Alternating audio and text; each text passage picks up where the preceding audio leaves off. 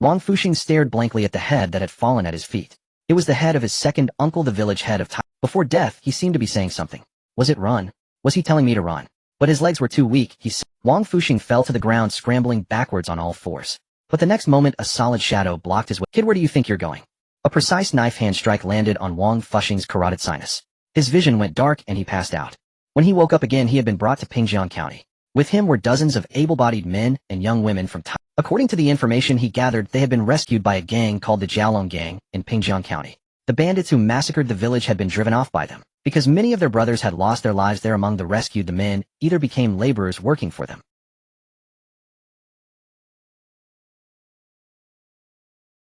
Yes, Luoli, don't be anxious either. Perhaps your talent is so strong that conception is difficult.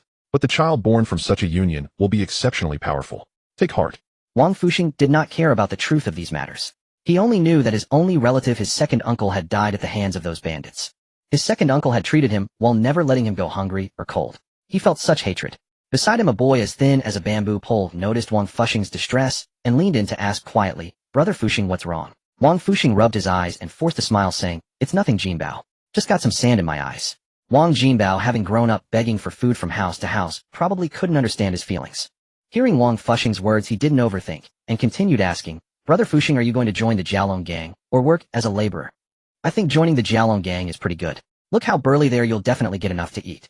Wang Fusheng shook his head upon hearing this, but he didn't say much. The appearance of the bandits and the Jialong Gang was too suspicious. This Jialong Gang was clearly a mafia-style organization. Why would they do such a losing business? For a few laborers, or for a few gang members? Wang Fusheng dared not think further. Being a laborer wasn't so bad. At least he didn't have to worry about waking up one day with his head separated from his neck. Fighting and killing weren't for him. That night, Wang Fusheng and two other villagers moved into the laborer's shed, but the environment inside was far from friendly. Not only was it foul-smelling, but the bed was just a large communal plank already occupied by dozens of people. Moreover, in the corner, two men were doing something unspeakable. Wang Fusheng felt a tightening in his rear, and with goosebumps on his arms chose a spot a little further away. He would rather have a knife in his back. He pulled some weeds from outside the shed to cushion himself, barely managing to lie down. But Wang Fusheng had no sleep at all, as the day's events still echoed in his mind. He could only count the stars through the holes in the roof. Just as he was drifting off to sleep, a sound suddenly rang in his ear. Ding! Congratulations, host, on reaching adulthood. The multi-sun multi-fortune simulator is binding. Wang Fusheng instantly became wide awake. After 18 years of waiting had the system finally arrived. Wang Fusheng silently turned over, not wanting others to notice his difference. The multi-sun multi-fortune simulator can help the host obtain talent traits from offspring in simulations. It also returns 100 of cultivation and resources, and each additional wife gives a 10 cultivation bonus. Each simulation requires 100 spirit stones. The first simulation is free. For each offspring born in the simulation, you receive one additional simulation chance. Chances can accumulate. Host, do you wish to begin the simulation? Wang Fusheng stared at the panel that only he could see, his eyes brightening again and again. But cultivation. Spirit stones. Didn't this mean the world was actually a cultivation world? But why had he never encountered it in these 18 years? Never mind, let's simulate first. Perhaps he would find out something. Simulator start. Wang Fusheng's consciousness went blank. Then the scene before him began to shift. Your name is Wang Fusheng. On the day before your 18th birthday, bandits came to your Taiping village, burning, killing, and looting. Fortunately, fate was on your side. You were rescued by the Jialong Gang of Pingjiang County. However, you seem to have sensed. Why did the Jialong Gang arrive so promptly? You did not join the Jialong Gang, but chose to become a laborer. But under the operation of the Jialong Gang, you signed a Yinyang contract for 20 years. At first you were indignant, and wanted to ask why 5 years had become 20. But you were weak, and after being severely punished by the Jialong Gang, you had to keep your head down. This is your first year as a laborer. Life is hard for you.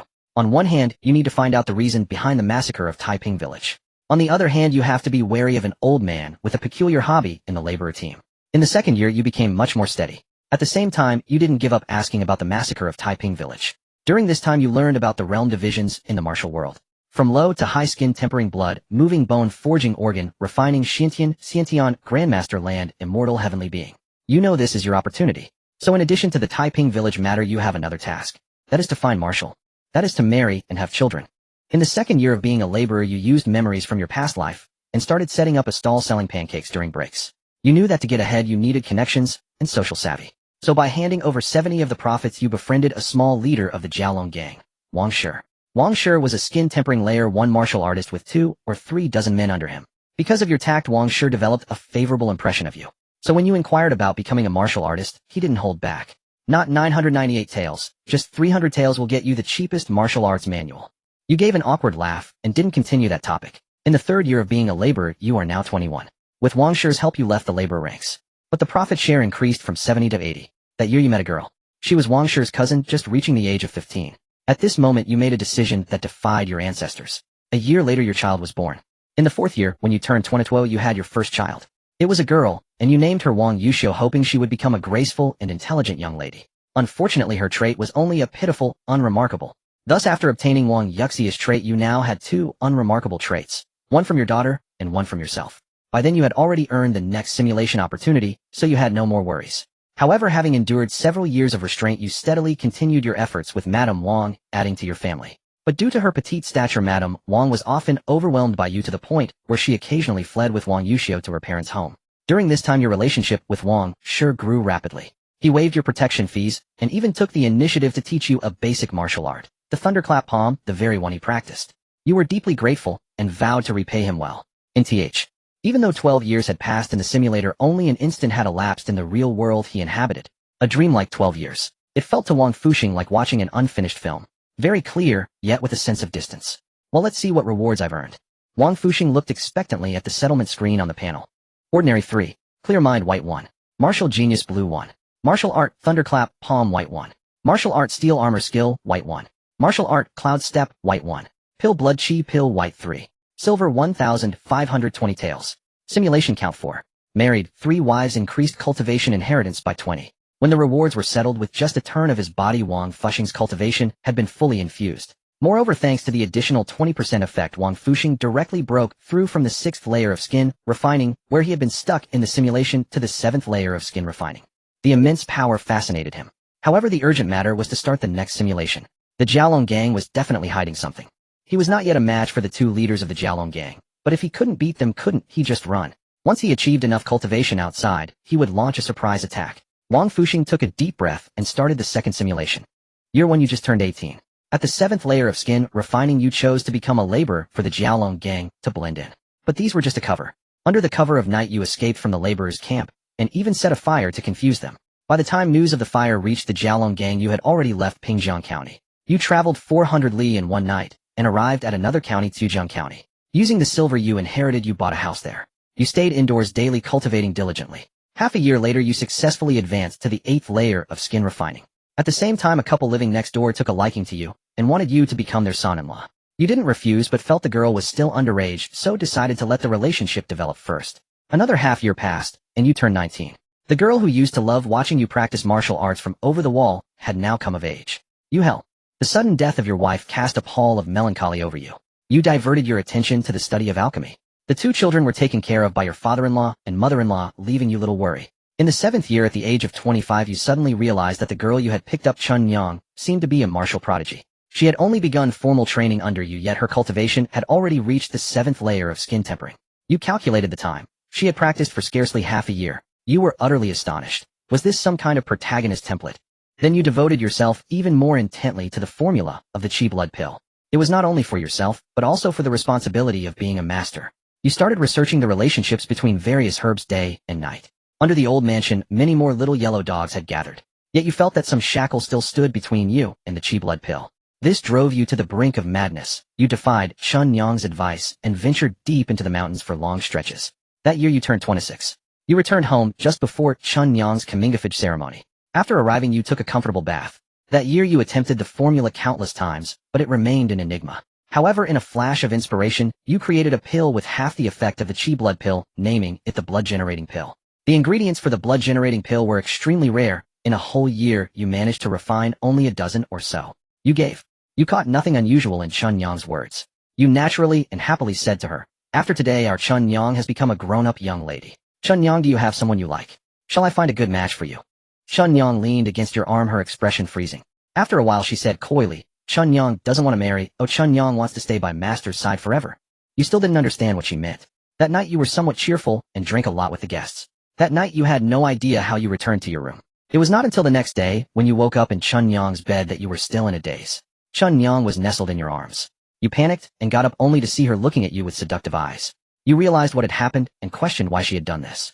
Chun Yang felt wronged. She wept, tears streaming like pear blossoms in rain, and said, "Master, I have already come of age. Why can't I be your wife?" You left the room in great anger. In truth, you were not angry at Chun Yang, but at yourself for getting so drunk. If an enemy had come knocking, how would you have handled it? Chun Yang saw this and anxiously tried to stop you, but she stumbled and could only lie on the bed watching you leave. You returned to your room feeling agitated. Recalling the previous day's events, you realized that ordinary liquor would not have made you so vulnerable. Finally, you perceived that Chun Yang had been planning this for a long time. You felt guilty as you had always regarded her as your disciple, though after all she was only a few years older than your first child. At a loss, you went to your father-in-law and mother-in-law and told them what happened. You never expected that they already knew everything, and even the sleeping potion had been provided by your father-in-law. You asked them in bewilderment why. The elders said that Chun Yang was a good child, and they had always considered her their second daughter. They thought your despondency over the past 2 years was due to your wife's death. You didn't know how to explain, but what was done could not be undone. How could a master be knocked down by his disciple? You went back to Chun Yang, who was washing clothes for you. After a long silence, you said that the children were still young and needed a mother. Chun Yang was overjoyed, a glimmer of tears in her eyes, as she knew exactly what you meant. Soon after, you and Chun Yang, who had just come of age, became husband and wife. 3 months later, she was pregnant. She was a martial artist with excellent talent, and you looked forward to what kind of trait your child would grant you. It was the 9th year of the simulation, and you were 27. Although the blood-generating pill was not as effective as the Qi blood pill, it still allowed Chun Yang, who had little time for cultivating.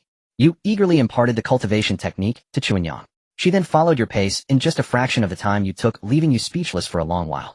You began to suspect her true identity. Could she be the illegitimate daughter of some grand sect master exiled to the mortal world?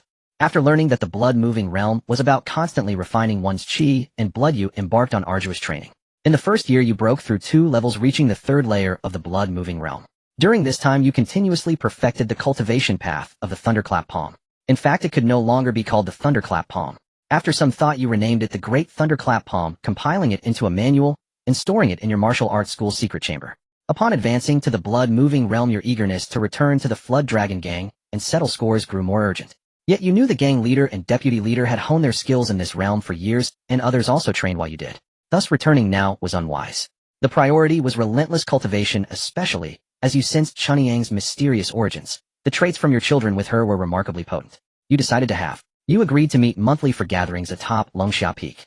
You gladly accepted. In the 20th year, at 38, your blood-moving realm cultivation made you appear barely over 20. During the summer solstice, you witnessed Longxia Peak's myriad sunsets, blurting out, "Don't say the mulberry tree is late." The sunset glow still fills the sky, earning widespread acclaim.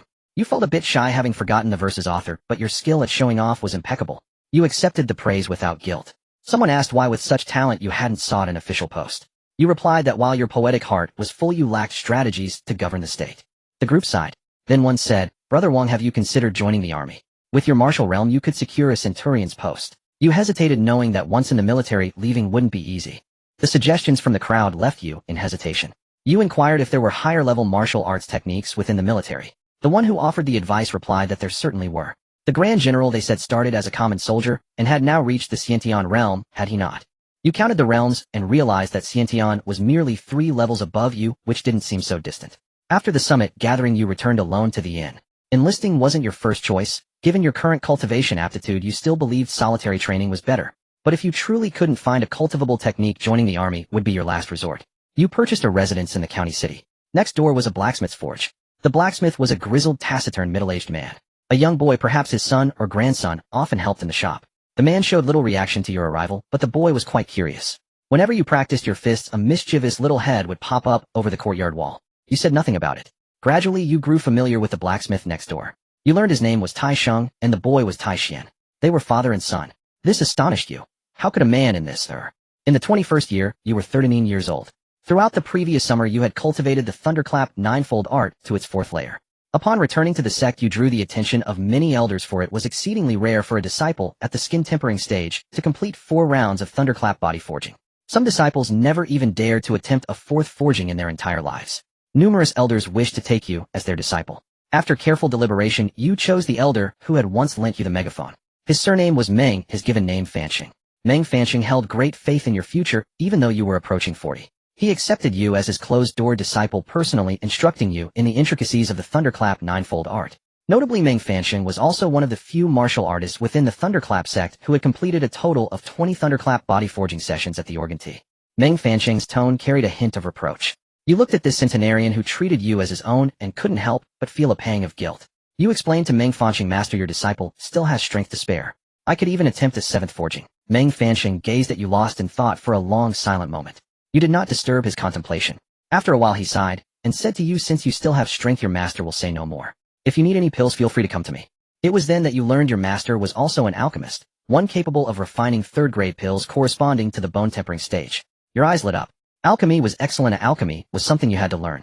Even the mere collection of prescriptions held by a third-grade alchemist was a considerable treasure. You hastily followed after him, unabashedly clinging to the centenarian like a python enduring his disdainful glare. Unable to bear the sight of you, a 40-year-old man acting so childishly, Meng Fanxing tossed you a manual titled Secret Insights into Alchemy. It contained the alchemical knowledge he had accumulated over his early years. Seeing your expression change the moment you received the manual, he spat lightly, though a hint of relief and joy flickered in his eyes. You failed to notice the shift in Meng Fanxing's mood, utterly absorbed in the manual. In the days that followed, you continued to solidify your foundation at the skin-tempering stage resis. Meng Fanxing didn't notice your casual address, only asking in confusion, the thunderstorm season is almost over. Didn't you say you still had strength to spare? You calmly replied that body forging could wait, but alchemy could not. Having strength was one thing, surviving was another. You needed to master alchemy first so you could properly use it in the next simulation. Unable to fathom your thoughts, Meng Fanxing waved his hand and gave you a token. Get lost. You're a nuisance. Go get your own pills. Instead of leaving, you extended your other hand. Master, how about an alchemy furnace too? You cheekily pressed your face against his palm in a gesture of affection, then took the old furnace he had used for decades. Meng Fanxing, exasperated by your audacity, cursed at your retreating back. Dare you? Returning to your quarters, you began alchemy according to the methods. The furnace you had wheedled out of Meng Fanxing had 12 vents for controlling the fire. It was then you realized your internal energy was insufficient to operate such a high-grade furnace. So you scurried off to the sect store to buy a beginner's double-door furnace. As, with a thunderous crash, you opened the basement door covered in dust. Countless plumes of black smoke surged out from within. It was your third furnace explosion, yet your expression was not one of despair. As the smoke dissipated, you retrieved a slightly charred pill from the shattered cauldron. Gently peeling away the burnt outer layer, you revealed the reddish-brown body of a blood-chi pill. After a week of toil, you had finally concocted your first pill, which resembled a lump of dung. You brought it to Meng Fanxing for evaluation. Dung, he blurted out without thinking. But the moment the word left his lips, he regretted it. Fearing he might crush your confidence, he was about to take back his words when the pill, looking like a piece of excrement, was tossed into his mouth. You said with a straight face, Master, please taste it, and tell me what's missing.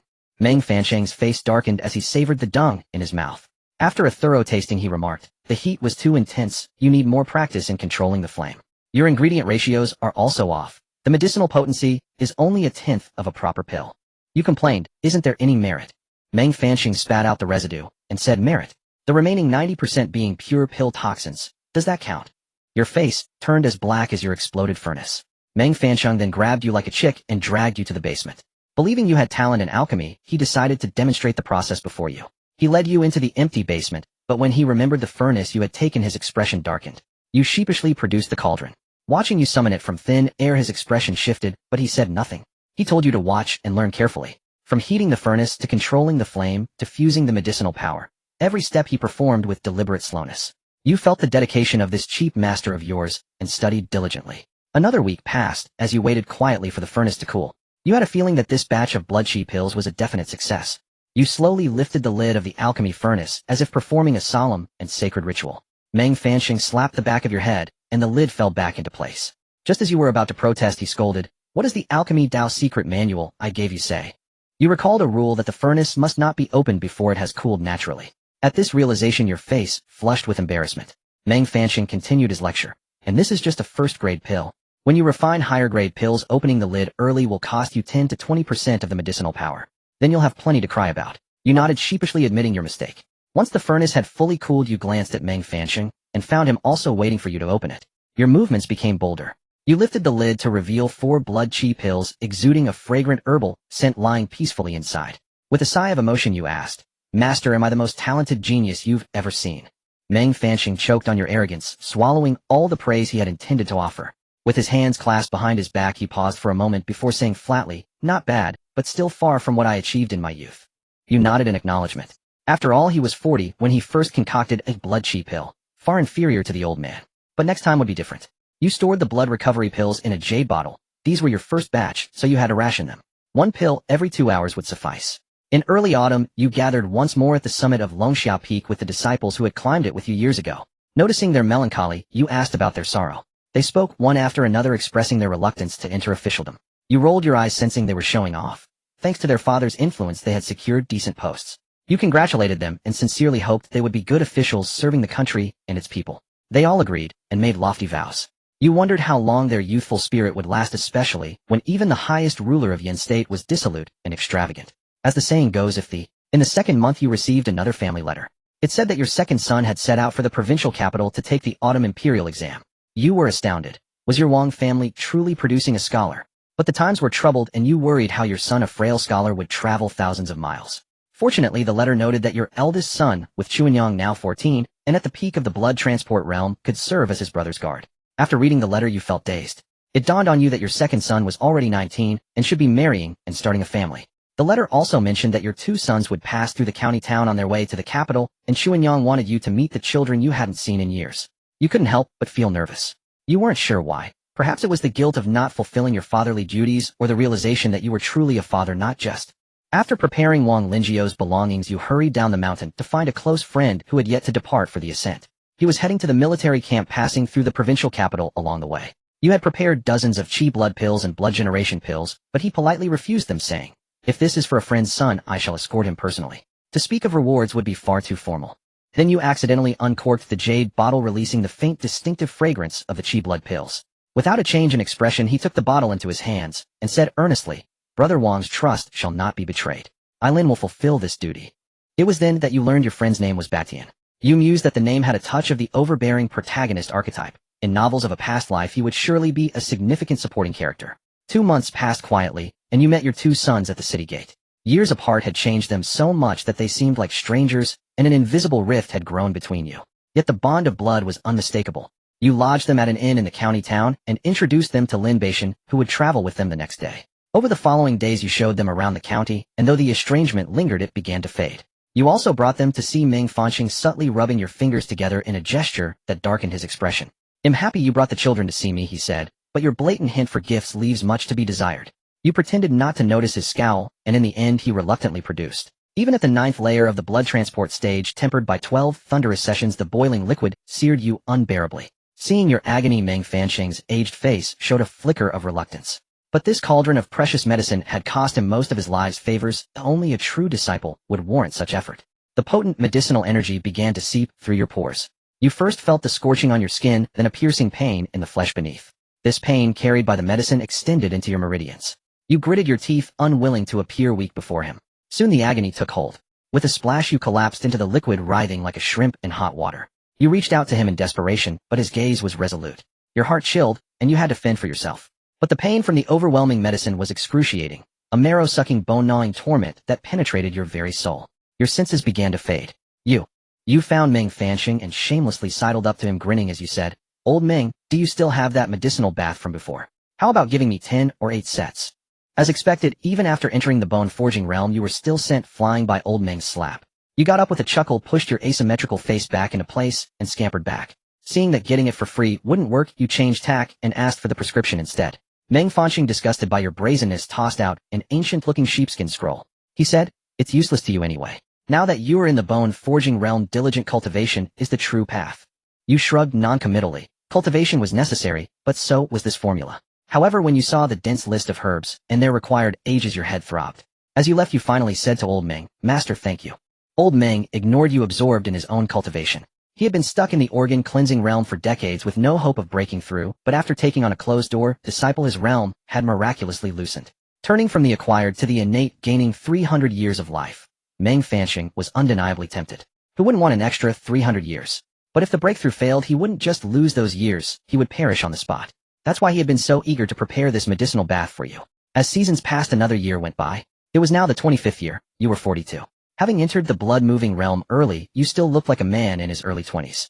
Now, a year into the bone-forging realm, your cultivation had steadily risen to the 2nd layer.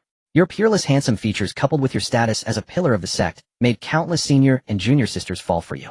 You were quite TRO. As expected, you were sent flying again. You rubbed your face as you stood up and muttered toward the room. "No wonder you've never been in love. You're a wife-beater." TCH. You had been preparing for the thunderous body refinement of the 2nd layer of bone forging, but bad news came first.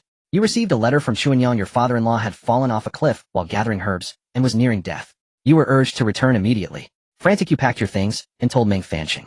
With his skills, refining a pill to restore vitality to an ordinary person was easy. He concocted it that very day and handed it to you. You took the pill and rushed back post-haste.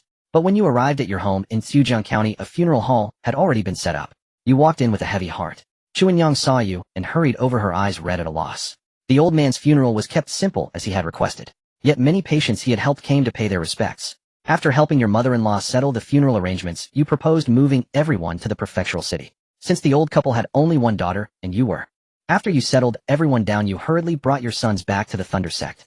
You pointed at Meng Fancheng and introduced him, saying, "Come, call him master." The three of them shouted in unison. Meng Fancheng strained to pull out a faint smile and took out 3 precious items he had cherished. He handed a jade pendant to Wang Yaoxing, which could protect him from all poisons and illnesses if worn long-term. To Wang Lingwu he gave a large bow inscribed with the characters for gung metal. Wang Linga received a pair of swords, one long and one short, known as the mother and child swords. Seeing that all 3 children received valuable gifts, you leaned in and asked, "Master, what about my wife?" Although Meng Fancheng knew your shamelessness, he was still taken aback by how shameless you could be. He almost pointed at you and scolded you for being unfilial, but still handed you a beauty-enhancing pill. You disdainfully pushed it away, after all Chun Yang's talent surpassed. You pulled Wang Lingwu and Wang Linga in front of Meng Fancheng, asking, "Could Master have noticed their martial arts?" Wang Lingwu was 12 this year, while Wang Linga was 6, an age suitable for practicing martial arts. Meng Fancheng kindly took the 2 little ones, pinching and patting them, his astonishment growing stronger in his eyes. He squatted down, his wide robes trailing on the ground. You were initially shocked that the usually clean Meng Fancheng let his robes drag on the floor. Then even more astonishingly, Meng Fancheng asked your 2 sons in front of you if they would like to become his direct disciples. You were greatly astonished and pulled your 2 sons back, pointing at Meng Fancheng with tears in your eyes, saying, "Old man, am I not your closed-door disciple?" Meng Fancheng stood up and brushed the dust off his clothes calmly, saying, "Can't I have 2 more closed-door disciples?" He rarely smiled so happily, then added, "At that time each of you will have your own responsibilities. They will call you father, and you will call them junior brothers, and that will be fine." You sighed, lamenting the decline of moral standards as your son's master was treating you as an equal. Unsurprisingly, you were sent flying again. In the end, Meng Fancheng introduced your 2 sons to his 2 friends. You and your sons ultimately did not have the fortune to be fellow disciples. However, you remained puzzled about what the spiritual energy-filled attribute truly represented. There were no legends of immortal alchemists in this world, and even celestial beings were merely a stage of existence. Moreover, the benefits to you were not nearly as significant as that of a martial arts genius. Yet you felt that this attribute represented something much deeper, just like Chun Yang's origin was not straightforward either. You set this matter aside for now, and then told their grandmother. As May arrived, the first thunderstorm of the year brewed amidst the dark clouds. You took your loudspeaker up to Lungxia Peak. Compared to before, you now had 3 loudspeakers instead of 1. Soon you completed the Thunder Sound Body refinement at the 2nd level of the Bone Forging realm, which was also your 2nd time performing the Thunder Sound Body refinement at this level. The Thunder Sound Body refinement at the Bone Forging realm was not comparable to the previous 2 realms. Accompanied by that unique frequency of thunder, it felt as if your bones were being ground to powder. It was almost comparable to the medicinal bath you had taken when you broke through to the Bone Forging realm. You sighed, no wonder there are so many disciples in the sect practicing skin and blood realms who refine their bodies 3 or 4 times. By the time they reach bone forging, they only refine once or twice. This is truly painful. After another year, you are now 43 years old. Wang Lingjiao's letter finally arrived in your hands after being sent 6 months ago. The letter stated that your 2nd brother Wang Lingjiao had passed the imperial examination, becoming a scholar, and in the subsequent palace examination, he ranked 2nd class. Wang Lingjiao chose to become a local official, but did not realize that being an official in the Great Yin required avoiding provinces by 5,000 miles. You read the letter with a heavy heart. While entering the court and currying favor could allow one to survive, being in a local position in such times would be even more difficult. You noted down the address in the letter, hoping that Ling Yao had already broken through to the Bone Forging realm by now. You shared this with Chun Yang, who, being naive, was unaware of the risks, only feeling the relief and longing of a mother. You thought it over and decided that once you reached the peak of Bone Forging you would. Why did it take a whole year for you? According to this speed, you believe Chun Yang will reach the refining organs realm within 2 years. You felt somewhat dejected, preparing to look for other things. Perhaps to go find Old Ming to squeeze out some coffin money. You found Old Ming, and after experiencing a free fall, obtained 100 bone forging pills from him. The pills lived up to their name, meant for refining at the bone forging realm. With the bone forging pill, your bone forging speed had noticeably increased. However, Old Ming had other matters to attend to, and couldn't refine pills for you every day. Thus you had to find time to start alchemy again. Unfortunately, the difficulty of refining 3rd grade pills was immense. Even Old Ming had only advanced his alchemy to the 3rd grade when he reached the organ cleansing realm. With no other choice, you could only frantically refine the blood chi pill, the one you knew best. The demand for blood chi pills within the sect was high, and after years of non-stop pill refining, you had mastered the technique to perfection. You began to exploit the alchemy materials, producing 7 or 8 pills per furnace. After using one to repay the borrowed ingredients, you still had 6 or 7 left. Since bone-forging pills were so difficult to refine, you decided to alternate between the two types, using 1 bone-forging pill for every 10 blood chi pills. Your cultivation speed, sir. Your second son with Chuanyang Wang Lingwu was already 12 and could begin his training. Your third son Wang Ling is still needed to build a stronger foundation. A month later, you received a message from Wang Yaosheng at the foot of the mountain saying he had something important to tell you. You were a bit nervous, fearing something had happened to your mother-in-law. When you arrived, you learned that after the family had moved next door to the Tai family, your mother-in-law couldn't bear to see the Tai family's daughter, bedridden all day, and had offered to help nurse her back to health. Wang Yaosheng, who had inherited your and his mother's perfect features, spent time with her, and the two developed feelings for each other. You were quite supportive of this. Wang Yaosheng was 22 now, and you remarked that at his age you were already a father. This made Wang Yaosheng and Tai a bit shy. Your two families chose an auspicious day, setting the wedding for the double. Before you could finish, Meng Fanxing sent you flying with a slap. Over the years, you had grown used to his actions. Seeing the firm determination in his eyes, you knew he had made up his mind. Old timers like him were stubborn, believing in the grand ideal of hearing the Tao in the morning and dying contentedly in the evening. You stopped trying to persuade him, but before leaving, you asked him to hand over all his valuables so you wouldn't have to search for them after his death. As expected, you got a matching slap on the other cheek. With Meng Fanxing and death's occlusion, your days gradually became mundane. 5 years passed in the blink of an eye. You were 14. Compared to 5 years ago, you had gained a son and a daughter, Wang Lingyu, who was over 4, and Wang Lingyu, born a year ago. Wang Lingyu came with the jade-like gentleman trait evident from birth. While other babies were born wrinkled and crying, Wang Lingyu emerged smooth as jade and smiling. Wang Lingyu's TR. Before departing, you embraced Chuanyang, her waist still as slender as ever.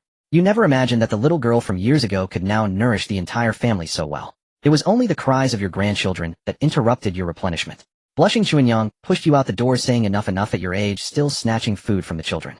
You chuckled, accepting her playful scolding. Bidding farewell to Chuanyang and Tai, who was drying herbs in the courtyard, you set off alone for Longxia Peak.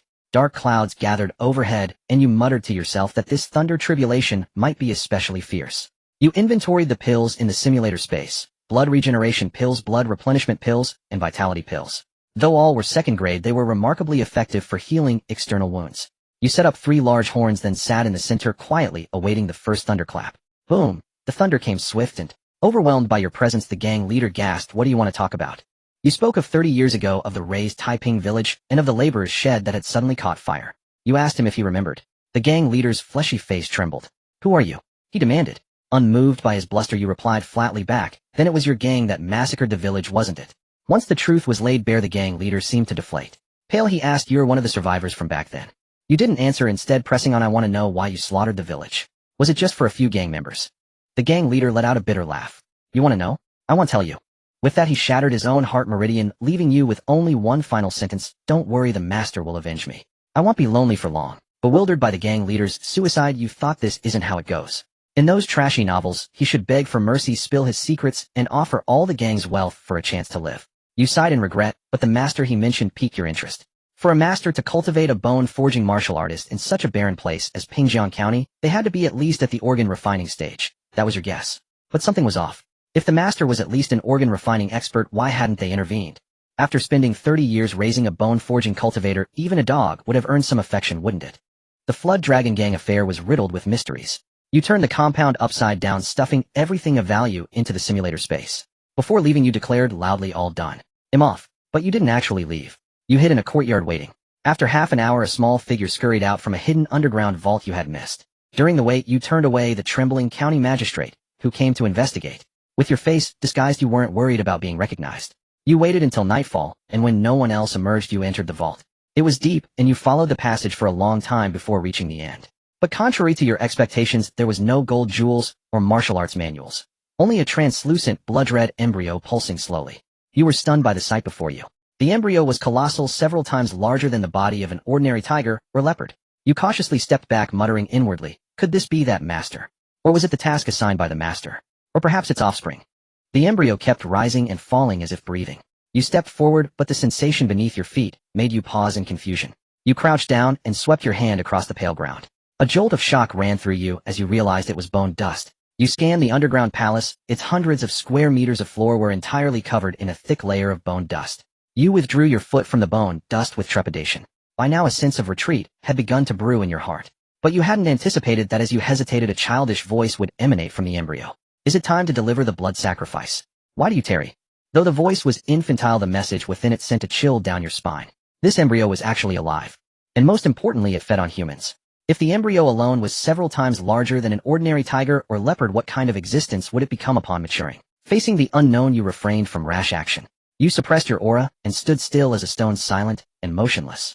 Your silence agitated the presence within the embryo. You are too greedy. I helped you break through your realm, yet the blood sacrifice you promised has yet to arrive. You remained silent, your eyes fixed on your nose, and your nose on your heart, as if you had truly become a piece of rock. The entity within the embryo seemed desperate for blood sacrifice. Seeing your silence, it took the initiative to speak. Very well, I shall grant you another blood wheel. In 3 days I demand sufficient blood sacrifice. As it finished speaking, a crimson sphere split from the embryo. Perhaps because you were stained with the blood of the Dragon Flood Gang leader, the entity failed to see through your disguise. But this situation was beyond your expectations. The red sphere floated before you and stopped. You were at a loss. Accept it or not. Accepting, you feared something abnormal. Not accepting, you dreaded being discovered. So you had no choice but to store it in the simulator space. You thought that perhaps after this settlement you would know what it was. The sudden disappearance of the blood wheel surprised the entity within the embryo. It asked you, when did your cultivation advance so swiftly? My blood wheel can help you break through an entire major realm. Your heart trembled. Just a fragment of it could allow someone to break through a major realm. You cast a greedy glance at the massive embryo before you. If you could take it all, what realm would you ascend to? But you were self-aware. Such an existence, even if constrained, was not something you could handle at your current level. You successfully exited the underground palace. You blew up the passage and meticulously camouflaged the entrance. The matter of the embryo was too miraculous and too eerie. You had never heard of someone ascending a realm simply by devouring the flesh of a certain creature. Even if eating it meant death, it would only be worthwhile if you could break through first and then start over with your elevated realm. The sudden destruction of the Dragon Flood Gang lifted the dark cloud that had hung over the people of Pingjiang County for decades. The long impotent county magistrate began to lead the people in development with bold strides. Having done everything, you concealed your merits and fame. After eliminating this great menace, you felt an unprecedented lightness. The return journey no longer required haste, and you planned to take in the sights along the way. You realized something was wrong. This scene seemed familiar. The other black-clad men also sensed the anomaly when they saw you had killed with lethal force.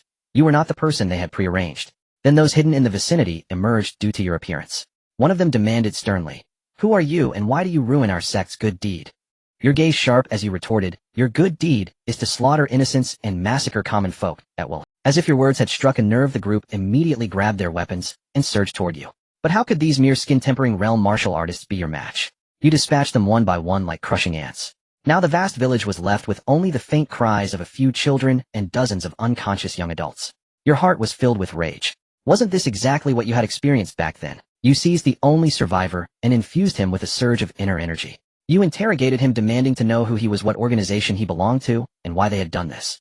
His eyes were filled with ferocity. In response to your questions, he chose to bite down on the poison hidden in his tooth. Frowning slightly at the man who would rather die than speak, you thought of the Dragon Flood Gang leader. The same stubborn silence. You had no choice, and you couldn't take so many people with you. So you left a few taels of silver in a conspicuous spot, enough for them to get by for a while. You left. You continued toward Longxia Prefecture. But on the way you thought of your son who held a post thousands of miles away. After much deliberation you decided to visit him.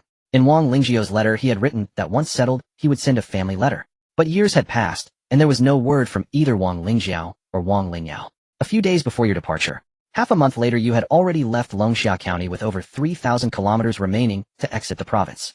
There were still more than 9,000 kilometers to reach the place where Wang Lingjiao was stationed. Along the way you encountered 2 more villages that had been completely slaughtered. The sight of dried bloodstains and emptied settlements filled your heart with unease. Why were such incidents occurring everywhere within the borders of Yan? Could it be that there were many of those embryo-like things? You felt you had stumbled upon a secret one of immense ambition. You dared not linger, knowing that the matter had likely exceeded your reach, perhaps enough to shake the entire Great Yan. You began traveling at full speed, sensing that Wang Lingjiao's years of silence might be connected to this. Yet the 9,000-kilometer journey still took you nearly 2 months, and only tonight did you finally arrive outside the city gates. Without a travel pass for this city, you planned to sneak in after dark. Soon night fell. Channeling your inner energy, you leaped onto the city wall in a single bound. The drowsy guards on patrol failed to notice you. From your vantage point you saw the cityscape below. Contrary to your expectations of decay like that of Pingjiang County, the roads were wide, and the buildings exquisite. Nothing like an ordinary county town. You descended along the wall and headed straight for the county office, your steps decisive. Yet upon arrival you found it utterly dece. A visceral refining expert tempered his internal organs, granting considerable resistance to poison. Though unfamiliar with your toxin, he trusted his own abilities. That very arrogance led him into the trap you had set. In response to his question, you calmly placed a jade bottle on the table. Friends are greeted with wine and meat, foes with poison. I wonder, are you friend or foe? You replied. The martial artist remained silent, his inner energy churning. You watched him leisurely, allowing the poison to spread throughout his body. With a sudden pft, he spat out a mouthful of black blood, staring at you in terror. He never imagined that a bone-forging martial artist could wield a poison that left a visceral refining expert helpless. He lunged for the jade bottle on the table, but you didn't stop him. He crushed it and swallowed the pills mixed with shards. The next moment he coughed up another stream of black blood, the poison now fiercer than before. You said flatly, I never said that was the antidote. Also, no sleeping here. Your words stung his nerves. Several blackened teeth fell from his mouth as he whimpered, please spare me. You produced another jade bottle. He made to grab it, but you easily sidestepped. Even a visceral refining expert ravaged by such potent poison was now as weak as an ordinary man. With a mocking smile you said, what do you mean by this? Eating my food, stealing my pills. There's no such kindness under heaven. His eyes pleaded desperately as black-purple toxin spots spread across his body. Seeing this, you finally asked what you needed to know. With each word he spoke, you stepped closer. Learning that your two good sons were merely imprisoned, you breathed a sigh of relief. As you approached him, he seized your moment of distraction, snatched the jade bottle with his last strength, smashed it on the ground, and stuffed the pills into his mouth. Within seconds, white smoke began to rise from his body. Soon only his clothes remained on the ground. The visceral refining expert had. You left the empty tavern, orienting yourself, and headed straight in a certain direction. Unbeknownst to you, at the very moment that martial artist died, the embryonic seed in the underground vault of Jichuan Garden instantly knew the outcome. It was less an embryo and more a fleshy tumor with many tentacles, far larger than the one you had seen at the Jiaolong Gang. A dozen crimson tentacles supported its massive body, tens of meters long and wide. Beneath it, a half-meter layer of bone dust had accumulated. The tumor split off a tentacle which attached itself to a kneeling man before it. In an instant his aura surged from that of an ordinary person, through skin forging blood, shifting bone forging, until it settled at the visceral refining stage. A fierce glint flashed in the possessed man's pupils. As the tumor lamented the frailty of the human body, you had already arrived at the entrance of Jichuan Garden. You gazed at the signboard of Jichuan Court, a peculiar expression on your face. You never expected that the place where your son was imprisoned would actually be a brothel. Whether it was forced confinement or voluntary detention was something that required further scrutiny. You ignored the women flaunting themselves at the entrance and strode straight and then ascended the stairs without pause. Yet you did detect a trace of a clue. Although these people acted with great earnestness, the spark of life inherent to humans could not be feigned. Something was missing from their eyes. You grew more cautious. No one deliberately obstructed you, or rather they intentionally allowed you to reach the top floor. You finally met your two fine sons. Both now appeared as adults, but one had vacant eyes as if not truly alive. Wang Lingyao spotted you immediately. A flicker of joy crossed his eyes, but it was quickly overshadowed by concern. He hurriedly said, Father, this place is dangerous, please leave at once. You were well aware of the danger, but since you had come this far, and your sons were right before you, you naturally intended to take them away. However, just as you moved closer, you sensed something amiss beneath your feet. The moment you dodged, the spot where you had stood exploded. A man with crimson glowing eyes flew up from below. You immediately recognized him as a martial artist who had reached the viscera cleansing realm. You watched him warily, your muscles tensed, ready to react in an instant. After you evaded his first attack, he did not pursue, but instead asked in an oddly accented tone, Are you the one sent by the imperial court? How can you be so weak? You frowned as you studied the man before you. Logically, a martial artist at the viscera cleansing realm should possess incredibly profound inner energy. Yet you only sensed his aura belonging to that realm without a trace of its corresponding inner energy. This was somewhat different from the person you had encountered in the tavern earlier. But this situation irritated you even more, as it implied that the shadowy force behind this county had the ability to create viscera cleansing martial artists. Even if it wasn't mass production, such a capability was enough to make any nation wary. Your expression turned bitter. At this moment you truly wished not to be entangled in such an absurd affair. But alas, your two fine sons were trapped here. After all, they were the children you had fathered. You couldn't simply abandon them, could you? Without another word you surged forward, your inner energy churning like a sea. The enemy let out a sinister laugh and charged at you as well. In just a few meters you collided in an instant. But to his surprise, a heavy broadsword materialized in your previously empty hand. The abruptly appearing blade struck his shoulder, and without losing momentum, sliced clean through his chest. Half of his living torso fell to the ground from the wound. A vividly crimson heart could be seen still beating. Seizing the advantage, you moved to press your attack, only to be astonished as the martial artist with half his body cleaved away, completely regenerated. A powerful force struck the blade of your broadsword, snapping it. Half the blade flew past your arm and embedded itself into the wall. Gripping the remaining half, you continued to strike. In that fleeting contact, you realized he possessed only the physique of a viscera cleansing expert, without the corresponding inner energy. You roar. The arduousness of tempering the body 6 times with the thunderclap art was known only to you. Your inner energy began to vibrate at a unique frequency. The vibrating energy coursed through your body into the half-blade, which struck the same spot as your first blow. In the process, his blocking arm was severed, the cut smooth, and blood splattered everywhere in an instant. But when you adjusted your stance to look, the arm he had lost had grown back. As his menacing grin drew nearer, you could only defend with the broken blade. The remaining broadsword snapped into 2 pieces, and he landed a heavy punch on your body. You were sent flying from the impact, stumbling backward and knocking into Wang Lingyao. Wang Lingyao looked at you with concern and asked, "Father, are you all right?" You wiped the blood from the corner of your mouth and replied, "A bit, but not much." You straightened up, eyeing the man before you warily. Though he lacked the inner energy of the viscera cleansing realm, his ability to continuously heal injuries made even a trade of wounds a sure win. Your mind, nearly rusted from disuse, churned furiously while your inner energy ceaselessly soothed the tightness in your chest. This time you did not rush forward recklessly. You drew another weapon, a whip you had acquired from Wang Fusheng. It was the most suitable weapon for employing the 9-fold thunderclap art, and it bore your special modifications. You created distance and swung the long whip. The crack of the whip made the air tremble, accompanied by a faint thunderous echo. You keenly caught the flicker of wariness in his eyes. The whip lashed against the wall, sending debris flying. He's dodging. The one who had been unafraid of blade strikes was now evading.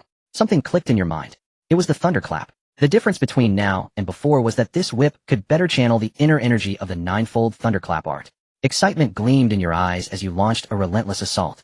Thunderous echoes and the whip's crackling filled the chamber urgently. Your inner energy drained like a tide while wounds began to appear on his body in rapid succession, and his terrifying regenerative ability seemed to vanish in an instant. Just as all your focus was on him, Wang Lingyao staggered to his feet behind you. His eyes remained vacant. Wang Lingyao saw this and tried to grab him, but was knocked backward by a force. Wang Lingyao shouted sharply, "Father, be careful." Your whip, which had been swirling in an impenetrable web, faltered for a moment at the cry. Yet you managed to evade your son's treacherous strike. You narrowly dodged Wang Lingjiao's handblade, but you also sensed an invisible layer clinging to him, something that controlled his movements. This distraction caused you to turn back, just as the man leaped down from the upper floor and quickly vanished from sight. Your tightly furrowed brow betrayed your unease. He was immune to the inner energy of the 9-fold thunderclap art, yet feared the thunderous sound simulated by the whip, which also suppressed his regeneration. The doubts in your heart grew heavier. After the thief fled, you turned to look at Wang Lingjiao, who had collapsed back to the ground. Without wasting words, you grabbed Wang Lingjiao by the scruff of his neck and charged downstairs. But before you could descend, a crowd of ordinary people who had been indulging in revelry moments ago surged toward you three as if bewitched. You saw the hollow look in their eyes, a flicker of hesitation crossing your mind. Though you cared little for the lives of commoners, you did not wish to become a wanton killer. That thought vanished as quickly as it came. This was no time to ponder being a saint. The reality was that if you did not fight back, you would be torn to pieces. You signaled Wang Lingyao, and together you carved a bloody path through the controlled masses. Yet what chilled you was that as soon as you exited the gates of Jichunyuan, countless more people flooded in from all directions. A dreadful suspicion dawned on you: this entire county might have been completely seized by the mastermind behind the scenes. No wonder you had not seen a single martial artist upon ARR. Wang Lingyao wiped the sweat from his brow, his expression bitter. Before his father, he would always be nothing more than a son. Then he recounted what had happened to him and Wang Lingjiao. When they first arrived here, they noticed nothing amiss. It was only 3 months later, during a patrol, that they discovered a village completely massacred. That was where it all began. After hearing his tale, you furrowed your brows. With such frequent village-wide massacres occurring across, in the upper echelons of the kingdom could not possibly be ignorant. You suspected they knew at least something, perhaps even had a hand in it. This was something capable of mass-producing martial artists with tempered bones and even refined viscera. You turned to Wang Lingyao again. What happened to your brother? Wang Lingyao shook his head. Ever since they sensed something amiss in the city, he and Wang Lingjiao had been constantly on the move. This state continued for 3 months until Wang Lingjiao suddenly prepared to submit a memorial to the court. That very night, he became like this. You took Wang Lingjiao's pulse and thoroughly examined his internal condition with your inner energy. You found no trace of the ailment. Now you could only hope the boy could hold on until old Meng emerged from seclusion. You pinned your hopes on him, wishing he might break through to the Xiantian realm and perhaps uncover something. You mused that in your next life you might take a different path. Being a heartless scoundrel seemed fine after all. It was just a simulation. Raising children was far too troublesome. Over the following days, father and son traveled without rest. You even found time to guide Wang Lingyao in his cultivation. You hadn't expected that in just a few years the lad had reached the E. She quietly shook her head. Zhao's pulse is very steady. I can't do anything. The old woman's tears fell in sorrow. You quickly comforted her. Mother, don't worry. My master is in seclusion now. Once he emerges, he will surely find a solution.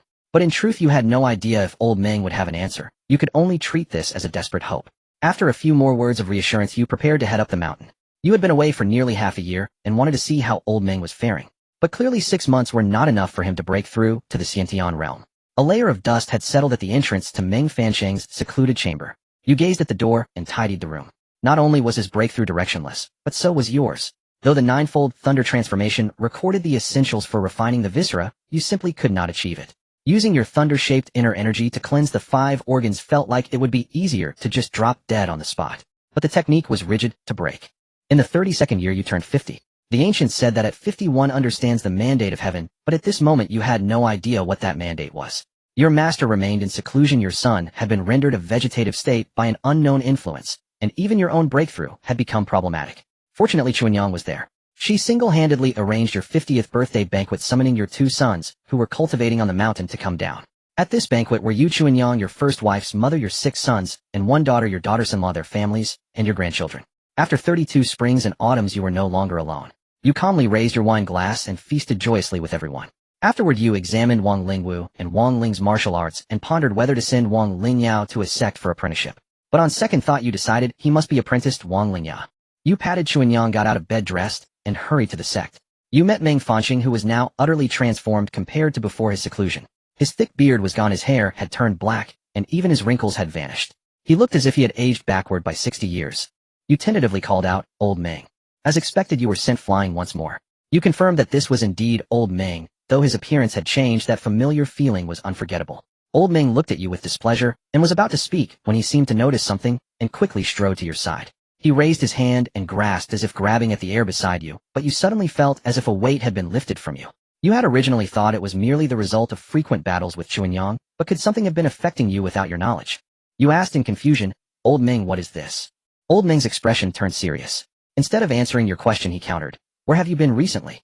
Taken aback by the sudden question, you realized you hadn't been anywhere in the past half year. If there was anything, it was only half a year ago. You recounted the matter to Meng Fusheng, but to your surprise he grabbed your arm and flew directly down from the mountain peak. Your eyes widened in astonishment. Could a Xiantian martial artist already tread the air in flight? This made you yearn even more for the Xiantian realm. Old Meng asked you to point out the direction, and you obediently complied. Old Meng was your master, and you believed he would never harm you. Upon arriving at your home, he immediately spotted Wang Lingjiao sunbathing in the courtyard. With a single glance, he discerned something wrong with Wang Lingjiao's condition. Chuanyang, who was wiping Wang Lingjiao's body, was caught off guard by Old Meng's sudden visit. As she was about to speak, Old Meng raised his hand to stop her. He walked past Chuanyang to Wang Lingjiao, lifted his eyelids to examine his pupils, then took out a dagger and pricked a small cut on his fingertip. It was at this moment that you noticed the blood oozing from Wang Lingjiao was black as red. It looked like poisoning, but you had probed with your internal energy and found no trace of poison in his body. You looked at Meng Fusheng, eager to hear his explanation. But to your surprise he merely said flatly, "There." Upon hearing this, both you and Chuanyang felt as if struck by lightning, frozen in place.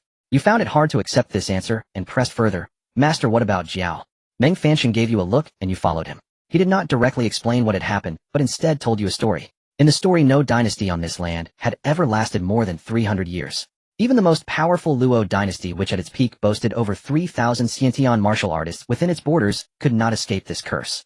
On the eve of its 300th year, it collapsed overnight. You were somewhat puzzled. You had heard of the 300-year fate of dynasties in your past life, but hearing it from Meng Fusheng made it sound incredibly mystical. You thought for a moment and asked, "Old Meng, how many years has Great Yin existed?" He paused and said, "Great Yin has been established for over 260 years. Then he added, "Your son is connected to this matter." You furrow your brow upon hearing this. How could your son's fate be tied to the rise and fall of a dynasty? A thought strikes you and you speak hesitantly. Are you saying that the force behind the dynasty's collapse has chosen Jiao? Meng Fusheng sighs, confirming your question. Then he continues, "Every dynastic change is driven by a mysterious entity we call the nightmare beast." You probe cautiously. Is it something that can elevate someone to become a formidable martial artist out of thin air? Meng Fusheng, having known since his emergence from seclusion that you had already encountered the nightmare beast, sees no reason to hide the truth now. He pauses to reflect, then steers the conversation back to Wang Lingjiao. Though your son appears normal, he has become the chosen vessel of the nightmare beast. He is now parasitized by the beast. Once it matures into its adult form, it will completely take over his body. What you failed to detect were merely the illusions crafted by the nightmare beast. Hearing this, you realize that Wang Lingjiao is likely beyond saving. Yet unwilling to give up, you press for a solution. Meng Fusheng utters 2 words without hesitation, "Heavenly being." You freeze in shock. The heavenly being. It took Meng Fanxing a century to reach the innate realm, and there are still 2 whole realms before heavenly being. You exhaled deeply. With his talent as a martial prodigy, perhaps he could. Well, you think you're getting ahead of yourself. The great Yin population numbers in the trillions, yet you've never heard of a legend of a heavenly being. You ask Meng Fanxing, "Old Meng, do you know how long it's been since the last heavenly being?" Meng Fanxing answers without a second thought. That would be the martial god Lin Yudao 8,000 years ago. You continue, "Do you know if this martial god has any descendants alive today?" Meng Fanxing casts you a sidelong glance. "Do I look like an 8,000-year-old turtle? How would I know?" You give an awkward chuckle. In truth, your thoughts are simple. If by chance the martial god's descendant carries even a trace of his talent, then you might. Meng Fanxing ignores your foolish grin and continues, "After the nightmare beast selects its vessel, it usually takes a long time to mature. You can keep him close and observe, but I still advise you to eliminate him now to prevent harm to more of your kin." You force a painful smile. "How could you ever bring yourself to sacrifice your own son for the greater good? Red Egg, don't underestimate the bond between us." You watch Meng Fanxing's retreating figure lost in thought. You can't tell anyone about Wang Lingjiao, and you can't think of a way out of this predicament. But one thing remains: you chase after Old Meng's back. Old Meng, think of something. My progress in the organ refining realm is too slow. Any ideas? Your question is met with a disdainful glare from Old Meng. He says the organ refining realm is also known as the grinding realm. Any martial artist who reaches it can reach its peak with enough effort. That means there are no shortcuts in this realm. Your expression freezes. A thought strikes you and you rush home. If others have no methods, your wife might. Chuanyang spent barely more time in the organ refining realm than in the bone forging realm. You've rarely seen her cultivate. When you ask, she looks puzzled. "Husband, are you saying that refining organs is painful?" You nod frantically like a pestle pounding garlic, but Chuanyang says in confusion, "But I haven't experienced the pain you describe. I just meditate for a few minutes each day and my inner energy naturally increases." Hearing this, you feel a pang of defeat. You who rely on a cheat endure hours of pain daily, yet your progress is slower than her few minutes of meditation. Beyond discouragement, you grow more curious about what extraordinary talent she possesses that grants such efficiency. At the very least, a martial prodigy and abundant spiritual energy aren't enough. A glint flashes in your eyes as you say to her, "Wife, would you like to have a few more children?" A blush spreads across Chuanyang's face. In broad daylight, this hardly seems appropriate. Before she can respond, you pull her into the bedroom. Tai, standing in the eastern wing, watches with a flushed face. After you enter, she, unwilling to be outdone, drags Wang Yaoxing, who is processing herbs, back to their room. Chuanyang undoubtedly hides a great secret, perhaps more than just martial prodigy and abundant spiritual energy. There may be even more waiting for you to inherit. What follows is true madness. In a day of 12 hours, you and Chuanyang spend 8 in bed. The rest of the time you cultivate or study alchemy to create supplements. 2 years later, Chuanyang is finally pregnant again. Before the child is born, you have already chosen a name, Wang Lingxi, where 11 means hope. You watch Chuanyang's belly grow day by day. In the 9th month, you successfully break through to the first layer of the organ refining realm. The first organ you purify is the vital kidney. Why? You have never yearned so desperately for new talents. You've considered taking more wives, but you barely have enough time with Chuanyang as it is. Where would you find the time to seek out talented and beautiful new wives? Perhaps when death approaches, you could marry several more to exploit a loophole in the system. Since you've already broken through to the viscera tempering realm, you cannot neglect your thunder sound body tempering. Meng Fanxing has now entered the Xiantian realm, giving him more time to guide your cultivation. At the same time, he has made significant progress in alchemy, reaching the rank of a 4th-grade alchemist, which corresponds precisely to the viscera tempering realm. Although there is no shortcut to tempering the viscera, there are auxiliary elixirs that can help. For instance, they can make the pain of tempering your internal organs less excruciating. Though it still hurts, at least it allows you to extend your daily training by an hour or 2. The first thunder of the year is still some time away, so you are in no hurry to break through. Instead, you devote all your time to Chuanyang. It's fortunate that Chuanyang's cultivation is higher than yours, otherwise with your martial realm of having already tempered your kidneys, you'd be forced to take a sensei. You are simply born with the ability to love. Children are so adorable, and you love them the most. You begin to devote more time and energy to Chuanyang. In your remaining time, you learn alchemy techniques from Meng Fanxing, occasionally opening your furnace to refine kyre storing and energy-nourishing pills for your family. As days pass under your attentive care, Chuanyang's health gradually recovers somewhat. In the 36th year of the simulation, you are now 54 years old. The child you had hoped for arrives safely a month after the new year. You finally obtain a brand new trait, Earth Fire, returning to origin. The moment you acquire this trait, the world before your eyes begins to transform. The myriad colors in your vision are engulfed by bright yellow and fiery red. The peculiar sensation brought by the previously acquired spiritual energy abundance trait also seems to find its anchor becoming exceptionally active. You look down at your own body, and this means the reckoning is about to begin. These events are far removed from you, and you pay them little heed. Just a day later, your 9th son, whom you named Wang Linghuang, is already able to open his eyes and see the world. You mutter to yourself, truly a talent freak. Your body now bearing the earth fire returning to origin trait makes Wang Linghuang exceptionally affectionate. He soon falls asleep soundly in your arms. After putting the child down, you do not forget to check on Chuanyang. For this child to possess such a fine trait, it is all thanks to Chuanyang's support from behind. When Chuanyang sees your arrival, a faint smile graces her weak face. An inexplicable pang of guilt washes over you. Even though Chuanyang has the foundation of the viscera tempering realm, she expended too much energy, giving birth to Wang Linghuang. You lean by the bedside and share a tender moment with her, only leaving the room after she falls asleep. You have been studying Earth Fire returning to origin for an entire day. The library is a 6-story tower with the top floor housing 6 techniques capable of reaching the Xiantian realm, such as thunder, sound, 9 transformations. However, you are not interested in these for now. You first browse travelogues of landscapes, then search for various secrets and legends. The most frequently mentioned term is heavenly being, which seems to be the limit of the author's imagination. You are somewhat disappointed with the Thunder Sect's library. Not only is there no mention of immortal cultivation, but even the concept of immortals has never been proposed. Unwilling to give up, you search through miscellaneous books and folk tales, but find nothing. You have no choice but to leave the Thunder Sect's library and seek other methods. You find Wang Fusheng, who is currently refining pills. You do not disturb him. However, the old man doesn't mind the interruption. Oh, as a Xiantian martial artist, can he not multitask? The old man seems to read the doubt in your eyes, and speaks up. If you have something to say, just say it. Don't act like a woman. You roll your eyes. If it weren't for your concern that this old geezer's furnace, which he has cherished for decades, might explode, you wouldn't bother waiting here. Instead of addressing the issue directly, you choose to approach it from the side. For instance, you ask, are there people in this world who can move mountains and drain seas? As old Meng heard this question, a flicker of boredom crossed his face. He replied, where did you pick up such nonsense from those storybooks again? Even the celestial beings have never been recorded to possess such power. You pressed further, what abilities do the celestial beings have? This time, old Meng pondered for a moment before answering. The most recent celestial being was the martial god of 8,000 years ago. I've only heard that the martial god could ignite fire from a distance, and with a single palm strike he could reduce everything within 100 paces to barren land. Upon hearing this, your heart trembled.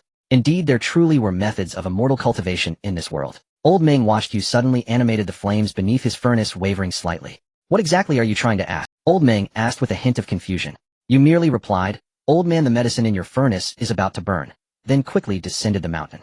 Old Meng gazed at your retreating figure, the corner of his mouth twitching helplessly. He had achieved his current innate realm thanks to this last disciple's help, but sometimes he truly wanted to slap you to death.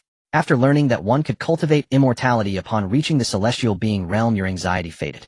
The most crucial fire and earth returning to origin had already been obtained. As for whether you could reach the celestial being realm, you were not worried at all. Even if you hit a bottleneck, getting married would grant you an extra 10% cultivation return, enough to coast your way to the celestial being realm. But that felt uninteresting to you. Having power without the corresponding state of mind you believed would leave you incomplete. However, in this life, it would mostly be hard on Wang Li. This time you did not let Chuanyang worry about your 60th birthday banquet. You were now an elder-level figure in the Thunderclap sect. A peak organ-tempering cultivator at 60 was rare, even in the sect's millennium-long history. Even someone as gifted as Wang Fusheng had toiled in the organ-tempering stage for decades, reaching its peak only near 90, then spending decades more there before breaking through to the innate realm. But your emergence now seemed poised to break the Thunderclap sect's record for the youngest innate realm martial artist. Those who rarely showed their faces now swarmed in. The gifts alone had nearly filled the underground storage of your home. No wonder everyone aspired to become a martial artist. It paid off. After your birthday banquet, Wang Fusheng called you over. You followed him to his courtyard. To your surprise, the 3 women he had recommended to you years ago were all gathered there. You looked at Wang Fusheng and found him wearing an expert. But now who in the Thunderclap sect didn't know the name Wang Fusheng? Your sons Wang Lingwu and Wang Ling, at aged 30 and 26 respectively, had both become skilled hands in the organ tempering stage. In the eyes of the elders from various branches of the Thunderclap sect, your Wang family could be called a household of 3 supremes.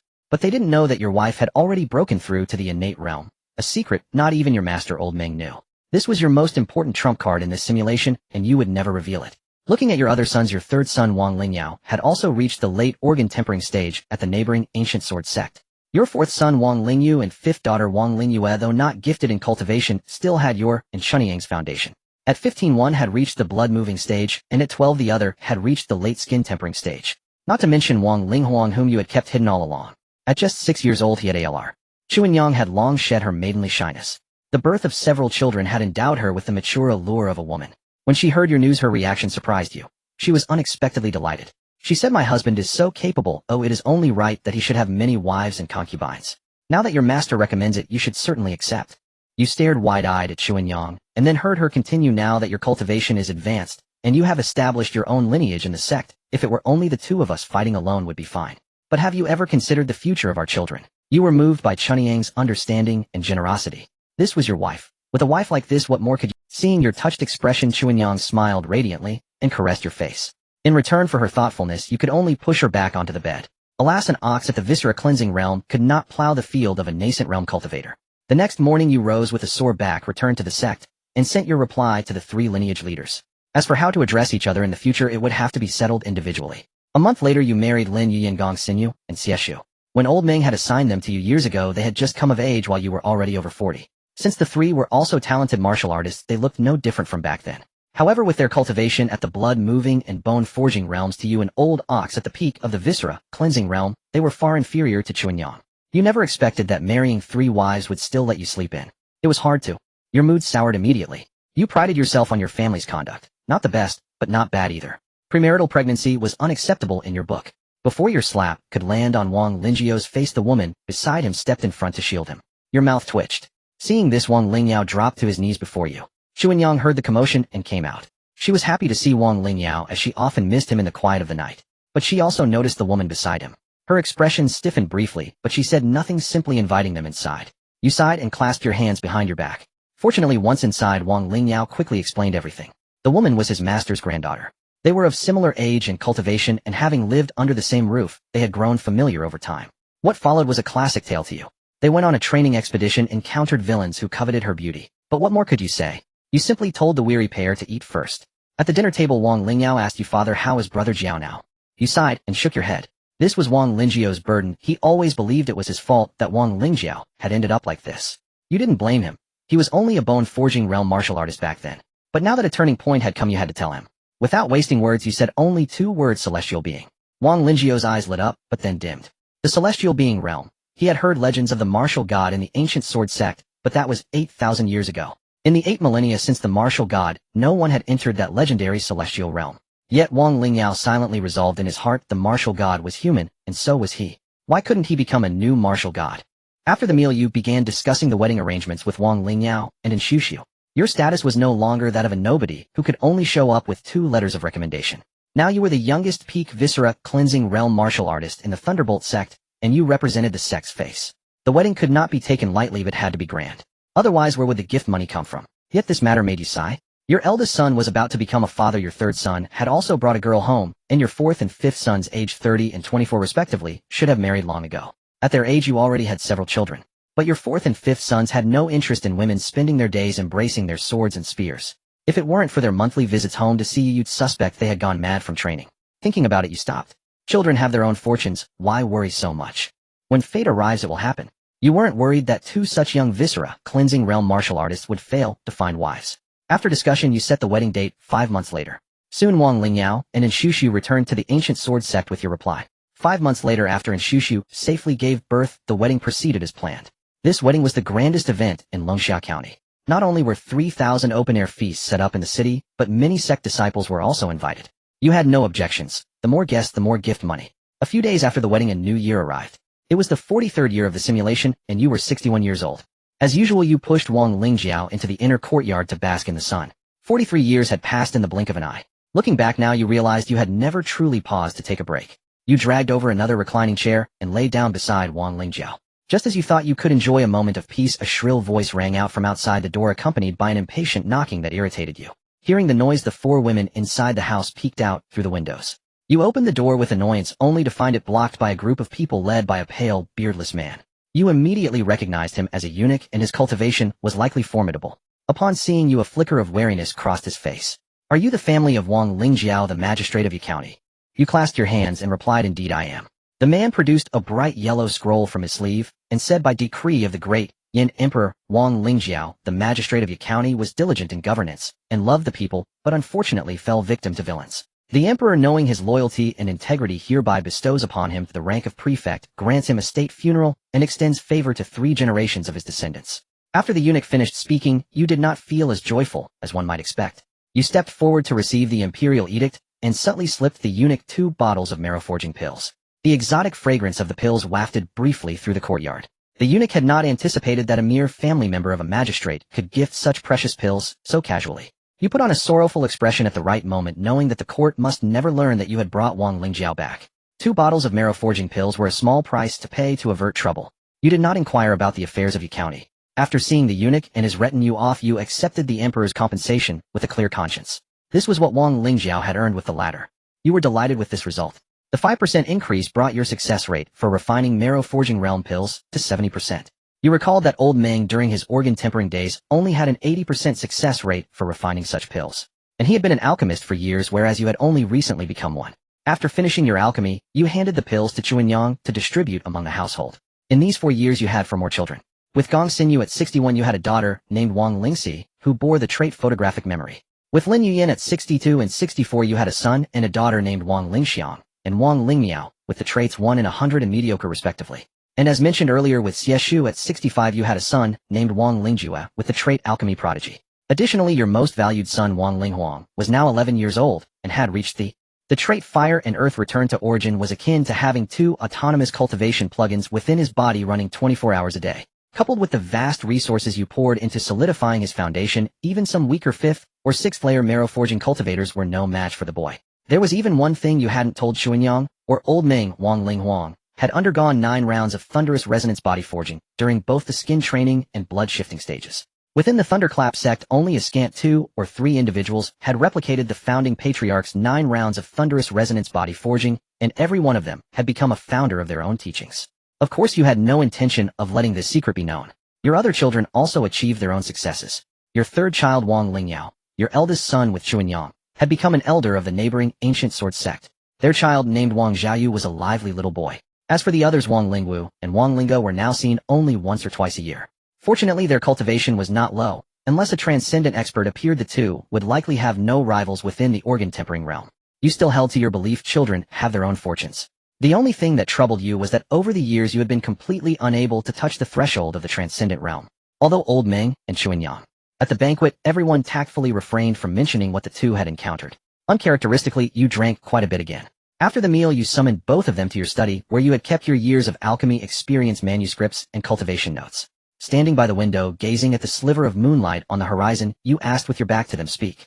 Who injured you?" You refused to believe that someone capable of inflicting such injuries on them could be without a background. However, to your surprise, when you asked, both of them shook their heads. "Father, the enemy was slain by our hands." In their eyes there was no anger as you had imagined, but rather a joy and elation you could not comprehend. It was as if they had accomplished something extraordinary. Wang Lingwu said, "Father, this time, we have truly understood the benefits of martial arts for the first time." You were puzzled. Could martial arts have any drawbacks? From their accounts you learned how they had acted chivalrously and saved an entire city. A smile tugged at the corners of your mouth, yet you also felt somewhat irritated.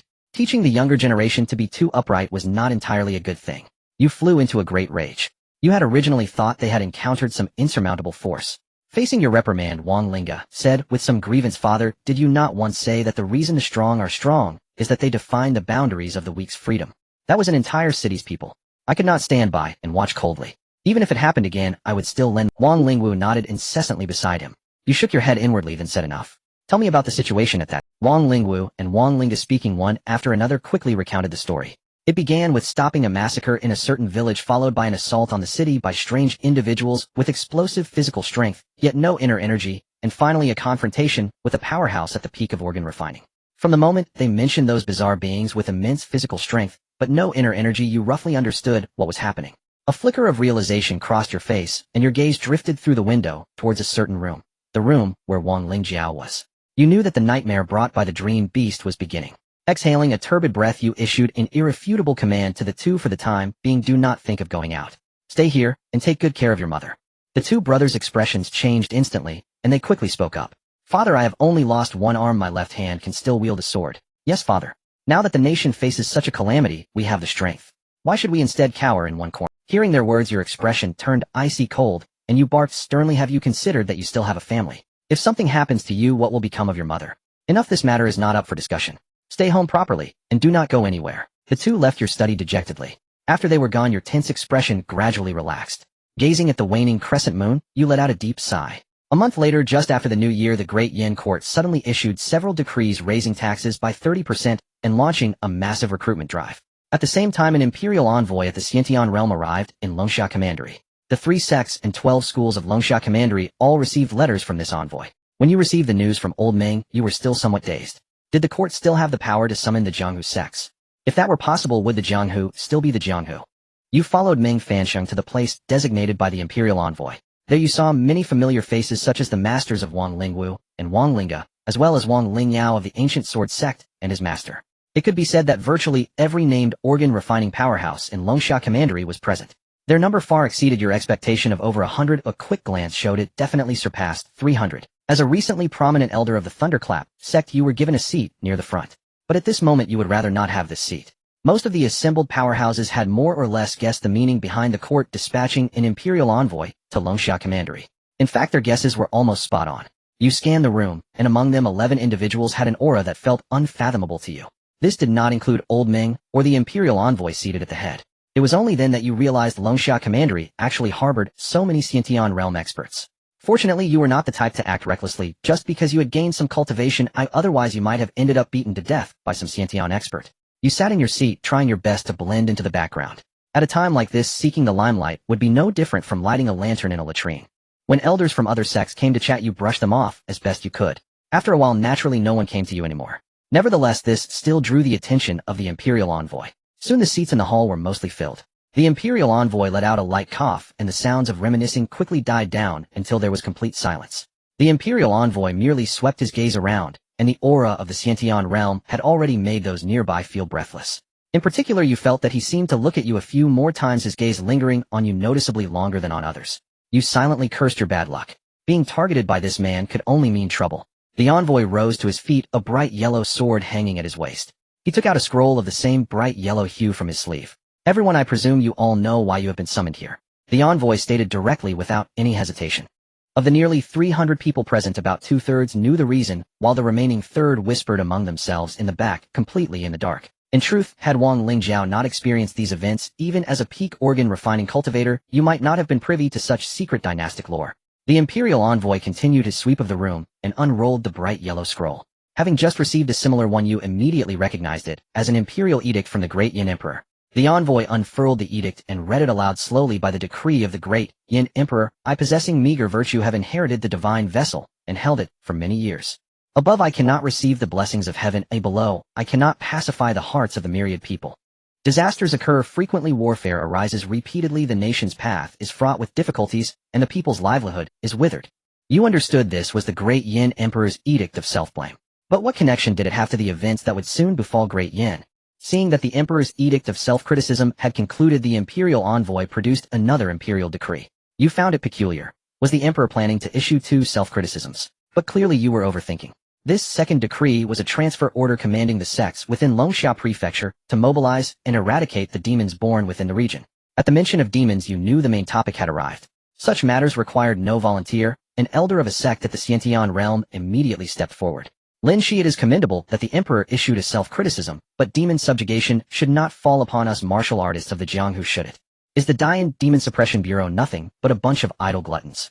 It was no wonder this elder refused. Dynastic changes were an immutable pattern over millennia. No previous dynasty had ever set a precedent of involving Jianghu sects. In other words, this was precisely the time for clans and sects to reap benefits. Why would they waste their strength on a dynasty doomed to collapse? The envoy called Lin Shi curled his lips into a cold smile and said, Zhang Shifeng of Pingshan sect, 300 years old, over 130 years in the Xiantian realm. Your Pingshan sect must have profited handsomely when Dian was founded, didn't it? Zhang Shifeng's brow furrowed slightly. What are you driving at? Lin Shi declared loudly, your Pingshan sect has bled the land of my Dian for nearly 300 years. Now that the dynasty is in peril, do you still wish to stand idly by? Or perhaps you still pine for your Zhang dynasty, which vanished nearly 300 years ago? These words drew gasps from the crowd, especially the elders of Pingshan sect who had come along. They were unaware that their sect's elder was actually a remnant of the former imperial clan. Zhang Shifeng ignored this simple provocation, his expression calm. Dynastic changes are the will of heaven. Those who defy it have never met a good end. That is not your concern, Lin Shi replied with disdain. Anyone else opposed? Or shall I give you time to deliberate, so I can report back and have you all dealt with together? At this, everyone's expression changed. Though the court was on the verge of collapse, the Jianghu knew well its methods. After all, a lean camel is still bigger than a horse. The court, having gathered the realm's talents, could easily wipe out a single sect without even deploying its iron cavalry. Just a dozen Xiantian experts would suffice to sweep away all the sects in Longsha Prefecture. The court merely wished to avoid wasting the realm's living strength. You glanced at old Meng, finding him lost, and thought his composure easing your tension somewhat. When the sky falls, there will always be someone taller to hold it up. A hole wouldn't be for someone at your mere refining organs realm to plug, would it? After Jiang Shifang's interruption, small sects without Xiantian experts were the first to pledge allegiance. The remaining sects with Xiantian experts, after some deliberation, also agreed to the Dayan Emperor's decree, but not without a round of bargaining. Amid his contempt, Lin Shi's eyes also held a coldness, like he was looking at the dead. Once everything was settled, naturally, everyone returned to their own affairs. You followed old Meng and asked, "Old Meng, what exactly does the Dayan Emperor mean?" Old Meng said casually, "Merely a deathbed struggle. The court is rotten to the core. Even without the nightmare beast pulling strings behind the scenes, relying on external forces to apply drastic measures only accelerates the collapse." Old Meng glanced back, his expression still indifferent. The court is rotten to the... Old Meng glanced back, his expression still indifferent. The court is rotten to the core. Even without the nightmare beast pulling strings behind the scenes, relying on external forces. You rolled your eyes inwardly. Of course you knew that. Your past lives' high school history was full of stories where even those who failed to offer timely help were purged. With such a behavior of kicking someone when they're down, if a dynasty and its emperor truly had the power, they would certainly launch a purge. You asked old Meng why he wasn't worried. Because Dayan cannot possibly succeed. For so many years, even the most prosperous dynasties could not overcome the will of heaven, let alone a deeply entrenched Dayan. You fell silent, following quietly behind old Meng. Though you trusted him, you felt the Dayan Emperor might be playing some other role behind the scenes. After returning home, you recounted the matter to Chuanyang to see what she thought. Chuanyang simply stood on tiptoe to straighten your collar and said, "Whatever happens to Dayan is none of my concern. I only wish for our family to be well." You smiled, cupped the face of this woman whose eyes were full of you, and kissed her deeply. Over the next 6 months, you often saw sect disciples constantly leaving the city in Longxia Prefecture. As a sect elder, it wasn't yet your turn to act, but Wang Lingwu and Wang Linga, who had been cooped up for over half a year, could no longer bear it.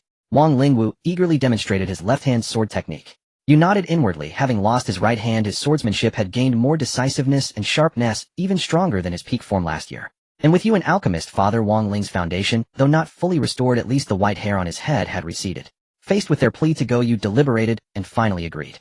Perhaps some people are destined to die on the Jianghu. Such is fate. Chuanyang gave each of them 3 protective inner forces, which consumed much of the Xiantian qi she had accumulated over time. Her eyes reddened as she saw them off, urging them to return safely. You watched your 2 sons depart, unsure if they had heeded her words.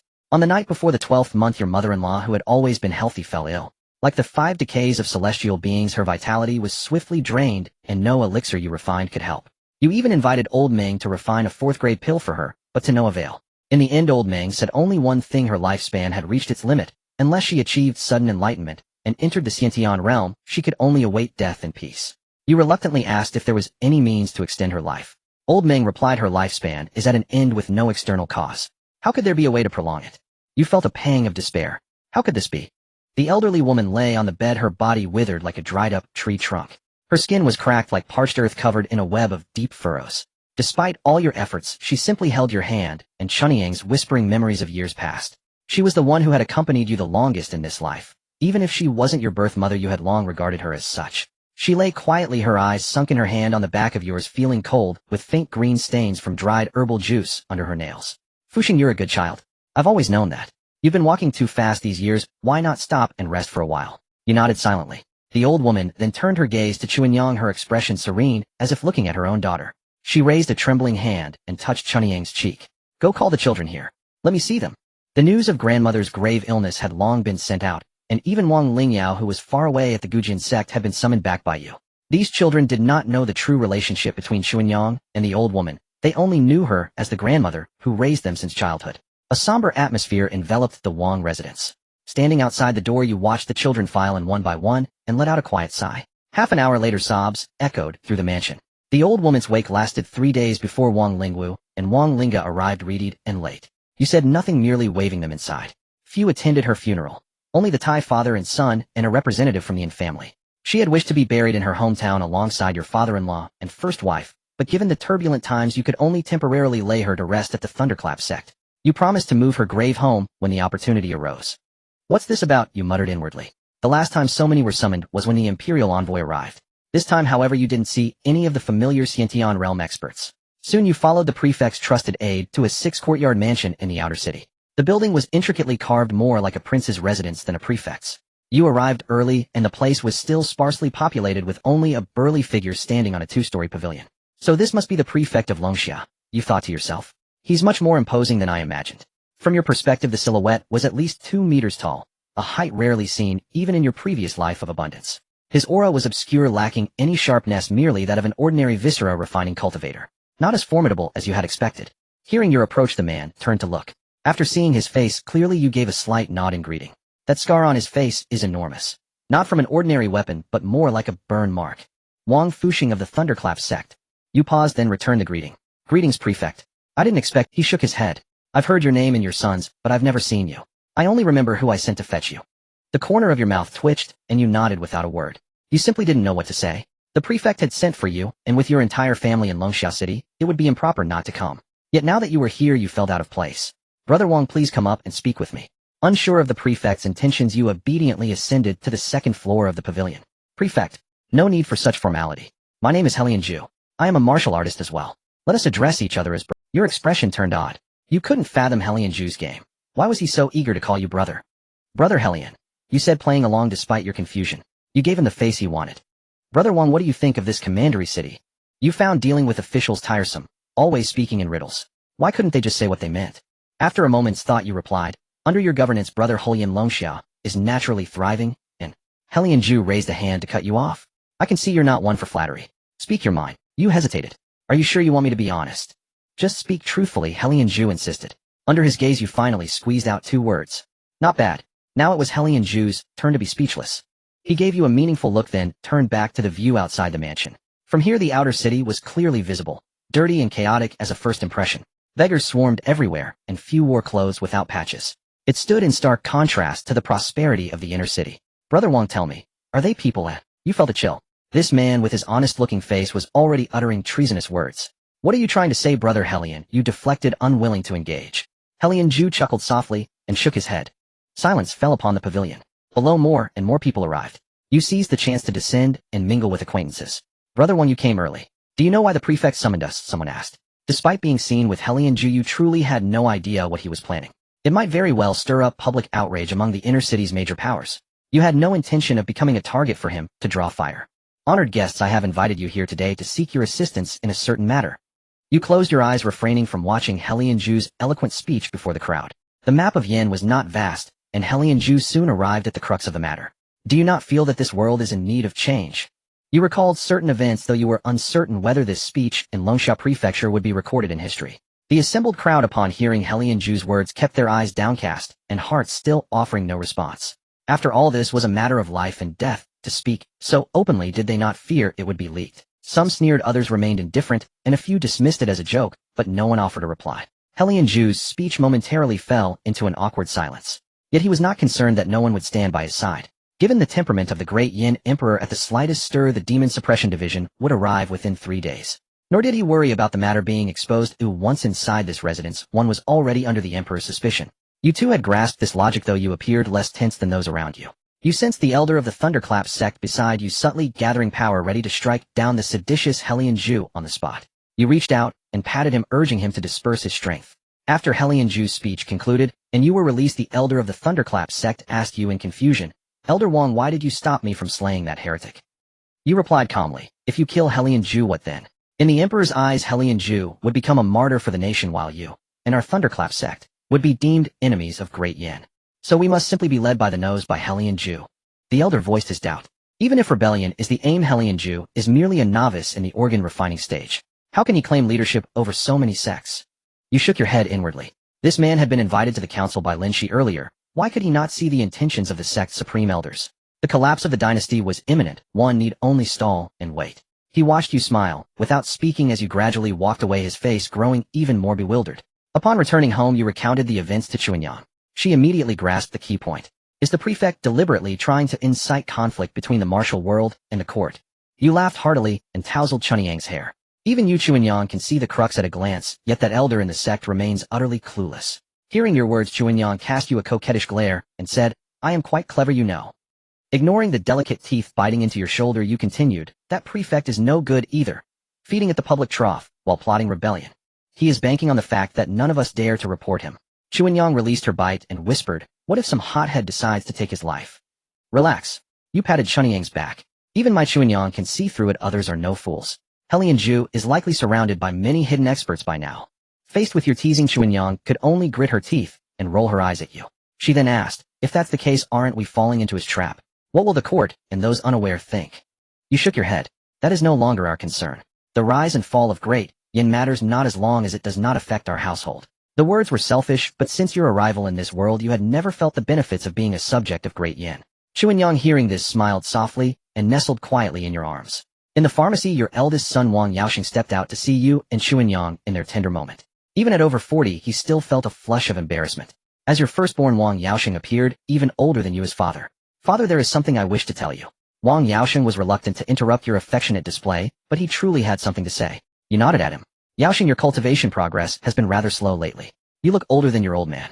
Come by later, and take 2 caddies of pills. Wang Fusheng's face was etched with awkwardness, a vein of black lines appearing on his forehead. There was no need to. Wang Fusheng said, understood, father. It's like this. Xiaoyang is 17 this year, and he has been getting close to a girl in the sect. I would like you to take a look and see what you think. You calculated the time and realized it was indeed so. You asked, which family's girl is it? Wang Fusheng replied, I only know her surname is Lu and she seems to live with her uncle. You acknowledged this, then released Chuanyang. Chuanyang, take Fusheng to get the pills. I will go to the sect, and as you walked you mused that your grandson was now of an age to marry. Truly time waits for no one. Surname Lu, living with her uncle. You had no idea who she was, but fortunately you no longer had to act according to others' whims. You were now among the highest-ranking members of the Thunderclap sect. You went to the sect's personnel department and had them look into it. Results came quickly. She was the niece of a sect steward at the early organ refining stage named Lu Xiangnan. His elder brother Lu Xiangbei and sister-in-law had not returned from a sect mission over a decade ago. After so many years without word, they were likely never coming back. Of course you cared little about that. Given your status, you had no need to concern yourself overly. As long as the 2 youngsters were fond of each other and their affection was mutual, there was no issue. When Lu Xiangnan saw you, he was somewhat flustered. You steadied him and explained the matter. You could clearly see the flash of delight in his eyes. For him, this was undoubtedly a chance to connect with you, and through you the crucial figure behind you, your master Meng Fanxing. Everyone knew that your master Meng Fanxing was one of the few Xiantian experts in Longxiao Prefecture, and he was considerably younger than Teach. Lu Yin was certainly familiar with you, the youngest elder of the Thunder sect. She was only anxious because you were a senior to Wang Xiaoyang and worried that you might look down upon her. You asked Lu Yin several questions, and she answered fluently, which greatly satisfied you. During the questioning you had secretly employed a small trick, but Lu Yan's gaze remained clear without any of the concerns you had. You arrived quickly and left just as swiftly, mentioning that you would soon come to offer a betrothal gift. Although Lu Xiangnan's intentions were not pure, he was somewhat pleased. First, for finding a worthy partner for his elder brother's remaining bloodline, and second, of course, for having connections with the Wang family. Lu Yin, on the other hand, was simply happy to have passed your test. You returned to find Wang Xiaoyang, who was reading. Wang Fusheng's talent was not impressive. Even with your medicinal assistance, he was still no match for you and Chun Yang's. Grandpa, Wang Xiaoli shouted joyfully, and your stern expression instantly crumbled as you waved towards the outside. The little girl and Wang Xiaoyang's personalities were completely opposite. She boldly climbed in through the window. As soon as she entered the room, she rushed towards you, and the tense atmosphere seemed to be infused with vitality, instantly becoming jubilant. You placed your hand on Wang Xiaoli's head and ruffled her hair, clearly hearing Wang Xiaoyang let out a sigh of relief. You stopped pretending and said to Wang Xiaoyang, discuss a time with your father and go propose marriage. Just let me know if you need anything. Wang Xiaoyang's face showed a moment of shock, which was quickly replaced by surprise and happiness. He asked you, Grandpa, do you agree? You waved your hand and said, our family advocates free love. Whom you like is your own business. Besides, you're old enough to distinguish right from wrong now. Wang Xiaoyang's handsome face flushed with embarrassment at your words. It was quite awkward to talk about love in front of his grandfather. Hearing your conversation, Wang Xiaoli suddenly said, Grandpa, what about me? Can I have free love too? That won't do. You rejected Wang Xiaoli's proposal without hesitation. The daughters of the Wang family cannot marry mysterious men. Of course, if it's a matter of marrying into the family, that's another story. Grandpa, you're being double standard. Wang Xiaoli pouted, expressing her dissatisfaction. You looked at her and thought it was time to educate everyone on avoiding yellow-haired boys. 6 months later, Wang Fusheng brought Wang Xiaoyang to propose marriage at the Thunder sect. Of course, matters concerning grandchildren didn't require your personal attendance. Accompanying them to propose were Wang Lingwu and Wang Linga, whom you had specially called back. Once the 2 brothers stepped out of the house, they truly let themselves go. It had been half a year since you had returned home after your mother-in-law's passing. Moreover, what was most important was that Wang Lingwu had become increasingly skilled with his sword in his left hand, and you could even faintly sense a sharp sword intent from him. Sword intent. That was a killing move that only those in the innate realm had the chance to comprehend. You silently exclaimed, how is it that your son seems to be progressing faster than you? On their way back from the proposal, you blocked Wang Lingwu outside the door. Seeing his astonished expression, you pulled him into your study. Wang Lingwu looked at your expression and felt a chill run down his back. Father, please speak your mind. Wang Lingwu couldn't withstand your piercing gaze and spoke up voluntarily. You hadn't yet decided how to broach the subject of humbling yourself to ask questions to your son, but upon hearing this you suddenly realized. You're his father, what is there that cannot be said directly? You pondered for a moment and decided to start with the topic of the door. Lingwu, have you already seen the door? Wang Lingwu confirmed with a nod. How did father guess? A month ago I was besieged in a village and fell into a deadly situation. Although I was seriously injured at the time, it also led me to find the location of the door. Hearing this your fists tightened a bit. You then unreservedly knocked on Wang Lingwu's forehead saying, I told you not to put yourself in such dangerous situations. Why didn't you listen? Wang Lingwu's face flushed. Father, I'm already in my 30s, why are you still hitting me? You stared defiantly at him wide-eyed and said, so what? If you have the ability, don't call me father. Wang Lingwu felt a bit wronged. Who understands the family struggles? You can go now, your mother misses you. After Wang Lingwu left the room, you began to contemplate his words. Can there really be significant breakthroughs between life and death? You had heard this phrase many times in your past life. Reflecting on your current life, it seemed you hadn't undergone much combat training. Each encounter was merely a taste, never pushing yourself to the limit. Thus you made up your mind. You would leave the mountain. That night you told Chun Yang about your decision in bed. Chun Yang did not refute you, and unexpectedly encouraged you saying, husband, you don't need to worry about the family, everything will be fine with me here. Chun Yang's understanding motivated you even more. In the depths of your heart you felt that this choice was indeed the right. Early the next morning you began arranging various matters at home, and then visited your chief master Lao Meng asking him to take care of your family a little. After sorting out these trivial matters you commenced your seclusion. This time you secluded yourself not for any other reason, but to refine pills. Firstly for the daily necessities of the family, and secondly, because you were not at ease with Wang Lingwu and Wang Linga going out, and thirdly, it was also for your own journey. You were well aware of the difficulties posed by the nightmare beasts. Medicinal pills were indispensable. After a month of relentless work, the pills you refined filled the entire warehouse. Chun Yang followed you to the door and tiptoed to adjust your collar, although there wasn't much to adjust.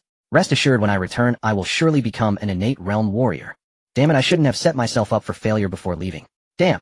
At this moment you were racing across a vast, boundless plain, cursing incessantly. Behind you were over 100 nightmare beast puppets whose physical bodies had already reached the viscera refining realm. Although their strength was slightly inferior to ordinary viscera refining martial artists, they possessed a formidable regenerative ability that ordinary warriors could hardly obtain. Moreover, these puppets controlled by the nightmare beasts always appeared in swarms. As you ran, you crushed countless poison pills behind you. A large expanse of greenish miasma formed in your wake, causing the lush grass of the plain to wither and decay at an alarming speed. Yet the miasma had little effect on the nightmare beast puppets pursuing you. Even if their flesh and bodies rotted and fell off, they would regrow in a very short time. The fallen flesh upon touching the ground would quickly merge into it. After you had led the group of viscera refining puppets far away, the earth touched. The one with the higher cultivation spoke, first his tone relatively polite.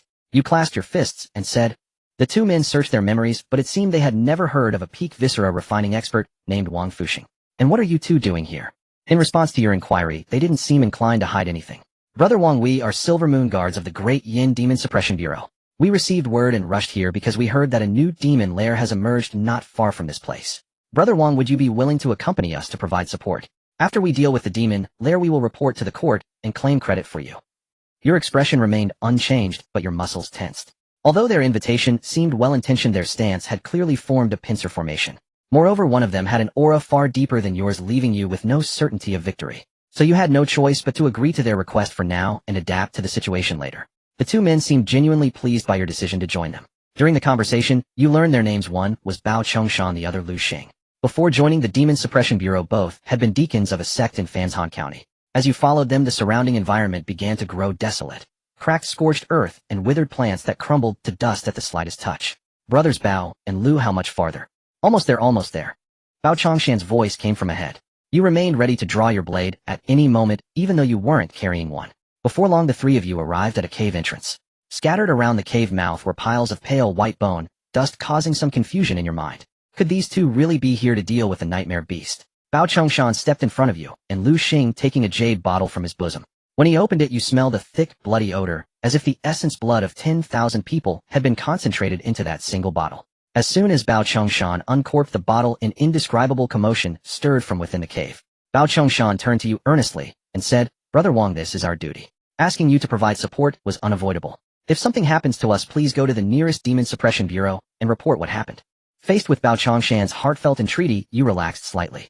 For the sake of the world, Wang will certainly not. But as soon as you followed them into the cave, you sensed something was amiss. Brother Bao, what is the meaning of this?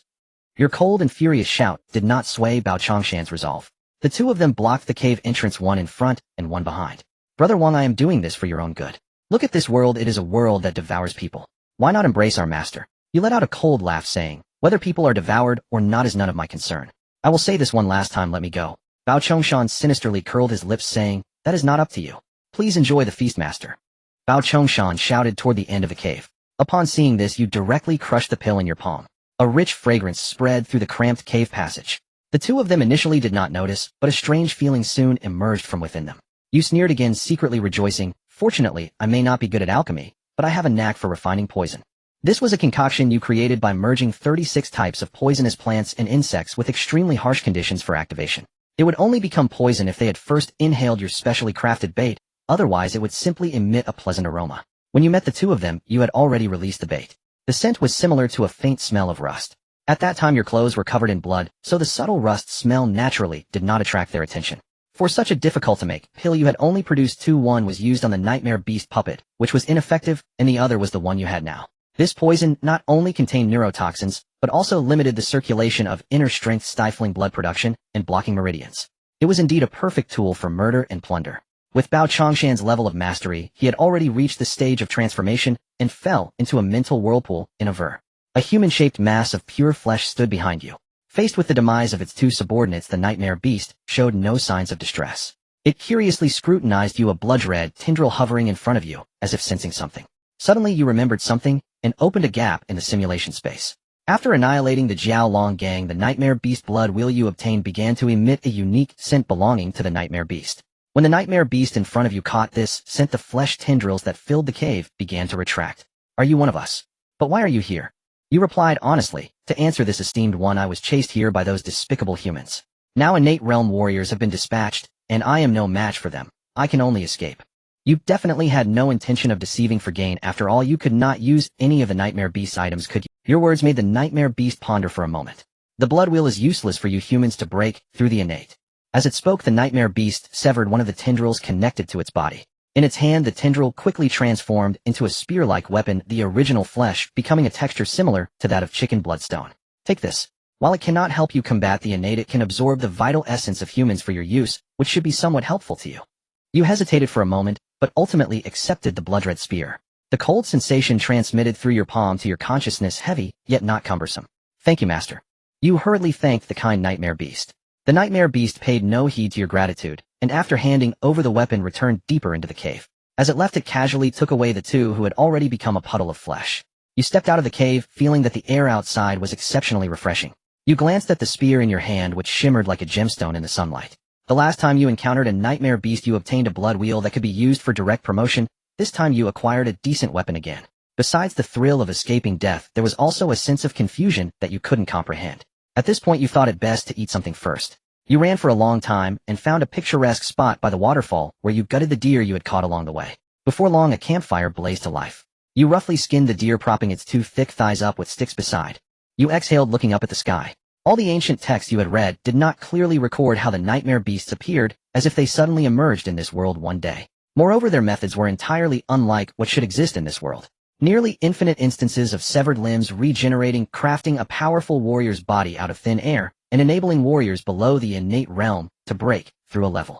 You did not understand how such things, which clearly should belong to the realm of cultivation, could appear in this world where the immortal path was not prominent.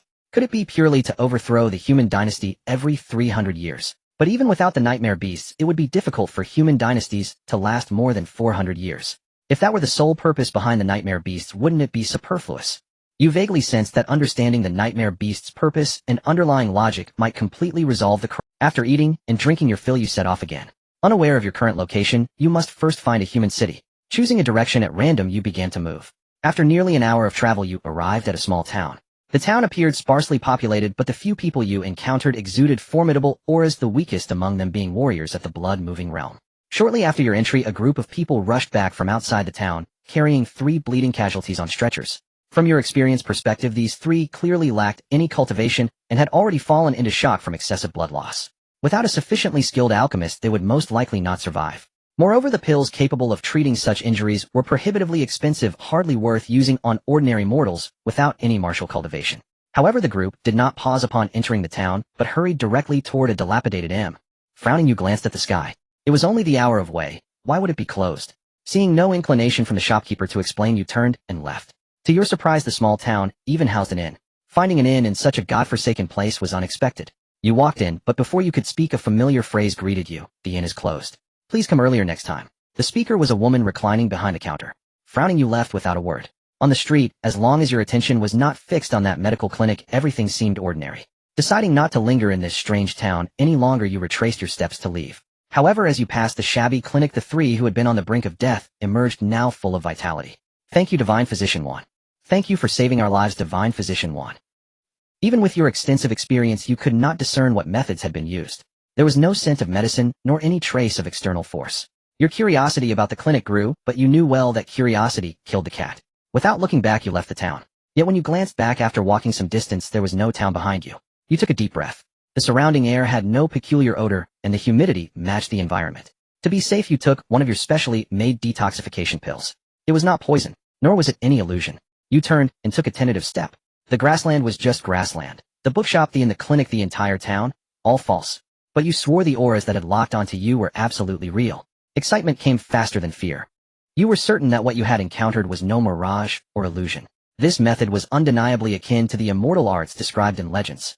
Unfortunately, you had no map on you, only a vague memory that this place should be adjacent to Longsha Prefecture. Suppressing your excitement, you resumed your journey. Half a day later, you finally arrived at a normal human city. It was a county town that seemed to have recently endured many battles, with a pervasive aura of blood and slaughter lingering in the air. The warriors you encountered bore injuries of varying degrees. You managed to obtain a map, only to discover that the city you were in was a full 3,000 li away from Longsha Prefecture City. You cursed under your breath. 3,000 li might not sound far, but traveling at full speed would take several days, and who knew what troubles lay in between. Just then a knock came at the door of your inn room. Guest, have you retired for the night?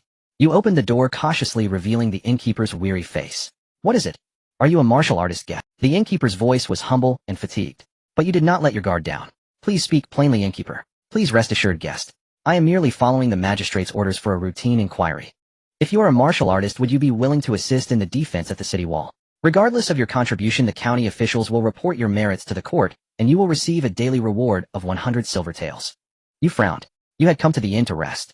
Besides, 100 silver taels was only a significant sum to ordinary people. Oh, any pill you carried was worth at least that much. However, after a moment's thought, you agreed. For one, the innkeeper was just an ordinary man following orders, and you did not wish to cause him trouble. For another, you had not forgotten the purpose of your journey. More battles would help you find the gate. Also, you were curious to see just what kind of fool of a magistrate had devised such an absurd method. Having the innkeeper ask his guests to help defend the city wall, was that something a sane person would think of? It was only because the innkeeper was an ordinary citizen that the county government could bully someone like him. On the way to the county office, you asked the innkeeper, why did the magistrate have you personally handle this matter? The innkeeper merely shook his head and sighed. He led the way, and you followed behind. Given your tall stature, you easily noticed a wound on the innkeeper's shoulder near his neck. The wound was fresh, likely recent, and unmistakably made by a horsewhip. In principle, these matters had little to do with you, but this time you decided that principle would be in your hands. At the county office, officials hurried about, many bearing wounds. The innkeeper stood outside and said to you, Martial Master, I shall not enter. After the defense concludes, come to me for your 100 taels of silver. You said nothing, casually waving your hand as the innkeeper shuffled back the way he came. The officials seemed numb to your presence as an outsider. None even asked for your identification. You walked to the rear courtyard of the county office, which was ablaze with light. Expecting the magistrate to be fretting over the town's defense, you instead heard lewd sounds as you approached. With a cold sneer, you kicked open the door. The fleshy figures within were startled. The female hid behind the male, revealing a pale tail. You stood over them, your aura as a peak visceral cleansing expert, pressing down unsparingly. The spreading inner force caused ripples across their muscles. Are you the magistrate of this county? The worm-like man stumbled to kneel, prostrating himself, heedless of the other worm behind him. To him, may I ask why you have come, sir? You looked at him, your mind wandering to Hellion Ju and his speech. Hellion Ju's ideas were ahead of their time, but unsuitable for this world. Without suppressing martial arts, his envisioned world could never emerge. You missed your past life. Shaking your head, you cast aside those thoughts. Was it your idea to have martial artists aid in the defense? You bluntly asked this absurd question. The worm-like magistrate hastily shook his head. No, sir, it was the Wang family's idea, and the bounty came from them. Frowning, you kicked the magistrate over. His pale belly resembled a frog on its back. Why would the Wang family? The magistrate quickly turned back to his kneeling posture. Last month, the Wang family's young master was killed by rebels. So they proposed this plan, and with the city's defenses strained I agreed. It sounded plausible, yet you sensed something amiss. You immediately asked, have you seen the martial artist who went to collect the bounty from the Wang family come out? The magistrate, though incompetent, was not foolish. Your pointed question made his face turn even paler. From his expression, you discerned the answer. This Wang family was no simple matter. Where is the Wang family? The largest mansion in the east of the city belongs to battle from the city walls. You rushed out. Leaving the county office, the sounds of battle from the city walls reached your ears. You hurried east and easily found the mansion, which occupied nearly a quarter of the eastern district. The closer you got, the more familiar the feeling became. The nightmare beast was here in the Wang family. You kicked in the Wang family's main gate. The loud crash awoke the household. Numerous guards appeared before you. Moments later, a portly man adorned in gold and silver stood before you, his peak visceral cleansing cultivation evident. He smiled without sincerity. Sir, what is the meaning of breaking into my home in the dead of night? Without prevarication, you said calmly. You harbor a nightmare beast, and ask me what I mean. You are quite— The fat man's expression shifted briefly before returning to normal. I do not know what you speak of. Since you dare trespass, you must be prepared to stay here. Seize him. At his command, the Wang family guards attacked you in unison. You noticed the lack of spirit in their eyes. A weapon appeared in your hand, the blood-red spear from your previous encounter with a nightmare beast. With a casual sweep, a dozen heads flew from their owners. As the heads thudded to the ground, the puppet guards, clearly altered by the nightmare beast, withered rapidly. The fat man's eyes were filled with terror. He could not understand how his invincible puppet guards fell so easily. His gaze fell on your blood-red spear, and he ordered more guards forward while fleeing into the depths of the courtyard. You focused, lightly tapped your foot, and shot forward like a cannonball. You beheaded the surrounding guards with ease. The blood-red spear, though called a spear, had a blade as long as an arm and was razor-sharp. After slaying the puppets, you felt a surge of rich blood energy flow through the hand, gripping the spear, spreading throughout your body. A pure, untainted power. So, without giving him a chance to speak, you made a casual cut across his throat with your spear. Standing before him, you watched as the formidable blood energy of a visceral, cleansing martial artist, now a faint red glow, was absorbed by the spear and then channeled into you. Feeling this vast pure blood energy, you sighed involuntarily. No wonder so many are willing to serve the nightmare beast. If a skin-tempering martial artist absorbed this, they would likely advance to visceral cleansing on the spot. Upon the county city's ramparts, after you slew the fat scion of the Wang clan, the puppets belonging to the nightmare beast swiftly withdrew from the battlements. At the Wang estate in the eastern city, following your elimination of that corpulent heir, an unnatural tremor soon rippled through the depths of the courtyard. Within a single breath, a youth who appeared no more than a dozen years old stood before you. He was not formidable merely at the bone-forging realm, yet the tentacles extending from his back startled you. The youth gazed upon the desiccated corpse on the ground, his eyes utterly devoid of any ripple of emotion. He was so calm as if nothing in the world could ever capture his attention. Likewise, even though you had just slain this Wang clan member, he bore you no trace of malice. He swept his gaze over the blood-red long spear in your hand, and said flatly, "Since you have stumbled into my domain hunting for blood essence, you shall retain 1 part out of 10. Anyhow, you shook your head. Then without a word, he extracted the unrefined blood chi from your body. Exactly 9/10, neither more nor less. You walked out of the Wang residence with feigned composure, touching your chest, which was slightly damp with cold sweat. Though the entire process had been tense, it had also confirmed your hypothesis. If one occurrence could be chance, what about the second and third times? Having encountered 3 nightmare beasts in their true forms, it seemed that there might be no direct antagonism between them and humanity. The nightmare beasts perhaps simply required blood chi for their development. This raised a question: what would they do once they matured? From what you saw today, the youthful nightmare beast appeared to be one that had already developed successfully and found a suitable vessel. The look he gave you was akin to how one regards roadside grass and trees. Neither aversion nor murderous intent. Even though you had intruded upon his territory and slain his enforcer, he merely demanded 9/10 of your blood chi without a second thought. This feeling was as if he simply did not care. You believed your conjecture was likely correct. The nightmare beasts cared little for the rise and fall of humanity or its dynasties. They only needed blood chi, and the dynastic upheavals merely coincided with a period of their concentrated emergence. Moreover, a crucial point was that you had never witnessed a nightmare beast directly attacking humans. All the bloodshed, in fact, was wrought by humans themselves. You found this reasoning quite sound, yet one thing perplexed you: why would the nightmare beast use human bodies as vessels? The nightmare beast you had discovered in the cave last time possessed a physical form that could rival a Xiantian martial artist. A body capable of reaching the Xiantian realm was by any measure far stronger than that of an ordinary human. For now, however, you had to swallow your doubts. You could hardly go and ask the nightmare beast directly why they did this, could you? Is there something else? You had only been apart from the youthful nightmare beast for a few minutes, yet the young boy seemed to have aged slightly. You organized your thoughts and asked, "I want to know why you choose to possess humans. Your own body seemed far more powerful." The youthful nightmare beast lifted his head, and the writhing tentacles behind him came to a halt. At that moment, cold sweat beaded on your back. Though you sensed no malice or killing intent, the scene still made you deeply uneasy. Fortunately, the young nightmare beast was not angered by your directness. Instead, he remained remarkably calm. He spoke without emotion. Humans are the spirit of all things. Heaven and earth may have limited the strength of your flesh, but they have also granted you the key to endlessly strengthening it. Once that door is opened, you can obtain a body no less formidable than our own. Therefore, human vessels are our kind. You hesitated for a moment, then asked, "Last time I trespassed into the domain of a great one. It did not seem to use a human vessel." The youthful nightmare beast glanced up at you. Counting himself, you had now seen 3 of his kind, which made him appraise you with a bit more interest. He explained, "Our kind does favor human bodies, but possessing them comes with great drawbacks. Emotions and lifespan greatly affect us. Thus, even though human bodies are our preferred vessels, very few of us actually take them over. So there is no inherent conflict between your kind and humanity." "Correct." The youthful nightmare beast nodded in affirmation. "The blood chi our kind requires is not limited to humans. Moreover, the hatred humans harbor toward us is in our eyes utterly insignificant." Having said this, the youthful nightmare beast raised his head and stared directly into your eyes. "In truth, you are not a vassal of my kind, are you?" Your heart jolted at these words. His matter-of-fact tone made you slightly nervous. Yet the young nightmare beast watching you chose not to attack. The fact that he had spoken so much with you already revealed a great deal. "Don't be nervous. As I said, my kind bears no subjective malice toward humans. All we need is blood chi. As for the rumors among your people that our kind is the hidden hand behind dynastic changes, that is also nonsense. You have gotten the causality reversed. Our kind observed 10,000 years ago that human dynasties undergo a cycle every 300 years. That is when we set this time as our collective birthing period. I imagine you can understand the key point in this, can you not?" You nodded. During the twilight years of a dynasty, with the people suffering, acquiring blood chi was naturally a simple matter. But there was another question. So driving humans to fight against humans, that wasn't your doing either. Your question seemed to give the youthful nightmare beast pause, and you pressed on. "Then as you say, those puppets outside the city, they weren't your handiwork either." The youthful nightmare beast shook his head calmly. "The method of creating puppets is indeed a secret art of our kind, but the siege was not orchestrated by us. All we need is blood chi. Whether it comes from the battlefields of your human conflicts or from ordinary beasts, it is all the same to us. As for the humans who are vassals to our kind, we generally only instruct them to gather blood chi, without specifying that it must come from humans." You understood his meaning.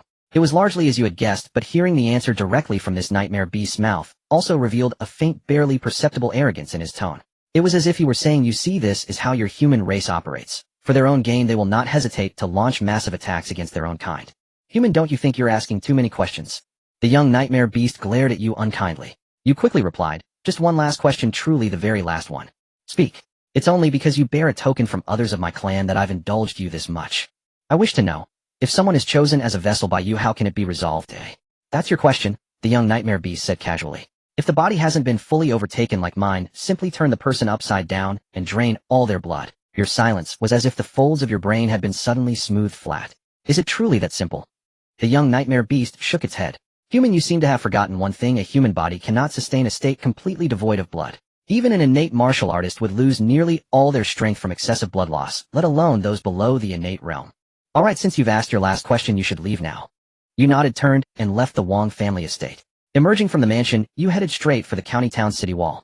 Because you had slain the Wang family member who controlled the puppets from behind the scenes, the puppet siege had ended prematurely. You leaped onto the battlements, and amidst the astonished cries of countless onlookers, jumped down from the wall, several zhang high. Time was of the essence. Now that you knew the method to save Wang Lingjiao, you could not afford to wait.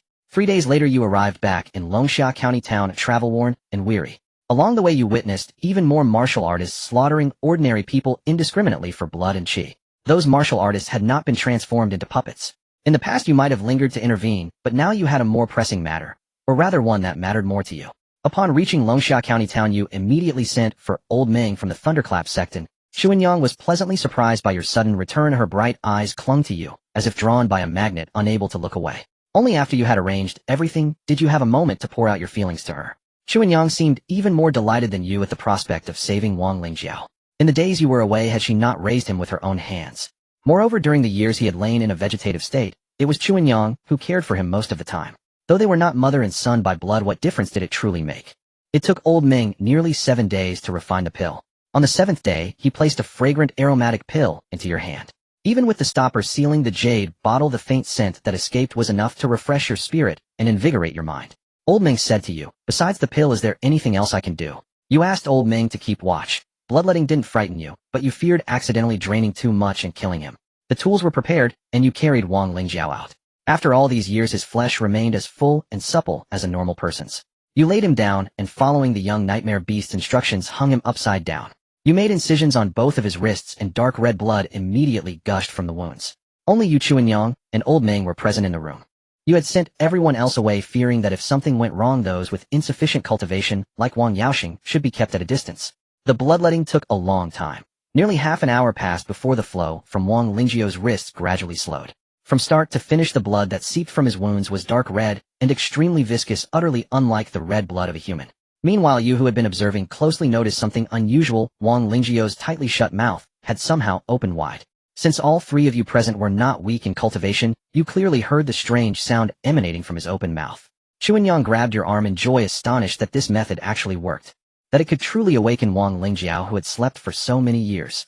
But that was all. The blood within Wang Lingjiao had not yet been fully drained, and the source of the strange sound fell silent once more as if the three of them had misheard. You took a deep breath and stepped forward to manually expel the remaining blood from Wang Lingjio's body. Your inner force swept through his bones, meridians, and blood vessels, and the slowed bleeding suddenly surged forth again. You watched Wang Lingjio's face, now tinged with a bluish pallor, with a pang of distress, and quickened your movements. Gradually his heart seemed to slow, its beats growing faint. At the same time the origin of the strange sound reappeared, crying out even louder.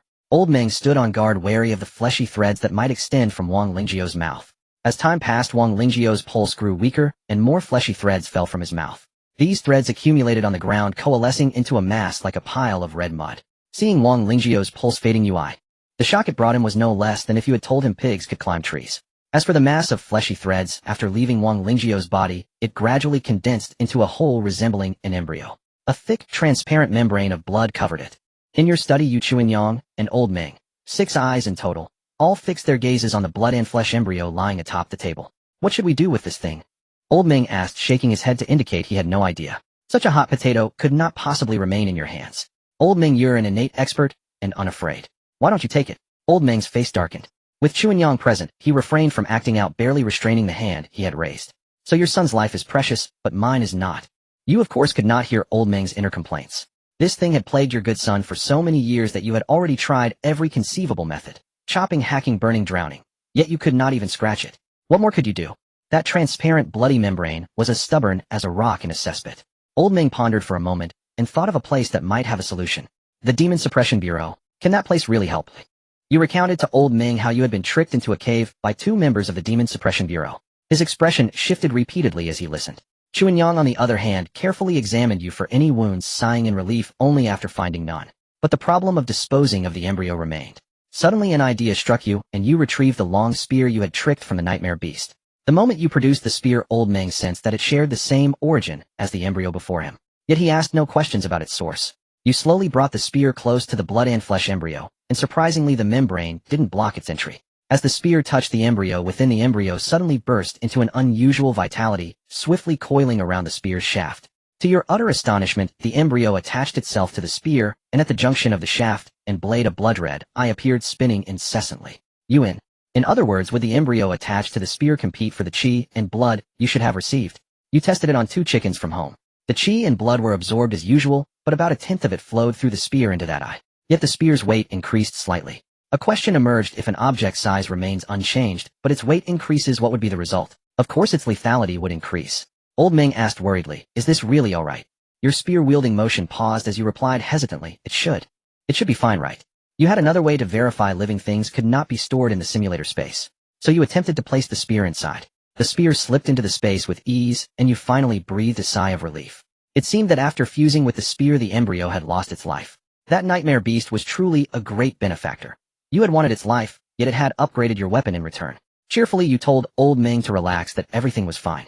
Old Meng, still in a daze, wondered how a nightmare beast could be dealt with so easily. After seeing Old Meng off, you and Chuanyang went to Wang Lingjio's bedroom. You gazed at him lying quietly on the bed. Though his face still bore a bluish-gray pallor of death, it was gradually fading. Even his nearly halted pulse was growing stronger. Seeing this, you felt another wave of relief. You had feared that even after forcing the nightmare beast out of him, Wang Lingjiao might not wake. Now that he was visibly recovering, the heavy stone pressing on your heart finally lifted. Days passed, and Wang Lingyao, who had been staying at the ancient sword sect, finally returned home. He brought his son Wang Zhaojing. The little one was intensely curious about you and refused to leave your arms all day. Wang Lingyao had rushed back upon receiving your message. The events of the past had been like a thorn in his heart. Now knowing that Wang Lingjiao was safe, the strangeness that had lingered within him began to fade.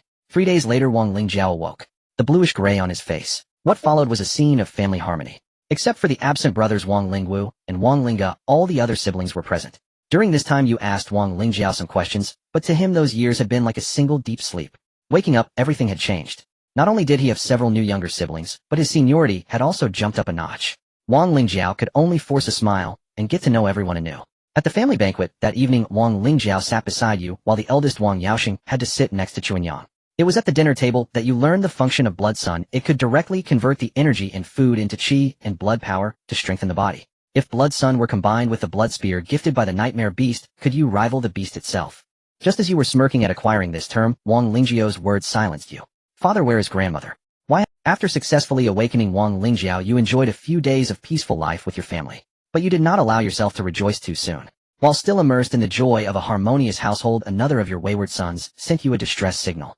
Wang Lingwu and Wang Linga were trapped by an unknown enemy deep within a primeval forest. You knew Wang Lingwa's strength well. He had already touched the threshold of martial intent, a quasi-Shintian warrior by all accounts. Yet even with such power he was trapped.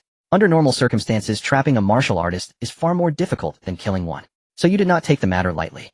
With Chuanyang needing to stay home, you summoned your chief master. That day you and Old Ming raced across the grasslands. Once you crossed this prairie, you would reach that primeval forest. You asked Old Ming, what is so peculiar about that forest that even a Zangrefining peak martial artist could be trapped with? Old Ming shook his head. I'm not entirely sure. I only know that the miasma is thick and there are many venomous snakes and insects. Since there's little of value there, few people ever venture inside. Seeing this, you said nothing more. The two of you shot across the entire grassland like arrows, the force of your passage sending countless blades of fresh grass flying in all directions. As you drew closer to the primeval forest, even from a distance you could sense a strong odor of miasma. The layer of miasma hanging over the forest, dense and unmoving, was enough to make any living creature turn back.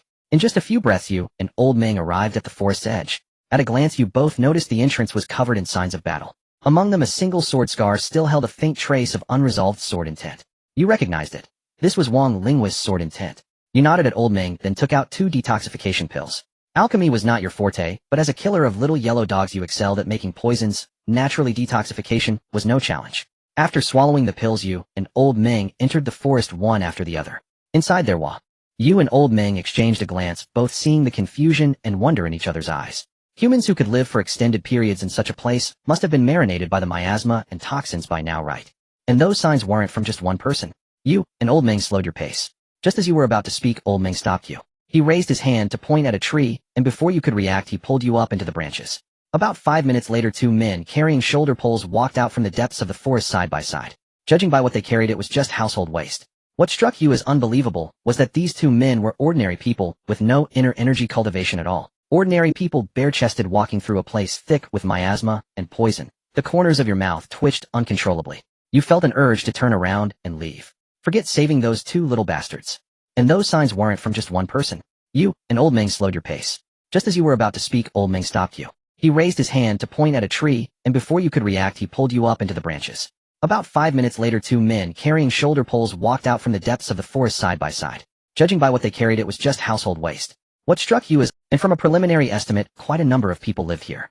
At that moment the village was not only bustling with lively chatter, but also adorned with bright red lanterns everywhere, as if a wedding was about to take place. Your brow furrowed slightly. A wedding? You had a sinking feeling it wasn't what you hoped. Wang Lingwu and Wang Linga. Those 2 boys were more likely to fall in love with a sword than a woman. You turned to Old Ming and asked, what do we do now? Old Ming was lost in thought, completely oblivious to your question. He seemed to recall something about this place. A primeval forest thick with miasma and poison, a complete village. As realization dawned, a strange expression crossed his face as he looked at you. Old Ming. What's with that look? Old Ming said nothing, simply struggling to suppress a smile. You could clearly sense that his amusement hid something you didn't know. But your mind was still on your sons, fearing this village might devour people. Old Ming. Think of something quick. I know a bit about this village. Want to hear it? Old Ming no longer seemed worried about Wang Lingwu and Wang Ling's. After his account, you stared at Old Ming with one eye wide and the other narrow. Are you serious? They're just looking for Livian's sons-in-law. You turned to look at the lantern-lit village. Combining this with your earlier conclusions, you made a decision in your heart. Before Old Ming could react, you had already dashed out from your hiding spot. Watching your back, Old Ming's lips twitched, but he had no choice but to follow. Your sudden appearance naturally drew the attention of the busy villagers. Who goes there? A tall, middle-aged man stepped out from the crowd. He had strange green stains on all his joints. Though you sensed no inner energy from him, he gave you a faint feeling of danger. You realized this man was far from weak. Even if not yet Xiantian, he was close. Glancing at old Meng, and seeing no change in his expression, you relaxed a little. You called out loudly, "I've come for my two worthless sons." "You've got them locked up, haven't you?" The burly man was visibly taken aback. Those two men the Saintess had captured were this man's children. Though not the sharpest tool in the shed, the man knew the Saintess' happy occasion was at hand, so he naturally wanted to deny it. But just as he was about to speak, a crisp, melodious voice rang out. "So you are my future husband whom I have yet to meet. So you are the future husband I have never met." A flock of crows laden with question marks flew over your head. Was this another unexpected twist? Frowning, you followed the voice and saw a woman with emerald green hair emerging from a wooden hut. Her face was veiled, revealing only a pair of ruby-like captivating eyes. Yet despite the veil, she exposed large swaths of her body, leaving only the vital parts covered. Beneath a simple piece of fabric, her wheat-colored legs were straight and slender, while above it her smooth abdomen and defined abdominal muscles were visible. Her toes, like budding cardamom, bore nails of the same hue as her hair, and her bare feet rested pristine on the ground. At the same time, you sensed her burning gaze through the veil. "Miss, may I ask about my son's current condition?" The woman's eyes blazed as she looked at you and replied, "Rest assured, with me they shall not go hungry." You were momentarily speechless. Then you received a telepathic message from old Meng, "Boy, stay alert. This woman is a Xiantian realm expert." Your expression shifted instantly, and your muscles involuntarily tensed. The woman clearly noticed your reaction, a flicker of boredom crossing her face. She waved her hand, and two burly men emerged from a house carrying two completely immobilized figures wrapped like zongzi. You didn't know how many times your mouth had twitched today, but you felt the urge to do so again. "Miss, may I ask what offense my son has committed against you? Please forgive him. Whatever compensation you require, as long as I possess it, I shall give it to you." The woman chuckled playfully after hearing this. "Did my husband not hear me clearly just now, eh?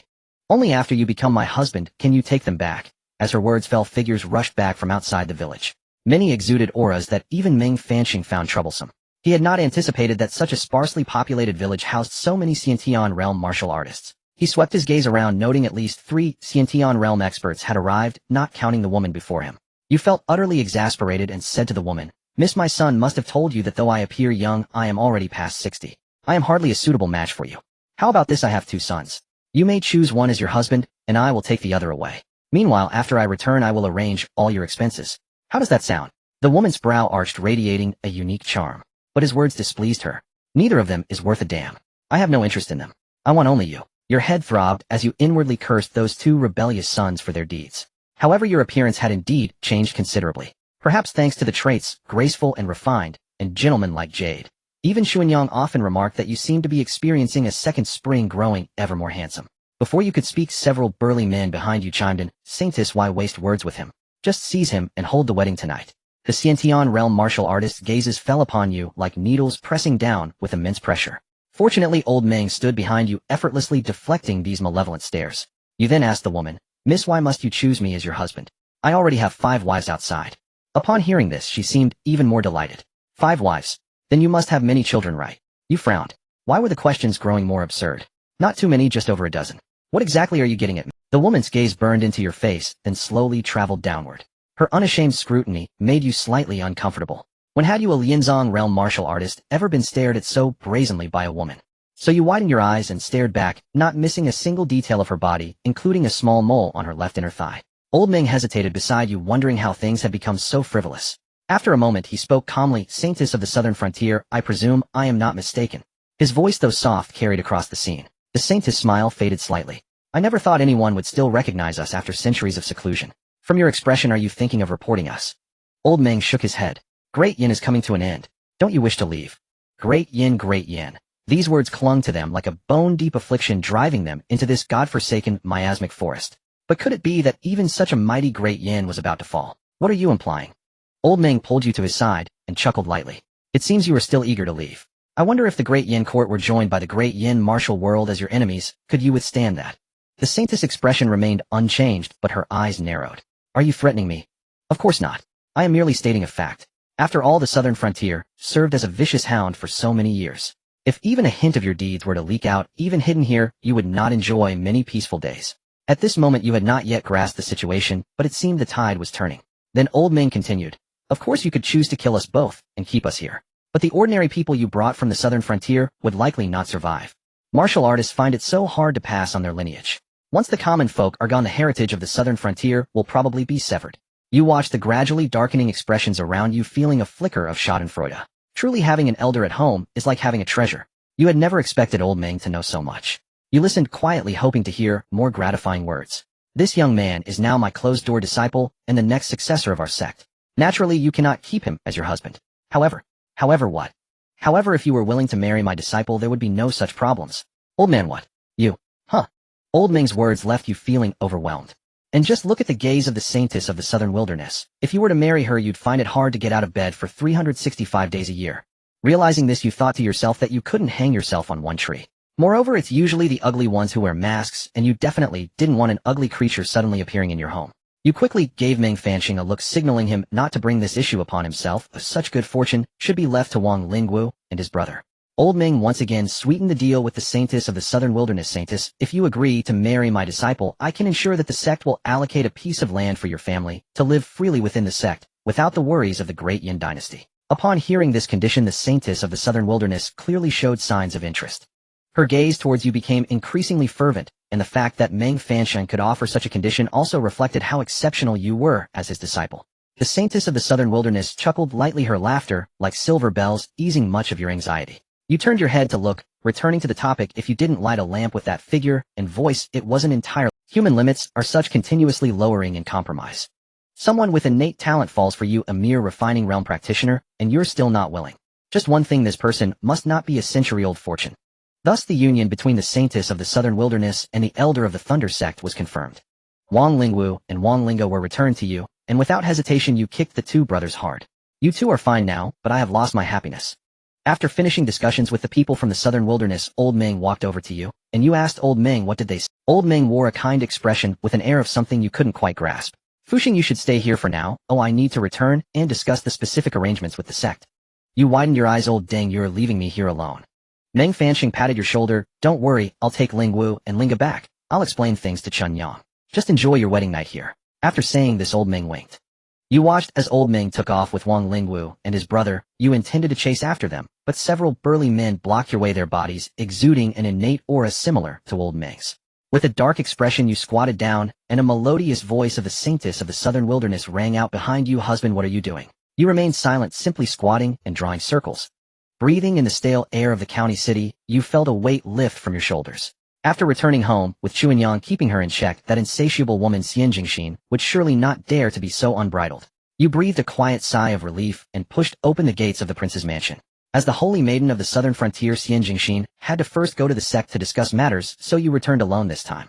Chuanyang was the first to greet you, but upon seeing the conspicuous dark circles around your eyes, she couldn't help but burst into laughter. You rushed over with a mournful face, embracing her and wailing, Chuanyang, my life is so bitter.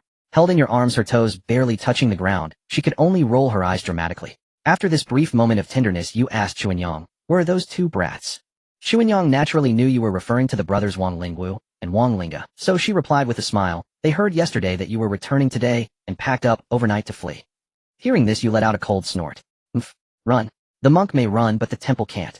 Chuanyang took each of your fingers in her hand, smiling sweetly as she asked, husband, tell me quickly, what is our new sister? The three sisters from the Thunderclap sect perked up their ears at this question.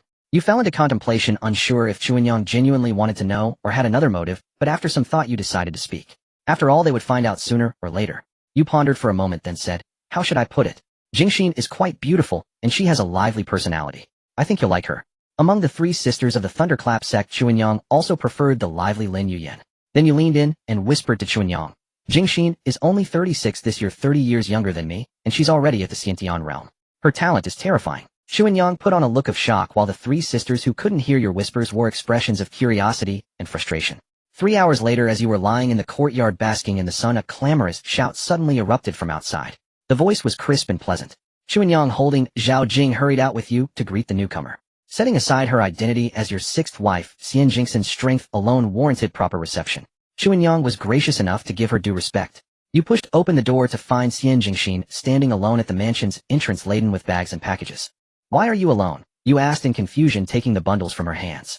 There were quite a few people back home, but they were of no use following me, so I sent them back to fetch the others, Xian Jingxin replied, looking openly at Chuanyang, who was holding Wang Zhaojing by your side. And this is Chuanyang. Just call her elder sister. Xian Jingxin sensed the formidable aura emanating from Chuanyang, her expression faltering for a moment before blooming into a radiant smile. Greetings, elder sister. Chuanyang nodded with a smile. Sister is indeed as beautiful as my husband said. After leading Xian Jingxin inside, you introduced her to the household. Currently residing at home were the eldest Wang Yaoxing, the second Wang Lingjiao, the seventh Wang Lingwe, the eighth Wang Lingxi, the ninth Wang Linghuang, the 10th Wang Lingxiang, the 11th Wang Lingmiao, the 12th Wang Lingxi, and the 13th Wang Lingjue. There was also Tai Yi, the wife of the eldest Wang Yaoxing. Among the third generation were only Wang Xiaoyang, Wang Xiaoliu, and Wang Xiaojing. As for your wives, there were Chuanyang, Lin Yuyan, Gong Xinyu, and Xieshu. The third son Wang Lingyao and his wife and Shushu were still at the ancient sword sect, while the fourth Wang Lingwu and the fifth Wang Linga had disappeared to parts unknown. You couldn't help but marvel at how far you had come, from arriving in the county city alone seeking only a cultivation manual to break through the blood-forging realm, to now having so many people with Xian Jingxin joining the fold. Yet the evening feast was lavish. Xian Jingxin, who had spent years in the miasmic forest, was utterly overwhelmed by the unfamiliar delicacies. She cast all restraint aside and feasted ravenously, shocking you and everyone else. Still, you understood. The southern frontier tribe had been evading the great Yin court's pursuit, forced to hide in the desolate, bird-forsaken miasmic forests. For centuries, few among them had ever left. The exotic foods naturally left a deep impression on Xian Jingxin's inexperienced heart.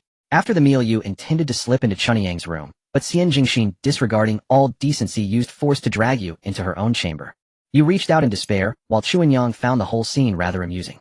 When you had married the three sisters of the Thunderclap sect, you had never been so pathetic. In the end, you were hauled into her room, but you would never surrender. An old workhorse would never admit defeat to a single plot of land. Several days passed like this. Once the people from the southern frontier had mostly emerged from the miasmic forest, Xian Jingxin had to go to the Thunderclap sect again.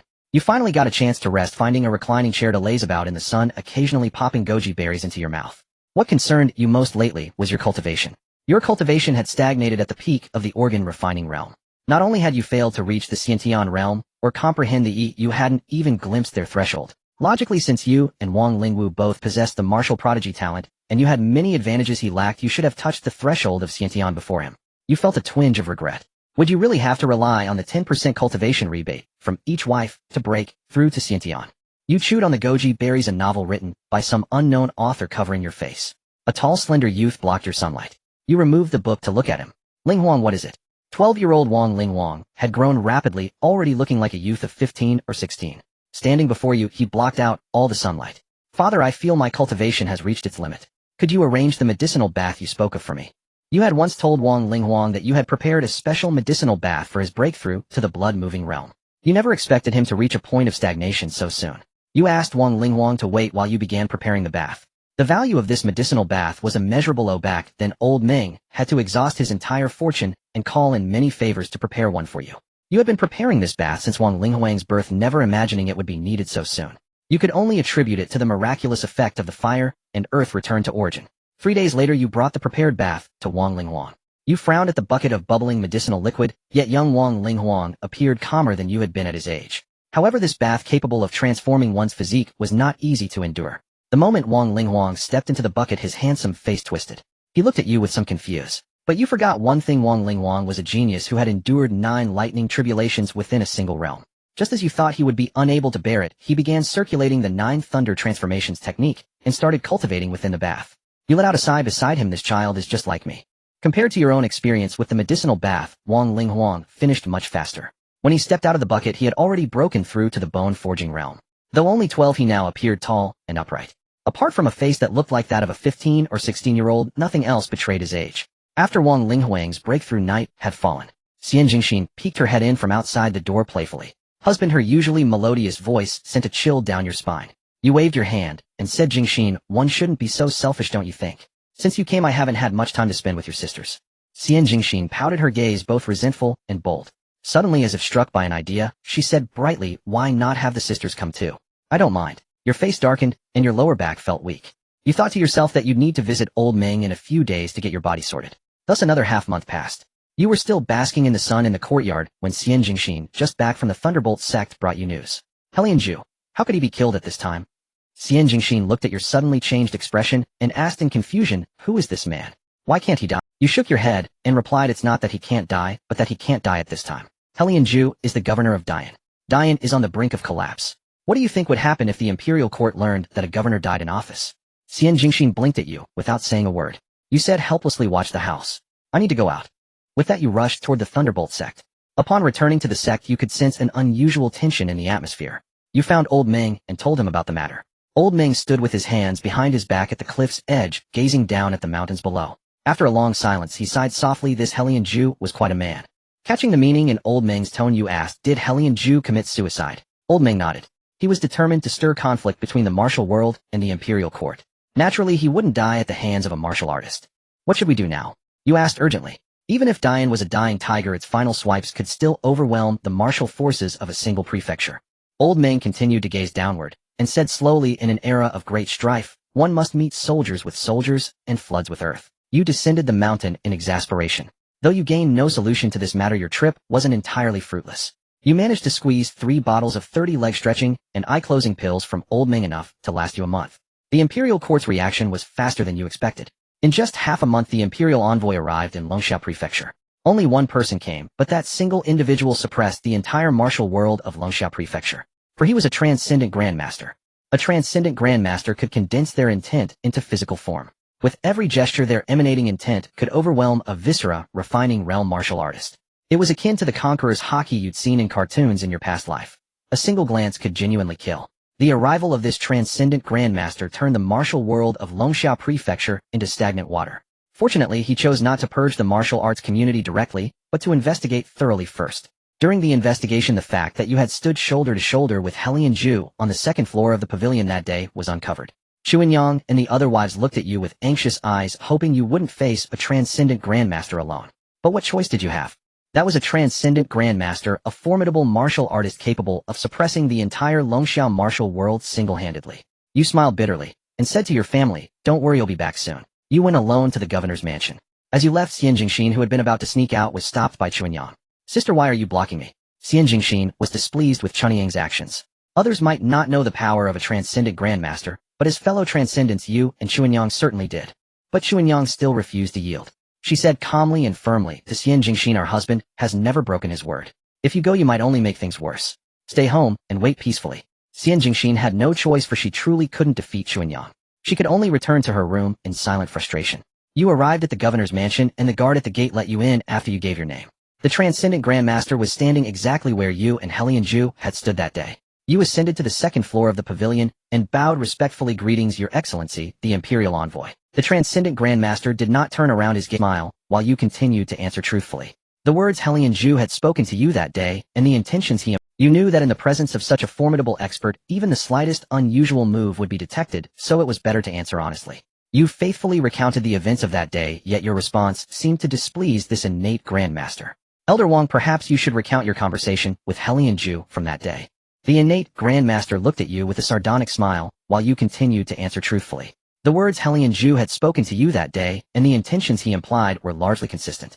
You surmised that since this Imperial envoy had investigated you, he likely understood Hellion Ju's thoughts from others as well. Your answer caused the envoy's furrowed brow to relax slightly, but he still had no intention of letting you off.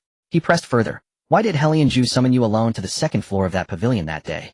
Elder Wang, please think carefully before you answer. The envoy's intent was somewhat ambiguous to you. Was he aiming to confirm Hellion Ju's rebellious intentions, or to cast this matter into the martial world?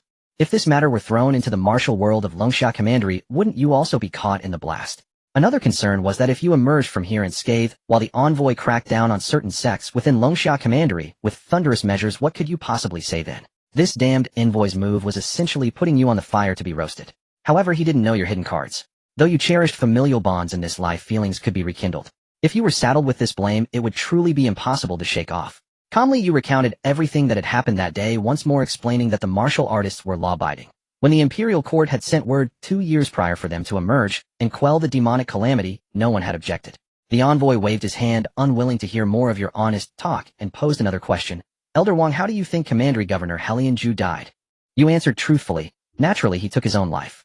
Wasn't he trying to incite conflict between the martial world and the Imperial Court? The envoy glanced at you and continued, he spouted such seditious words that day, why didn't you kill him? Many had come to the governor's residence for the appointment that day. If we truly killed Hellion Ju, it would have been taken as proof that the martial artists were rebelling. Not only did we dare not kill him, we even sent many to protect him. We never expected he would take his own life. Please, Imperial Envoy, see clearly.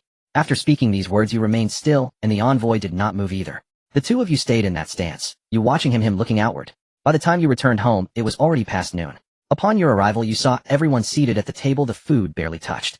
The joy on Chuanyang and the others' faces was unmistakable. You smiled and patted her arm, for now it was best to eat first. After your interrogation, the matter of Helian Ju's death seemed to have drawn to a close. But the dissolution of Great Yin continued unabated. During these days, countless refugees gathered daily at the outskirts of the commandery city. The newly arrived envoy assumed the role of acting governor, opening granaries to distribute grain and building shelters outside the city walls. The most noticeable change within the city was the skyrocketing prices. Basic necessities like firewood, rice, oil, and salt soared, tripling in a short time. Even many city dwellers were forced. The flames of war spread faster than you could imagine. In the year 284 of the Great Yin dynasty, the peasant uprising that swept through the entire realm had gathered into a massive wave. Your city, Longsha County, was not spared.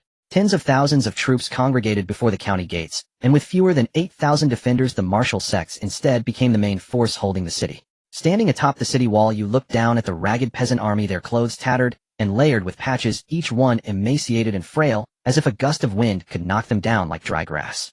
Those who were slightly better dressed were all martial artists. Nominally, they were officers of the uprising. At the forefront of the army, several innate warriors exuded a strong aura, coldly gazing up at the city wall. You had no desire to listen to the insults exchanged between the two sides, so you turned to descend from the city wall. If we only consider the quality of tea, you had been marching with your group for nearly 2 months. In that time your procession had stretched over 2,000 kilometers across Dayan. Now you still had over 10,000 kilometers to go before reaching the border between Dayan and Daqing. But considering the harsh weather that would set in by years, and making travel difficult, you estimated it would take at least another year. After 2 months of exposure to the elements, everyone in the group looked somewhat weathered. Fortunately, your medical skills, along with those of Wang Yaoxing, were proficient enough to prevent any casualties. It had only been a few days since your last battle.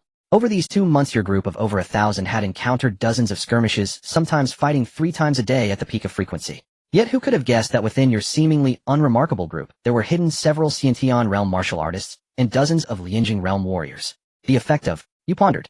Those who would massacre a village were likely humans who had joined the nightmare beasts. On your journey, you had encountered villages of peasant rebels. They were either absorbed into your ranks or plundered for food before being conscripted. You rarely saw them commit such slaughter. You glanced at the 1,000+ people settling in and decided to bring along a Xiantian realm strongman from the Nanyue tribe, and Wang Linhuang. Throughout the journey, Wang Linhuang's performance had been remarkable. He could easily dispatch martial artists 3 to 5 minor realms above him, and could even hold his own against someone a full major realm higher. Having killed and seen blood along the way, his originally indifferent demeanor had grown even more cold and sharp. The 3 of you crossed the mountain ridge, and immediately saw a group of disguised martial artists massacring villagers in the village below. You signaled Wang Linhuang to go alone with you and the Nanyue Xia. The Xiantian warrior snorted. Master shouldn't have let young Master Linhuang save those people. That child is blaming young Master Linhuang for not arriving sooner, saying otherwise his parents wouldn't have died. And from the villagers' conversations, some share the same sentiment. Hearing the uncle's words, you laughed, a laugh born of anger. You had never seen such shameless people. No, how could an ordinary child utter such venomous words? Frowning, you stepped out from the shadows, your gaze piercing as you looked at the child. The child stood before you unyieldingly, wearing an expression that seemed to say you had done wrong and must admit it. Then he screamed at you. You have adults here. Why didn't you come out earlier to save my parents? Why? You turned to Wang Linhuang and said, Huang, don't let this evil spirit disturb your heart. I've told you before about the nightmare beasts. They can possess human bodies. This child must be possessed, otherwise such a young one couldn't speak such venomous words. Wang Linhuang nodded as if he understood, then directly impaled the child with his spear and tossed him aside. He was barely 13, and he didn't understand complicated things like nightmare beasts. He only obeyed his father. Since his father said the child was possessed by an evil spirit, then he would slay the demon and restore peace to the village. When you returned to the camp, you were still digesting the blood energy you had absorbed. The uncle clicked his tongue and went back to the Nanyue people. You patted Wang Linhuang, who still seemed eager for more, and thought to yourself, that boy Wang Lingwu was taught by me to have too strong a moral sense, which is why he refused to leave Longsha Prefecture. Linhuang is my most talented child. I must not let him follow Wang Lingwu's path of righteousness. The days that followed were easier, as the closer you got to the border, the more desolate and sparsely populated the land became. After trudging through this harsh terrain for 6 months, the most brutal winter arrived. This year the cold came earlier and fiercer than the last. On the endless wilderness you could see no color other than white. You had no choice but to temporarily halt the migration and set up camp. Around this time Xianjingshin was due to give birth. You carved over 100 caves into a high mountain, accommodating the 1,000 people as best you could. Fortunately, you had anticipated the winter's hardships before departure and had stored a large amount of winter supplies in the simulator space. On the 15th day of the winter month your child was born, a girl named Lingxin. Along with her came a peculiar trait, origin of miasma qi. Judging by its name it seemed related to miasma and poisons. But one day you discovered something even more intriguing, Yuku. The chill of early spring, a heavy snow delayed your party's march for nearly 5 months. This year marks your 50th year in the simulation. You are 68 years old. Before the thaw was complete you led your entire force back on the road. Time was tight, and the task arduous. You needed to reach the next major city for supplies. But you had forgotten one thing. The peasant army had starved through the entire winter. For the first time your troops suffered severe injuries. You hastily restructured the formation, no longer treating the peasant soldiers as mere trainees. It was inconceivable that your side with so many Xiantian realm martial artists could be wounded by a group of starving skin-and-bones peasant soldiers. By June only half the distance to the border between Great Yin and Great Qin remained. Your 1,000-strong force lurked on the outskirts of a vast city. This was the last strategic border town from Great Yin to the frontier. You along with 2 southern Utrib. Your uncle was the most powerful among the group. After hearing this you immediately altered your course. Only after traveling several li from the city did you gradually come to a halt. Friend, won't you show yourself? You calmly turned to look behind you. The 3 southern Xiantian cultivators at your side were the source of your composure. Before long a figure slowly emerged from the distance. You sensed no obvious malice from him. You leaned in and asked quietly, Uncle, what level is this person? Xiantian. But how far he has walked on the Xiantian path, we'll only know after a fight. In matters of combat your uncle was still quite confident. He had already been a Xiantian realm cultivator before the southern Yu tribe migrated into the miasma forest. If his name from those days were to be spoken, it would surely cause countless tremors in the great Yin martial world. Just as you all thought he might have hostile intentions, the man suddenly knelt before you. Greetings, divine envoy. His high-pitched voice even seemed to divert the biting wind. You didn't immediately grasp this turn of events, but a thought stirred in your mind. You put on a dignified air and asked in a deep voice, where is your master? The man's expression instantly brightened with joy. He knew his perception was correct. This person was indeed an envoy sent by his master's clan.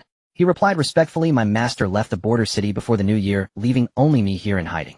For a nightmare beast to leave its original territory, it must be due to the escalating conflict between the peasant army and the imperial court. The rich scent of blood, even from thousands of li away, had stirred the beast's restlessness. Your mind had already painted a grim picture of the battle's carnage. You could only hope your 2 worthless sons would survive such a storm. You then turned your gaze to the Xiantian cultivator before you. For a Xiantian to hold such reverence for the nightmare beast meant he was likely raised by that nameless beast before reaching Xiantian. What do you want from me? The man's eyes blazed with fervor as he spoke. Divine envoy, are you planning to cross westward into Great Qin? You remained silent for a moment, then nodded. The man continued, my master once instructed me, if a divine envoy were to journey west to Great Qin, I am to serve you tirelessly. Your expression turned somewhat peculiar. You felt this man had likely mistaken you for someone else. You had never been this far west, so how could you know a nightmare beast here? But your mind raced, and you said in a deep voice, since that's the case you will come with me. However, standing beside Fu Guangzi, you gazed with burning eyes at this vast treasure trove. With a grand sweep of your hand, countless gold, silver, jewels, elixirs, techniques, grain, and oil all vanished into your simulator space. Having witnessed this before, your uncle and the others were less surprised. Only Fu Guangzi stood there utterly stunned. Divine envoy, is this art of storing a mustard seed within a gourd a divine technique? Clearly this display had exceeded the Xiantian cultivator's comprehension. At that moment you made an almost imperceptible gesture.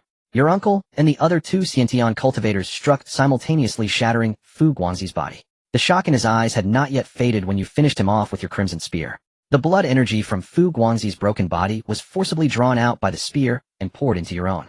You felt as if you were being overwhelmed, but the blood energy continued to surge into you relentlessly. This was the first time you had encountered a situation where the blood-sun transformation couldn't keep up with the influx of blood energy. Of course, it was also your first experience with the sheer density of a Xiantian's blood energy. Half an hour later you finally recovered. The Xiantian realm truly was a stage that could extend life by 200 years. Though your body had adapted to this swollen state, you still felt extremely uncomfortable. Yuha, a term from your past life, suddenly came to mind: genetic lock. The essence of becoming a Xiantian is essentially no different from unlocking a genetic lock. And will is like the product of a martial artist while being extended and refined. Will is the key to unlocking the genetic lock. It is also the key to achieving Xiantian.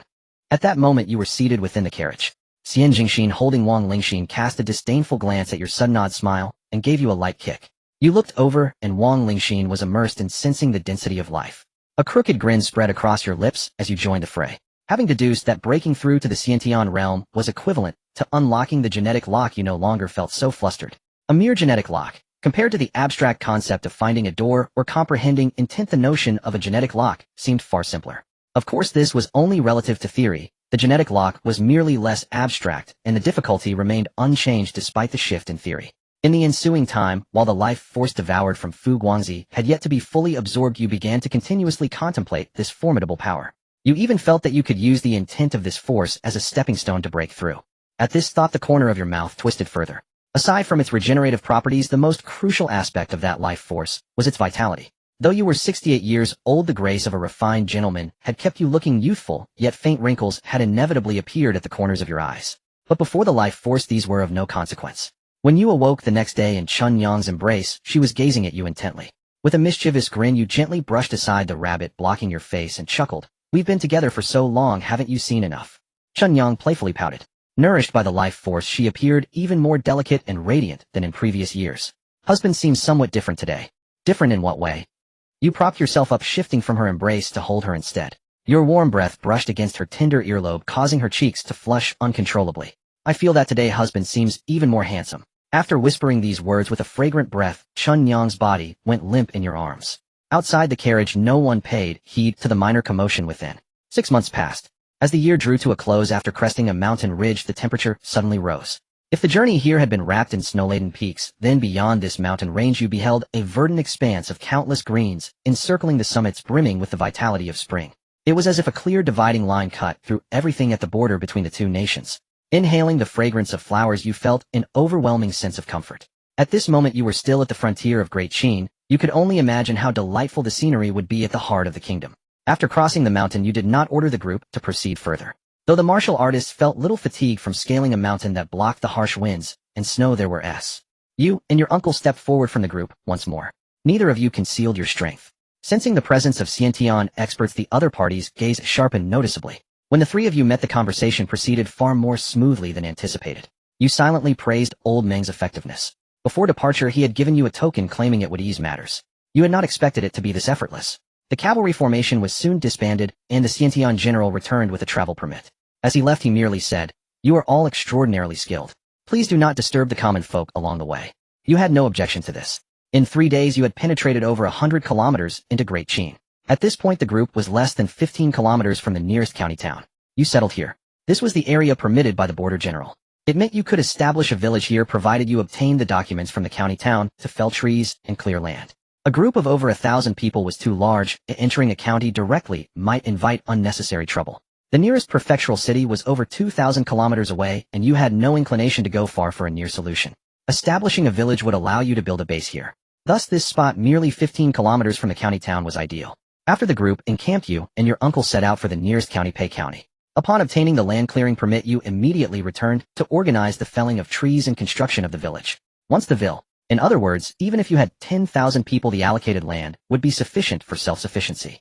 The construction of the village proceeded with vigorous intensity. With martial artists present, everything seemed effortless. To your surprise, however, the magistrate of Pei County ordered dozens of craftsmen to assist in building the houses. This undoubtedly accelerated your settlement. You felt you ought to express gratitude to this magistrate someday. The construction lasted half a year. By mid-May the village was finally complete. During this time the magistrate not only delivered food and seeds, but also provided numerous domestic fowl, like ducklings and chicks. Gazing at the rows of wooden houses, your heart brimmed with delight. The buildings were arranged in neat rows with spacious roads left between them, a truly pleasing sight. Since you intended this place as your headquarters, you had deliberately widened the streets to prepare for future development. Additionally, there were livestock pens and newly reclaimed paddy fields. In this era, self-sufficiency was the surest way. Beyond that, you also cultivated medicinal fields, orchards, and fish ponds. Everything that could be artificially raised you wished to have a hand in. On the day after the village's completion, the magistrate arrived with the official in charge of household registration.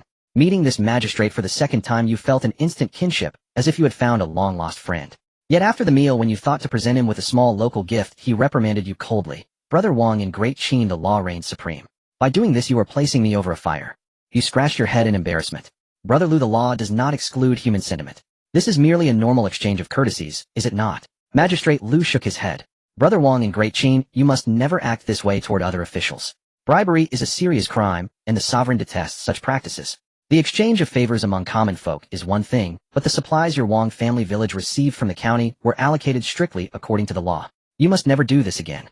You felt a pang of surprise. Compared to Great Yin, Great Qin, though rigid in its adherence to principles, was undoubtedly kinder to its people. And when the people's happiness increased, the realm would naturally be at peace. You put away the gift and clasped your fists solemnly to Magistrate Liu. Then I thank Brother Liu and all the officials for your assistance. However, if these village industries thrive, I hope Brother Liu will come personally to sample their fruits. Watching Magistrate Liu's expression, you added, when that time comes, Brother Liu must bring enough money to make a purchase. Hearing this, Magistrate Liu's expression gradually softened. As you watched him depart, you mused that you had made the right choice coming to Great Qin. Even in this remote location far from the capital, the officials remained so restrained, a testament to the emperor's rigorous oversight and the perfection of the legal system. Thus a month passed. Wang family village, blessed with abundant water and lush pastures, saw its reclaimed fields, livestock, and aquatic products flourish thanks to the villagers' hard work. Naturally, you did not serve as the village chief. You entrusted this duty to your eldest son, Wang Fusheng. Though not highly cultivated in martial arts, he had fully mastered the medical arts passed down by his maternal grandparents. On the journey here, his skills had earned him the respect of most villagers. The few who still deferred to you acknowledged his title as village chief. As for yourself, you were occupied with creating life alongside your 5 wives, and had no interest in such trivial matters. One day the 3 sisters of the Thunderbolt sect approached you. During the migration, their families had entrusted you with several talented children. Husband, the children are nearly old enough to begin martial training. Could you ask the seniors from Southern Yu to help lay their found? They spoke hesitantly, fearing your displeasure. But you understood their intent. They wanted the several Xiantian experts from Southern Yu to take those children as disciples, securing a patron in this unfamiliar land. After a moment's thought, you nodded in agreement. First, the Southern Yu faction was led by Xian Jingxin the Saintess. Given her current obsession with you, she seemed intent on shaking the bed apart each night. This relationship was solid unless your kidneys failed you. Second, Shun Yang's cultivation already surpassed everyone else in Wang family village. Even the most senior elder, she privately told you, would be reduced to a funeral feast after 3 of her punches. As for factionalism, you had no concerns. 3 days later, the Wang family martial arts school opened.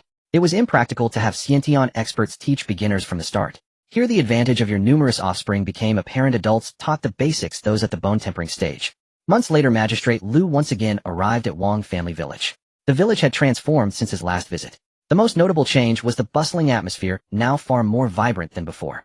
Brother Wang, I hear your martial arts academy is thriving.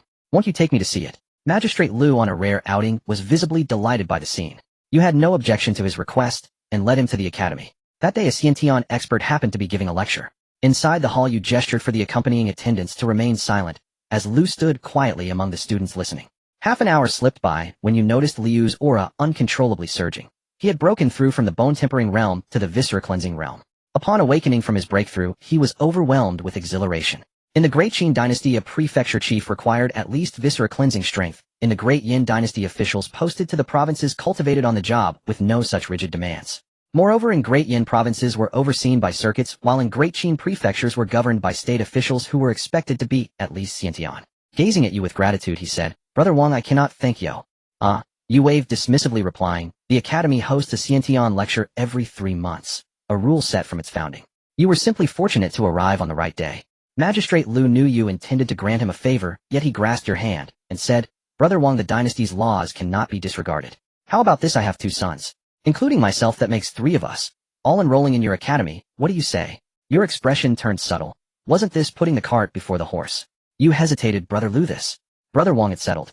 What are the tuition and boarding fees for your academy? They'll have someone fetch the silver, he insisted.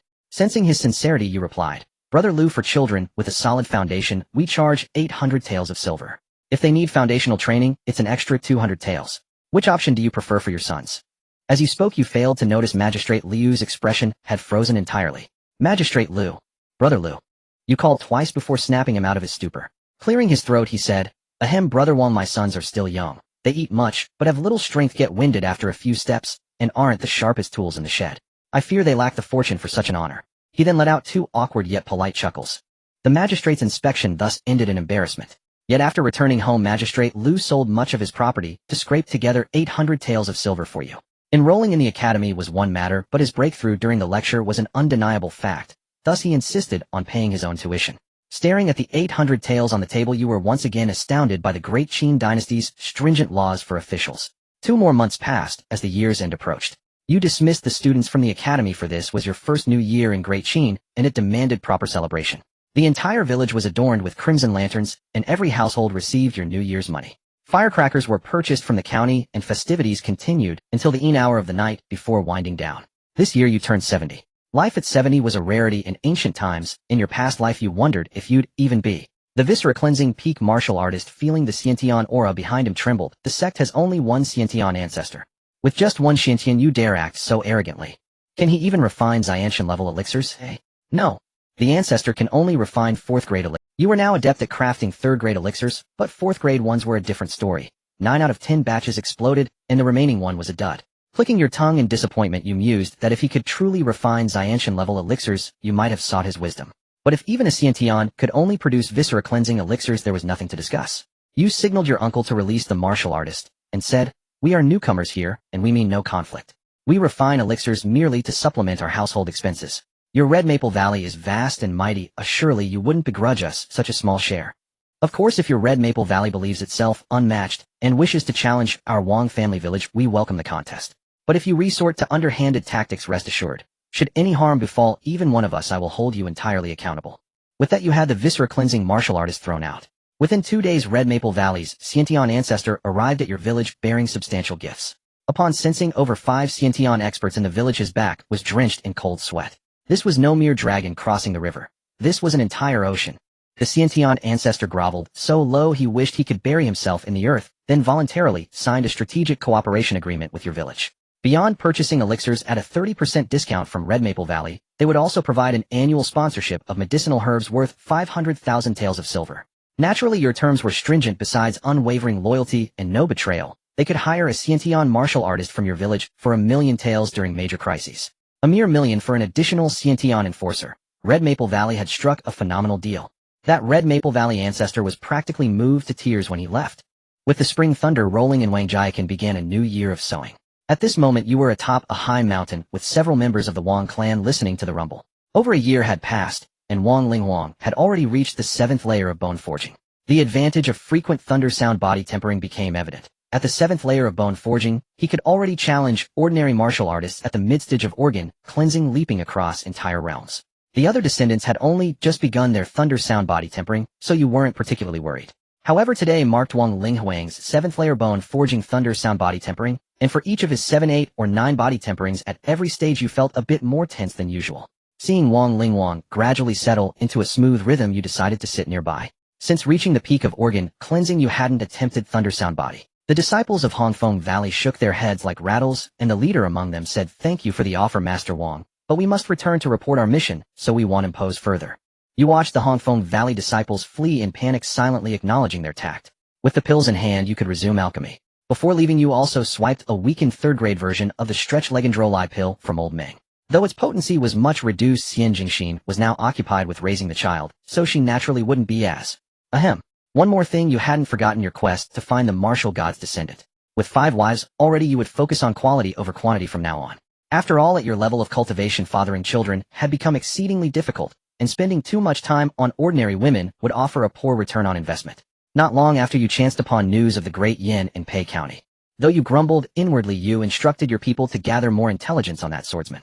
A single sword shattering 800 armor, it sounded impressive, but in the eyes of the rebel army's high command, it was undoubtedly a thorn in their side. See how many Xiantian cultivators flaunt themselves like that. The next time hell face even more targeted attacks. The summer thunderstorm arrived with urgent fury, and by the time you stepped out the rain was already pouring heavily. Your current physical strength had far surpassed your imagination. The 4 consecutive thunder sound body tempering sessions over the past 2 months hadn't even hinted at a bottleneck. So this time you felt not a shred of tension. After setting up the loudspeaker you sat cross-legged. The booming thunder accompanied by a blinding white lightning bolt tearing across the sky grew fierce and explosive. You felt a tingling numbness all over, as if countless soft little hands were caressing your entire body. You had planned to wait calmly for the thunder to end before leaving, but halfway through a large tree on the mountainside was struck by lightning, and its broken upper half ignited the surrounding area.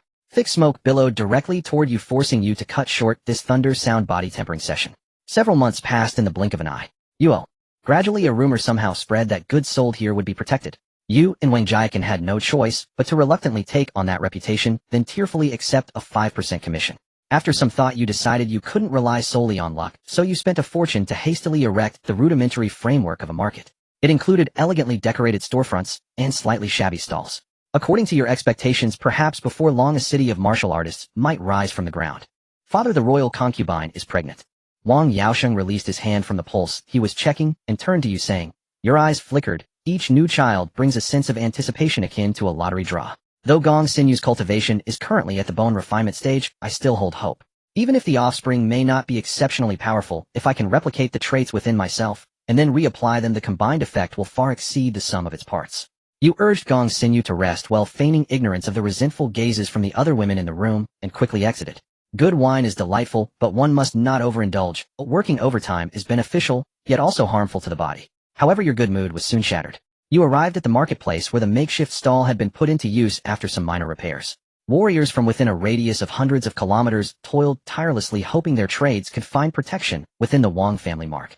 Brother Liang, could you bring me a bundle of dragon heart grass next time you come? I can pay you. Hey, what are we talking about money for between us? It's just dragon heart grass, leave it to me. Bluster and boastfulness are not commendable traits. Since you think it's simple, why not help me bring back 200 pounds? Your deep voice startled both Wang Lingyue and the lanky figure behind her. Father, what brings you here? Wang Lingyue looked at you with a mix of embarrassment and annoyance while the lanky figure lowered his head, too shy to meet your gaze. You shot them a glance without changing your expression and said, if I hadn't come, my daughter would have been deceived away. Wang Lingyue's face flushed a deep red as she pouted. What are you saying, father? We are just... Wang Lingyue was so flustered that she couldn't say anything, while the lanky figure remained silent, further worsening your impression of him. You hold a disdain for men who lack initiative and accountability. Liking someone is natural, even if their background is not ideal. As long as they show determination, you wouldn't be so resistant. Your daughter has been raised with care, and those of inferior lineage should just stay away. You took Wang Lingyue by the hand and began to walk back, and she did not resist as she glanced back at the lanky figure, biting her lip in silence. However, once you both exited the marketplace, that lanky figure suddenly rushed over and said, Senior, give me a month, and I will bring the dragon heart grass. You turned and smiled a noble smile, saying, I shall await your esteemed arrival, young friend. In the family council hall, you and Chun Yang sat in silence, watching Wang Lingyue sulk in the corner. Finally, Chun Yang patted your arm and said, Husband, children have their own fortunes, why not let them try? I see that young Master Liang is handsome and possesses decent talent with cultivation at the bone refinement stage. Try what? You don't know that when I was there he couldn't even utter a sound, just stood there like a bamboo pole.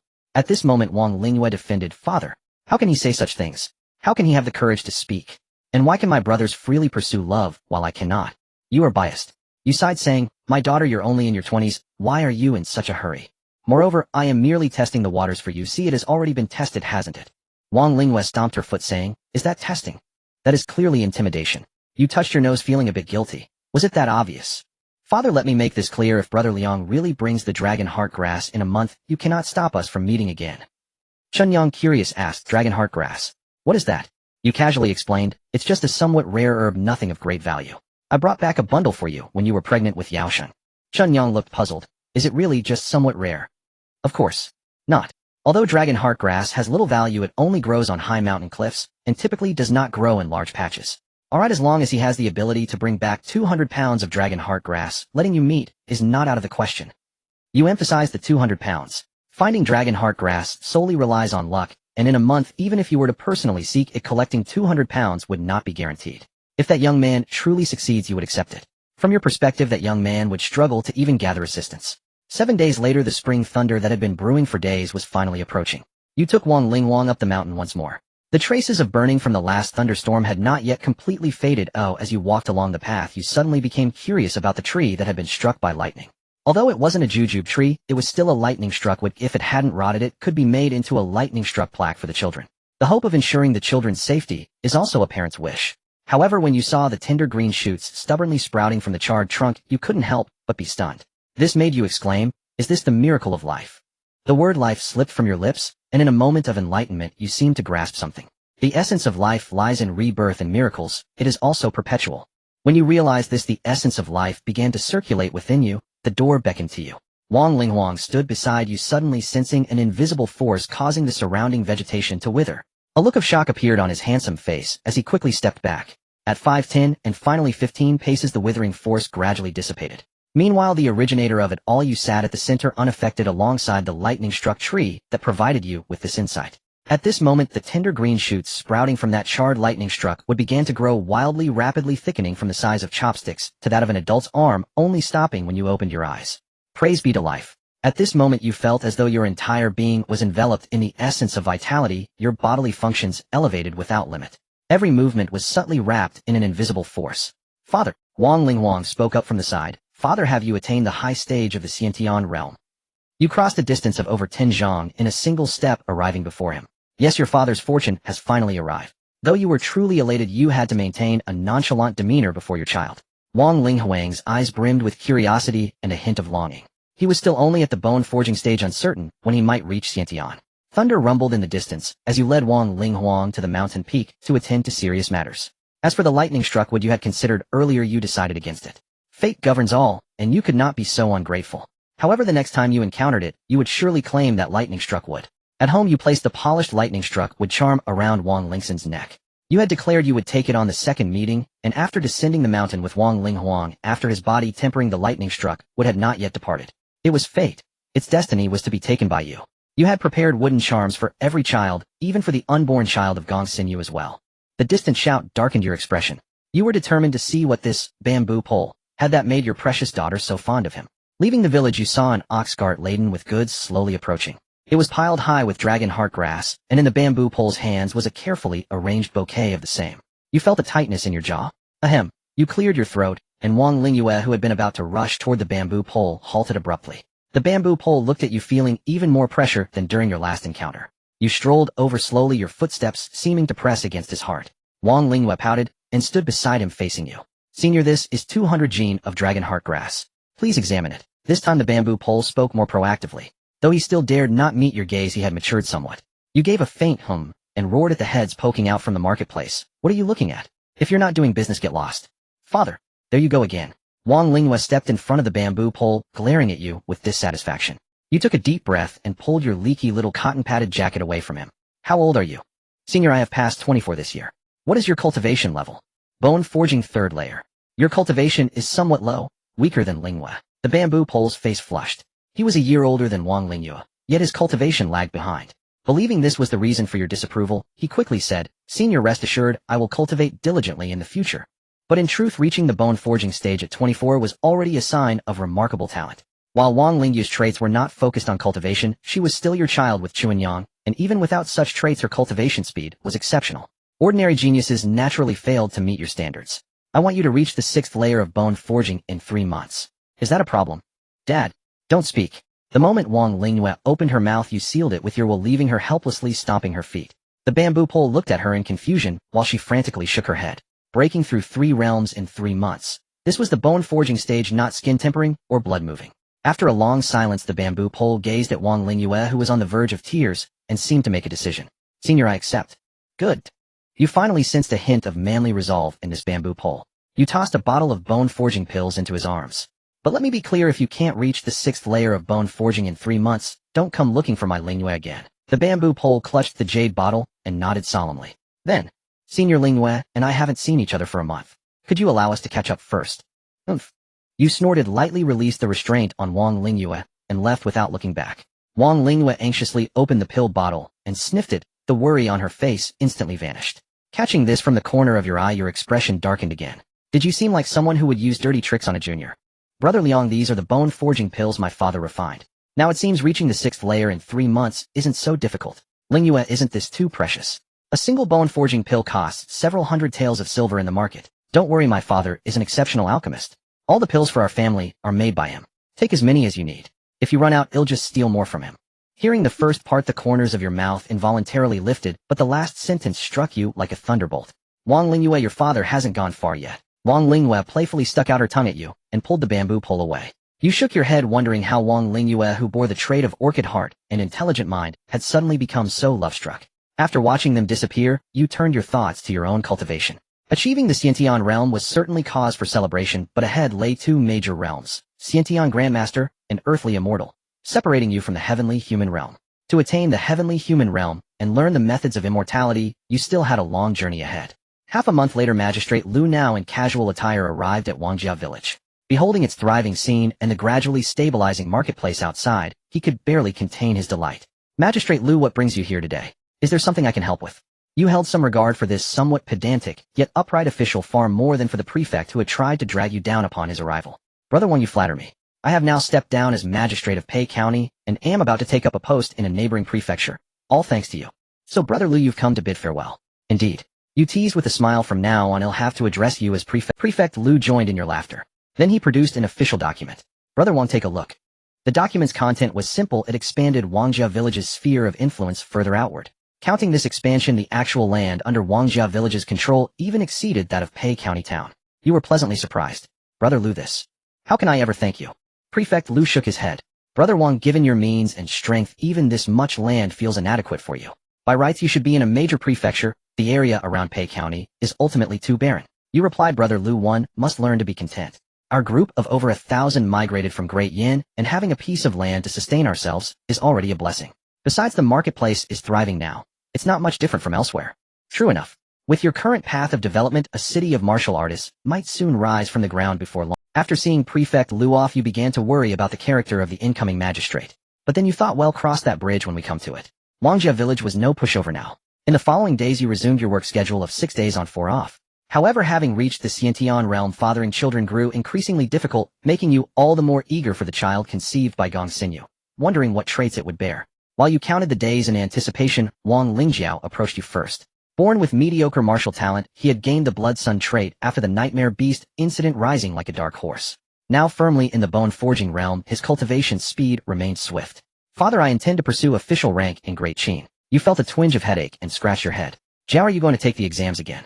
Wang Lingjiao nodded quietly. Though he knew you had concerns due to his years of inactivity, he believed Great Qin's officialdom might be different. You understood this too, so you hesitated only briefly. Given that his current strength, while unremarkable in Wangjia Village, was respectable at the county level, you said, how about this? Before you sit for the imperial exams, raise your cultivation to the organ-cleansing realm. Wang Lingjiao pondered and nodded. Great Qin's imperial exams differed greatly from Great Yin's, notably including the 6 arts examination. The traditional 6 arts of the gentleman were rites, music, archery, charioteering, calligraphy, and mathematics. Great Qin's 6 arts were rites, archery, charioteering, swordsmanship, defense, and strategy. A legacy from early days of talent selection for territorial expansion preserved due to the kingdom's robust martial spirit. Thus, Great Qin's exams selected both civil administrators and military commanders. Wang Lingjiao had only studied governance in Great Yin. Now, he had to learn anew, requiring proper instruction. You thought of Magistrate Lu, now Prefect Lu. You wrote a letter asking him to recommend Wang Lingjiao to a reputable academy, a mere recommendation, without pulling strings, thus not breaking any rules. Wang Lingjiao hurried back to cultivate. Watching his youthful face, you suddenly recalled that come the new year he would turn. You're here. You regarded the lanky youth with a somewhat gentle tone. 3 months had indeed allowed him to reach the 6th layer of bone forging, and his foundation wasn't as unstable as you'd imagined. Not a forced breakthrough. You nodded slightly. Come for dinner at home tonight. The lanky youth stared at you in shock, momentarily speechless. Wang Lingyue, however, jumped for joy, ran over, and shook your arm eagerly. Father, you're the best. You rolled your eyes in exasperation. Meaning I wasn't good before. Of course not. Father has always been great, but today you're exceptionally wonderful. You didn't want to argue with your leaky little cotton-padded jacket, so you turned and headed back to the village, leaving them alone. That evening a family banquet was held. Liang Jingtian stood nervously. Around him were Wangjia Village's nominal head Wang Yaoxing Bone Forging Realm, Wang Linga Organ Cleansing Peak, Wang Lingyu Bone Forging, Wang Lingxi Bone Forging, Wang Lingjiao Newly Entered Bone Forging, and Wang Linghuang Bone Forging Peak. As for the 3 Xiantian experts, they were not mentioned. In short, Liang Jingtian felt immense pressure. After you gave the word, everyone took their seats. Influenced by the earlier brothers, the Wang family held open views on marriage, showing no xenophobia, only curiosity. Over dinner, Liang Jingtian poured out his life story like beans from a bamboo tube. Summarized, it amounted to 4 words: a stellar start. The matter was settled quickly. Liang Jingtian could marry into the family provided one son bore the surname Lian. After all, with 6 wives and decades of effort, you had only a few children by age 70. It had been a long while since the yellow-haired young man last dined at your home, and during this time you had devoted yourself to studying the essence of endless vitality at home. The meaning of life was not akin to the intent of the sword or the spear, it was far more macroscopic and vast. What you had comprehended of endless vitality was but an infinitesimal part of it. Additionally, you had channeled some of your energy into alchemy. Having attained the Xiantian realm and grasped intent, your control over the alchemical process had become increasingly precise and enduring.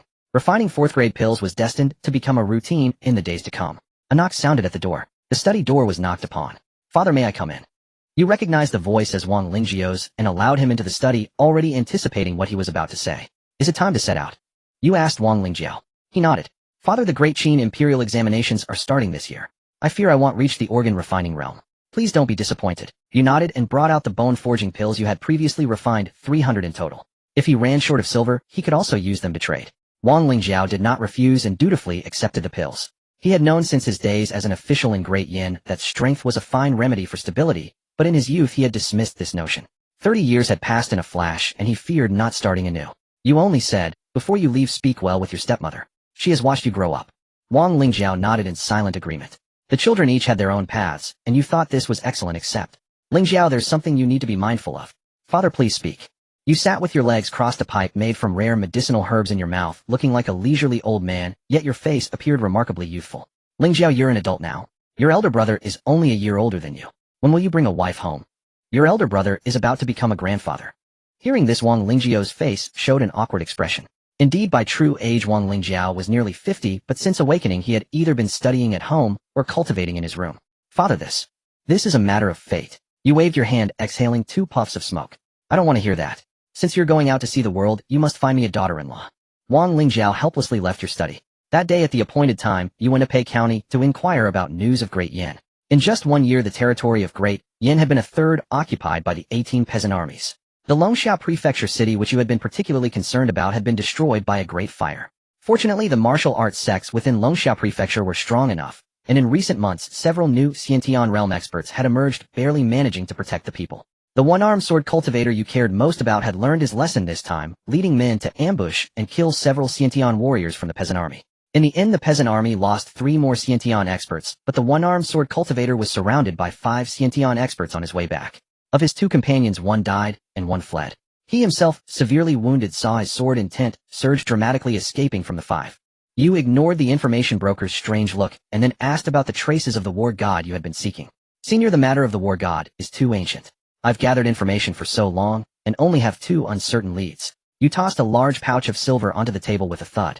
The man greedily opened the pouch, taking a dazed deep breath. Senior, remember this.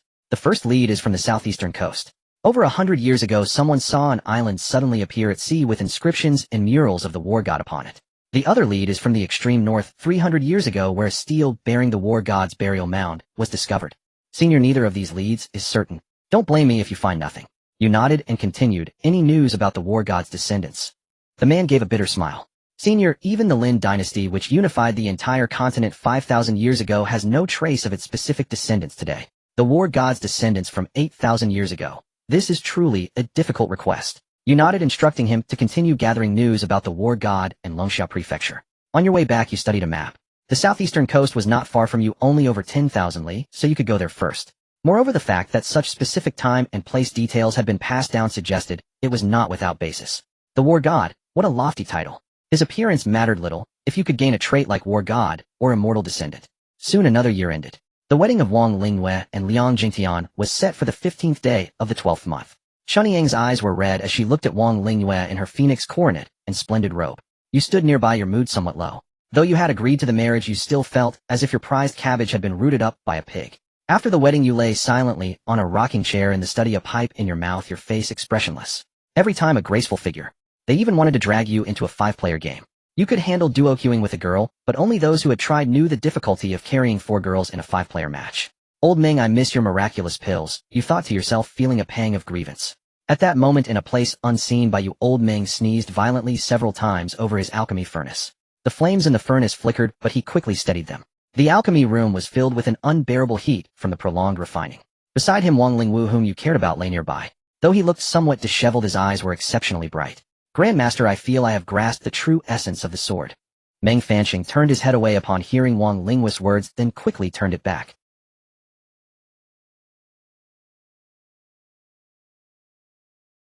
With a tone laden with helplessness and concern, he said, you'd better think about how to survive tonight.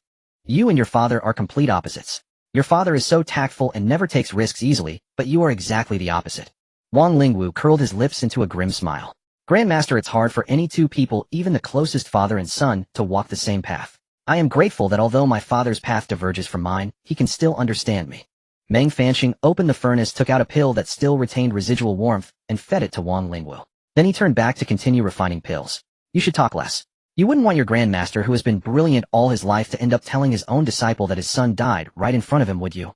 Wang Lingwu's smile grew more pronounced upon hearing this. The new year had arrived, and you were 72 years old.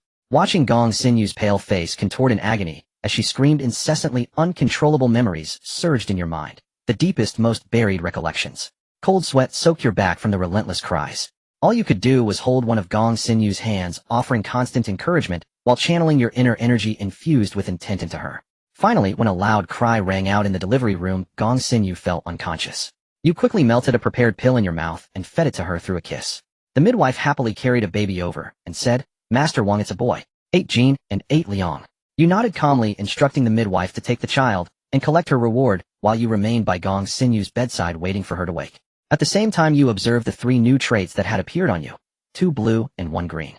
The blue traits were Strength Pierces 1,000 June and Insight like a blazing fire, while the green one was called Palm Aperture. Starting with Strength Pierces 1,000 June, the power boost it granted surprised even you, a Xiantian-level martial artist, as it roughly matched a third of your strength. Moreover, your physical body, bones, organs, flesh, was continuously strengthening to adapt to this power.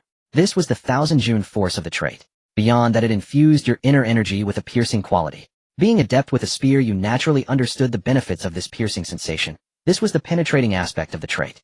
Insight like a blazing fire greatly enhanced your vision, allowing you to even see through walls. It felt less like mere visual enhancement and more like a form of structural analysis with your naked eye. You tried focusing on Gong Xinyu lying in bed. As your gaze lingered, it seemed to magnify infinitely, faintly revealing dividing cells. You gasped. Was this a human microscope? However, using this ability in combat might make it easier to spot weaknesses. Finally, there was the green trait, Palm Aperture. It seemed to simply enlarge an acupoint in your palm. You tried channeling inner energy into it. As a steady stream of energy flowed into the aperture, you felt a tingling sensation in your palm, as if something was about to grow out. When the threshold was breached, your pupils contracted sharply, and you crashed through a window, flying outside. The next second, a thunderous explosion roared outside. Several Xiantian experts rushed from all over the village, only to find you covered in dust. You waved awkwardly, telling everyone to go back. That evening, you found an open area to test the aperture's ability again. When a rod grew from your hand, you were so shocked your teeth almost fell out. Xiantian martial artists could project inner energy outward, but no one had ever condensed it into a solid form. What shocked you even more was that after you threw the rod, it took vision, allowing you to even see through walls. Thinking of this, you had another good idea. After storing and condensing inner energy in the palm aperture, you sent it back into your body. You grunted in pain, a trace of blood seeping from the corner of your mouth. This method was completely unfeasible. The inner energy processed by the palm aperture was like a crazed stimulant rampaging through your body. If an ordinary martial artist suffered such a backlash, they would likely be bedridden for half a year. It seemed the palm aperture's function was a combination of a compressor and an emitter, but you still had plenty of ideas. After recharging the aperture, you took out your crimson spear. A purple-tinged inner energy quickly coated the spear shaft in a thin film. You tried a few moves, then dismissed the energy with some disdain. So far, you had only found one use for it, a close-range energy bomb, which seemed somewhat underwhelming. Returning to the village, you first checked on Gong Xinyu. The 8-giant little one was in her arms being fed. "My lady, I want some too." After you were satisfied, Gong Xinyu blushed and gave you a weak glare. "My husband is still so childish, stealing food from a child." You smirked and said, "The child will have plenty to eat later. Have you thought of a name?" Gong Xinyu looked at you with playful reproach and replied, "How about Ling Jun? That's a good name, it'll go along with my latest choice." A day later, Gong Xinyu could walk again. As a martial artist, her inner energy allowed her to recover quickly. But this made things hard for you. Ever since she got up, she often held Wang Lingjun in front of the other sisters, showing him off. Though there was no malice in her display, it still made the others a bit envious. "Xuanyang, why are you joining in their antics?" Xuanyang looked at you with a hint of resentment. "Husband Ling Wang is already an adult. Why don't we give him a few?" Your expression froze. 2 Xiantian martial artists planning to have several children at once. You glanced at the open door, ready to slip away. But the moment you lifted your foot, your body was bound by a wave of intent, and you couldn't even struggle. "Xuanyang, you've reached the Grandmaster level." Bang! The door slammed shut before your horrified eyes. Xuanyang blew out the candle, tiptoed to whisper in your ear, "Does my husband want to become a Grandmaster too? Then, he'll teach you." A month later, you emerged from your room, propping yourself against the wall with panda eyes squinting at the long-lost sunlight. You roared in your heart, "A whole month. Who knows how you spent this month? You didn't even pack your things, just left a letter and ran away. This place is simply unbearable." You walked out with a carefree demeanor, but wondered what would happen when you returned next time. It's so hard to guess. But those are not what you need to worry about right now. Your destination this time is the Martial God Mural by the Eastern Sea. As for why you chose the Martial God Mural, as mentioned before, it's much closer than heading to the northern lands. I've heard that the southeastern coast has beautiful scenery, especially with its beautiful women. Along the way, you enjoyed the mountains and waters, getting closer to nature, which deepened your understanding of life. Don't underestimate this slight understanding. It's a glimpse from a poem by Wang Wei. When you arrived at the largest city in the southeast after traversing mountains and rivers, you were indeed astonished.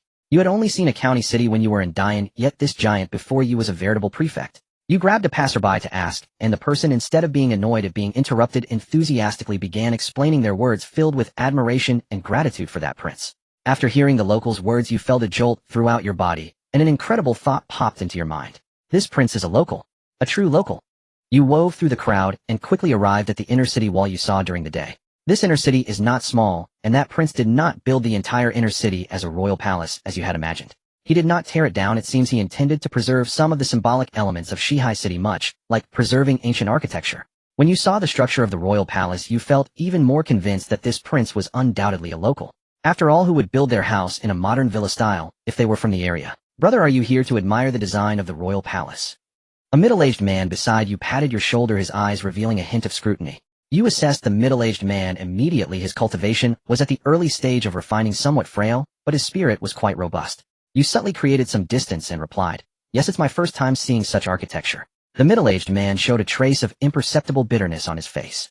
Indeed, it's quite rare to see something similar in the Great Qin. You feigned curiosity and asked, "Brother, do you know how they managed to create such large sheets of smooth glass for this royal palace?" Your probing left the middle-aged man frozen in place, his eyes filled with boundless joy as he hesitantly asked, "Odd changes do not change.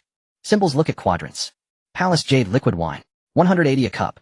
Malanchu blossoms 282562, 8257, 282931. Local. In the third floor of the royal palace, you and the prince passionately discussed over drinks covering topics from people's livelihoods to politics, from politics to war, and finally to your hometown.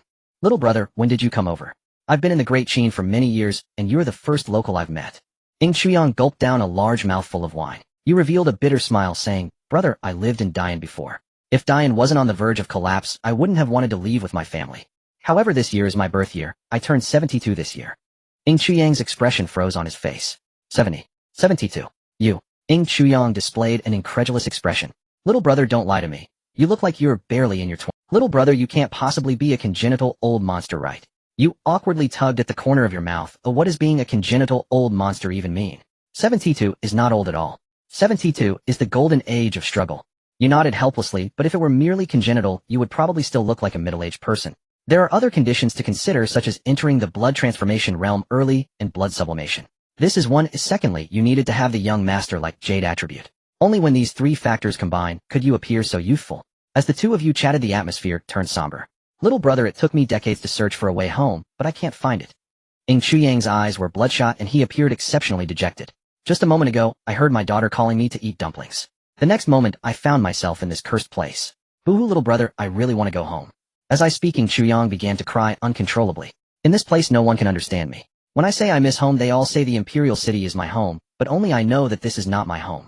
You looked at Ing Chuyang, who was weeping bitterly, and had no choice but to coax him to sleep. In your past life, you never had parents. Though you yearned for the warmth of family, your longing was not as profound as his. You ordered the servants to settle him and left a note, and departed the manor to return to the inn. All your conversations were in your hometown dialect, so you had no fear of being overheard. You composed yourself and sorted through the matters that required your attention. The next morning, a servant from the manor came to invite you to the residence. Before you even entered, you could hear Ing Chuyang's hearty laughter. Brother, my apologies for yesterday. I drank too much and lost my composure. You smiled and shook your head. Brother, you are simply a man of true passion. Ing Chuyang led you into the tea room. Brother, try this. I brought it from the palace. It's quite good. They mixed this fine tea with oil and boil it. Such a waste of a divine treasure. You took the tea and drank it in one gulp. Though you were no connoisseur, you could tell this tea was vastly superior to anything available on the market. Brother, try mine as well. I made it myself, smooth and gentle on the throat. Ing Chuyang's eyes lit up at the sight of the cigar you produced. Brother, you have such skills. He took it, lit it, and took a deep drag followed by a swirling exhale, his entire being seeming to float. Excellent. This smoke has real kick. The two of you exchanged a knowing smile. Then you shared some of your conjectures with Ing Chuyang. Heavenly being realm. But in 8,000 years this world has produced only one martial god. How could entering the heavenly being realm be so easy? Brother, you said you only began cultivating recently. May I ask how many years you have been at it? Ing Chuyang calculated carefully before replying, about 2 or 3 years. You.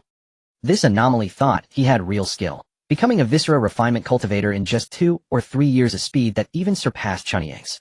Brother, your talent and cultivation.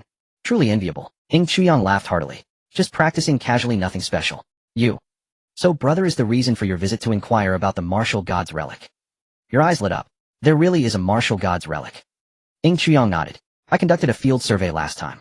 That island only appears for a few days each year around mid-year, and whenever it emerges the sea is tumultuous. So I decreed that period as a fishing ban. Since you've been to the island, brother, did you discover anything useful?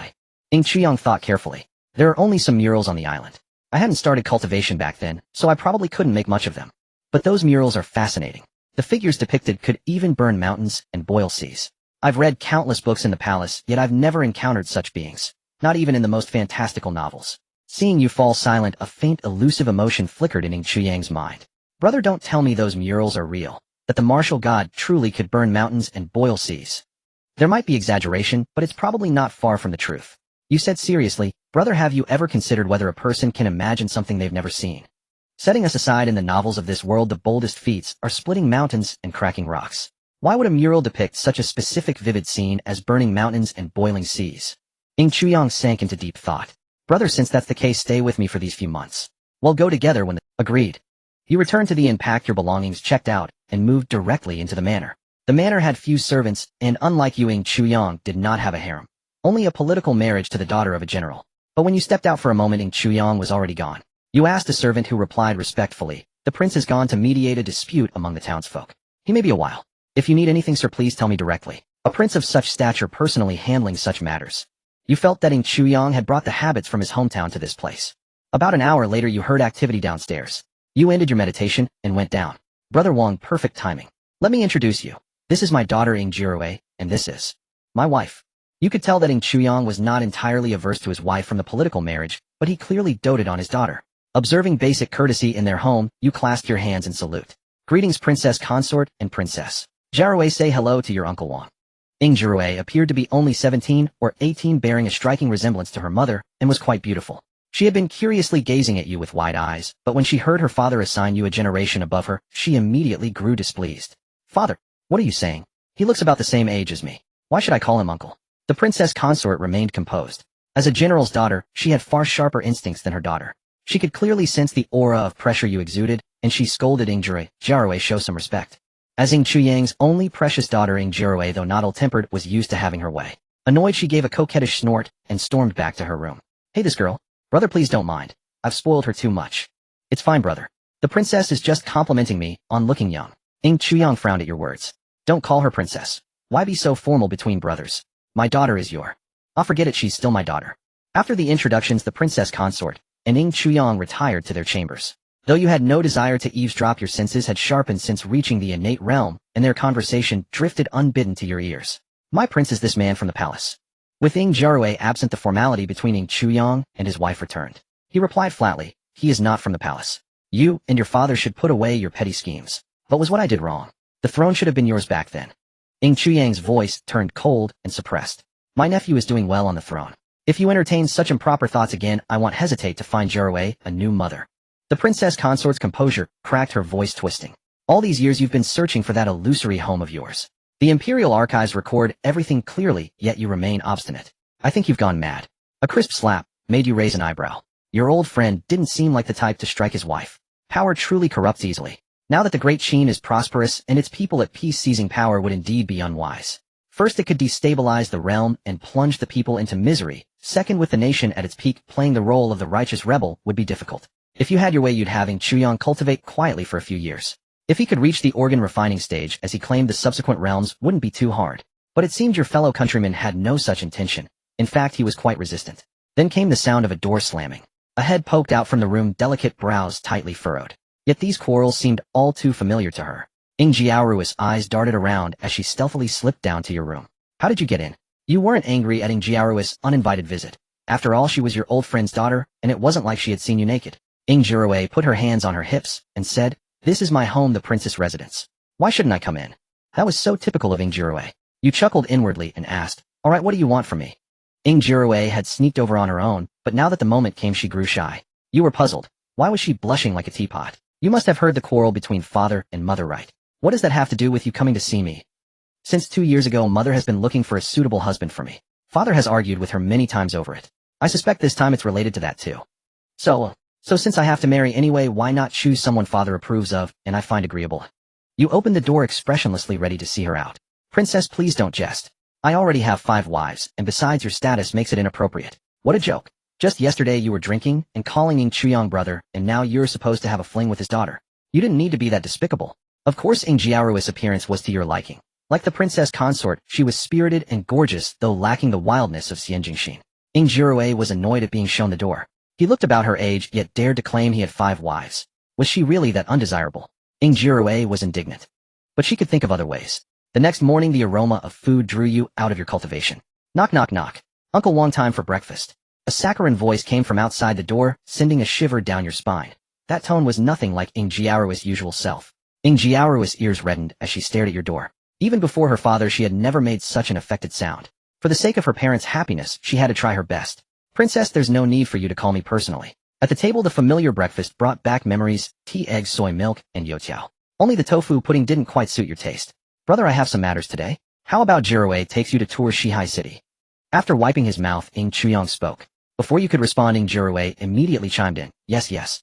Rest assured, father. He'll take good care of Uncle Wang. You merely glanced at Ing Jirue and nodded calmly. A little girl. You were curious to see what tricks she had up her sleeve. After breakfast, Ing Chuyang hurriedly left the residence, and the princess consort returned to her room. As for her, you didn't want to. No wrong scene. Uncle Wang, let's go? He'll show you around. You followed along smoothly. Then in less than half an hour you were back. In that short time the little girl had stumbled into you 8 times. 8 times. Even a cripple couldn't fall 8 times in that span. Ing Jirue, seeing your closed door, stomped her foot in frustration. She, a princess, had to resort to such tricks to throw herself at a man. But this man wouldn't take the bait. After helping her the first 2 times he ignored her the next 6 times, and walked away without a glance. Heartless man with no pity for the fairer sex. Through the door you heard Ing Jiaoru's complaints, and a vein bulged on your forehead. Falling 8 times in half an hour, any normal man would suspect something was off right. Who knew if she was chosen by the Pillar Project? Your torment had only just begun. Before you could settle down, Ing Jirue arrived with a plate of pastries. Uncle Wang, I made these myself. You sniffed and said flatly, Princess, with such a large dose, is this meant for breeding warhorses? Exposed, Ing Jiaoru's smile froze, and a blush spread from her neck to her ears. After she left in embarrassment, you jumped out the window. With Ing Chuyang away you thought it best not to stay in the residence. Who knew what mischief Ing Jirue would cook up next? You went to the seaside, the vast ocean filling your sight. At the horizon, where sea and sky merged, you felt a rare moment of tranquility. You bought a fishing rod from a local fisherman and sat down at a random spot. Whether you caught anything or not, at least your mind was at peace. In that stillness you began to ponder, what is the essence of life? Based on your current understanding, the concept of endless vitality could only be applied to concrete living things, humans, animals, plants, even the microscopic life in the air. But instinctively you regarded lifeless things like gold, silver, iron, and stone as life as well. Life force differs from lifespan. A lifespan is a count, while life force you believe is a tangible energy with a fixed quantity. From this perspective you could divide life into 2 types. The first, which you named locked energy life, includes those without martial training, gold, silver, iron, stone, plants, and animals. These beings lock the life energy granted at birth within their bodies through physical strength without drawing additional life force.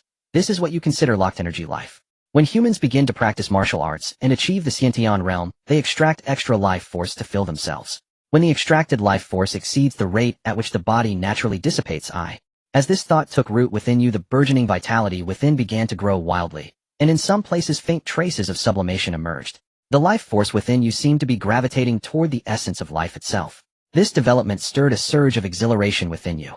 Yet upon reflection, you realized a flaw in your reasoning. If one compared the lifespan of humans to that of gold, silver, iron, and stone, the life energy they contained seemed vastly disproportionate, did it not? A human life, when set against the enduring existence of metals and minerals, was but a drop in the ocean. If such inert matter could become extractive life forms, then humanity would have little role to play.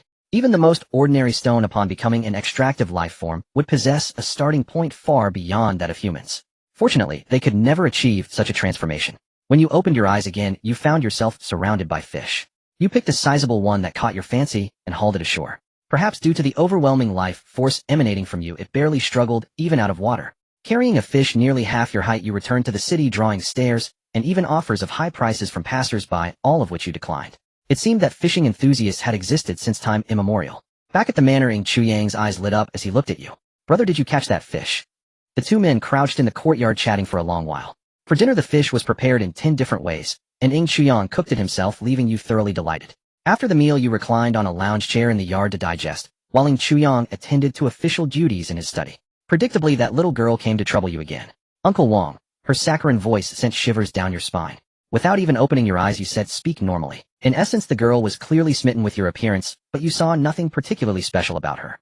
She had some martial arts cultivation, but only at the skin tempering stage, not even reaching the blood-moving realm. A talentless shell. In other words, you weren't interested. If she were like her father, who could achieve organ refining in 2 or 3 years, you might have considered her. Ing Jirue crouched beside the lounge chair, her flowing palace dress trailing on the ground, revealing glimpses of snowy white skin through the folds. What is it you asked? Ing Jirue smiled sweetly. Uncle Wang, there's a poetry gathering in a couple of days. Would you like to come with me? Based on your understanding of Ing Chuyang, he had likely already used up many famous poems in Great Qin. If you accidentally recited one that clashed with his, it would be a huge embarrassment. So refusing was the best course. But Ing Jirue wouldn't take no for an answer. When persuasion failed, she directly grabbed your arm, and you felt it sink into a soft embrace. You couldn't help but marvel at how a slender frame could yield such results. Uncle Wang, she cooed again, this time accompanied by a faint youthful fragrance that lingered around your nose. Taking a deep breath, you feigned reluctance and sighed. Fine. After this, don't bother me anymore. Yay? You're the best, Uncle Wang.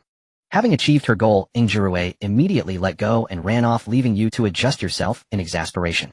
2 days later, you and a lavishly dressed Ing Jirue arrived at the poetry gathering venue. Over the past 2 days, you had coordinated your stories with Ing Chuyang. As you suspected, he had already used many famous poems in his youth, effectively blocking the path for any later transmigrators.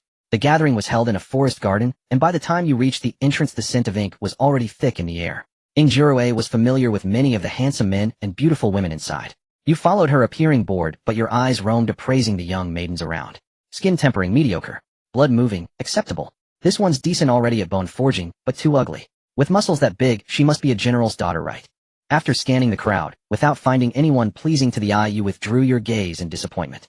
Lacking interest in the youngsters gathering, you retreated to a corner to snack on fruit platters. Contrary to your expectations, there was no scene of face slapping or showing off. The children treated you, a man accompanying the princess, with neither respect nor disrespect, merely polite. 2 girls even approached to inquire about you, but you turned them all down. Why? Their talent was too poor. Even if they were beautiful, accepting them would be a waste of your time. You were no longer the person you used to be. However, a newcomer caught your attention. A woman at the mid-organ refining stage, seemingly young, with a bone age of just over 20. Yet with Xian Jingxin's innate realm achieved at 30-something as a benchmark, this 20-something organ refiner didn't seem so impressive. What truly drew your eye was the dagger hidden in her sleeve. From a distance, you could sense the murderous intent emanating from her. Holding your fruit platter, you watched with interest, wondering what this young woman planned to do. If she was here to assassinate Ing Jirue, things would get interesting. Because of your presence, Ing Chuyang had not assigned any guards. Only a blood-moving realm maidservant attended her. If she knew that a powerhouse of the innate realm was near her target, what would she think? The newcomer seemed to be recognized, and many came to greet her. Master Yuan, you're here.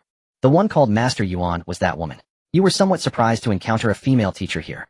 It seemed your old brother was indeed improving Shihai City. Master Yuan returned the greetings with a bow. In the academy, she was a teacher, but outside she was just that, a teacher. Compared to nobles and officials, her title as a teacher was insignificant, especially in the presence of a princess. Sister Yuan, you're here.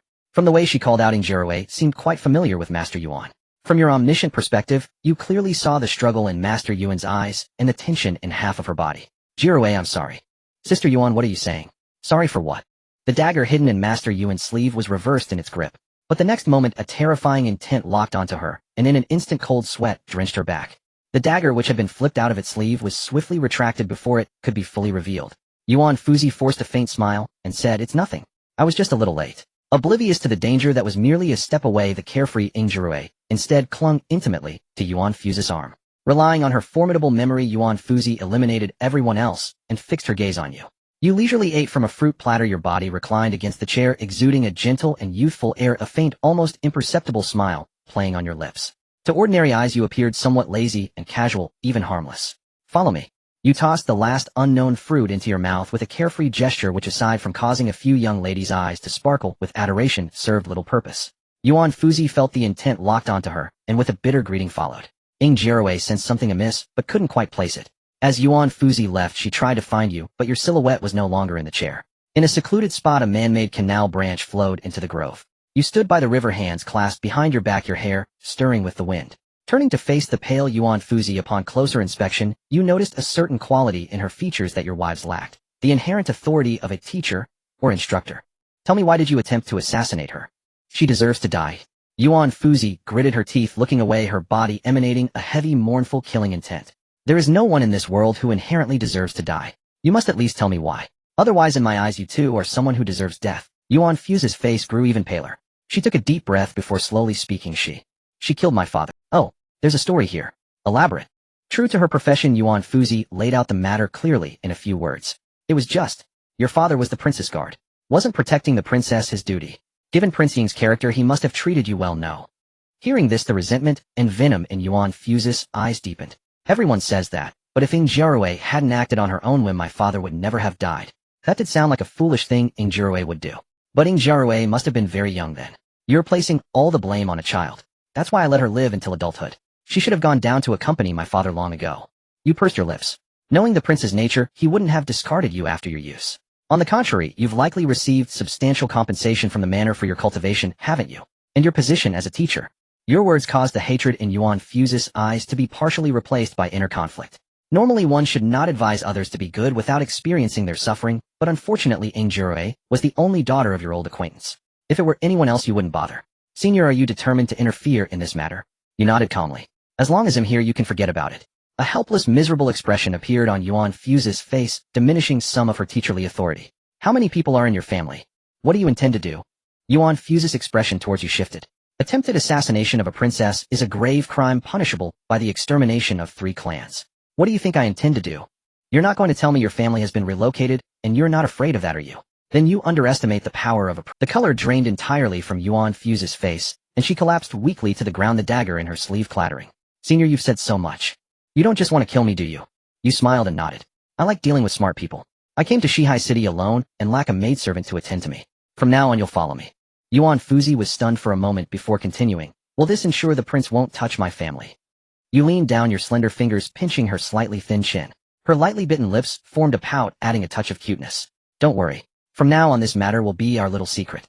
Secrets of course can't be known to others. Yuan Fuzi nodded blankly, appearing somewhat dazed. You chuckled softly and pulled her up from the ground. Your tormentor is coming. Wipe that expression off your face. Yuan Fuzi belatedly rubbed her face. Within seconds, Ing Jiarui's loud, unladylike shout rang out. Sister Yuan, Uncle Wang, what are you two doing here standing together? You deliberately put on a stern face. Adult matters. Children stay out of it. What do you mean? Sister Yuan, if you want, say you tell me. What were you two doing just now? Yuan Fuzi stiffly shook her head. Nothing. With Yuan Fuzi in tow, you couldn't return to the prince's manor. You moved back to the inn. When Ing Chuyang saw Yuan Fuzi following you, he gave a knowing smile. Brother, you're young and full of fire. Not like me, a middle-aged man at the mercy of his own body. You just smiled and said nothing. At the organ purification realm, there was no such thing as being at the mercy of one's body. After moving back to the inn, you sat on the bed and looked at Yuan Fuzi, who was like a wooden statue. What's your name? Yuan Fuzi answered obediently, Yuan Yang. You waved your hand. That won't do. You have to add this one, reports to the young master.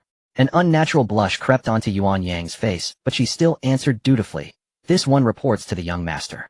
My name is Yuan Yang. Good. You nodded approvingly. Yuan Yang's temperament and appearance were well suited for a secretary. As the saying goes, when there's work the secretary does it, when there's no work.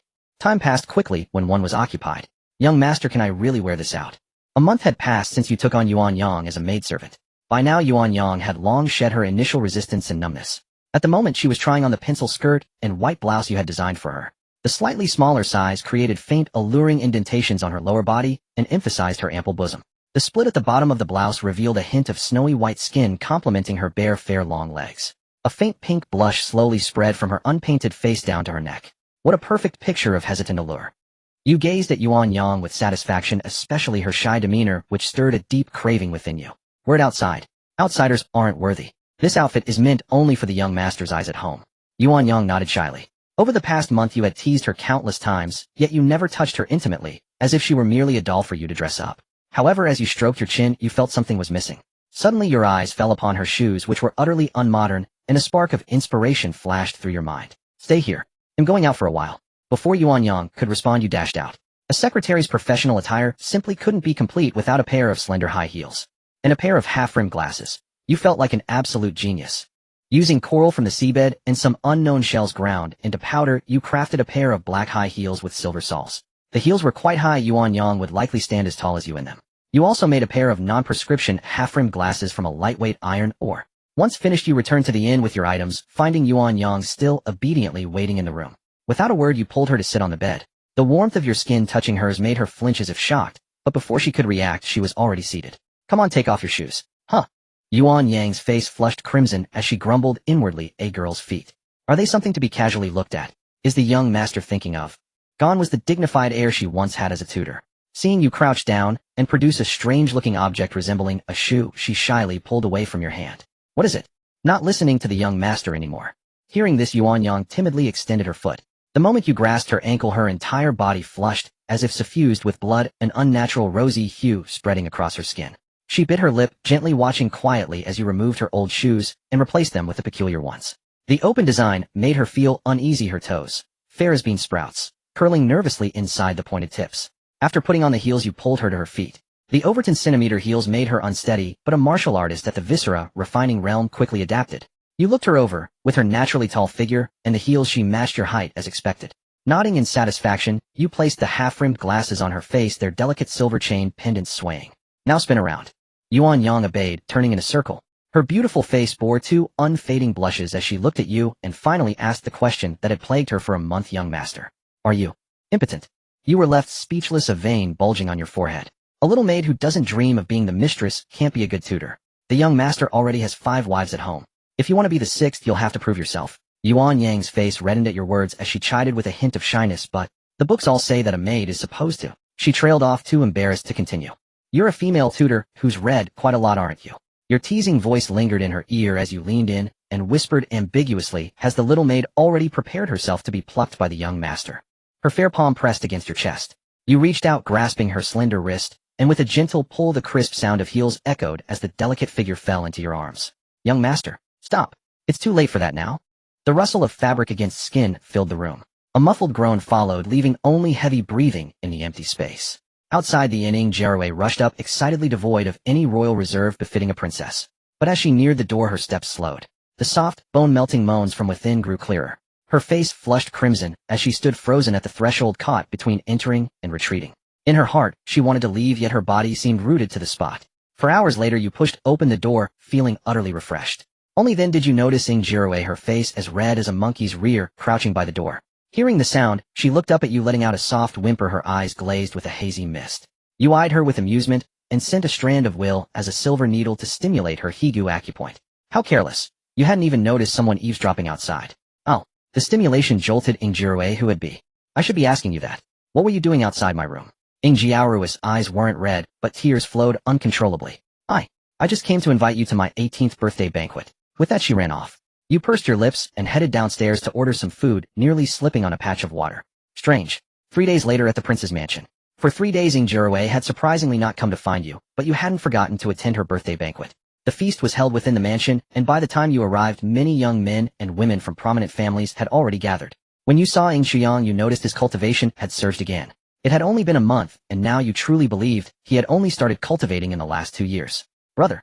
Ing Shuyang greeted you with an unusually warm embrace. Perhaps only the 2 of you modern souls understood the meaning behind it. After the embrace, Ing Shuyang couldn't help but wink. Brother, how are things? Progressing with you now? You chuckled, knowing he was referring to Yuan Yang. But you hadn't yet figured out how to explain it to your 5 wives at home, so you brushed it off and shifted the topic to Ing Jiarui. Brother, have you ever thought, just in case, if we could really go back, what would happen to your wife and children here once you leave? Ing Shuyang was stumped by your question, his expression gradually darkening. After a long pause, he spoke slowly. Brother, to be honest, even now I can't tell if this is reality or a dream. Every day these past years I've hoped that I would wake up and return to the days of old. My wife and I grew up as neighbors across the street. Especially when she was pregnant with Jiarui. During those 3 years, she endured great hardships following me. Wait, what did you say your daughter's name from your past life was? Realizing he had let it slip, Ing Shuyang no longer concealed the truth, saying with some relief, as you've guessed, Ing Jiarui is the name of my daughter from my previous life. You glanced sideways at Ing Jiarui, who was chatting with friends, and offered no comment. Since that's the case, when you return, let me take care of your wife and daughter. Get lost. I never knew you with your honest face harbored such ambitions of Chao Wei and the legacy of Wei Wu. You both exchanged glances and burst into laughter. Your words were not baseless. Given Ing Shuyang's talent of advancing several minor realms in a month, you suspected that although Ing Jiarui hadn't inherited it, it might skip a generation. Thus 2 months passed. The scene near Shihai City grew turbulent and volatile. Ing Shuyang sent someone to summon you, and you knew the time was near. You patted Yuan Yang on the head. She turned over discontentedly and looked at you. Young master, I really can't eat anymore. You awkwardly rubbed your nose and said, you said you wanted a title, but it seems you're not that eager after all. Hearing this, Yuan Yang flipped over and sat on your lap. Young master, are you serious? I'm about to set sail. He'll have the prince send you back. Remember to send word that I'm safe. Young master, won't you come back with me? Yuan Yang gazed at you with affection, but a hint of tension lurked in her eyes. I can wait for you to return. You had a vague premonition that this expedition to the martial god's relic would be no simple matter, so you had to settle your family first. Alright, get down now. The prince is waiting for me. Your hand brushed over her smooth leg as you pulled out a long scroll. When you arrive, give this scroll to Sister Chun. She shouldn't be away. Yuan Yang's unease grew more apparent as your behavior seemed like making final arrangements. But after meeting your gaze, she nodded firmly. At the prince's mansion, you voiced your concerns. Ing Chuyang fell into thought after hearing you. Brother, it's not as dangerous as you think. Last time I went, all I found was a mural. There wasn't even a living creature on the island. You considered and explained in as modern terms as possible. Brother, though I've only recently reached the Xiantian realm, the connection between heaven and man is very clear to me. Ing Chuyang fell silent again after listening. After pondering for a while, he said, how about this? Last time the round trip took about 7 days. He'll leave a secret letter. If we haven't returned in 10 days, he'll have someone take Juraway to seek refuge with your wife and the others. Though you knew you could start over, how could you easily abandon the bonds you had formed? Even if you lived another life, would they? At this thought, a sense of reluctance inevitably crept into your heart. Perhaps as the nightmare beast you encountered earlier said, humans are blessed with cultivation talent by the heavens, but are trapped by their complex emotions for life. Yet turning back, you reminded yourself that this simulation was just a simulation. You shouldn't waste more emotions on the fabricated feelings within it. In essence, where you were now was merely an illusion, like watching a movie. Except in this movie, you were the protagonist seen through your own eyes. They were still waiting for you in reality. Chun Yang could be adopted by you early on and spared much hardship. Your old brother could be taken as your disciple early and save many wasted years. That was the key to the simulation.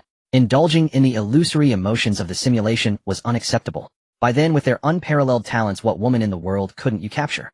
Marry. Ing Chuyang had prepared everything early, not letting many know the purpose of their journey. He selected 10 trustworthy experts, including a Xiantian realm cultivator you hadn't seen before, though. He seemed to carry an old injury, exuding a faint aura of death. Young master. Yuan Yang had chased after you, clutching the scroll you gave her standing at the shore. You turned back to look at her, raising your hand to wave, as if saying goodbye. Only when the ship had become a tiny speck on the horizon did she turn away abruptly. Brother, ITLL, take about a day's sail. Rest for a while. You hummed an acknowledgement and followed Ing Chuyang into the cabin, leaving only a few accompanying martial artists patrolling the deck. A day passed in the blink of an eye, and the closer you got to the destination island, the fiercer the storms on the sea became. The waves surged higher than the ship's mast. It was only because Ing Chuyang had built the ship with solid materials that it hadn't been shattered. When you broke through the storm and arrived at the island that only appeared at fixed times, sunlight pierced through the thick clouds, scattering speckled beams of light.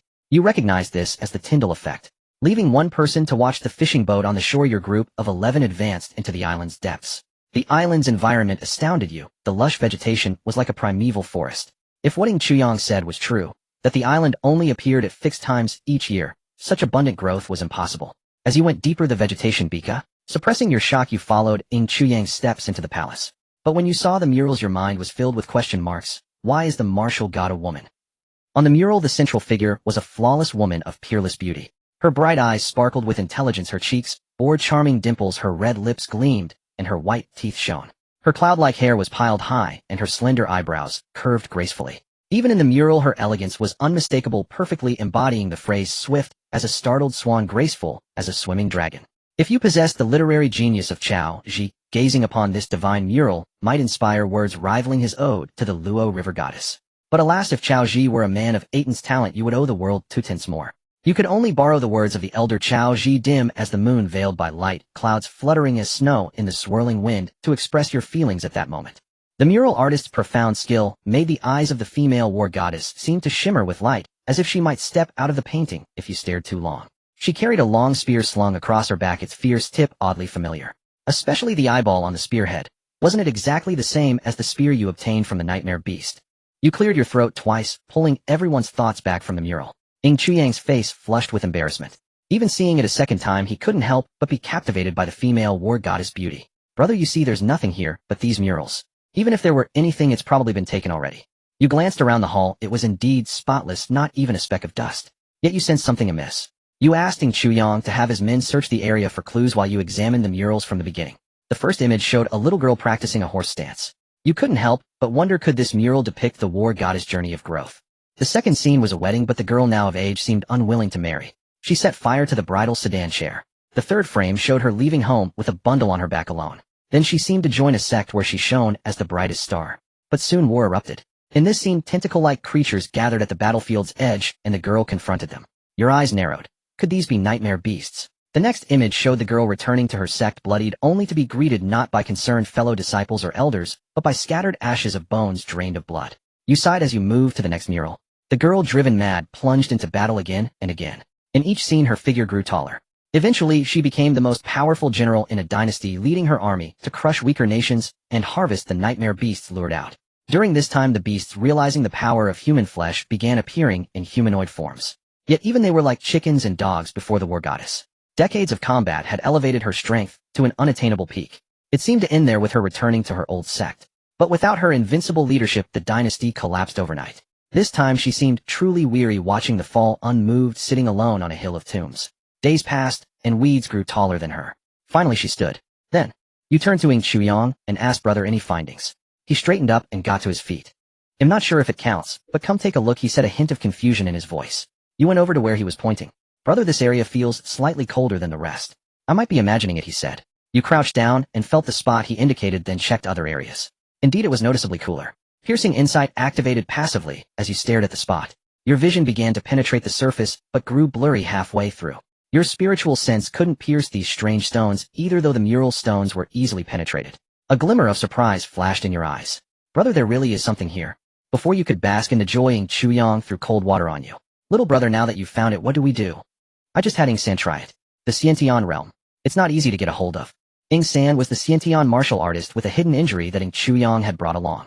Hearing this, you furrowed your brow. You tried to smash the stone slab, but it was absurdly hard. Even your blood-red spear left only 2 faint white marks on its surface. You had never heard of such a stubborn stone. You attempted to store the slab in the simulator space, but it remained motionless, seemingly fused with the hull. After a moment of contemplation, you stood up. Brother, have them spread out and look for clues. Maybe there's a mechanism. They'll think here. Ing Chuyang nodded in agreement, and soon only the two of you remained near the patch of ground that was slightly warmer. After a while, a spark of inspiration struck you. Since the stone slab couldn't be destroyed, why not just rip it out entirely? You condensed an endless vibrant intent into your palm, then began to spin it rapidly, generating a powerful suction force. This was the method you had conceived from the whirlwind storm depicted in the fresco. You refused to believe the slab's tolerance was 0, as long as there was a gap you could pull it out. If you could just pry it loose by the slightest bit, you could store it in the simulator space. Your slender arm engorged with blood, veins bulging like earthworms beneath the skin. Quick, everyone come help. Ing Chuyang shouted, summoning the others to assist. It was fortunate that you had never neglected to temper your body with the thunder sound over the years, otherwise such immense force might have snapped your arm outright. Finally, after the tireless efforts of all 11 of you, the chosen slab shuddered for a fleeting moment. Seizing that instant, you stored it into the simulator space. With the tension gone, the long line of people tumbled backward. You shook your aching arms, feeling as if they were no longer the same length. Ing Chuyang and the others were still stunned by the sudden disappearance of the massive stone. Without explanation, you turned your gaze to the gap left behind. In just moments, a chilling mist began to surge out from the void where the slab had been. The cold fog obscured your vision, making it hard to see clearly. Little brother, your feet. Ing Chuyang cried out in alarm behind you, pulling you back. Only then did you notice that your feet were already coated with a thick layer of frost, and you hadn't even sensed it. Quick, get out. You hurriedly urged everyone to flee the hall. As time passed, the icy mist from beneath the slab quickly engulfed the entire palace. Meanwhile, you were gritting your teeth, scraping away the numb flesh from your feet. I never expected that cold mist to be so vicious, you said, still shaken. The others looked grimly at the flesh you had cut away, now completely blackened, the ground around it frosting over. After consuming several pills, you gradually recovered. The vibrant intent began to flow, and new flesh started to regenerate on the wounds. Though it looked, and indeed was, severe, it no longer hindered your walking. However, with the palace shrouded in cold mist, you had to wait for it to dissipate before re-entering. 3 days later, you had been watching the palace constantly. You had cut down nearly all the trees within 100 meters to feed the fires. Now the mist was almost gone, and the wounds on your feet had fully healed. You prepared to venture in again. After about, I've got a bad feeling about this place. As he spoke, his mind flashed back to the image of you cutting away your frostbitten flesh 3 days ago. He felt you should reconsider. You shook your head, offering no explanation. You simply told him not to worry and to flee with the others if trouble arose. What are you saying? How could I ever abandon you and run? In this whole world, we're the only ones who understand each other. Ing Chuyang said, his eyes blazing with anger, as if venting his displeasure at being underestimated. Or perhaps he was just trying to bolster his own courage for the path ahead. You patted his arm, then stepped forward and jumped down. In the span of a breath, you landed on solid ground. The fish you had thrown down was still struggling, and the torch beside it burned on without restraint. You made an okay sign toward the opening, a gesture only you and Ing Chuyang understood. Seeing it, he led the others down as well. As a dozen torches were lit one by one, the underground palace revealed itself to you. You walked forward a few steps and stopped before a stone platform. When you raised your torch to see what lay upon it, your mind went blank for a moment. As the others followed your gaze, they were all struck with awe and astonishment. Even the prince, accustomed to grand spectacles, stammered as he looked at the figure on the platform. Little brother, isn't this the martial god herself? You gazed absently at the resplendent, translucent ice crystal upon the stone platform. Within your field of vision, deep within the crystal, a female corpse was tightly encased. The face of that corpse was identical to the Valkyrie depicted in the mural. You exchanged a glance with Ying Chuyang, and at almost the same moment a question arose in both your minds. Since the mural depicted the Valkyrie's ascension, who then was this one? If this one was the true Valkyrie, what was it that ascended? You felt the lump on your neck begin to turn again, but you were truly unsuited for such profound contemplation. So, brother, what do you think? As a prince who had survived the bloody intrigues of the imperial bloodline, to reach his current age, he must be exceptionally shrewd. It must be. With eyes to see. Ying Chuyang replied, unable to help swallowing as he gazed upon that flawless face. You noticed the cold emanating from the ice crystal flowing along its surface, following the grooves on the stone platform, to an unknown destination, sparking a flicker of curiosity within you. You had personally experienced that cold. Even a physique at the Xiantian realm would find it difficult to fully expel after just a touch. What kind of being then had sealed the woman within the ice here? Was it the one at the moment of ascension? Or someone from beyond the heavens? Never mind, let's see if there's any information. This block of ice was too advanced for you to touch at your current level. It was better to first seek anything useful within these ruins. The underground palace was larger than you had imagined. After scattering 11 torches, only tiny flames flickered in the vastness. Suddenly your peripheral vision caught the ice surface, sending a chill down your spine. You had clearly moved to the side of the stone platform, standing at the crystal's edge, yet you could still see the figure's front. Brother, come here. You called Ying Chuyang over and had him stand in front of the ice crystal. You then circled around to the back of the stone platform. A strange phenomenon occurred. Both of you could simultaneously see the front of the woman within the ice. Ying Chuyang rubbed his chin and thought, perhaps it's just refraction. If enough structures like ice prisms formed inside this crystal, it could create such an omnidirectional visual effect. Ying Chuyang's reasoning was sound, and lacking education, you couldn't find any counterargument for the moment. Yet in this environment, a person frozen in ice seemed to silently surveil everyone in the underground palace, filling you with a subtle unease. After inspecting the vast palace, you found nothing except the conduit you had discovered channeling the cold to an unknown place. Not a single clue about the Valkyrie's descendants was found. Besides seeing her growth murals, you gained nothing, not even a hair, and nearly lost a foot. But what perplexed you most was the premonition of danger you had felt before setting out. At this moment you sensed no danger matching that premonition. Could it have been just an illusion? You fixed your gaze on the ice crystal. If it was dead, perhaps you could take it. If not, the danger might be lurking within. But touching it was inevitable during collection. Taking a deep breath, you shared your plan with Ying Chuyang and instructed him to brief the Xiantian warrior. If anything went wrong, he was to immediately sever your arm, cutting off the connection between you and the crystal. You closed your eyes and exhaled a turbid breath. Having arranged your contingencies, you had made peace with it. Over the years, these were merely simulations, yet you had indulged in them, with relish, forgetting yourself. When you opened your eyes again, something seemed to rekindle in your gaze. Even Ying Chuyang could faintly perceive the calm, yet manic expression in your eyes. Without another word, you wrapped the ever-flowing vitality intent around your arm, forming an arm guard of pure intent. At that moment you seemed but a step away from the Xiantian Grandmaster realm. The other. Wang Fusheng felt that the bone-chilling cold seemed to follow the simulations and into reality. He lay in the laborer's shed, trembling from the cold that penetrated his very soul. With his remaining consciousness, he accepted the reward. When the peak Xiantian inner force surged through Wang Fusheng's body, the cold which clung like an unshakable parasite finally diminished. Then an even more immense power was infused into him. Married 7 wives, cultivation inheritance increased by 60. The fragment of life intent that Wang Fusheng had only faintly comprehended in the simulation began to be continuously strengthened and consolidated. Within this 60% cultivation inheritance, roughly 1/3 of the ever-flowing vitality intent was transformed into life intent. That cold was scoured away by the life intent within Wang Fusheng's body, finally vanishing completely. He spread his palm, clenched his fist to feel the surging power within, while the remaining rewards continued to be tallied in his ears.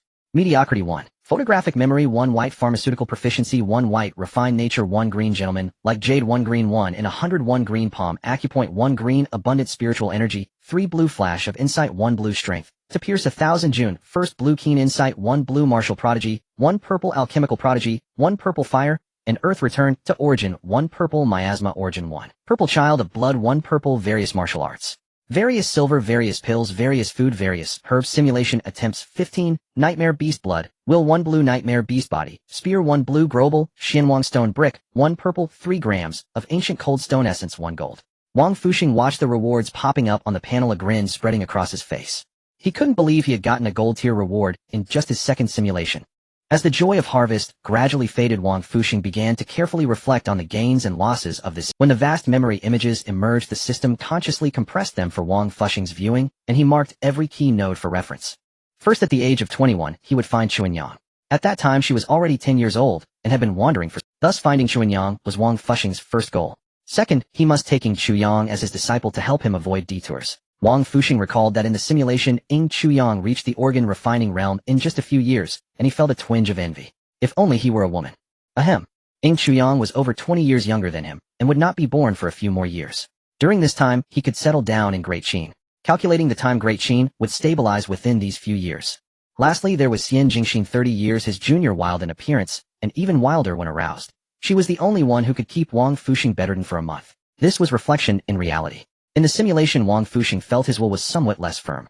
He indulged in pleasure, drowning in a warm embrace, knowing full well the dangers ahead, yet charging straight into them. Damn it, how could romantic attachments compare to achieving transcendence? In reality, it was one thing, but even knowing he was in a simulation, he still wallowed in illusory tenderness. Wang Fusheng shook his head inwardly. If his true self had participated in the simulation, this would never have happened. Wang Fusheng dared to make such a pledge. As for the martial god ruins, since he now knew its secrets, he would attempt it after reaching a higher level of cultivation. But first he would annihilate this place. His second uncle's death was still fresh in his mind, and his hatred had not diminished in the least. Wang Fusheng rose from the shed, a life force of astonishing vitality swirling around him. In an instant, the withered grass beneath his feet seemed to revive, bursting with new life. Then with a light tap of his toes, he transformed into an arrow shot from a bough, breaking through the shed and flying out. In the previous two simulations, he had to feign cooperation and use diversionary tactics, but this time he would not. The luxurious building of the Flood Dragon gang was shattered with a gaping hole. The gang leader stared in stunned disbelief, his hand frozen mid-motion as he reached for the woman in his embrace.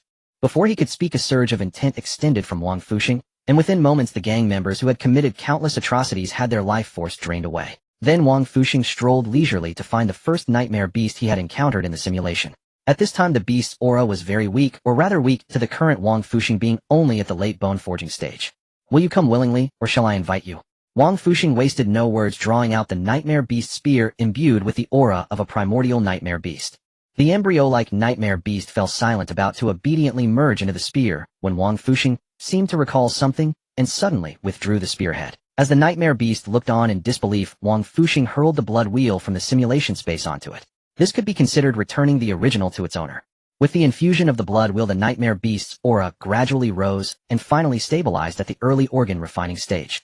After absorbing the beast, Wang Fusheng headed straight to Zhejiang County, bought a random residence, and settled down. If he had to find people with his true body, it would be too troublesome. So after settling in, Wang Fusheng directly in year 1 you are 18, although you cannot yet materialize your intent with various traits stacked, you possess combat power equivalent to a congenital grandmaster. This time you resolve to learn from the emotionless Tao cultivation novels of your past life, treating everything as nourishment for your growth. Then centering on Zhejiang County, you continuously issue bounties to bring Chuanyang to you as soon as possible. Chuanyang is indeed brought to you in a very short time, but a small accident occurs. For instance, 7-year-old Chuanyang still lives in a happy family with living parents and modest wealth, but your bounty directly destroys her family. When you hear the news, you are stunned, never imagining the plot would unfold this way. Is it due to the convergence of timelines? You cannot understand. Fortunately, Chuanyang is drugged before being brought, unaware that you are the culprit behind it all. You kill everyone involved to prevent her from investigating. When she grows up, then you take Chuanyang to Longxia County, occasionally increasing her dosage to keep her asleep. You arrive in Longxia County and enter a martial arts hall prepared in advance. Old Man Sheen, the gatekeeper, who received your reward, drops dead just steps from his home, only discovered by passers-by the next day. He passes peacefully, still clutching the silver you gave him. The coroner finds he died from overwhelming joy. After the coroner announces the result, you slip away from the crowd. You stand outside Chuanyang's room, holding a bowl of lotus seed soup. Chuanyang awakens. Just as you push the door open, you tell her the whole story. And the 7-year-old knows little. She only knows she has no parents now, though you know it's false. Guilt stirs within you, and you vow never to do this again. Chuanyang's talent is excellent, so before formally starting her cultivation, you decide to further solidify her foundation. You meticulously arrange her daily doses of pills and medicinal baths. Chuanyang seems to sense your care and gradually lets down her remaining guard. Year 2 Chuanyang is 8 and officially begins cultivation in this life. She doesn't waste energy on trivial matters, and her progress is astonishingly fast. She reaches the peak of skin tempering in less than 3 months. Thinking back to the heroes of old, you used, ahem, brother, what should I do next? Sink your heart down, feel the flow of your blood, and let it stir to life. Chuanyang was still young, her understanding of certain things yet incomplete, but her formidable talent, sparked by a few words of your guidance, soon led to a swift epiphany. You stood by her side, listening to the gradually surging rhythm of her blood. Soon the effects of breaking through to the blood-moving realm began to manifest as strands of waste blood seeped from her pores and 7 orifices. You crushed the prepared pills and scattered them into the nearby bath, then instructed the breakthrough completed Chuanyang to enter it. After you stepped out, she quickly shed her training clothes and plunged into the bath. Days passed. According to the news you gathered, the neighboring Great Qin had stabilized its post-founding internal strife, and the Great Prince, the elder brother of Xiang, had been born. So you packed up ready to take Chuanyang to Great Qin. At that time, Great Qin was an excellent training ground for Chuanyang. Over the following decades, the territory of when do we set off? After telling Chuanyang about the journey to Great Qin, she began to anticipate it early on. After all, Great Yin was just so-so. You packed your belongings into the simulator space and set off with Chuanyang. However, you didn't choose a direct route, as there were other matters to attend to. For instance, strengthening your great spear. From the last settlement, you had clearly seen that this weapon could evolve. At each county town, you had Chuanyang take the lead. With her blood-moving realm strength, she would first battle the minions who had surrendered to the nightmare beasts, and then you would finish them off. This way the journey was not so dull. After 2.5 years, the two of you finally arrived at the last major border town. It was the same city where in your last simulation you had first tasted the life energy of a Xiantian-level being. You were cautious of a nightmare beast that could command a Xiantian martial artist to serve it. Yet compared to decades later, the nightmare beast had not chosen a human form, still retaining the shape of an embryo rooted in a cavern. Upon seeing you, it knew death was certain, for the spear in your hand bore the aura of no less than 100 slain nightmare beasts. You did not answer its question. As the blood-red spear pierced its embryo-like body, the weapon blazed with a crimson radiance. The eye at the spearhead seemed to grow more spirited, while the flesh tissue clinging to the shaft began to recede and contract. When the light faded, the red tissue appeared to have hidden itself within the spear's body. It looked less conspicuous than before, somewhat resembling the depiction in the martial god mural from the last simulation. You weren't sure if the spear had reached the purple grade, but you felt its weight had increased. More notably, you sensed a new trick within it. You spun the spear and thrust forward. The tip instantly transformed into dozens of red tentacles. These tentacles grew with the wind. Those words sounded just like that kid Wang Linguang. No surprise, given they were mother and son. But if even Wang Linguang could easily get through the medicinal bath, Chuanyang, with her even greater talent, should have no trouble. You flicked your finger, and with a yelp, Chuanyang tumbled into the tub. Then your gaze froze. With a flick of your finger, you sent Chuanyang tumbling into the bath barrel. Now that she had a target to attack, the medicinal liquid inside the barrel began to boil at an accelerated rate. But before Chuanyang could even rise, the liquid was absorbed at a terrifying speed. By the time she scrambled out of the water and clung to the edge of the barrel, the medicinal liquid had been completely drained. You paused for a moment, then asked, "How do you feel?" Chuanyang, who had been gritting her teeth in annoyance at your prank, began to focus on her own sensations after hearing your question.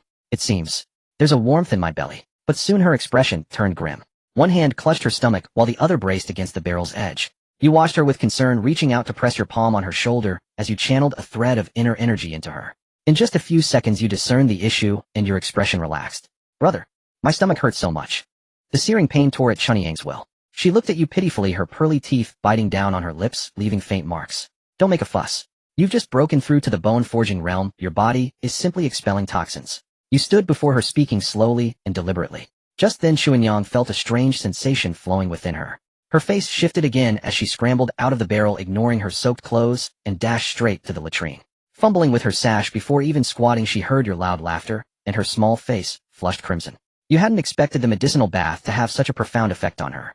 The cannon fire rivaled the clamor of a Japanese invasion reunion from years past. When you and Wang Linguang had taken the same bath, the effects had only been superficial. For Chuanyang, it had penetrated deep within. After emerging from the latrine, clutching her stomach, Chuanyang tried to speak, but was forced back in again, gritting her teeth. It took nearly 4 hours before she emerged weak from the ordeal. Lying in bed, her face was pale as paper. You thoughtfully handed her a bowl of yam and lotus seed porridge, already cooled. She looked at you. You chuckled and pinched her soft cheek. "Since you hate me so much, you'll be off then." As you made to rise, she grabbed your robe. In her weakened state, Chuanyang seemed less wild, her brows softened with vulnerability. But it was all a facade. The moment you sat back down, the girl lunged to bite your hand. The next second, blinking back tears, she held a lump on her forehead and stared silently at the ceiling. "I hate you." Days passed, and your martial arts school gained a few disciples with decent talent. Naturally, they were nothing compared to Chuanyang. Meanwhile, the reputation of the second prince of Qin grew ever louder, with unseen hands fanning the flames. One day, half of an unfinished poem spread through the capital. A reward of 1,000 gold was offered to anyone who could complete the verse to the prince's satisfaction. Looking at the familiar lines on the imperial notice, a smile tugged at your lips. The half-poem was none other than Li Bei's Quiet Night, thoughts of peace known throughout the land. 3 days after you submitted the second half, a grand carriage escorted by elite Qin cavalry stopped before your school. What puzzled you was the intense malice radiating from the old eunuch beside the carriage after he glanced at your school sign. As the eunuch began to speak, a restless little boy burst out of the carriage. You studied the child. Was this Ing Chuyang as a boy? He looked. Chu. Joking aside, Ing Chuyang was only 3.5 years old. Despite his efforts to act mature, he resembled nothing more than a glutinous rice ball. You wretch. Why haven't you bowed to the imperial prince? The old eunuch cautiously shielded Ing Chuyang behind him and began to blather. But neither you nor the prince paid him any mind. Instead, you spoke in a language only the two of you understood. You exchanged code words from your past life. With each word you spoke, little Ing Chuyang's face brightened while the eunuch's darkened. As your exchange grew faster, the eunuch finally lost his composure. Guards, arrest this sorcerer who has bewitched his highness. Raising an eyebrow, you glanced at the tiny Ing Chuyang. Meeting your gaze, he immediately stepped out from behind the eunuch, clasped his hands behind his back, and stood before the school. Who dares? The soldiers halted, looking between the eunuch and the prince. His highness is bewitched and no longer in his right mind. Seize him at once. You clasped your hands behind your back, yawned lazily, and unleashed your full aura. The mere pressure sent the eunuch, who had just reached the Xiantian realm, staggering back several steps. At the same time, you felt the malice emanating from him grow even more pronounced.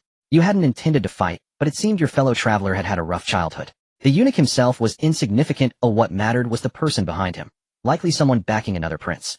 With that thought, a nearly invisible colorless thread appeared at your fingertip. A flick of your wrist, and the eunuch felt a discomfort in his chest. Before he could speak, the inner energy in his meridians began to flow uncontrollably in reverse. With a loud bang, the eunuch collapsed to the ground, convulsing violently. You had already touched the threshold of the Grandmaster realm enough to manifest a sliver of the essence of life.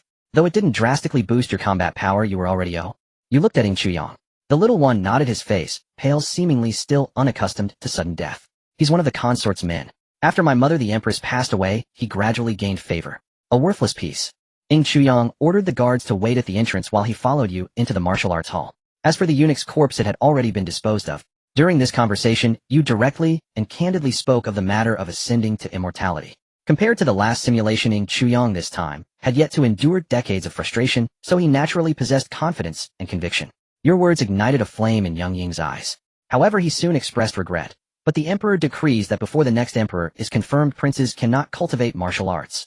Why is that, you asked, somewhat puzzled. The emperor of Great Qin himself was a martial artist by origin. Why forbid the princes from practicing martial arts? He fears that those born earlier might take advantage of their age to strike covertly. Ing Chuyang curled his lip. That's probably the gist of it. Then you could tell the emperor you don't want the throne. Young Ing Chuyang rolled his eyes, looking rather endearing. Once someone becomes emperor, would they believe that? I'd only think you're biding your time. So wouldn't that waste the chance to solidify your foundation? Not really. Each prince gets a medicinal bath once a month, said to lay the groundwork for future cultivation. Even I have to go for one every month now. Hearing this, your eyes lit up. The last time Ing Chuyang had managed to reach the organ refining stage within a few years, this medicinal bath might have played a significant role. Any chance of getting the recipe? Ing Chuyang pondered for a moment. I can try and pass it out in Chinese characters. Your conversation with Ing Chuyang didn't last long, for he was not yet the prince commanding a city as in the previous simulation, but merely a 3.5-year-old child. After you escorted Ing Chuyang out of the martial arts hall, the guards visibly relaxed. With the prince safe, their heads were spared. For the next 7 days, your martial arts hall remained closed to visitors. Though Consort Xiao made no overt moves, she secretly dispatched 2 innate experts to test you, whom you captured and used as nourishment. The life energy of innate martial artists was exceedingly abundant, allowing you to make further strides in the manifestation you valued. In the spring of the 8th year, Great Qin began conscription. You sent Chuanyang into the military camp. With her ability to kill ordinary marrow-refining latest-stage cultivators at the initial bone-forging stage, she easily secured the rank of centurion. Higher ranks like Chiliarch or general required military merit. In this world, Chuanyang blushed deeply at your words, flustered by talk of life and death. Had you known her thoughts, you would have rolled your eyes, then laughed heartily and mocked. You'd be happily counting money, even as you're sold off. Among the recruiting veterans, a capable marrow-refining cultivator, sensing your unfathomable aura, hastily circled Chuanyang's name in red ink. They dreaded recruiting such science, lagging at the back during charges, yet always first in line for rewards. Once there was even a remarkably influential one. Ahem, brother. I'm off. You nodded calmly. Great Qin's military campaign this time targeted the neighboring state of Qi. Qi and Yin were allies. Under normal circumstances, Yin would aid Qi. But with the court of Great Yin in chaos, who cared whether Qi took a beating? Returning to the martial arts hall, you felt an inexplicable melancholy, unaccustomed to the absence of that boisterous presence beside you. Yet calculating the time, it had been nearly half a year since you last saw Ing Chuyang. You wondered if he had encountered trouble. In the autumn of the 8th year, due to the second prince of Great Qin, a poetic revolution swept the land. Poetry gatherings flourished across the realm. You set your sights on one such gathering hosted by the Grand Princess, the youngest sister of the current Qin Emperor.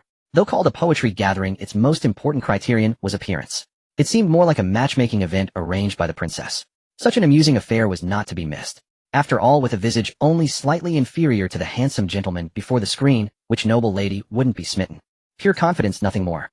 3 days later you managed to infiltrate the gathering. As you had guessed, most attendees were descendants of nobles and meritorious officials. Their progeny were either skilled in cultivation, handsome, or both. Your gaze naturally lingered on those who excelled in both. For instance, the woman in purple palace attire to your left with skin like congealed fat and an ethereal elegance was at the mirror refining stage in her 20s, an ideal match. Teacher Sue was right, purple truly suited her. Yet the woman to your right in a water blue dress was equally captivating, lively with delicate skin, and her cultivation was even more refined and full than the one in purple. You twirled the fruit plate in your hand, eyes darting about. Only a princess could organize such a gathering. Your carefree demeanor quickly caught the attention of many women, especially when they glimpsed your nearly perfect handsome face, paired with your transcendent aura. If you're as a figure at the Xiantian realm, the conversations from the upper floor some 20 or 30 meters away naturally could not escape your ears. That must be the princess of Great Qin, you thought, casting a discreet glance. She was quite comely, yet paled in comparison to the two ladies you had seen below. Her cultivation had barely reached the initial stage of bone forging. However, given the noble lady's penchant for favoring the blonde, this princess likely held a favorable impression of you, otherwise she would not have sent someone to inquire about you. In less than a quarter of an hour the attendant dispatched by the princess returned. Your Highness, I have investigated thoroughly. This man runs a martial arts school in Liang County City. He is a Xiantian realm cultivator. Moreover, over a year ago, he completed the fragmentary poem of the second prince, earning the prince's reward. It was also he who eliminated the spy that Consort Xiao had placed by the second prince's Cid. Oh, so he is the one who completed that poem, Quiet Night thought. No wonder he attends the poetry gathering. But since he is a Xiantian, he must have heard our conversation clearly. What a sharp mind, you mused inwardly. A princess who could hold her position without being married off was indeed no simpleton. To feign ignorance now would be too contrived. You nodded upward in acknowledgement. Before long, an attendant approached. Young master, my mistress requests your presence. You nodded calmly. Lead the way. The princess was indeed a princess. Only after ascending the stairs did you realize that behind her lurked a grandmaster-level powerhouse of the Xiantian realm. After exchanging glances, you both sensed a certain pressure from each other. Yet being alone, you felt less burdened than he who had to worry about the prince's safety. Thus you saluted the emperor's sister with composure. Greetings, your highness. Xingxin nodded faintly, then spoke. Speak. What is a dignified Xiantian doing infiltrating a poet? You answered honestly. In reply to your highness, I have come to find a wife. Such a direct statement caused Xingxin's expression to falter. A Xiantian like you and still worried about finding a bride. I disdain ugly ducklings. I prefer the fairer beauties. This blunt remark made even the Xiantian grandmaster's lips twitch. In that case, what do you think of me, the princess? You glanced at her with a hint of disdain. Does your highness wish to hear the truth, or a lie? At these words, Xingxin's face instantly darkened. You are the first person who dares to speak so boldly before me. Tell me, what is your real purpose in seeking me out? Hearing this, Xingxin was taken aback. Chu Yang has only met you once. Why worry about him? Or do you think he can ascend the throne and intend to bet on him? Hearing this, Xingxin was taken aback. Chu Yang has only met you once. Why worry about him? Or do you think he can ascend the throne and intend to bet on him? Always this talk of the throne day in and day out. I might as well be the frog prince. Who cares about that damn imperial seat? Since Xingxin would not understand such words, you could only say, the second prince, and I share a bond. I wish to teach him martial arts. As for becoming emperor, let's not waste his time on that. Xingxin grew more intrigued by you. That was the imperial throne, the supreme seat above all under heaven, ruling over countless souls. And someone regarded it as worthless. Xingxin then said in exasperation, with just you, a mere Xiantian is hardly qualified to be a prince's teacher. You turned to the Xiantian grandmaster. Why don't you tell your princess whether I am qualified or not? At such close range, the Xiantian grandmaster saw your expression suddenly vanish and cold sweat broke out on his brow. Ahem, your highness. And this? Friend, the second prince is still young. There's no point in arguing this now. The princess was astute. She caught something from the grandmaster's words. Far from being alarmed, she seemed delighted and blurted out a baffling question. You said you came here to find a wife. Does that offer still stand? Oh. On the 15th day of the first month next year, my brother plans to hold a martial arts tournament for my hand. But it will likely be the chancellor's son. I do not like him. You, on the other hand, are to my liking. Can you go and beat him to death? Oh. In exchange, I will keep an eye on that boy Chu Yang for you. What do you say? You asked hesitantly. Are you sure it's just about beating someone to death, not marrying you? Xingxin was stunned for a few seconds, then flew into a rage. Get lost. I don't want to see you. You awkwardly rubbed your nose. The princess was fine, but her poor talent made it pointless. Moreover, marrying a princess meant you would have to think twice about taking concubines lest you incur the emperor's wrath. You would not take a shot that failed to hit 3 birds with 1 arrow. Of course mere killing was acceptable. Ying Shengxin's face was ashen. She could no longer maintain her princely bearing and stormed off with a flick of her sleeve. Afraid she might misunderstand, you quickly added, "Your Highness, let's be clear. Just killing, no marrying." The Xiantian Grandmaster beside you wiped the phantom sweat from his brow, thinking to himself happily, "You please stop talking. You are making things very difficult for me. There were only a few months until the 15th of the first month. You still had time to look into the Chancellor's situation." But although the princess had left, the noble ladies below had not. They had heard the prince's thunderous outburst and seen you invited upstairs. Now seeing your apparent falling out with the princess, they naturally saw it as good news. You obtained the information you sought, learning the identities of the woman in purple palace attire and the woman in the water blue long skirt. The former was the second daughter of the Minister of Revenue, the latter the only daughter of the General of Cavalry. No wonder the lady in the long skirt had slightly higher cultivation than the one in purple. She was a general's daughter. A general's daughter was good. The father-in-law's talent might skip a generati. What was that? After the poetry gathering ended, you went straight back to the martial arts school. Today's gains were plentiful and neat. Less than half an hour after you returned to the martial arts hall, an unexpected visitor came knocking. You looked at the towering figure at the door, and cold sweat broke out instantly. This was undoubtedly a being who had already reached the terrestrial immortal level. Merely standing there, you felt as if your will was frozen. With just a glance, it seemed all your secrets were laid bare. The feeling he gave you was more like a mountain, a towering peak, whose summit was invisible. "Aren't you going to invite me in?" The man spoke, his tone carrying an unexpected elegance that didn't match his appearance. You took a deep breath and stepped aside. "Please, sir." The man walked into the hall as if he were an ordinary person.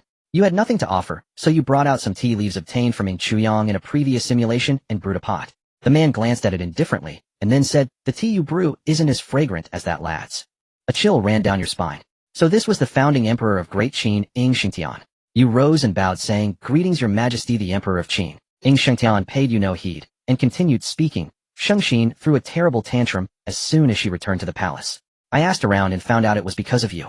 In all these years, it's the first time Shengxin has lost her temper over a man." Ing Shengtian spoke unhurriedly with that unique elegance, yet his words carried a distinct power. Perhaps this was the legendary imperial majesty. He continued, "Over a year ago you killed Consort Xiao's people, and I didn't touch you. You had that lad steal the imperial secret medicine formula, and I didn't touch you either. Now tell me, what reason do I have to spare you this time? Think, damn it." You roared inwardly, then suddenly had an idea. "Your Majesty, the princess does not wish to marry the Prime Minister's son." "Go on." "The princess ordered me to kill the Prime Minister's son in the martial arts tournament." That does sound like something she would do, but it's not enough. Bloodshot veins began to appear at the corners of your eyes as the pressure of the terrestrial, immortal realm gradually enveloped you. "Your Majesty, I know the secret of the celestial being." The pressure around you suddenly eased. "Interesting.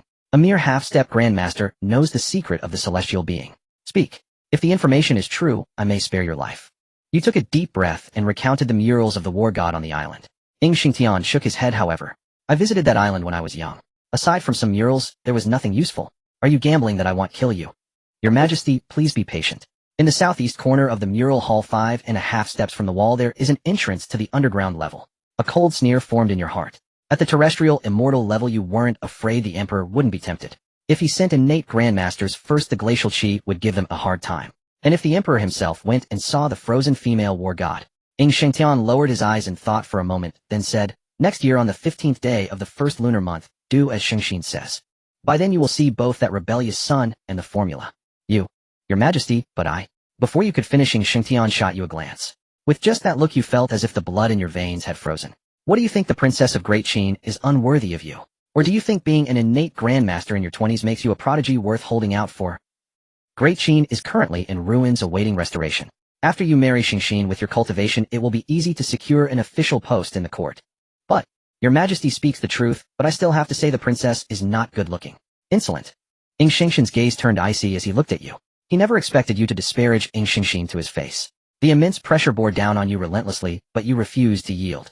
If you agreed, you'd be a dog for the Ing family for the rest of your life. Since you're so averse to it, then take everyone in your martial arts hall and die together. Then again, Ing Shengxin was only at the bone-forging stage. You had plenty of strength to endure. It wouldn't be you who suffered in the end. You escorted the emperor out with a blank expression, grumbling inwardly. "You dog emperor, just wait. After you die, you'll beat your son, bed your sister, and wreak havoc on your country." Although the emperor was gone, you only dared to say this in your heart, venting your frustration. After all, he was a terrestrial immortal. You might disrespect the man, but you respected the realm. As for the newly acquainted daughter of the cavalry general and the daughter of the minister, you could only bid them farewell with tears in your eyes. On the eve of the 8th year, the disciples of the martial arts hall had all gone home for the holiday. You sat alone in the courtyard. Unnoticed snow began to fall from the sky. Accompanied by the rustling sound of heavy snowflakes, you were soon covered into a snowman. In Liang County, the common people cheered and poured into the streets. The childish voices of children echoed through the long street. Every household had pasted up couplets and hung red lanterns. But all this seemed unrelated to the desolate martial arts hall. On the battlefield of Qin Shi, Chuanyang pulled back, wrenching the chain axe out of the enemy's body. She looked. A figure stepped out from the shadows. It was the innate grandmaster who had been following Ing Xingxin. He gave an awkward smile. Your perception is remarkable, sir. I am in awe. You didn't pay much attention and said flatly, what message does the princess have for me? The princess was worried you might not be fully prepared, so she sent me to deliver a suit of armor for you. With that, he took out a soft armor from behind him. Just looking at it, you could tell it was extraordinary. You took the armor, knowing better than to refuse a goodwill gift. Please thank the princess for me, and tell her that I will fulfill what I promised. Of course, of course. On the 14th day of the first lunar month, tomorrow would be the 15th, the Lantern Festival. In the capital of Qin, the arena had long been erected, and every citizen knew that their emperor would select a husband for his sister today. Why aren't you anxious yet? Tomorrow is the deadline. A luxurious carriage stopped at the entrance of your martial arts school. Many people around were noisily discussing the identity of the arriving person. You poured a cup of freshly brewed tea and handed it forward. Although Ing Xingxin was anxious upon catching the fragrant aroma of the tea, she still reached out to take it. That innate grandmaster craned his neck looking eagerly, but fortunately the next cup was for him. This tea was no ordinary brew. It was made from the herbs that grew in your courtyard after your enlightenment on New Year's Eve. Though their origins were humble, they were imbued with the breath of life, containing life energy, far surpassing common plants. As you steeped the tea, all that life energy was stored within the pot. In other words, regular consumption could prolong life literally. That innate grandmaster took a small sip, feeling immensely refreshed. Even the hidden wounds he had once suffered began to heal slightly under the tea's nourishment. If on, then you should prepare. Ing Xingxin, seeing your calm demeanor, grew a bit frantic again.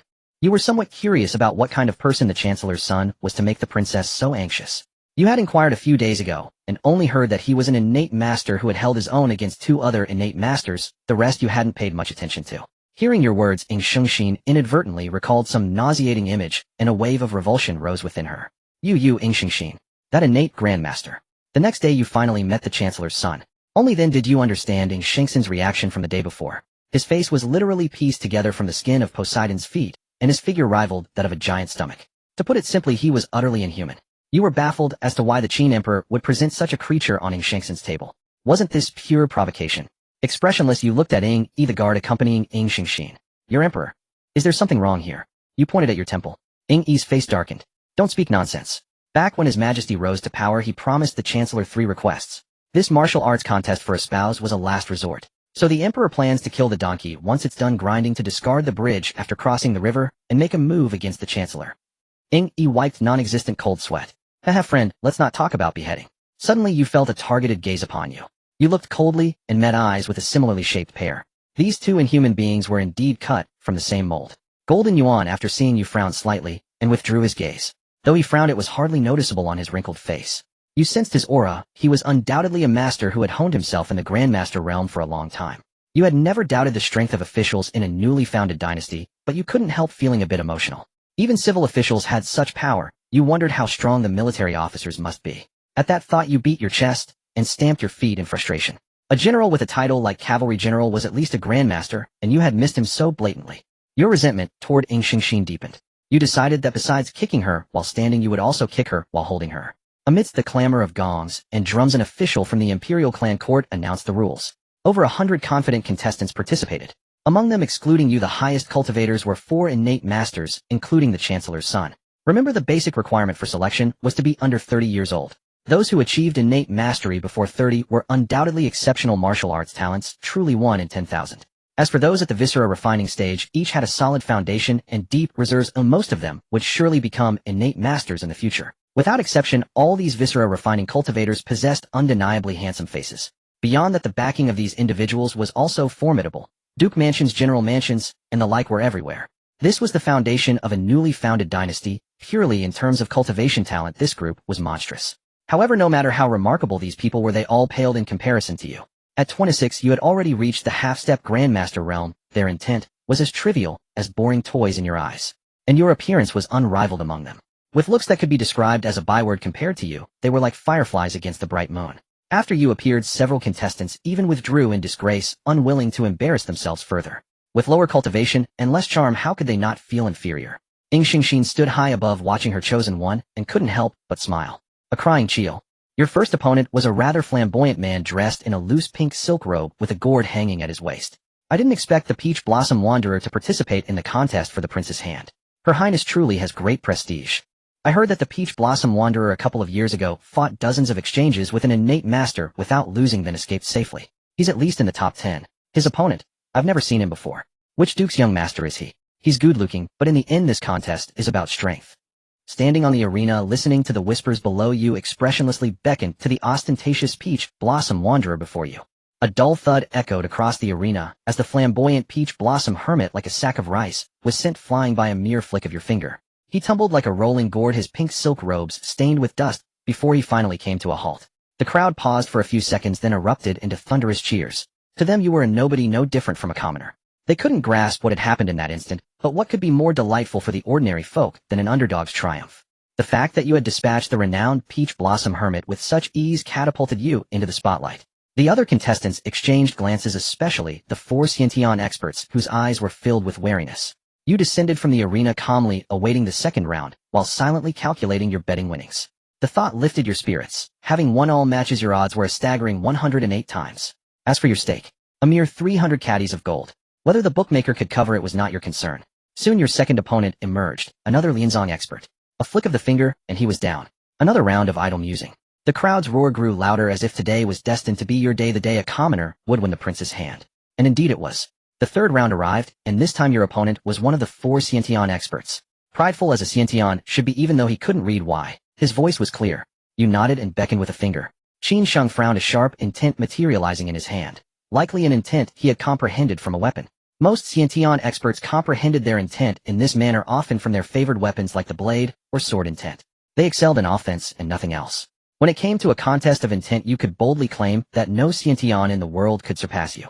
The moment your intents clashed, Qin Sheng's dissolved like ice meeting fire, vanishing without a trace from the arena. His expression froze, disbelief written all over his face. Among the younger generation of Great Qin, only he and that pig from the Chancellor's mansion were considered the strongest, yet against you they seemed powerless. The expressions of the other noble scions were equally telling, especially that pig from the Chancellor's mansion, whose eyes now gleamed with a cold light. When had such a formidable figure emerged on Odi? Jin Yuan had appeared beside his son at some point. Their identical builds made them look like 2 wine jars standing together. Jin Xinian's face, barely recognizable as human, twisted into a defiant expression as he said to his father, "Father, why boost the enemy's morale and diminish our own? I have now fully refined my intent within my body. No matter how strong he is, he can't do anything to me." With that, Jin Xinian's gaze shifted to the elevated pavilion, a twisted desire and greed practically oozing from him. Jin Yuan looked at his son and let out a deep sigh. A cursed fate, all accursed fate. Let this be a lesson. You seemed to sense something and turned your gaze, catching Jin Xinian staring unabashedly at Xingxin's location. Your eyes turned cold. Xingxin was someone you had personally chosen to conquer. How could such a repulsive creature be allowed to gaze upon her? You had initially planned to merely cripple him out of respect for the Chancellor's mansion, but now he would have to die. Xingxin, equally disgusted by that burning stare, closed the curtains and lost all interest in watching the remaining matches. As time passed, the number of contestants in the Prince's Husband Selection Tournament dwindled, leaving only you and Jin Xinian. Even now, Jin Xinian's gaze remained unabashedly fixed on the pavilion, as if he already considered Xingxin his property. As for you, you raised your hand not to apologize, but to signal that he still had much to learn. A powerful straight punch wrapped in layers of intent slammed directly into Jin Xinian's face. Ripples of fat spread outward from the point of impact. As he had claimed, his family's technique was indeed formidable. You sensed that nearly half the force was dissipated by something imperceptible. Still, the blow sent his head snapping back, leaving his entire body exposed. You pummeled him relentlessly, but it wasn't satisfying enough. You retrieved the whip you had used at the Lianzong stage. With a crack, the whip transformed into countless lashes that rained down on Jin Xinian. Yet you felt a strange unease. He hadn't attempted to resist, or even use his intent to counterattack. Below the arena, Qin Sheng watched Jin Xinian's behavior, a dark memory surfacing in his mind, his face darkening. Muttering, "Good luck," he turned and left. Losing to Jin Xinian was no shame, but losing so easily to an unknown figure made him feel his training had been insufficient. He decided to go home, and you noticed a crucial point. Jin Xinian had never released his intent throughout the entire fight. In battles between Xiantian cultivators, intent is the most direct tool for causing harm. From how effortlessly you neutralized Qin Sheng's intent, it was clear that the life intent you wield is of a far higher caliber than his. It's not that intents derived from weapons are weak, but judging by the difficulty of comprehension, mastering life intent is far harder than those blade-edged intents. From Jin Shinian's reaction you deduced where his intent was hidden. Since that was the case there was nothing more to say. With a sharp ring a great spear materialized in your hand. Jin Yuan's expression shifted immediately outside the arena. Spare him.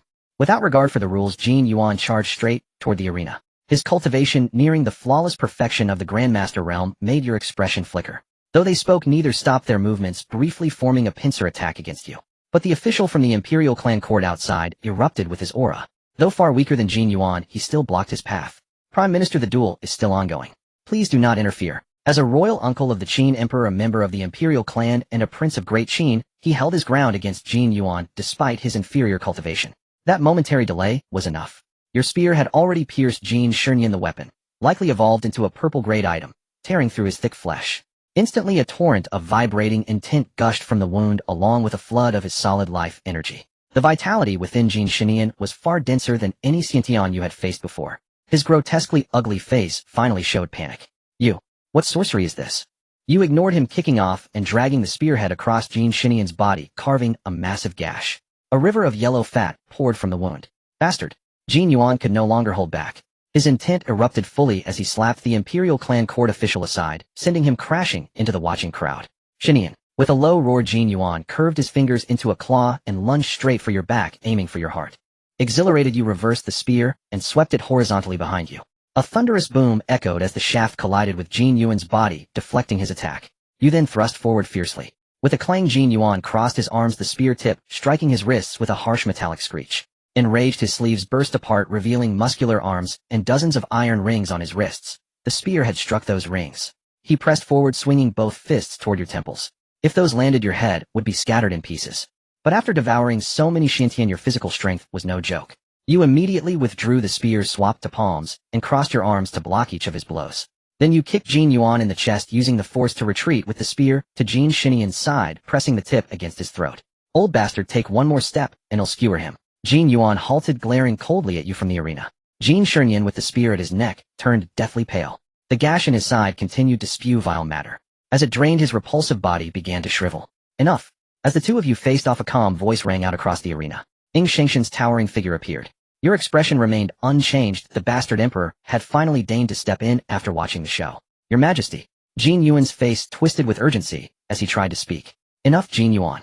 Jin Yuan took a deep breath, suppressing the ferocity in his eyes. Ing Shengtian turned and glanced at you, his gaze lingering on the spear in your hand with a flicker of interest. You quickly stowed it into the simulator space. He smirked wryly, then waved a hand, and the wound on Jin Shinian began to heal. Take him back. Come to the palace later for some tonics. Yes.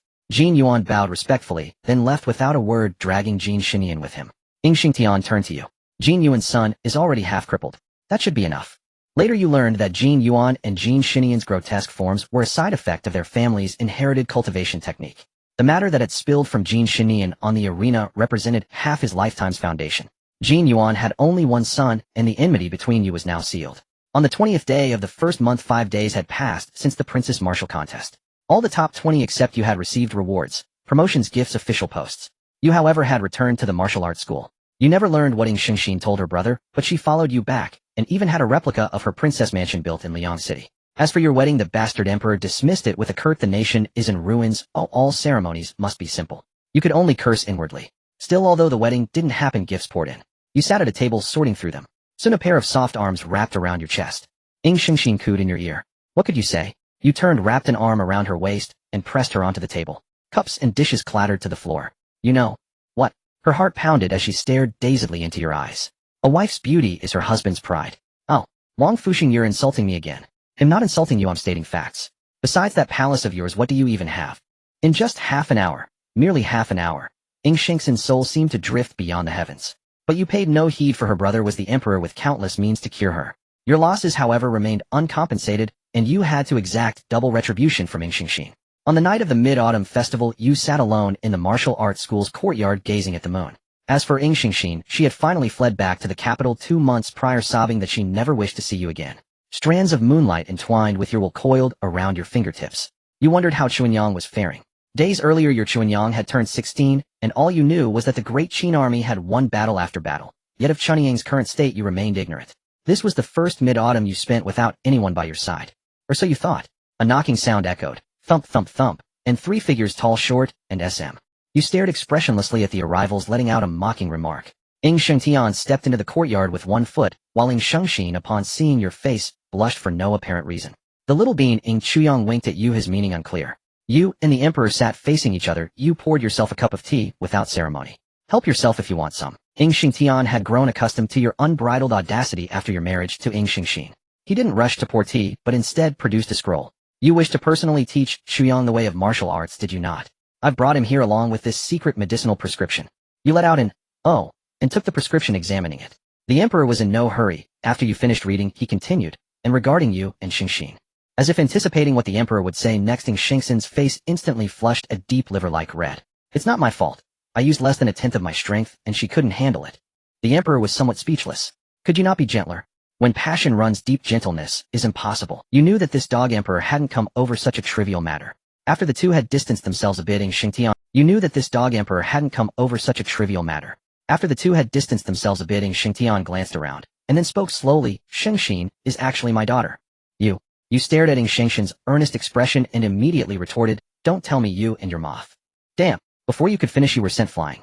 You looked down at the shattered pieces of the precious Namu, chair, your mouth twitching. When Shengxin was born it was a critical time. Our Great Qin's morale was low, and we needed an heir to stabilize the army, so I falsely claimed she was a boy. And what happened to that boy later? He has since disappeared. You said nothing more. The dog emperor continued, I'm not here to threaten you by telling you this. Shengxin has endured much hardship since childhood, and as you must have noticed, she is very fond of you. I hope you will treat her well. You silently scoffed inwardly. Isn't she just taken with this handsome face of mine? Don't talk about like or dislike. Aside from this, there must be other matters, right? The dog emperor nodded. I've sent Chuyang here for 2 reasons. First, the next heir to the throne has already been chosen. Second, regarding the secret you told me that day, I dispatched 2 innate grandmasters to investigate, but neither returned. So, you had already planned this from the moment you told me about it, didn't you? You nodded honestly. This was your open scheme. You had no doubt the dog emperor would fall for it. And you harbored your own selfish motives. Either the emperor would die there, or he would return with the secret to attaining transcendence. If at least you're honest.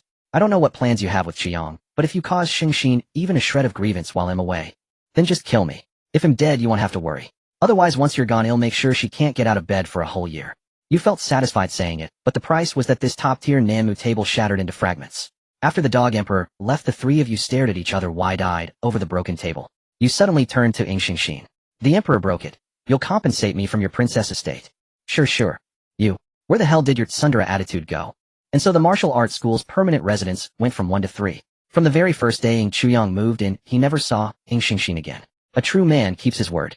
6 months after the emperor's visit, that is in the 2nd month of the 10th year of the simulation, the dog emperor abdicated the throne.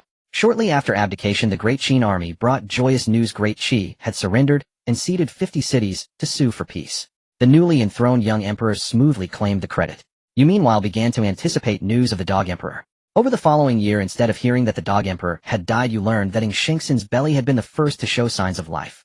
You had been married to Ing Shengxin for just over a year, and she was already pregnant, something you hadn't anticipated. After all times had changed, your cultivation was now far higher than in the previous 2 simulations. But now that she was pregnant, collecting, Ing Shengxin was simply all talk and no stamina. Forget it. At this point it was inappropriate to investigate Ing Shengxin thoroughly. You needed to secure the guaranteed trait first. You walked out of the room. Ing Chuyang was doing basic exercises under the guidance of his senior brothers. In 2 more years he could begin his true cultivation. Why is it so lively outside, you asked casually. Master, it's because our Great Qin army is returning in triumph. Your brows lifted. Did that mean Chuanyang was coming back? Before the thought could settle, a tall, slender figure kicked open the martial arts school's main door. The disciples tensed instantly, assuming defensive stances. Wang Fusheng. I'm back. After all that time away, can't you even call me brother anymore? By the time you clearly see the person, the little girl is already hanging on to you. Coincidentally, Ing Shengxin, who had just finished tidying up, came out and witnessed this scene. As Chuanyang's chin rested on your shoulder, she happened to lock eyes with Ing Shengxin. You patted her back and said, let me introduce you, this is Ing Shengxin. You could say she is your sister-in-law. Chuanyang jumped down from you and enthusiastically greeted Ing Shengxin. Hello, sister-in-law. Ing Shengxin was taken aback for a moment, then revealed a kind smile. Hello, you just came down from the battlefield, right? Chuanyang was so happy to see you that she forgot about her dirty appearance. Although her armor had been removed, the lingering aura of bloodshed had not completely dissipated. Chun Yang nodded. Yes, sister-in-law, look at this. You watched as Chun Yang pulled out a token from her bosom, not quite understanding what it was. This is my general's token from the court. How could my little sister already be a general? Chun Yang blushed a little. It's just an ordinary miscellaneous general. Since you are a general, there is no such thing as ordinary. Quickly go clean yourself up, I will arrange a welcome feast for you. Chun Yang nodded and skillfully returned to her room. Shengxin watched Chun Yang's departing figure deep in thought. That evening a lavish banquet was laid out. Chun Yang changed into a set of heroic attire, looking both valiant and handsome, though her hair seemed to have been cut short with a high ponytail resting on her shoulder. After being away in the barracks for so long, she had been starving, and now she was completely letting loose, stuffing her mouth with food. After dinner you assessed Chun Yang's cultivation at the training ground. It seemed she had not encountered any opponents worthy of forcing her to break through. She had solidly reached the late stage of bone refinement. The next morning Chun Yang was set to go to the court to receive her title. You stood at the door to send her off, and turned to seeing Shengxin looking at you with a half-smile, half-serious expression. Shengxin spoke first. This sister shouldn't be your biological sister, right? You nonchalantly nodded. Chun Yang is someone I saved from a group of bandits years ago. What's the problem? Shengxin stood up and slowly walked up to you, bringing her face close to yours. During dinner yesterday her eyes were practically glued to you. Do you think there's no problem with that? Oh, and so? You can't marry her. You are now the prince consort to the princess. You glanced at Shengxin. You're the unexpected one here. Don't place too much weight on your status in my heart. You. Shengxin's eyes turned red. What? Are you unhappy? You frowned, stood up, and carelessly pressed her down on the table, knocking over cups and teapots everywhere, then pulled out the ruler used for disciplining disciples. Shengxin buried her face in her arms, sobbing quietly, without replying. You expressionlessly turned your wrist. Later that evening Chun Yang returned from the capital. Brother, where's sister-in-law? She is resting. After hearing this Chun Yang's eyes dimmed, and she softly said, Oh. She wanted to leave, but you gently held onto her wrist. Brother, what are you doing? I want to talk to you about something. Let's go back to your room first. Oh. After you closed the door, Chun Yang poured you a cup of tea. What is it so secretive? You told her about the unexpected situation with Shengxin, including the news that the Dog Emperor had already left to Qin. Does that mean we can leave here now? Chun Yang stood up excitedly. For her titles like general and high-ranking official were unimportant, as she only wanted her brother, who devoted all his attention to her. But then she thought of something, and her expression dimmed. Forget it, brother. Sister-in-law is already pregnant with your child. This is quite good. Good? What's good about it? You were too lazy to argue, wrapping your right arm around Chun Yang's waist and pulling her into your embrace. Then with your left hand pressing against the back of her head, your lips crashed together without any reservations. Chun Yang's eyes widened in surprise at your sudden advance, but gradually, she closed her eyes, shyly responding to your kiss. Clothes fell to the table, the chairs, and the floor. You lifted the soft and warm Chun Yang and placed her on the bed. She opened her mouth and you placed a finger on her lips. Don't say anything. The next 5,000 words are omitted. In the next room, Shengxin lay on the bed listening to the intermittent melodious sounds. Her face flushed. Her long slender legs tightly squeezed together and her delicate hands touched her skin as if scratching through her clothes. The next morning, a loud rooster crow awakened the city of Liang. Chun Yang noticed your movement of getting up and feeling reliant reached out to wrap her arms around your waist. Brother, don't go. You didn't turn your head. You rubbed her calloused hands in your palms, using your life energy to remove the calluses. I'm going to check next door. They were making noise all night. Chun Yang didn't understand what that meant, but still obediently let go. You pushed open the door to the next room and saw the bed in a complete mess. You helplessly picked up Shengxin, who had been digging all night. Shengxin pouted and glanced at you, her hands obediently wrapping around your neck. You still care about me, huh? Shengxin's soft and delicate voice lacked her usual arrogance, like a drenched little cat that had suddenly found a warm harbor. You heated the water in the tub and placed her inside. Stand straight. Chun Yang looked at you, who appeared completely at ease, and found it rather odd. Brother, your wife is inside giving birth. How can you be so unconcerned? What is there to worry about? She's only 2 minor realms below you. What could possibly go wrong? Unless the recruitment animation was interrupted by the child in her belly, there was no real danger. Having witnessed your own wives give birth so many times, you had more or less grasped the patterns of childbirth. The greater the talent, the more energy it drained from the mother, and vice versa. As a piercing cry rang through the door, you glanced at the simulator panel. The living endure green. A rather bland green trait. At first glance you thought your own endless vitality had been inherited. As for the living endure, it sounded like something related to healing and recovery. In other words, faster healing from injuries. Quite suitable for sending to the battlefield. Chun Yang, ignoring you, entered the room first, and you followed closely behind. Shengxin, seeing you enter, couldn't hold back her pout any longer, and began to cry, tears streaming down her face. Wang Fusheng, childbirth hurts so much. Does it hurt? Good. Now you know the pain, you won't be so greedy for it. You pinched Shengxin's pale little face without much patience. Ignoring your teasing, she asked Wang Fusheng, what should we name the child? Let's call him Wang Lingsheng. Keep it simple. Then I'll leave it to you. Xuanyang then elbowed you aside, picked up the baby, and brought him to Ing Xingxin. Looking at the child in the swaddling clothes, Ing Xingxin pouted, and said with some disdain, "Why is he so ugly? He doesn't look like his father at all." Time passed in a flash, and over 3 months went by. The originally wrinkled little mud ball had finally grown fair and delicate. It was now the 2nd month of the 11th year of the simulation. You still had no news from the Emperor. Logically, with the Dog Emperor's strength at the land immortal realm, there was no reason for him to be gone this long. By process of elimination, the Dog Emperor had most likely perished in that underground palace. You suppressed the restlessness in your heart. Now was not the time to rush. You probably couldn't defeat that cavalry general yet, but you could try testing the Minister of Rights. Once you fully entered the Grandmaster realm, you could go and probe the depths of this great Qin Minister of Personnel. In 2 more years, Xian Jingxin would also emerge from seclusion. To break through to the Xiantian realm at 30 in such an environment, her talent far surpassed the great Qin disciples you had encountered before. Just as you were. You said somewhat speechlessly, "Beast, why do you never use the door? Isn't the gate open?" Qin Sheng said angrily, "My name is Qin Sheng, not Beast. Hurry up, hurry up. I comprehended a killing move yesterday. It will definitely cut you down." Hearing his confident words, you lazily rose from the lounge chair. You had just managed to coax Ing Xingxin to sleep, and this kid really had no sense of timing. One move to decide the outcome. I don't have time to waste with you. This Qin Sheng was quite a character. Every time you met, you could feel his control over his intent becoming more perfect. Hearing this, Qin Sheng smirked and took out his ancestral green dragon crescent blade. The blade was over 3 meters long, with the edge taking up half of it. You could clearly see the bluish-gray sharp blade intent emanating from him. The life intent you wielded was formless and colorless, faintly lingering around you. Where's your big spear? This move of mine is ferocious. Be careful, or it'll cleave you in two. I don't need it for you. Qin Sheng's face instantly turned the color of pig liver. If you still pulled it out last time. Keep pretending. Take this move. A dense layer of blade intent coated the silver blade. The martial arts disciples standing far away felt a wind like a knife's edge blowing towards them.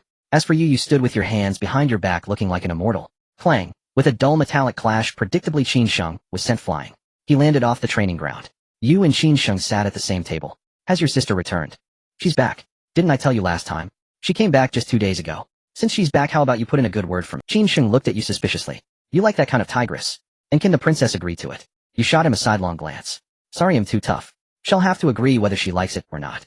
The current Duke of Great Qin was Qin Sheng's sister Qin Gi. Qin Sheng couldn't be happier for someone to marry his sister off, because if Qin Gi got married, the Duke's mansion would be his alone. But in mourning you first, my sister admires strength. If you can't beat her, this matter won't be easy. You had heard quite a few stories about this Duke of Great Qin. She and Qin Sheng were born of the same mother, but her cultivation talent far surpassed his. Judging by Qin Sheng's rather handsome appearance, Qin Gi was definitely not bad-looking. Yet in the entire capital, no one dared to pursue her. It was because she had once personally broken the leg of a prince who pursued her and declared that any peer who couldn't defeat her was unworthy of her.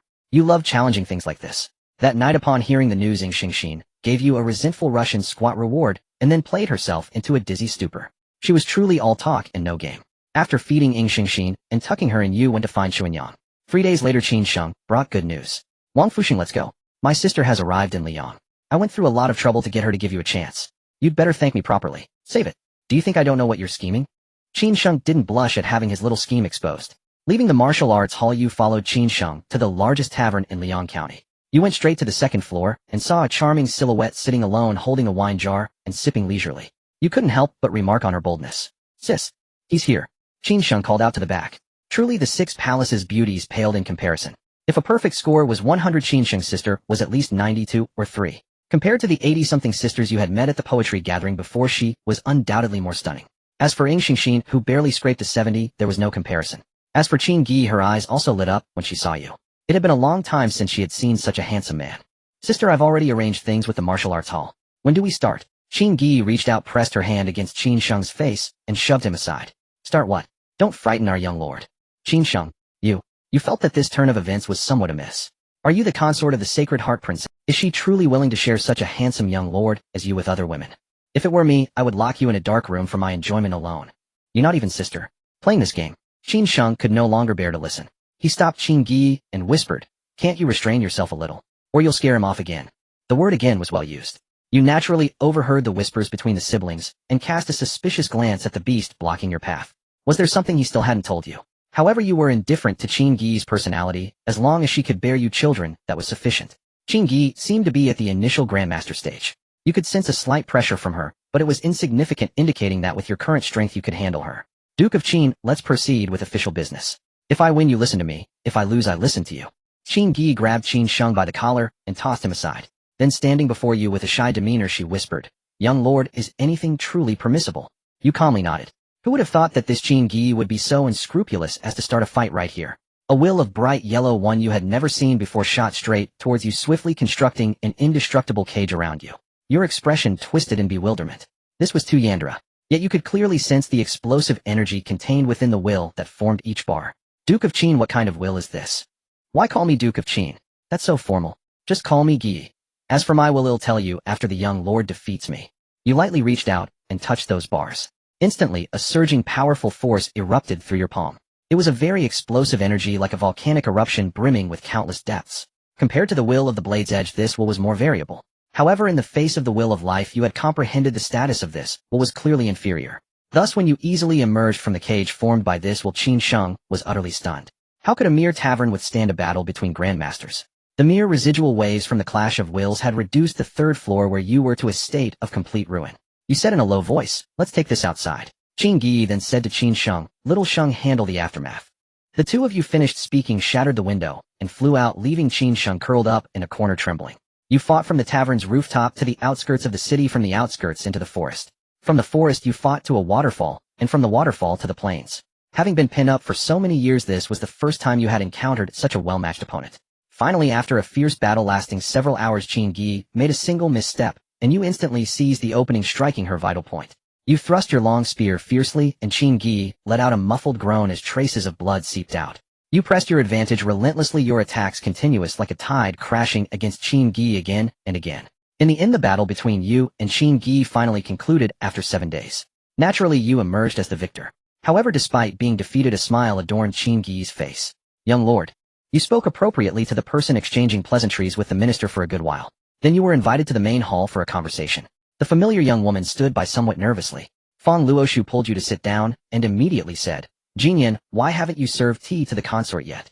Fang Jinyan seemed less lively than when you had seen her that day. After glancing at her twice, you averted your gaze and said directly to Fang Luoshu, "Minister, why have you summoned me here today? Please speak frankly." Although Fang Luoshu was still struggling to maintain his Xiantian realm strength, with your mastery of the will of life, you were more than sensitive to the aura of decay emanating from him. Fang Luoshu looked at you, his smile faltering for a moment, then he forced a laugh and said, "Since the consort is so direct, I will be frank. Since the day of the poetry gathering, my daughter has lost all appetite for tea and food and cannot sleep at night.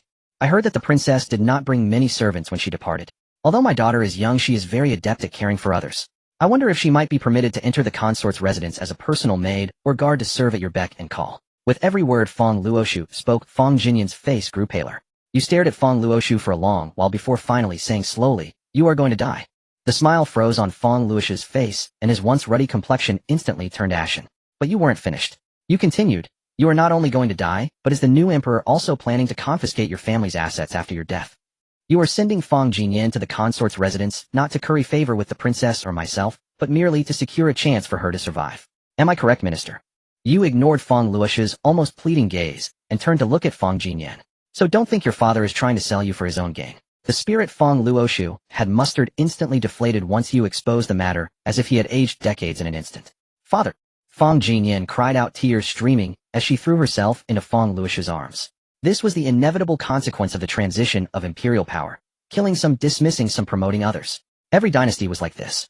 Watching the grieving Fang Jinyan, you silently lamented, "The lesson history teaches is that people never learn from it." Being a meritorious official who aided the emperor's rise was fine, but knowing when to retreat was equally wise. Once the father and daughter had somewhat composed themselves, you said calmly, "I can take her away, but what can you offer me?" "No, I won't go." Fang Jinyan bit her lip, a resolute expression appearing on her face. "Suit yourself. When they send you to the Bureau of Music, I can come by to boost your performance." At the mention of the Bureau of Music, both Fang Luoshu and Fang Jinyan turned deathly pale. Fang Luoshu then scolded her with a severity she had never heard before, "If you don't go, I'll disown you." Fang Jinyan wept like a pear blossom in the rain, but refused to nod in agreement. "Minister Fang, I have another idea. Would you like to hear it?" Fang Luoshu shuddered at your words. "Please speak plainly, your highness. If you can save Jinyan, I would give up the entire Fang clan without hesitation." "It's fine. I think Miss Fang is quite admirable, a filial daughter." Fang Luoshu hesitated for a moment, then pulled Fang Jinyan to bow and thank you. "Hurry and thank the prince consort for his life-saving grace." "Why should she thank me?" I haven't done anything for her. Old Fong, have you considered that only one thing truly influences the course of events? Fong Luoshu, blinded by his predicament, didn't grasp your meaning. Meanwhile, you condensed an invisible liquid at your fingertip, pure concentrated life energy. Don't resist. With that, you flicked your finger, and the drop of life essence precisely entered Fong Luoshu's body. In an instant, the air in the council chamber seemed to purify. Fong Luoshu was stunned. The hidden injuries he had sustained while fighting alongside Ng Xingtian in his youth were slowly healing under this power. He looked up at you in disbelief, then knelt without reservation. Your Highness' life-giving grace I will remember forever. From now on, even if I must walk through fire or tread on blades, I will obey your command without hesitation. You chuckled inwardly. This nail was now firmly driven into the great Qin court. Let's go. You shifted your gaze to Fong Jinyan, who was supporting her father, and tilted your chin to signal her to follow. Fong Luoshu seemed about to speak, but this time Fong Jinyan took the initiative to tug his sleeve and gently shook her head. After all, as long as Fong Luoshu, a founding minister who had fought alongside Ng Xingtian, remained alive, the Fong clan would endure. As for Fong Jinyan, you had long desired her. Fong Luoshu wanted to see you off, but you dissuaded him. Old Fong, you'd better spend more time figuring out the future of your family. Fong Jinyan nodded beside him. Father, there are many matters at home to decide. Let's follow the prince consort's advice. Seeing this, Fong Luoshu could only nod and watch the two of you walk away. As you strolled along the official road, you suddenly asked Fong Jinyan, "Do you think him taking you away out of a sense of obligation?" Fong Jinyan shook her head. Your Highness overestimates. If you hadn't clarified things, I would have ended up in your mansion or a friend's house anyway. Father only ever wanted me to live well. But now you've healed Father, which is a blessing, and even saved the entire Fong family. How could I harbor such thoughts? After saying this, Fong Jinyan noticed you suddenly turn off the main road and asked in confusion, "Where's the prince consort heading?" Instead of answering, you countered, "Your father says he'd go through fire and water for me. What about you? How far would..." Caught off guard by your directness, Fong Jinyan blushed and replied, "If the prince consort commands, I would not refuse. In that case, follow me." Today, Fong Jinyan wore a simple, elegant lavender dress with a waistband, her hair styled in a few coils on one side, while the rest cascaded down her back. As you ventured deeper, she gradually heard a rumbling sound, as if a waterfall was nearby. When you both reached the waterfall, you said to her, "Miss Fong, I have a bad habit. I love to teach." Fong Jinyan blinked innocently. With your cultivation level, Your Highness, and as the second prince's tutor, this is an honor many would envy. If I could receive just a few pointers from you, my cultivation would surely soar. A faint, barely perceptible smile curled at the corner of your mouth. Since Miss Fong thinks so, allow me to offer some humble guidance today. With that, you wrapped your arm around Fong Jinyan's slender waist. It was incredibly delicate, yet surprisingly firm. If it weren't, she'd be dead. Startled by your sudden move, she went limp in your arms as if shocked. It seems Miss Fang's fundamentals aren't very solid. Fong Jinyan's face flushed crimson. She whimpered softly in your arms, too embarrassed to speak or meet your eyes. Come, let's try a split first. This move truly tests one's basics and can easily cause injury, so be careful, Miss Fong. Her ankle was slender, fitting easily in your hand. You slowly raised your arm until it was fully extended. Those who have done splits know this move encompasses various fundamentals, a highly skillful posture. Fong Jinyan executed a perfect split as instructed, but her face showed discomfort from attempting such a difficult pose for the first time. The lavender skirt brushed against the back of your hand, revealing a stretch of fair, smooth, slender calf. What a sight! Like drawing a bow to a full moon. Miss Fong, I'm going to lower you now. This move might be a bit challenging. If it hurts, you must cry out. Don't hold it in, or I won't know how to help you.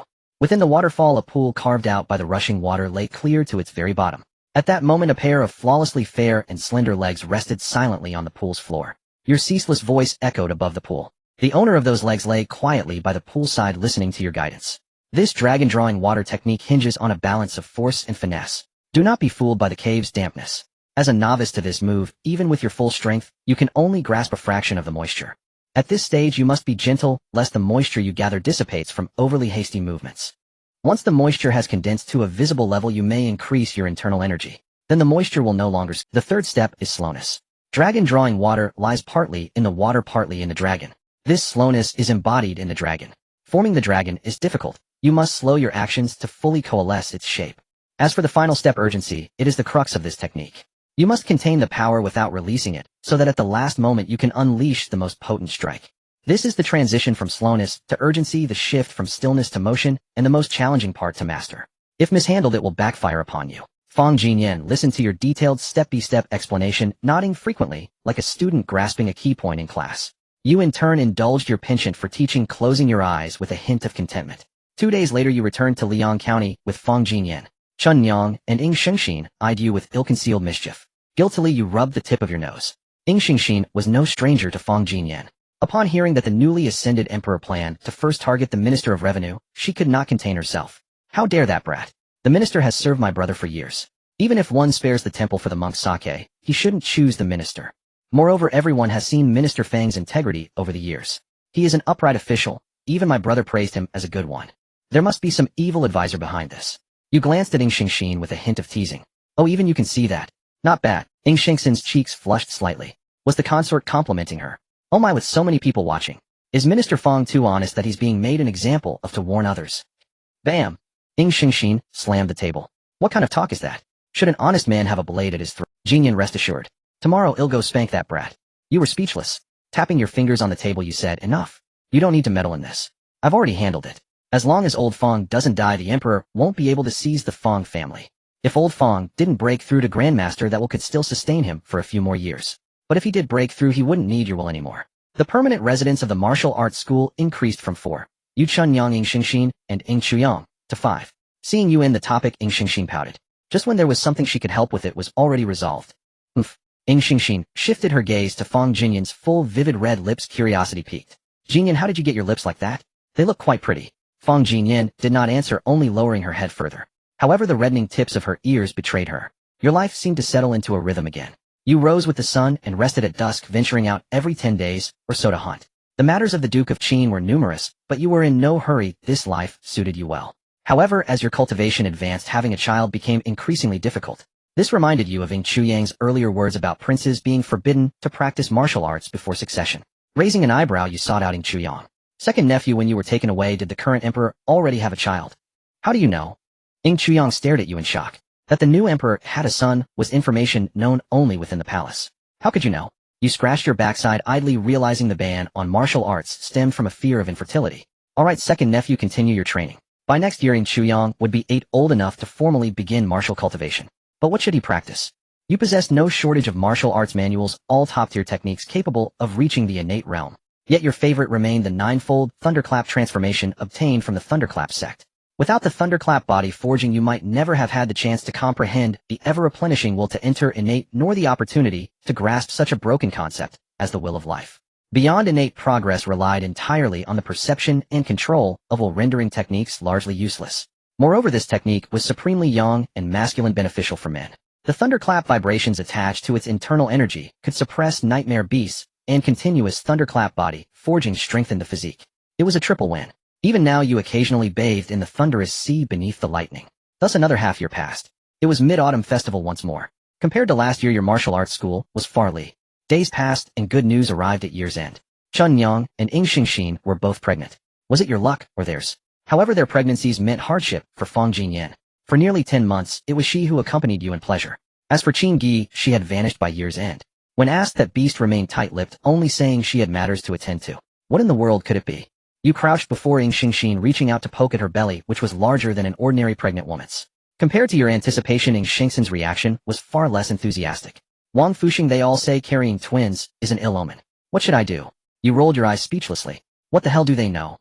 You didn't bother to explain, not because you lacked biological knowledge, but simply because you felt Ing Xingxin wouldn't understand even if you did. You had no idea how she got so lucky in such a short time. She was pregnant again, and with twins.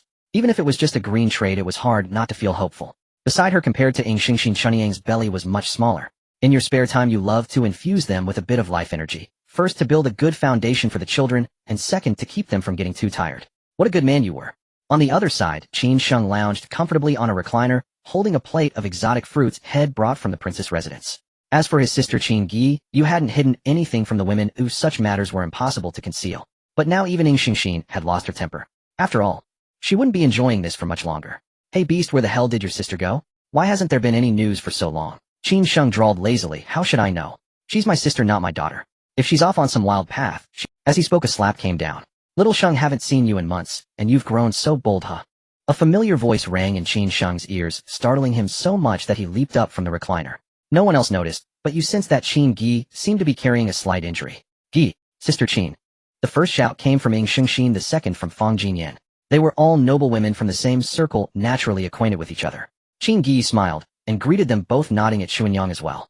Not bad, old one, you've got some skills. While I was away, you've charmed 2 more sisters. As she spoke, Qin Gi reached out and pinched your chest. You frowned, brushing her hand away, and whispered, "Where have you been? How did you get hurt?" Qin Gi shook her head lightly. "Nothing much. I just want to catch up with a trader." What are you two whispering about? Ing Xingxin craned her neck, curiously, her face full of eagerness to know. Qin Gi didn't elaborate, and you didn't press further, shed speak when it was time. Instead you grabbed her wrist and led her out of the martial arts hall, not forgetting to tell Fang Jinyan to look after the two pregnant women. On the empty plane, Qin Gi shot you a reproachful glare. What's the rush? You can see him injured and still so impatient. You smirked wickedly, pulling down her shawl to reveal her smooth, fair shoulders. Isn't this exactly how I'm treated? Trust me, you'll thank me in a moment. Qin Gi listened with a mix of doubt and belief. She didn't question your abilities, but the idea that such an act could heal wounds was unheard of. You pressed her down onto the thick grass, the fluffy blades tickling her bare shoulders. In the 12th year of the simulation, April. Today was supposed to be Chunyang's due date, but whether influenced by Chunyang or some other trigger, all three children chose this day to be born. Wah, wah, wah. Continuous cries echoed through the room. Compared to you, Fang Jinyan and Qin Gi were even more excited. Qin Gi held a child in each arm, unable to put them down. You followed and whispered, like them that much? Then we'll have to work a bit harder. Qin Gi gave you a seductive glare.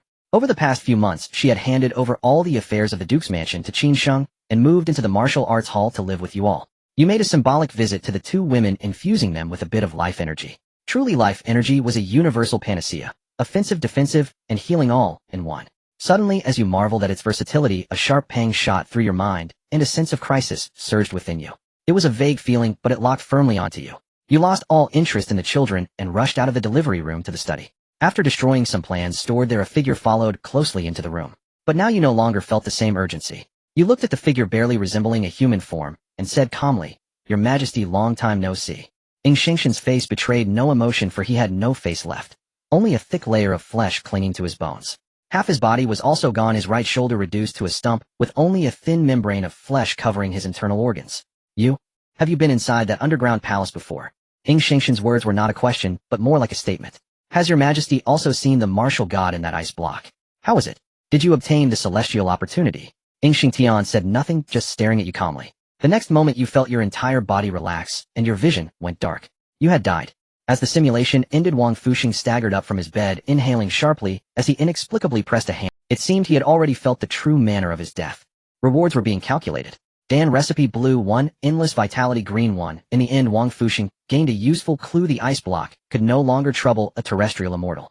Ing Xingxin's final state was extreme, but unlike him, you wielded the essence of life. Xianyang blue 1, Xian In blue 1, reverse life, purple 1, simulation attempts 4, married 4, wise, cultivation, inheritance increased by 30. Wang Fusheng hadn't had time to examine the traits from the simulation. Now, with his cultivation surging, he could study the newly acquired ones.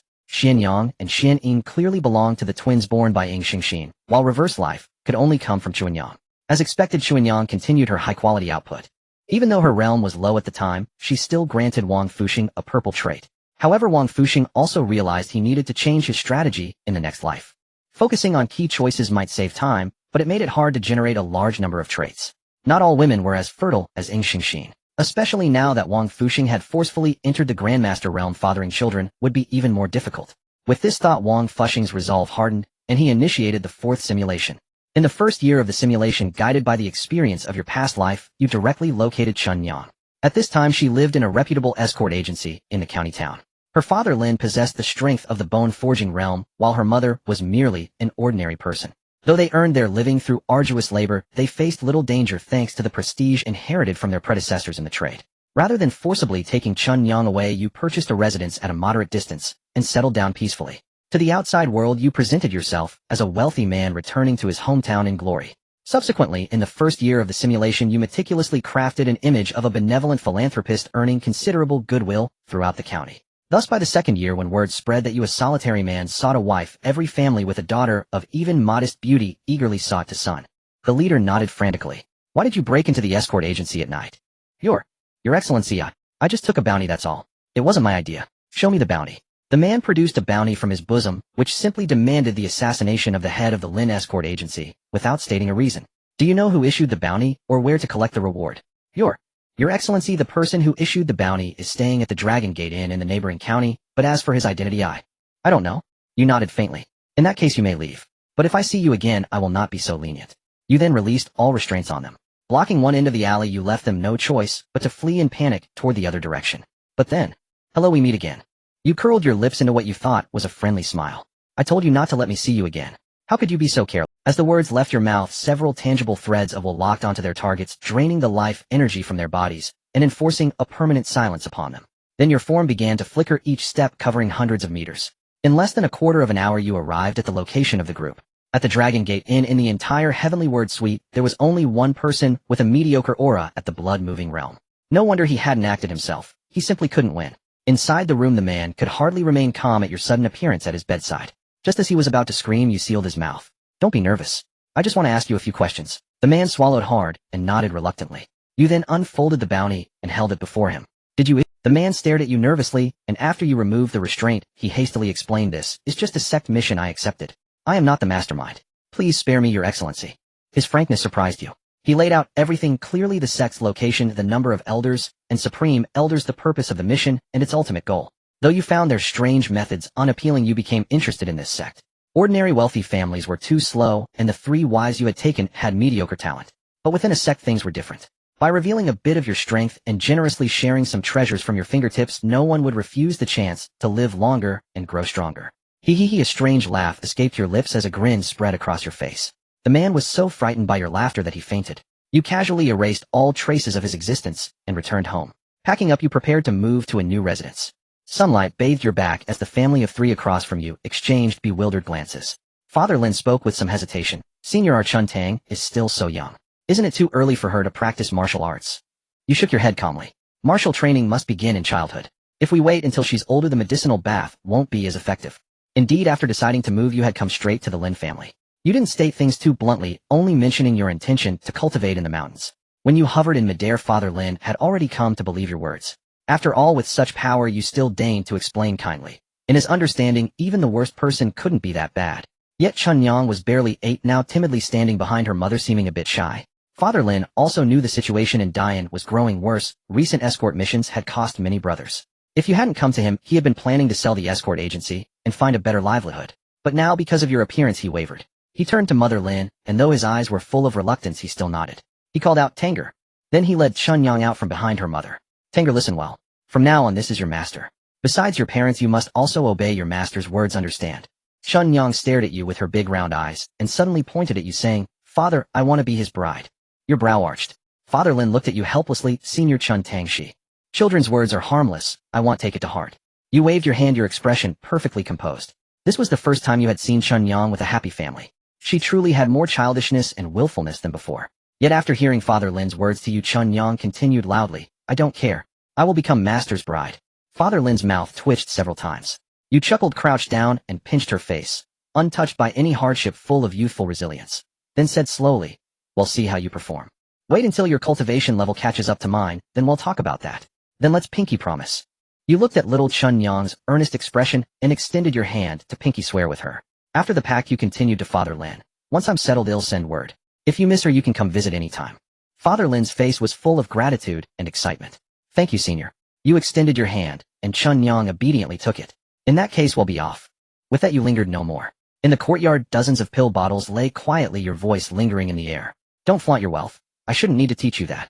Father Lin casually picked up a bottle of pills. The moment he opened it, the rich fragrance of medicine made his expression shift. He hurriedly called his wife to gather all the pills into the house. Meanwhile, Chun Yang, far from being frightened by your sudden flight, with her kept glancing at your face with her sparkling eyes. Half a day later, you finally arrived at your destination, the Clearwater sect. One of the 3 sects and 12 schools of Longxia County, it claimed to be a righteous sect, but secretly engaged in vile deeds.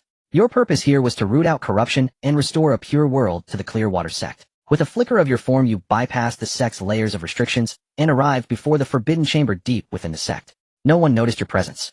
Inside the chamber, a Xiantian powerhouse whose aura had withered to its extreme sat. This was the Clearwater sect's Grand Elder. Your arrival with Chun Yang startled him awake. "What is it? Didn't I say not to disturb me during my seclusion unless the sect faces disaster?" You raised your hand lightly, and the forbidden chamber's door swung open automatically. The moment he saw you, the Grand Elder's pupils contracted to pinpricks. "Say, Senior, what instructions do you have?" "Sensible." You nodded at him and led Chun Yang into the spacious chamber. "Nothing major. I just want to borrow the Clearwater sect's reputation." Your calm words made the old man's face flush crimson like pig liver. "Senior, this breaks the rules." You found a clean chair, sat down, and casually crossed your legs. "Rules? I'm a rogue cultivator. What rules do I have?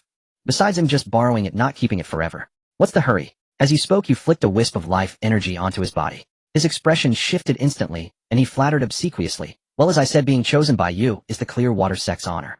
I'm overjoyed that you'd want to borrow it. I Kong Ning declare here Senior may borrow it for as long as he wishes. Just Senior, you see. Kong Ning wore an embarrassed look. You curled your lips and flicked a bit more life energy his way. Thus, without expending a single soldier, you brought the entire clear water sect under your actual control. Overnight, all tasks requiring the heart blood of maidens within the sect were abolished. They were replaced by normal tasks, and under an unfamiliar name a large number of simple easy tasks were issued. The rewards were also straightforward high-quality pills and lectures by the Xiantian Grand Elder. However, attendance at the Grand Elder's lectures was optional. But even the high-quality pills alone were enough to tempt many given how simple the tasks were. The sudden activity of the Clear Water sect surprised many other sects, as everyone knew that the Grand Elder's lifespan was nearly spent. This phenomenon could only mean either he had broken through or solved his longevity. The female disciple first lowered her head shyly, then looked up at you with expectant eyes. You patted her firm, rounded backside through her skirt, and said calmly, "You received my guidance because you completed my task. It's a fair exchange." Little girl remembered nothing in this world comes for free. Initially, the rumor that the sect's supreme elder was a lecher spread only among the female disciples. Somehow word got out, and within days the entire sect knew. You couldn't care less as long as your conditions were met, let Kongning bear the infamy. They had no idea you weren't the real supreme elder. The rumors escalated, yet no elder came forward to refute them, which only excited the female disciples. After all, enjoying such easy fortune and gaining the supreme elder's favor seemed entirely beneficial to them. However, when you tossed out two female disciples who resembled the bumbling bears, they belatedly realized that this game required a certain standard of looks. They had staked their purity. Even if you were the sect's founding ancestor, shouldn't you just let them enjoy the benefits and leave with the pills? What was the meaning of throwing them out? Gradually, the rumors within the sect grew more absurd, even suggesting the supreme elder had a preference for men. You remained utterly indifferent. Since you weren't the real supreme elder, why should you care? As the sect's ancestor was known to favor beauty, some began to hatch malicious schemes. Ancestor, this is my sister, hailed as the fairest maiden for 100 miles. Supreme elder, this is my elder sister, her face as blooming as peach blossoms. Supreme elder, this is my aunt. Supreme elder, this is my maternal aunt. Supreme elder, this is the third concubine my father married. Such absurd days passed, and 6 years flew by. In the 8th year of the simulation, Chun Nyang had grown into a graceful young woman, tall and slender with flowing hair and a lively aura. Chun Nyang, why are you sulking at your master again? You followed behind Chun Nyang, a helpless expression on your face. The fact that you were hosting parties in the Jingshui sect couldn't be hidden from her. Every time she tried to act, you stopped her with the promise from years ago. Now she could only be a powerless fiancé, stewing in her frustration. Over 6 years, Chun Nyang's cultivation had advanced by leaps and bounds. She was now only a step away from the Xiantian realm thanks to her innate talent and the medicinal bath formula obtained from Yingxingtian. With the aid of the baths, you didn't let her waste time on foundation building. She broke through whenever she felt ready, maximizing her progress. Yet due to her youth, she had been stuck at the threshold of Xiantian for 3 months. Hearing this, you felt like hitting someone. Only 3 months, and she was already impatient. Master always does this. What's so good about those withered flowers outside? Chun Yang turned around gracefully. The little girl was now only a head shorter than you. It's because you're still young, and I haven't taken a wife yet. I don't care. Promise me from now on you won't touch anyone else. You scratched your head. It hadn't been that many people over these 6 years, and you were still hoping this simulation would let you break through to the land immortal realm.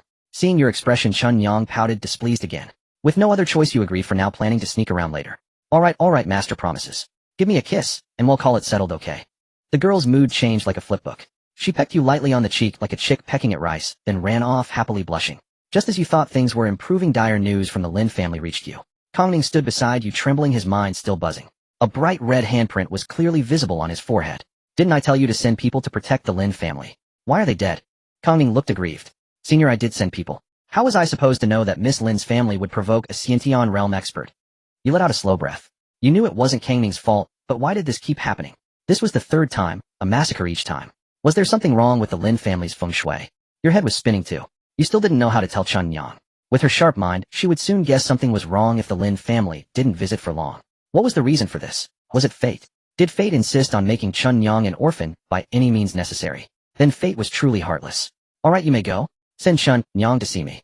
You waved Kongning away. Soon Chun Yang arrived. Master, what do you need me for? A moment later, a figure dashed out from the back mountain. You sighed and followed at a distance. When Chun Yang rushed to the Lin family, or rather its ruins, her mind went blank. Just 3 months ago she had seen her father, now they were separated by life and death. She broke down completely. Many people pointed and whispered at her amid the rubble. You raised your hand coldly, and they turned into puffs of blood mist, vanishing from the world. The girl knelt on the ruins for 3 days and 3 nights, and when she returned her cultivation had broken through to Xiantian. However, you frowned slightly at the black aura emanating from her will. No, it wasn't a slight frown. You were frowning. Hatred, killing intent, regret. Since it hadn't touched you, you couldn't quite discern its composition. Master, come out. You sighed and appeared before Chun Yang. Her once rosy full face was as pale as wax with bloodshot eyes. Master, I want revenge. Her voice was as cold as ice. You looked at her quietly, then pulled her into your embrace. Finally, the girl who had been silent for 3 days burst into loud sobs. Cried out. You'll feel better. You brought Chun Yang back to the Jingshui sect. From that day on, she no longer clung to you. She trained relentlessly, honing her martial skills, determined to one day personally avenge her family. That opportunity came sooner than expected. Just a month after Chun Yang's breakthrough, to Xiantian disciples of the Jingshui sect found a crucial clue pointing directly to a prince of the Great Yin Kingdom. You shouted furiously, "Why can't the person I asked you to watch ever be kept under control?" Your enraged voice echoed throughout the confinement room. Kong Ning's aged face deeply illustrated what it meant to feel wronged. Senior Miss Lin is now innate, and I am old and frail. If she is determined to leave, there is nothing I can do. You waved your hand in exasperation, and Kong Ning, understanding your mood, promptly exited the confinement room. Why aren't you leaving? A female disciple looking pitiful clutched a long robe and gazed at you. Ancestor Miss Lin is your. You expressionlessly raised your hand, and the disciple instantly transformed into pure life energy nourishing you. Greedy little thing, Chun Yang is not someone you can compare with. After saying this, you flickered and left the pure water sect. Chun Yang's whereabouts were quite predictable. She was certainly heading towards that Prince of Dian. Your figure darted like lightning, shooting forth in a streak of light, the wind whipping at your clothes. That Prince of Dian was called Yin Xingjiao, the uncle of the current Dian Emperor. You had only uncovered the identity of the other party, regarding their intentions you were entirely in the dark.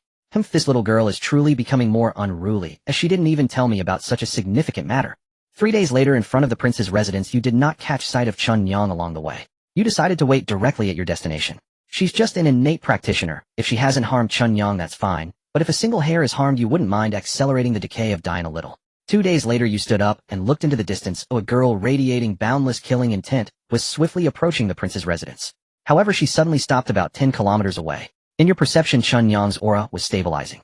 It seems she did not lose all reason due to her hatred. If she truly rushed into the prince's residence recklessly, you would immediately go out to stop her, and then give her a good spanking finally, teaching her what she should do. After about half an hour, Chun Yang slowly stood up. Not only had her aura stabilized, but that intention within her seemed to inexplicably surge a few folds. You quietly stood in PL. Get out here and die. Her delicate voice, amplified by internal energy, resonated like a great bell. You waved your hand, wrapping the entire prince's residence in your intention. In the next moment, Chun Yang felt a chill behind her. Who, accompanied by a low growl, a strike laden with countless intentions lunged towards your chest. Judging by the dosage, an ordinary innate practitioner would likely cry for 7 days after taking that hit. I'm not talking about the individual, but their family. However, this attack was inconsequential to you. Slap. The crisp sound echoed in the air, and the entire space seemed to freeze for a moment. Chun Yang's face visibly reddened. You seek death. Not looking for it. The rotating blade halted just before touching your face, and a hint of astonishment appeared on Chun Yang's face. Master, how come it's you? Slap. The crisp sound resonated again, and Chun Yang looked both ashamed and furious. Master, I'm in the middle of something important. Slap. Master. After several slaps, Chun Yang's killing intent was significantly stirred. You also halted your actions. You know you need to handle important matters right. Is this how you go about it? Isn't this what you taught me, to capture the leader first? This statement amused you. Is this how you use capture the leader first? Do you know how many masters are in the prince's residence? Whether Yin Xingjiao is in the residence is up for debate.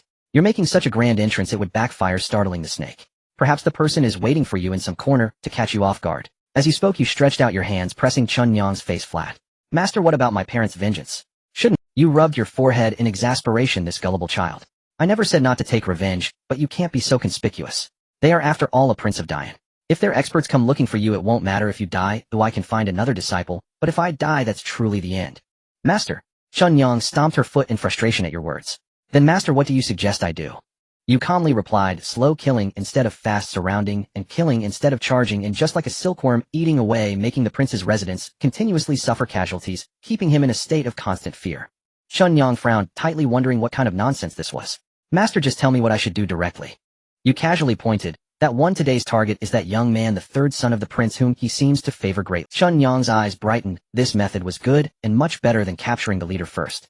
Then should I go? You nodded, and Chun Yang immediately concealed herself and slowly approached.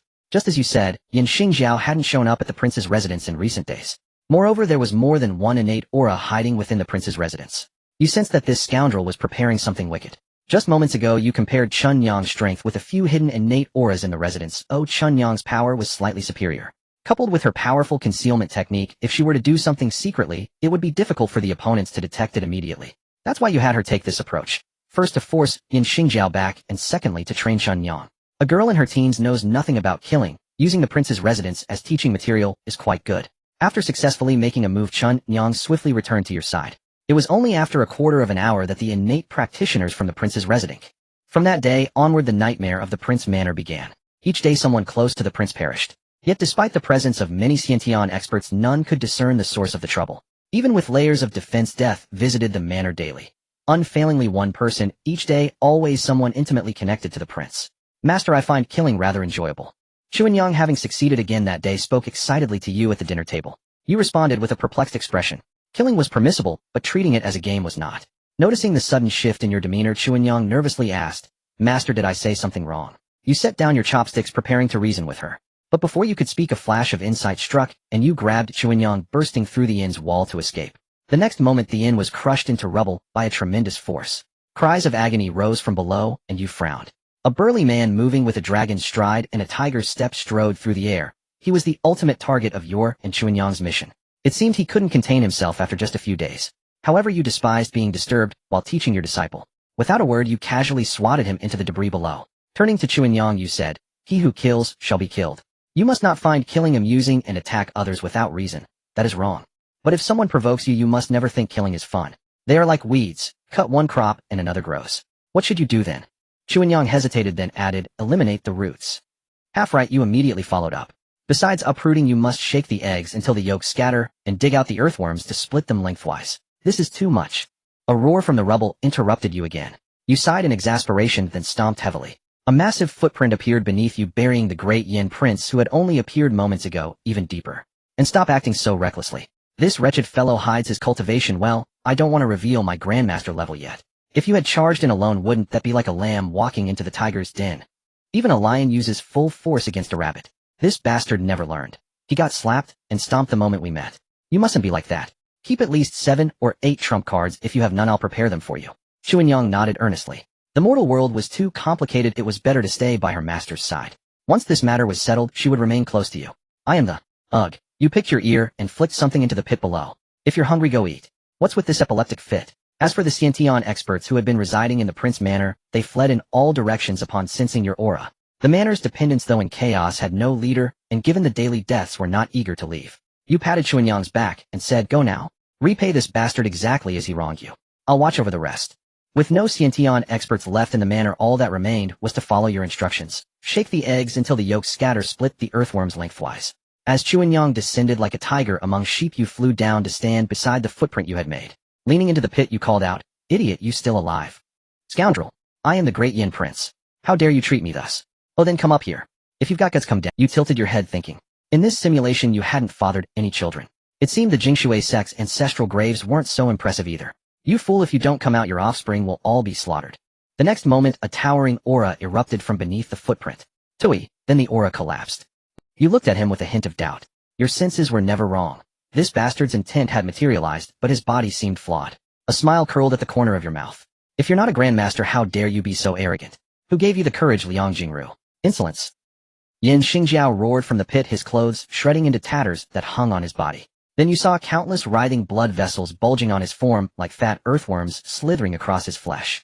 You sensed a familiar trace. Damn, wasn't this the aura of a nightmare beast? Well, so you fused with a nightmare beast. How did you do it, and what's its effect? Easily exposed, Yin Xingjiao was taken aback. Who exactly are you? I'm your father. You stomped again, deepening the pit, then glanced toward Chuanyang. With the troublesome Xiantian experts gone, she had started shaking eggs. A black line appeared on your forehead. Good news, she was an obedient child. Bad news, she clearly lacked common sense. You pulled the barely conscious Yin Xingjiao out of the pit. Wrapping him in your intent, you saw that he had pieced together various intents, using quantity to trigger qualitative change. But the intents were incompatible, some even conflicting, leaving him with only the aura of a grandmaster unable to wield its power. You slapped him several times, knocking out a few teeth, and finally brought him around. Speak, speak, speak. Yin Xingjiao glared at you with hatred, his mouth twitching. Impatient, you slapped him again. Trying to spit on me, huh? Are you going to talk or not? Yin Xingjiao wished he could die. In all his life, he had never suffered such humiliation. Seeing his eyes roll back as if he might pass out again, you delivered a few more slaps. Please, just ask me what you want.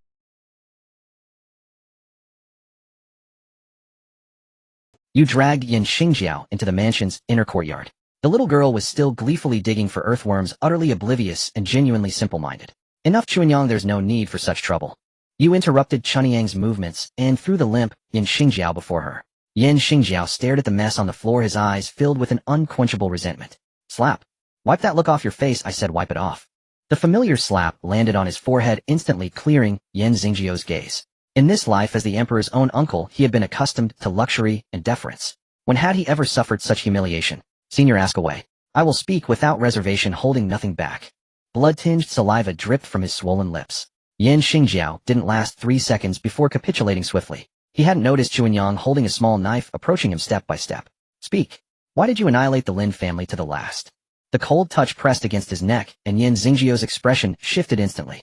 WH. What Lin family? Which Lin family do you mean? The Lin family that ran the escort agency. Yin Xingjiao's mind raced. He knew of one Lin family that ran an escort agency, but the couple were a mortal and a mere bone-tempering cultivator. He thought they likely had no connection to you and Chuanyang. Yet he feared the 9 chance. What if by some fluke you did know them? Then wouldn't he be done for? What escort agency Lin family? I don't know them. Chuanyang wasn't one to indulge him. The dagger in her hand was a little toy you had personally given her. In the hands of Chuanyang, who had already reached the Xiantian realm, slicing Yin Xingjiao into pieces should pose no challenge. She picked up a palm-sized thin slice and held it before Yin Xingjiao. If you want talk, it's fine. He'll carve you clean slice by slice, one after another. I know them. I know them. Yin Xingjiao's face changed faster than the weather. Then he began a long tale starting from 40 years ago. Can you make it short? Yes, yes.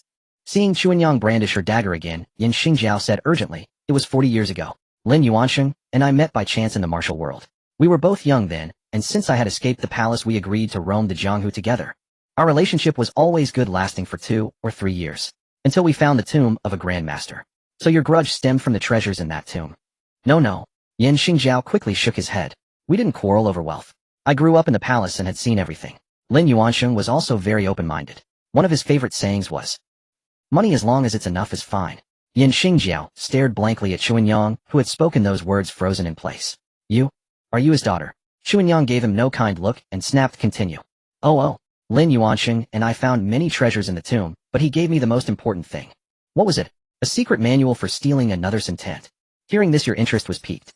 After reading the contents, Lin Yuansheng felt the techniques were too heretical and against heaven's will. Since he didn't know the existence of intent, he handed the manual to me. But I grew up in the palace. My teachers were at least Xiantian masters, so I learned about intent from a very young age. I didn't destroy the manual as Lin Yuansheng had advised. Instead, I secretly hid it. Later, the palace guards found me and brought me back, and I never contacted Lin Yuansheng again. Chuanyang questioned, puzzled. Then why did you massacre my entire Lin family? Yin Xingjiao sighed. What else could I do? He saw me practicing my cultivation while escorting a shipment. I was genuinely happy to see him again. The memories of our Jianghu days are still vivid in my mind. But I had to nip all risks in the bud. You rubbed your chin, sensing the matter wasn't that simple. And what about the nightmare beast aura on you? Yin Xingjiao's expression shifted once more. Seeing him hesitate, you crouched down and slowly reached your hand toward his face. Senior, don't rush. Don't be hasty. Actually, there was a nightmare beast embryo inside the Grandmaster's tomb back then. Knowing the manual's purpose, I secretly hid it. To master that manual, one must absorb the nightmare beast embryo and gain its ability to devour blood and qi. The more you listened, the brighter your eyes became. What a sinister and evil technique. Wasn't it practically tailor-made? You had been fretting that your life-intense attack methods weren't flashy enough, and now, just as you felt drowsy, a pillow was handed to you. So where is it now, eh? Yin Xingjiao's gaze suddenly became evasive. Senior, if I give you the manual, will you spare my life? You withdrew your hand, then reached out again. He'll talk. It's under the third brick from the left in the southeast corner of my study. You set up the barrier, leaving the time and space for Chuanyang. You then went to the spot Yin Xingjiao mentioned and lifted the floor tile. Beneath it lay a box. Opening it, you found a scroll made of unknown beast hide, densely covered with tiny script. You read it quickly, committed the contents to memory, and stored it in the simulator space. Then you sat cross-legged and began circulating your inner energy along an unusual path. After about 15 minutes, the energy completed a grand cycle and started circulating on its own. At the same time, you felt your body heat up slightly, as if you craved some meat. Especially with the prince's mansion littered with corpses, the thick, cloying blood aura intensified that hunger. You quickly withdrew your energy and used the ninefold thunder transformation to thoroughly cleanse your meridians. It took a while before you gradually calmed down. Truly an evil thing, yet it seems to have quite a few merits after all. You gathered your emotions and left the study. By now Yin Xingjiao could no longer be described as a human. Perhaps a skeleton was a more fitting term. On the ground beside him lay the slices of flesh carved from his body. Thanks to the vitality of the Xiantian realm, he would not die anytime sooner. In fact, with a sufficiently high-grade elixir, he might even survive. Alright Chuanyang, leave him here. I still have use for him. Yin Xingjiao seemed to have foreseen his fate, to be consumed as nourishment by you. Yet now trapped by your restraints, he could not even take his own life. You offered him a faint smile and said, "Don't be nervous. Feeling dizzy is only natural." When he saw you produce a long spear brimming with the aura of a nightmare beast, he was utterly stunned. You are a nightmare beast in human form. No. You raised a finger and shook it at him. These matters, you'd best ask the king of hell below. With that you thrust the spear into his heart. Though Yin Xingjiao lacked the strength of a grandmaster, his vitality was undeniable. As the rich blood energy flowed through the spear into your body, the blood child began to activate. You quickly circulated the internal energy path derived from that secret technique. Then fragments of blurred memories began to surface in your mind. You roughly understood what Yin Xingjiao had been doing when he was discovered. No wonder he needed to silence others. Fortunately, you had no such need. The memories extracted from Yin Xingjiao were like fragmented shards. Since they had already been refined once, a second refinement would likely leave only his original intent.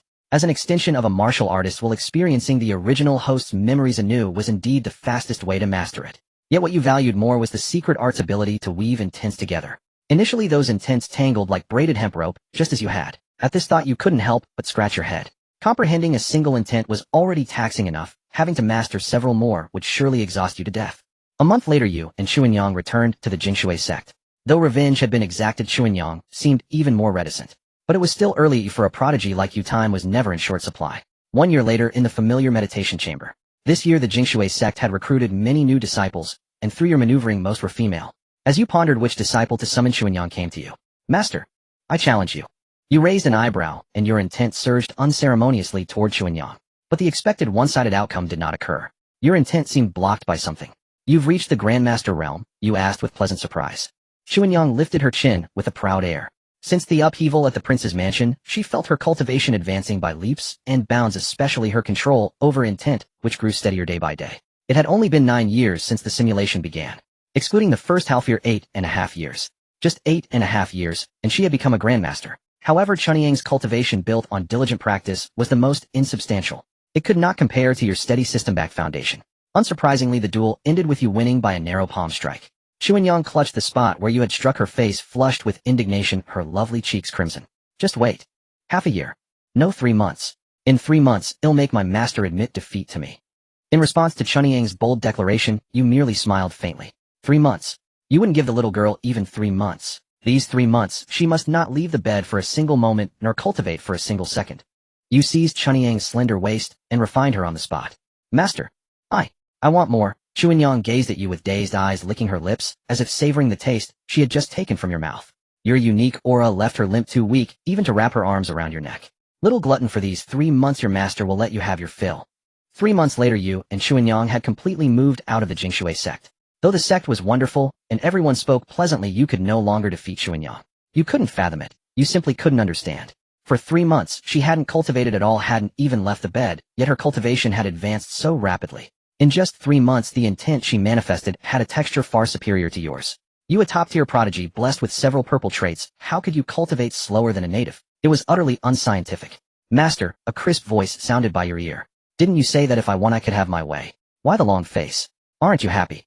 What a complete reversal of roles. Enough, we're outside. No fooling around." You slapped away the slender hand, "But when I ask where we're going you won't say? Your disciple is very, very sad." Chuanyang hopped along beside you, hands clasped behind her back, bending over to peer at your lowered head.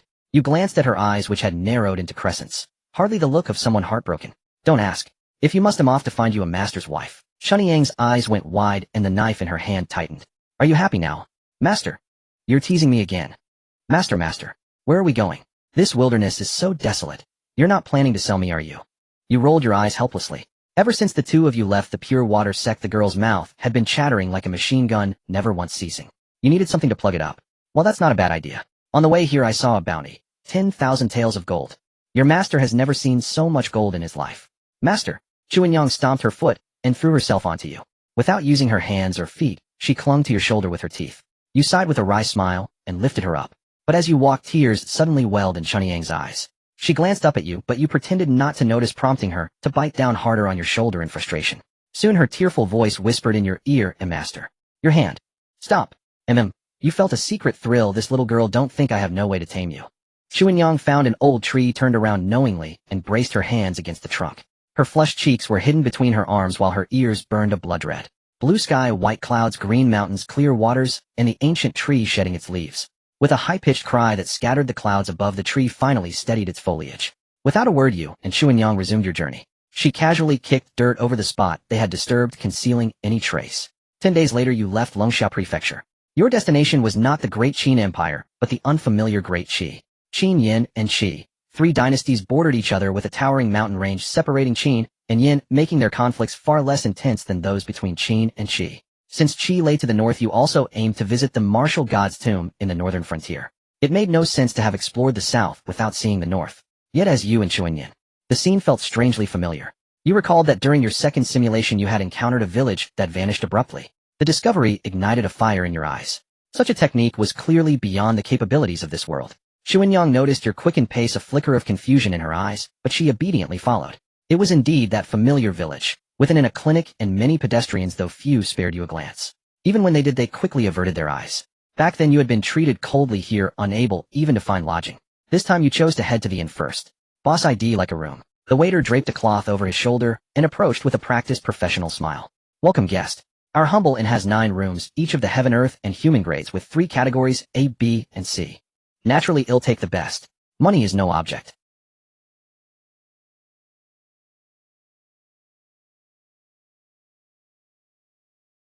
Seeing your lavish spending, the waiter's eyes brightened repeatedly. Suehua, show this guest to the heaven grade category, A room. You had just taken a step when realization struck. Wait, there are 2 of us. You turned back, but Chuanyang was nowhere to be found. The sudden shift in your expression didn't escape the waiter, who asked in confusion, Guest, you've always been alone. Where's this second person? Without a word, you immediately retraced your steps. Seeing you leave, the waiter sighed regretfully and called after you. Guest, shall I keep the room for you? You rushed out of the village in one breath, yet found no trace of Chuanyang. Master. Chuanyang stood behind you, staring at you with a peculiar expression. Master, are you putting on a play? You let out a sigh, walked over without a word, grabbed her face and kneaded it thoroughly from all angles before saying, What were you running off for? Were you trying to scare me on purpose? Master, Chuanyang mumbled adorably under your squeezing hands. I wasn't running off. You were the one talking to thin air about checking in, then suddenly dashing backward like a madman. Hearing this, you frowned. But we just entered. Only then did you realize belatedly that the village was gone. The spot you pointed at was clearly just a grove of trees. You explained the whole story to Chuanyang, leaving her utterly bewildered. Master, could you be too tired and having hallucinations? She tiptoed and reached out to feel your forehead. Slap. Chuanyang pouted and rubbed her hand, which you had smacked away. It's clearly your problem, Master. Why am I the one getting hit? Chuanyang glared at you, her face full of defiance. You ruffled her hair without a word, your mind consumed by the image of the village vanishing. This wasn't your first encounter. Back then your low cultivation level excused your ignorance, but now as a master of the innate grandmaster realm, you still couldn't unravel the mystery. Their clothing and accents were unmistakably contemporary, so why was this happening? If immortal cultivation truly existed, why had no book in all these years recorded even a single word about it? You massaged your temples, casting aside the chaotic thoughts. You marked the location on your map, intending to explore it alone in the next simulation. As for why you received such warm hospitality this time, you were still in the dark. In the days that followed, you and Chuanyang pressed on in silence. After nearly 2 months of relentless travel, you finally reached the borders of Great Qi by year's end. Even compared to Great Yin, things were hardly better here. Abandoned villages littered the land, many reduced to mere rubble. Great Qi had been founded barely 100 years ago, much later than Great Yin. By a dynasty's typical lifespan, it should have been in its prime. Yet now desolation stretched for miles with no sign of human life. Even the border was guarded only by a few frail, elderly soldiers, their faces numb as they stared at the checkpoint. No wonder they had lost so decisively against Great Qin. Let's go. If our direction is right, the prefectural city is about a th. If there was one thing that made Qi most distinctive, it was probably the myriad of wild animal pelts. As the largest city in the prefecture, you and Chuanyang finally felt a hint of bustling life. You found an inn for the 2 of you to rest, weary from over 2 months of continuous travel despite Chuanyang's daily efforts to ease your fatigue. The only pity was that after nearly half a year there was still no sign of pregnancy in Chuanyang's belly. However, since both of you were grandmasters, you were not overly anxious. After visiting the northern frontier, you planned to take Chuanyang to Qin to settle down. Although Qin was a newly established nation, its living conditions were truly unparalleled. You also hadn't forgotten about Chuanyang's 3 years of organ refinement. When the opportunity arose, you would arrange for him to marry a woman with equally exceptional talent, and acknowledging him as your father-in-law wouldn't be a loss. Master. Chuanyang grabbed your hand and said excitedly, let's go out and explore. You glanced at the sky and seeing it was still early agreed to Chuanyang's request. On the street your impression of Dachi became clearer. Everything here exuded a rugged atmosphere from top to bottom. Freshly skinned animal hides were being hawked in the streets, and although there was plenty of food, the smoky aroma was diluted by the strong smell of blood. But before you could enjoy your leisurely stroll for long, an incident shattered your tranquility. A group of soldiers was snatching a child from an old man's arms right on the street. Officer, this is the only child left in my family. Please spare him. Please let him go. The old man's back was deeply hunched, barely reaching the soldiers' waists. The leading officer said coldly, this is an order from the national preceptor himself. Do you dare defy his command? Hearing this, the bystanders who had intended to speak up for the old man all shrank back. National preceptor, you murmured the title to yourself. Could this be a theocratic state? But you hadn't heard of any national preceptor in Dachi during your time in Dachin. Had one emerged only in the last 2 years. Moreover, it seemed this national preceptor wielded considerable influence in Dachi, easily discernible from those who had backed away. Officer, I beg you spare my grandson. His father just died on the battlefield, and this child is all he left behind. The old man's words were dripping with blood, but the soldiers remained unmoved. One of them even drew his saber. The blade's reflection carved deep furrows across the old man's face. Seeing this, the old man fell silent and knelt heavily. His gray head pressed firmly to the ground as he shielded the child tightly in his arms. You felt a tug at your sleeve. Chuanyang pointed at the old man, then looked at you with a pitiful expression that seemed to promise 100 nights of delight. You shook your head. Intervening now would only harm the old man. It was better to wait and see where the soldiers took the child. But you never expected the soldier would dare kill someone in broad daylight. Just as the saber was about to fall on the old man, a palm imprint formed of inner force sent the soldier flying. You looked up and saw only a tall ponytail disappearing into the distance. Your expression soured. What kind of fool acts like that? Isn't that just inviting disaster? You whisked away the old man and the child in her arms, taking Chuanyang and leaving immediately. As for your direction, you naturally followed that ponytail. She had made the mess, so she had to clean it up. In less than half an hour you found the swiftly moving figure on the wilderness outside the prefectural city. The ponytail swayed with her running. Oh, a Xiantian master. The old man was still in a daze, but her arms instinctively tightened around the child. Hey old woman, if you squeeze any harder you'll suffocate the kid. Chuanyang was beside you, her eyes fixed on the grandmother and grandchild. You had no choice but to stop first and signaled to Chuanyang. She shot off like an arrow. In no time she returned, dragging a cross-dressing figure like a chick by the scruff. Who are you people? I am the esteemed princess of Dachi. How dare you treat me like this? I am the legitimate princess of Dachi. How dare you treat me like this? Chuanyang sealed the inner chi of this self-proclaimed princess and tossed her at your feet. Only then did she notice the grandmother and child you had brought, and her expression shifted. You were sent by that fiend. You frowned. From the 2 sentences this woman had uttered you couldn't yet piece together much. You claim to be the princess, so why are you fleeing? Even if the national preceptor holds absolute power, surely you could easily protect 2 commoners. You're not sent by that fiend. The Dachi princess was stunned by your words, then quickly recovered. What fiend? The national preceptor. Who else could it be? The princess gritted her teeth, even the human skin mask on her face wrinkling. You reached out and peeled it off decisively. Then used inner force to remove another plain mask beneath. After removing both masks, you were pretty much convinced she was the princess of Dachi. Not to mention anything else, she was far more beautiful than Ing Xingxin and even surpassed Qin Gi, who scored over 90. Tell me, why did you harm someone and then run? After Chuanyang saw the prince's true face beneath the mask, she immediately stepped cautiously in front of you and, what do you mean by harm someone and run? Those people's target was always me. As long as I showed myself they wouldn't. What do you mean their target was always you? Aren't you the princess of Dachi? Chuanyang clearly couldn't grasp the logical connection between the two. You frowned, your gaze flickering between the grandmother and child and the princess. You mean they were bait to lure you out? But you have no connection to them. How could that work? The princess said with some exasperation. If you have time to interrogate me, you'd better untie me and run. If we don't leave now, that fiend's henchmen will be here. You mean those Xiantian masters spying on us? Wait here. Dozens of breaths later you returned to the same spot. No one is watching now. Tell me, why is the national preceptor targeting you, the princess of Dachi? The princess of Dachi was evidently taken aback by your swift actions.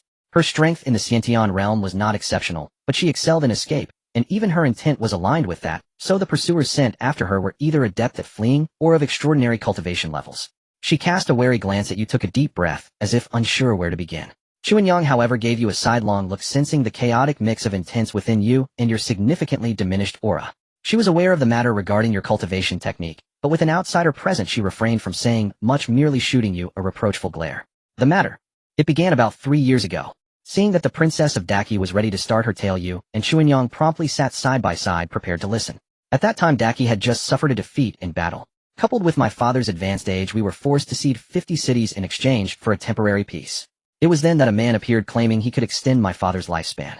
That man became the national preceptor. As he promised, under his care my father's health gradually improved. Isn't that a good thing? Chuanyang asked, puzzled. If the old emperor's health was restored, wouldn't he be able to stabilize the situation? The Princess of Daki did not lift her head, continuing. At first I thought it was a good thing too.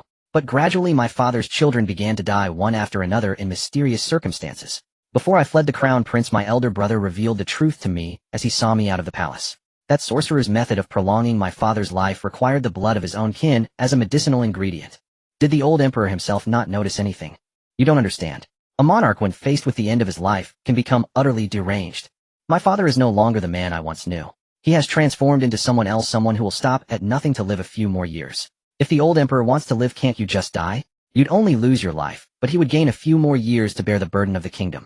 You pressed Chuanyang's head down. What nonsense was she speaking? Such a fine ingredient. What a waste it would be to let— Having heard enough, you spoke up. So those soldiers, while ostensibly following the national preceptor's orders, are actually serving the emperor, correct? The Princess of Daki remained silent for a few seconds before nodding gloomily. Bound by filial piety, she could not bring herself to defend her father, so she placed all blame on the national preceptor. I have a question. What cultivation level is the old emperor at now? Only the Grandmaster realm. Quite the dismissive tone. Only a Grandmaster only. Helplessly you tucked Chuanyang under your arm and covered her mouth with your other hand, unsure where her animosity came from. From what I know, Daki hasn't been established for very long, has it? How could the old emperor's lifespan be nearly exhausted? You're not from Daki. Of course not. We're merely traveling through and happened to witness that scene on the street. You've probably guessed the rest. Hearing this, the Princess of Daki's eyes grew noticeably more cautious and guarded. Are you spies from another nation? You felt a bit exasperated. Why did people from the palace always think so darkly? With your harmless, handsome, and elegant demeanor, how could you possibly be a spy? Relax. If I were a spy, do you think you'd still be here talking to me? Though her eyes showed less wariness, her vigilance remained. Very well, then allow me to introduce myself. I am Qi Xian, the Princess of Jinxi of Daki. Why aren't you reacting? Qi Xian was puzzled. She was one of the few princesses in the neighboring kingdoms who could serve as a general. Why were you two completely unfazed? What reaction should we have? You truly didn't pay much attention to such matters. Are you famous? Qi Xian was a bit exasperated. Now she truly believed you weren't spies from another nation. Someone as renowned as you would surely be known if you held a position in the court. So what do you plan to do next? Qi Xian shook her head, looking lost. This was the land that had raised her, and she didn't want to leave. But if she stayed, she would eventually be captured and used as a medicinal ingredient consumed by her father to prolong his life. Though she was reluctant to see her father die, she too did not want to die. She was young, with centuries ahead of her to experience the world. Call her unfilial, call her selfish. She accepted it all. She simply did not want to die. In that case, why not come with us? You know Daki well, and we can offer you some protection. Master. What? You looked down at the head tucked under your arm. Why do we have to bring this weakling along? I don't have time to play house with her. Foolish woman, who are you calling a weakling? The foolish woman is calling you. You struggled to hold back a laugh, your shoulders shaking. After a few seconds, Chuanyang finally realized what had happened, her face a mix of shock and anger. She broke free from your grasp and sealed Qi Xian's entire body with a surge of inner energy. Calling you a weakling, and you still don't believe it, Chuanyang said, then lightly poked Qi Xian with a slender finger. Qi Xian toppled backward onto the grass, her mouth sealed, able only to blink rapidly. All right, Chuanyang, enough playing around. After listening to the long tale, your intent had calmed considerably. You lifted your hand and removed the seal on Qi Xian. So what's your decision? Will you come with us or go it alone? Are you sure you can guarantee my safety? Daki may not have any land immortals, but there are plenty of grandmasters. If two grandmasters can't protect you, then you might as well go home. At least you'll get to experience what it feels like to melt on. Qi Xian's face darkened. After much deliberation and inner struggle, she finally agreed to travel with you. After all, as you said, if two grandmasters couldn't protect her, her only options were to leave Daki or go home and be devoured by her father to extend his life. But she never expected trouble to arise on the very first day of their journey. Lying on the bed in the inn, Qi Xian stared blankly at the ceiling as the sky began to lighten outside. Last night, from the room next door, yours and Chuanyang's, there had been a commotion that lasted 4 or 5 hours. Those melodious, high-pitched, and ecstatic cries were like a sonic assault, constantly invading her mind. It didn't stop for the entire night. On the first day, the second day, and the third day, until the 5th day, Qi Xian could no longer endure it. When the sounds from the adjacent room grew low, she directly knocked on the door. Who is it? Me. Qi Xian's eyes were rimmed with dark circles, and she unabashedly stared at you, who was bare-chested. What is it? Qi Xian took a deep breath. Can you two take a break for just a few days? 5 whole days. Do you have any idea how I've been surviving this? Before you could speak, a playful head popped up from your shoulder. Weakling, can't you just seal your hearing? Or do you not even know such a simple trick? Qi Xian was slightly exasperated. If I seal my hearing, how will I guard against danger? It's clearly you two who are going too far, yet you blame me. Truly a foolish woman. By the time you sense danger, your life would already be gone. Chun Yang shot Qi Xian a disdainful glare. What do you mean? Alright, enough, you said, patting the fair arm that dangled from your shoulder. Both of these rooms are under our watch. You can safely seal your hearing. Qi Xian wore a skeptical expression, then let out a faint, "Oh," after a few seconds. However, after returning to her room, she found herself even more unable to sleep. Though she had sealed her hearing, whenever she closed her eyes, the high-pitched cries from each night echoed in her mind. Coupled with the temptation of your bare torso, her thoughts grew increasingly chaotic. On the 7th day, you finally decided to continue your journey with Chun Yang and the other woman. Qi Xian, with dark circles under her eyes, listlessly followed behind you two. Where are we going next? You thought for a moment and replied, since we're already here, why not head to the capital of Great Qi? Then you added, you're quite familiar with that place anyway. Qi Xian gazed up at the sky with a look of utter resignation. It was not your intention to linger in this small town. Earlier, after dealing with the tales that had been following Qi Xian, you experimented with that sinister cultivation technique. Unlike your test on Yan Xingjiao, this time you grasped the concept of intent with ease, nearly imprinting the other's entire understanding onto yourself. However, a flaw emerged during the weaving process. Each type of intent repelled the other's, a sensation that was unmistakable. Your life intent stood firm, like an invader refusing to let any other intent cross its threshold. Even when you forced them to intertwine at the start, the remaining parts scattered like fireworks, each claiming its own territory. This was why your aura had diminished rather than grown in Chun Yang's perception. Over the past few days, you had expelled those chaotic intents from your body, which had consumed considerable time. A thought struck you: the foreign int. Would they then merge as desired? Of course, this was merely a preliminary idea, as you had never heard of anyone comprehending a second intent. The capital of Great Qi was over 10,000 li from your current small town, so traveling on foot was out of the question. Thus you purchased a horse-drawn carriage. After Qi Xian was driven to the driver's seat by Chun Yang, the latter excitedly pulled you into the carriage, where they screened one human recruitment animation after another. The blushing, heart-racing sounds were not hidden from Qi Xian, who drove alone. After a month of this, a mentally and physically exhausted Qi Xian finally drove the carriage into the capital of Great Qi. In terms of living conditions, Great Qi could not even catch up to Great Yin, let alone Great Qin. Yet despite this, the capital of Great Qi was built even more magnificently than Great Qin's, resembling a prehistoric beast crouching on the horizon. Qi Xian had long since changed into a new human skin mask. Though her noble aura could not be concealed, it was enough. With you and Chun Yang protecting her from prying eyes, all she needed was a diff. You glanced at Qi Xian, signaling her to handle it. Though reluctant, she tore off her mask and stepped forward. General Wang Chong, long time no see. Your Highness. You. Why have you returned? Hadn't you already escaped? Wang Chong looked at Qi Xian with some anxiety. As a loyalist of the Crown Prince's faction, he had personally escorted her out of the city on the Crown Prince's orders. He couldn't understand why she would return at such a dangerous time. Qi Xian said nothing at first, then shook her head. General Wang, the two inside are my friends. I am under their protection, so there is no danger. Wang Chong peered into the room with a mix of doubt and suspicion, but a profound intent blocked his view, allowing him only to see two blurry figures, seemingly sparring. Since you vouch for them, Your Highness, I have nothing more to say. But the National Preceptor is mobilizing the entire nation to find you. Please leave the capital as soon as possible to preserve the last bloodline of the royal family. Qi Xian was stunned. My brother, he. Wang Chong's face, already somewhat grim, contorted in an expression that was neither anger nor sorrow. Shortly after you left the capital, Your Highness, the Crown Prince suddenly passed away. Now you are the only remaining bloodline of His Majesty. Qi Xian swayed as if struck by lightning. He, how dare he? That was the Crown Prince. The sorrow in Wang Chong's eyes was unmistakable. Yet other things might deceive. After Wang Chong left, Qi Xian re-entered the room.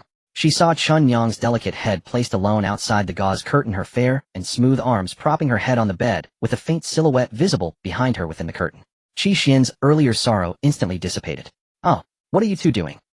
She screamed, her eyes filled with disbelief. Chun Yang lowered her hands from her head, instead supporting herself on the bed, her gaze teasing as she looked at Qi Xian.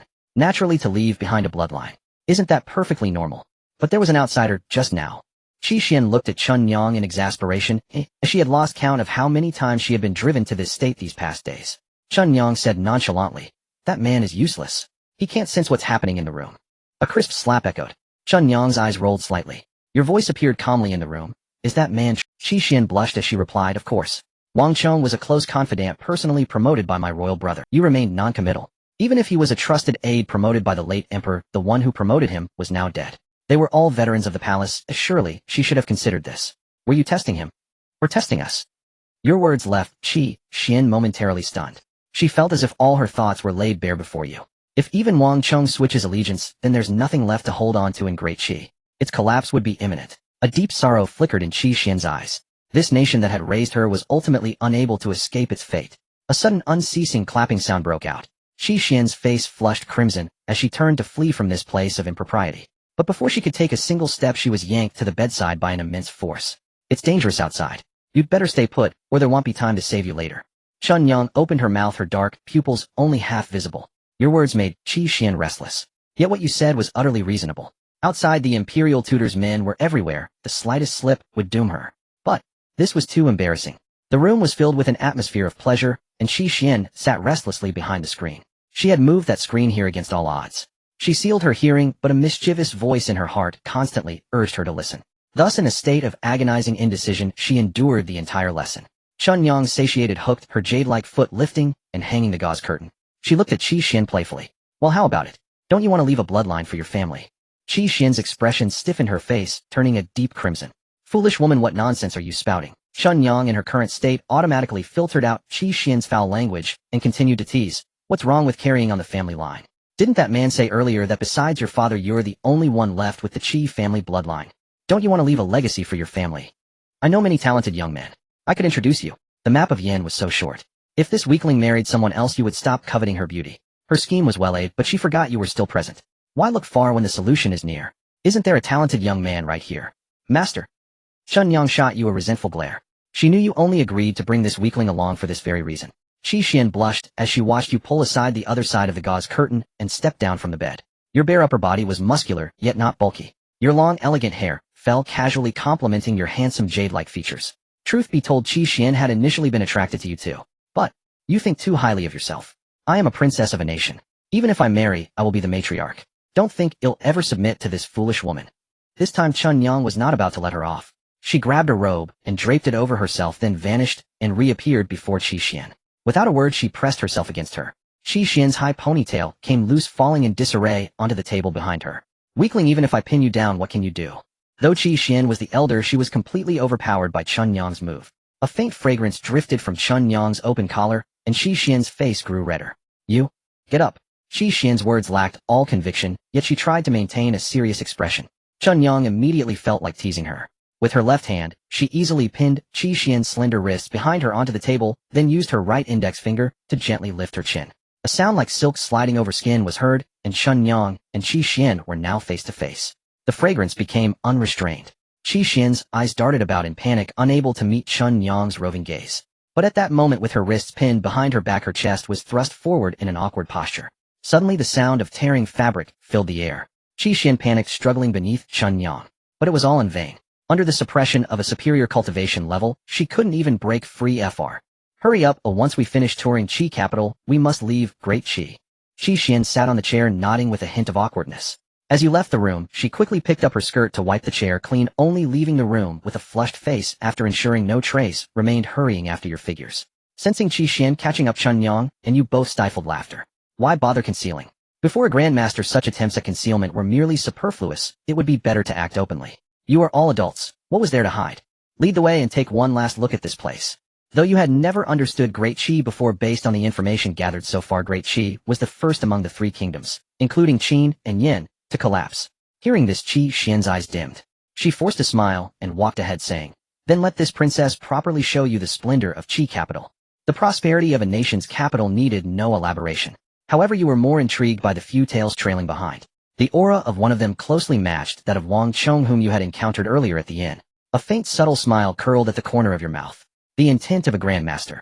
How delicious it must be. You were already anticipating it. The three of you strolled ahead while those behind followed unhurriedly. Perhaps because they were beneath the imperial city walls, they were reluctant to cause severe damage to the capital, enduring the wait until you left the city to act.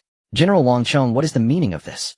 Before Qi Xian could react, the path ahead was blocked. The leader was none other than Wang Cheng, whom she had seen before, accompanied by several individuals with profound auras, whose cultivation levels she could not discern. Your Highness, Great Qi is in imminent peril.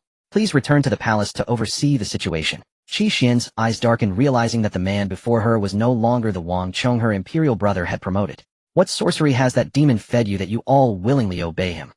Seeing his words seen through, Wang Chong was not angered, but instead spoke seriously. Your Highness the National Preceptor has labored tirelessly for His Majesty's health. This action is for the foundation of great Qi. Has the National Preceptor done wrong? And then after all the princes and princesses are devoured as medicinal ingredients, will great Qi be ruled by that? Qi Xian's voice turned frigid, her breath quickening. Wang Chong did not address this, but instead spoke to you, and Chun Yang. 2 friends, name your price. If you are willing to stand aside, great Qi will offer generous gifts. Oh, you looked at Wang Chong with interest. I rather like this skin of hers. Can great Qi find a finer one? Wang Chong felt relieved at your straightforward demand.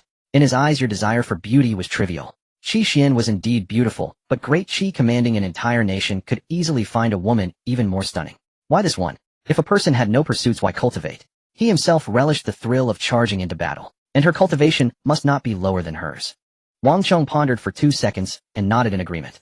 He likely understood your intent, to leave behind an exceptionally talented offspring. Friend, any other requests? Speak them all at once. You shook your head and looked at Chun Yang. She made no demands, but instead gazed at Qi Xian, whose expression had turned pale. Seeing her on the verge of tears, Chun Yang generously reached out and pulled her close. Qi Xian, now in women's attire, pressed against Chun Yang, who whispered in her ear, "Weakling, do you want to live?" Qi Xian's eyes steadied, and she nodded vigorously. Then kiss me. You watched this scene helplessly, suspecting that Chun Yang had inexplicably awakened some strange attribute these past few days. But, long live Yuri. A blush spread across Qi Xian's face, and without hesitation, she kissed Chun Yang on the lips. Startled by the sudden act, Chun Yang released her. What are you doing? Chun Yang recalled the few times she had secretly kissed you on the journey. Now being kissed by Qi Xian meant an indirect kiss with you. Qi Xian said aggrievely, you told me to kiss you. I told you to kiss my cheek, not my lips. So this is it. You're after my body. Qi Xian's face flushed even deeper with shame. Wang Chong watched Chun Yang's performance coldly. Friend, if not for the proximity of the capital, he would not have waited a moment longer. Decide what? Who do you think you are to demand a decision from me? She may be a weakling, but do you think you're any different? Chun Yang spoke, without restraint, her aura suddenly erupting. The formidable pressure made even Qi Xian, who had deliberately distanced herself, struggle to breathe. You reached out and pulled Qi Xian close. As fresh air filled her lungs, she began to breathe again. Can she handle it alone? Without looking at her, you said calmly, just watch. In terms of strength, Chun Yang had already surpassed you a few months ago, even if her cultivation was self-attained and less stable than the system-granted one. Dealing with these few should be no problem. Even if they were all grandmasters, there were still differences among grandmasters. Wang Chong waved his hand, and the 4 grandmasters behind him attacked simultaneously, while he stood at a distance, locking his aura onto you and Qi Xian beside you. The National Preceptor had given him an ultimatum: if he failed to bring back Qi Xian, he would be excluded from the final plan. At the thought, a glint of madness appeared in his eyes. If so, die. Wang Chong chose to attack you alone, his grandmaster aura pressing down fiercely. You found it somewhat absurd. How often did villains foolishly challenge the protagonist alone? Was he someone you, a mere nobody, could provoke? When you drew your blood-red spear and broke his weapon in a single thrust, it was already too late for regret. The spearhead instantly transformed into countless blood-red tendrils, coiling around the fleeing Wang Chong and bringing him before you.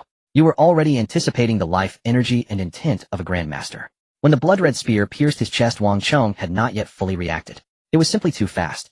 In the span of a hair's breadth, his weapon was broken. His protective inner force couldn't hold for even an instant, pierced through like thin paper, followed by his chest. Impossible, you are definitely not a grandmaster. Even the Imperial Preceptor couldn't defeat me so easily. You ignored Wang Chong's final words, feeling that this was utterly lacking in style. When others killed, they either recited poetry or shouted their techniques like Five-Finger Fist, Heart Sword, or Farewell Wind. Looking back at yourself, it was far from cool. Like whacking moles, one thrust, and the game was over. Tedious, utterly tedious. Wang Chong gazed at your absent-minded expression, his anger burning even fiercer. Yet he was pinned like a bug on the ground, unable to move. Though his grandmaster-level strength prevented him from being drained instantly, it only made him more acutely aware of his life slipping away. Just who are you? Why must you oppose me? You were finally growing impatient with this noisy wretch. Why can't an ant have the awareness of an ant? Can't you see I want her as my wife? Wang Chong was left speechless. What kind of absurd reason was this? Just for that. The great Qi was vast, surely there were more beautiful women to be found. In this humiliating despair, Wang Chong died, with his eyes open in resentment. You tilted your head back slightly, sensing the surging vitality, now flowing within you, almost crying out in sheer bliss. At the same time, a new intent emerged inside you. The blade intent just seized from Wang Chong. In terms of depth, the path Wang Chong's blade intent had taken was even longer than your own comprehension of life intent. Following the cultivation method, you began to intertwine the two intents. Yet just as before the moment they touched, an inevitable conflict erupted. This irritated you slightly. With your monstrous talent, why could some unknown grandmaster achieve this while you could not?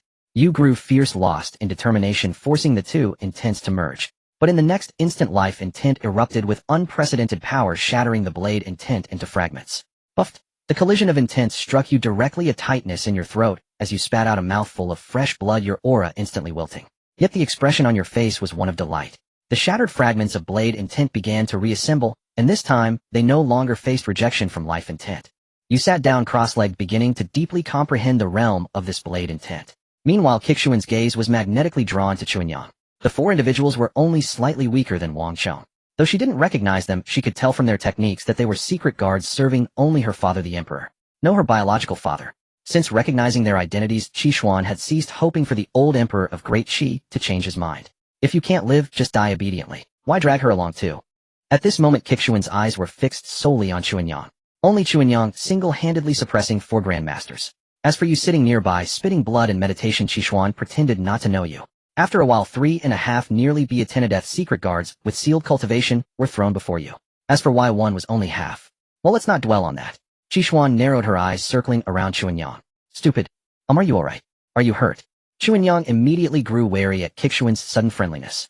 Weakling, what are you up to? Is it really possible? Chuanyang, let go of me. I'm scared, there are so many corpses here, so bloody. Oh. Chuanyang pulled her arm away expressionlessly. Are you telling me that a Xiantian realm princess with the title of pacifying the West is afraid of a few dead bodies? Qixuan nodded frantically. Yes, she was terribly scared. Wang Fusheng's blade intent was profound. It wasn't until nightfall that you had mastered half of the reassembled intent. You casually drew a steel blade of unknown origin, and instantly your spring-like aura transformed. It became sharp, became flamboyant. The tangible blade intent dyed a deep blue. By your inner force clung to the blade. With a casual slash, a 4-meter-long gash spread across the ground. Master, have you succeeded? Chuanyang looked at you with delight, her eyes mirroring the same admiration she had when single-handedly facing four grandmasters. You tossed aside the shattered blade and withdrew the half-baked blade intent into your body. Not bad, I've finally found the knack. Qixuan, the only one unaware of the situation, looked bewildered. Isn't this Wang Fusheng's blade intent? Adult matters, children shouldn't meddle. Chuanyang knocked Qixuan unconscious with a single hand strike. She would likely sleep for 3 to 5 days. Master, try them quickly. Chuanyang pointed excitedly at the 3.5 secret guards who had regained some vitality. You nodded, skewering all four like candied hawthorns. The life energy of four grandmasters surged into your body like crashing waves, a special massage from the inside out, making you moan involuntarily. After the bliss, came the rampaging intents of four grandmasters within you. Unfortunately, they did not unite as their original owners had. Your life intent and newborn blade intent shattered them one by one, then reassembled them into new intents. Chuanyang watched as you first moaned in pleasure, then spat out 4 mouthfuls of old blood, worry rising in her heart. Fortunately, your aura only fluctuated briefly. Once it stabilized, she began guarding you in peace. The 4 new intents comprised 2 blade and 2 spear intents. Since the 4 seemed to have cultivated the same method, mastering one made the others quickly comprehensible. Yet like the blade intent taken from Wang Fusheng, they were only half-formed. After all, these were decades or centuries of a grandmaster's NC. Qi Xian felt a soreness in her neck, accompanied by soft, seductive moans that echoed intermittently in her ears. As her consciousness gradually returned, and she recognized the sound, her cheeks flushed crimson against her will. Outside, Chuanyang lay beside Qi Xian, watching her rosy face redden further, and a playful urge stirred within her. A smile curling at the corners of her lips, she pulled you to a position facing Qi Xian. The closer the sound drew, the more Qi Xian dared not open her eyes, even as her cheeks burned. Suddenly, she sensed something entering her nostrils, causing a wave of discomfort. She fought against her instincts, squeezing her eyes shut. Chuanyang, observing Qi Xian's subtle movements, widened her smirk. She slowly leaned in, her heavy breaths brushing against Qi Xian's eyelids, nose, and face. Meanwhile, the strange moans grew nearer, and Qi Xian finally couldn't resist opening her eyes. At that moment, Chuanyang was staring right at her. Their gazes met on exp. Qi Xian was pinned in place, unable even to close her eyes. Following her flushed cheeks downward, the pale, smooth neck made Chuanyang swallow involuntarily. Chuanyang teasingly brushed the back of her hand across Qi Xian's hot, reddened face. Whether caressing or captivating it was unclear. You watched the two, now tinged with intimacy, and a wave of suggestiveness rose within you. Chuanyang gazed into Qi Xian's eyes for 2 seconds. Don't get any mischievous ideas. Then she released the restraint on Qi Xian. Seizing the moment as Chuanyang prepared to speak again, Qi Xian struck. In that instant, she bit down on Chuanyang's slender, fair throat. The bite, tinged with a tickling sensation, was like a stone thrown into a calm lake, instantly sending goosebumps across Chuanyang's skin. The downside of a higher cultivation level became apparent. Chuanyang could clearly feel the warm, slippery tip of a tongue gliding across her neck. With her heightened bodily awareness, the sensation amplified 1,000-fold in her mind, causing her to tremble involuntarily. Yet Qi Xian was not satisfied. She trailed kisses from the neck to the chin until, slightly omitted, Chuanyang lay weakly on the grass carpeted with animal hides. With difficulty she extended a trembling finger toward Qi Xian. Qi Xian turned her head away, her face scarlet.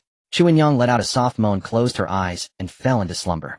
You, however, eyed Qi Xian with amusement. Her temperature began to rise again, even her earlobes reddening, as if about to bleed. Chuanyang sat expressionlessly, pulled Qi Xian over her lap, and began a merciless tickling session. From head to toe, Chuanyang spared no spot, leaving Qi Xian in tears of laughter.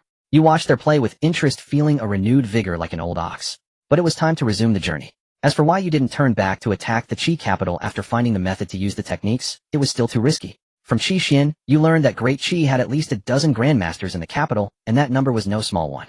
After all, the kingdom was founded only 100 years ago, and many of its founders still lived. With the unfathomable national preceptor, as well, it wasn't the right time to strike back. Perhaps after fully absorbing those 5 domains, or acquiring more, you would return to the Qi capital. By then it might not even be the capital anymore. You continued. How much longer must we walk? Since entering the snowfields months ago, she had had no time to be close to you, leaving even the raised palace restless. You gazed at the blizzard and the obscured path ahead, finally saying, let's try a bit further. Maybe the tomb is just a step away. Chuanyang could only pout in agreement. Beside her, Qi Xian edged closer. Such intense winds had long drained her inner energy. Another 7 days passed. The blizzard seemed to lighten slightly. A massive silhouette gradually emerged in the storm. You quickened your pace. Hours later, the silhouette's full form unfolded before you. A towering, endless, snowy mountain. You found a hollow to shelter from the wind and catch your breath. According to the information obtained, the martial god's tomb was near. After seeing this mountain, you were immensely excited. The young grandmaster seemed not to have learned from the island in the South Sea. After a half-day of rest, you prepared to search for the tomb's traces. But for some reason, Chuanyang grew drowsy upon reaching the mountain's strange fragments invading her mind. She seemed to don general's armor and charge into battle. Or perhaps she was forced by her parents to marry someone she didn't love. Or she sat alone on a hill of graves for count. Chuanyang's groans were not drowned out by the howling wind and snow. You frowned and moved closer. As you touched her, she was scorching hot. How can she be this hot? A hint of anxiety crept into your eyes. Logically, a master at the Grandmaster realm should be immune to all ailments. You carried Chuanyang on your back, feeling like a furnace against you. You felt a surge of anger at yourself for only thinking of finding the martial god's tomb, completely missing Chuanyang's deteriorating condition. What's wrong with her? Qi Xian nervously approached. You had already examined her with your inner energy, yet found no source of illness. You shook your head and said, let's find a shelter from the wind first. This place is strange. Qi Xian looked at you, then at Chuanyang, who seemed to have fallen unconscious, and quickly grabbed your sleeve. The biting wind and snow here were relentless, and even an innate realm expert's inner energy couldn't withstand it for long. Chuanyang's hand slipped from your shoulder. You held it tight, channeling life energy into her, but it was futile. There's exposed rock over there. It should be sheltered from the wind. You pointed in a direction, and the two of you headed that way. Upon arrival, the wind and snow indeed lessened significantly. You spread some animal skins on the ground, placed Chuanyang, whose cheeks were flushed with fever, behind a rock, and then produced a man-high cauldron. Watch over Chuanyang, I'll refine some pills. With that, a blazing fire roared to life inside the cauldron. Qi Xian rested Chuanyang's head on her lap, gently placing a hand on her forehead. The orange-eared glow illuminated their faces with a warmth that burned. Detox pills and cold-dispelling pills. Simple remedies, but with high-grade herbs their efficacy could be enhanced. Unable to find the root of the illness, you could only concoct common pills. After about half an hour, the pills were formed, and you extracted them from the cauldron with your inner energy. Yet even after administering the medicine, Chuanyang's condition showed no improvement. You traced her furrowed brow with concern, then gazed at the vast, endless, snowy mountain beneath your feet. Knowing this mountain was enough. You had all the time in the world to uncover its secrets. Let's go back. Though the martial god's tomb was tempting, you valued Chuanyang's safety above all. You enveloped the three of you with your will and sped toward the mountain's base. Just as you were about to leave the snowy mountain, Chuanyang, who had been sleeping on your back, began to struggle wildly, as if struck by something. No, this isn't me. Leave, get out. Chuanyang muttered strange words utterly incomprehensible to you and Qi Xian. Then with her eyes still closed, she unleashed her intent. Caught off guard, you were sent flying. When you scrambled up from the snow, you could only see a faint silhouette through the swirling blizzard. You pulled Qi Xian, trembling and shivering, to her feet, channeling a bit of inner energy into her before dashing off again. The wind and snow cut like knives, draining your inner energy reserves. Only you and Chuanyang could endure such conditions. Even another grandmaster would falter. Here, even the air seemed frozen. You followed Chuanyang for several kilometers, with Qi Xian finally stopping before an ice crevice. Your expression darkened. Chun Yang had leaped into this crevice, and who knew what lay beneath? You hesitated only a moment before making your decision. This simulation already had a guaranteed outcome, though anything beyond was a bonus. Hey! Qi Xian, following behind, froze when she saw you jump into the crevice without a word. Not even a heads up. She peered into the darkness, unable to see your figure. Muttering a curse, she closed her eyes and jumped in after you. You counted the seconds as you fell, taking in your surroundings. The crevice seemed tailor-made, smooth as a slide. After more than 15 minutes you reached the bottom. Pitch black enveloped you, but when you lit a torch you saw a clear set of footprints on the ground, undoubtedly Chun Yang's. Then came Qi Xian's scream as she landed. Before she could catch her breath you headed toward where the footprints led. Qi Xian, still panting, watched the fading torchlight, and her heart, still racing, hurried after you. Along the way you made a discovery. Embedded in the ice walls of the crevice were remnants of human architecture. A startling thought struck you. Perhaps there was no ice mountain here before, but after that person was buried a mountain of ice emerged. That person was the martial god. Rather than saying the ice mountain reveals the tomb, it's more accurate that the ice mountain exists because of the tomb. As if to confirm your theory, the deeper you followed the footprints, the more signs of human construction appeared on both sides of the crevice. Eventually you reached a tunnel entrance entirely man-made. You stopped, not because the path ended, but because of the countless human skeletons scattered around. Their flesh had long withered away. Examining them, you noted the clothes were from styles centuries old. These weren't the tomb builders from millennia ago, but seekers like you, drawn by the legend of the martial god. After a brief pause, Qi Xian finally caught up, gasping for air. Without your help, the deep crevice had left her shivering uncontrollably. She instinctively grabbed your hand. Feeling the sudden coldness in your palm, you glanced at her, but said nothing. She had clearly seen the countless corpses around, yet she didn't flinch, holding your hand with a hesitant but resolute grip. You channeled some life energy into her, then strode into the tunnel. Lighting a torch, the sound of footsteps echoed sharply through the tunnel belonging to you and Qi Xian. In this ice crevice of unknown depth, it seemed no other life existed besides the two of you. You had walked this lengthy tunnel for nearly an hour. When a colossal palace emerged before you, even Qi Xian, once a princess of a kingdom, couldn't help but gasp. This is absolutely incredible. Even the mausoleum my father prepared for himself is not this grand. You narrowed your eyes, offering no comment. What was your father compared to the war god? Your gaze was drawn to a patch of ice marks. They seemed to bear the traces of countless powerful beings. Swords, spears, sabers, staves, fists, palms, fingers, axes, halberds, hooks, forks, knees, feet, and legs. Even after countless years, those imprints of intent remained largely intact. You walked over to the tall ice wall. If this wall were taken out alone, it would undoubtedly be a supreme treasure coveted by all the world's powerhouses. Here relics of the war god were abundant. In the center of the vast space stood a 100-meter-tall statue of the war god. The lifelike features revealed the immense skill of the sculptor, capturing even the deity's divine essence. Unfortunately, the statue lacked the finishing touch of the eyes, which was a pity. Countless other items surrounded it, their names unknown to you. As you searched for another exit, you casually collected the treasures into the simulator space like a scavenger, picking up anything and everything, whether you understood it or not. In about an hour you had taken everything except the war god statue, leaving Qi Xian petrified in place. Naturally, you also took the ice wall bearing the traces of various powerhouses, the only thing that felt alive. During this process you found the passage to the next chamber, a tunnel behind the war god statue leading underground. After traversing another tunnel, a stone wall bearing what seemed to be a trial appeared before you. Chuanyang, you exclaimed, rushing forward to embrace her. The scorching heat was gone, and her breathing was steady. Only then did you have a chance to look around. The layout was almost identical to the underground palace on the island, only much larger. Here too a high altar stood in the center of the chamber. But instead of a coffin, a block of ice radiating boundless cold rested on the altar. It seemed to come from the same source as the crystal that had frozen the war god's body in the underground palace. However, this crystal contained nothing else, standing silently on the altar like an ownerless object.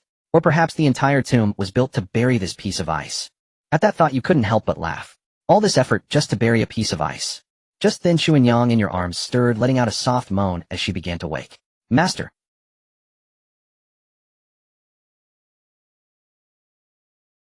What happened to me? I feel strange. Did you do something unspeakable to me while I was asleep? Chuanyang's first question upon waking left you speechless. Alright, first check if anything feels wrong with your body. Chuanyang circulated her inner energy, her intent swirling around her, but found nothing amiss. Master, don't change the subject. I just took a nap. Where's this? You had no choice but to explain everything to Chuanyang. Upon hearing your account, she suddenly recalled a dream she had. When she told you what she dreamed, your pupils involuntarily contracted. Wasn't what Chuanyang dreamed exactly the history of the war god you had witnessed in the island palace? Could it be that the war god's descendant you had been searching for had always been by your side? But, forget it. Looking at Chuanyang, who seemed ready to pounce, you couldn't help but smile wryly. Alright, as long as you're safe. As for the war god, let him go to hell. Chu Yang rested her head in the crook of your neck, inhaling your familiar scent deeply, then wore a satisfied expression. A strange smile crossed her face. Wouldn't completing a check-in in the war god's tomb be unprecedented? Master, Chu Yang suddenly pushed you to the ground. The cold touch jolted you awake. Chu Yang, what are you doing? She bared her cute little fangs, her eyes sparkling as she looked at you. Do you even need to ask, Master? Of course I want to. You. Be, where do you think this is? At the entrance, Qi Xian's pretty face flushed upon hearing this. Why did those words sound so familiar? She shyly covered her eyes, but peeked through her fingers. Chu Yang roughly tore open your clothes, revealing your muscular upper body. Then she even had the nerve to shout to Qi Xian, if you want to see, come closer. Don't be so sneaky. Qi Xian's face grew even redder. Though deeply embarrassed, her feet involuntarily moved closer. Just as Chu Yang prepared everything and was about to reward you with a Russian sip, the temperature in the tomb seemed to drop sharply. You narrowed your eyes, noticing the sudden change in Chunyang's demeanor. Though puzzled, it didn't stop you from turning the tables. A look of shame and shock appeared on Chunyang's face, along with a fierce, killing intent gathering in her eyes. How dare you? Oh, such a swift shift in demeanor. Is this some kind of cosplay? Unfortunately, in her current state, even when Chunyang forced herself to muster a breath, it sounded as soft and limp as a coquettish whine.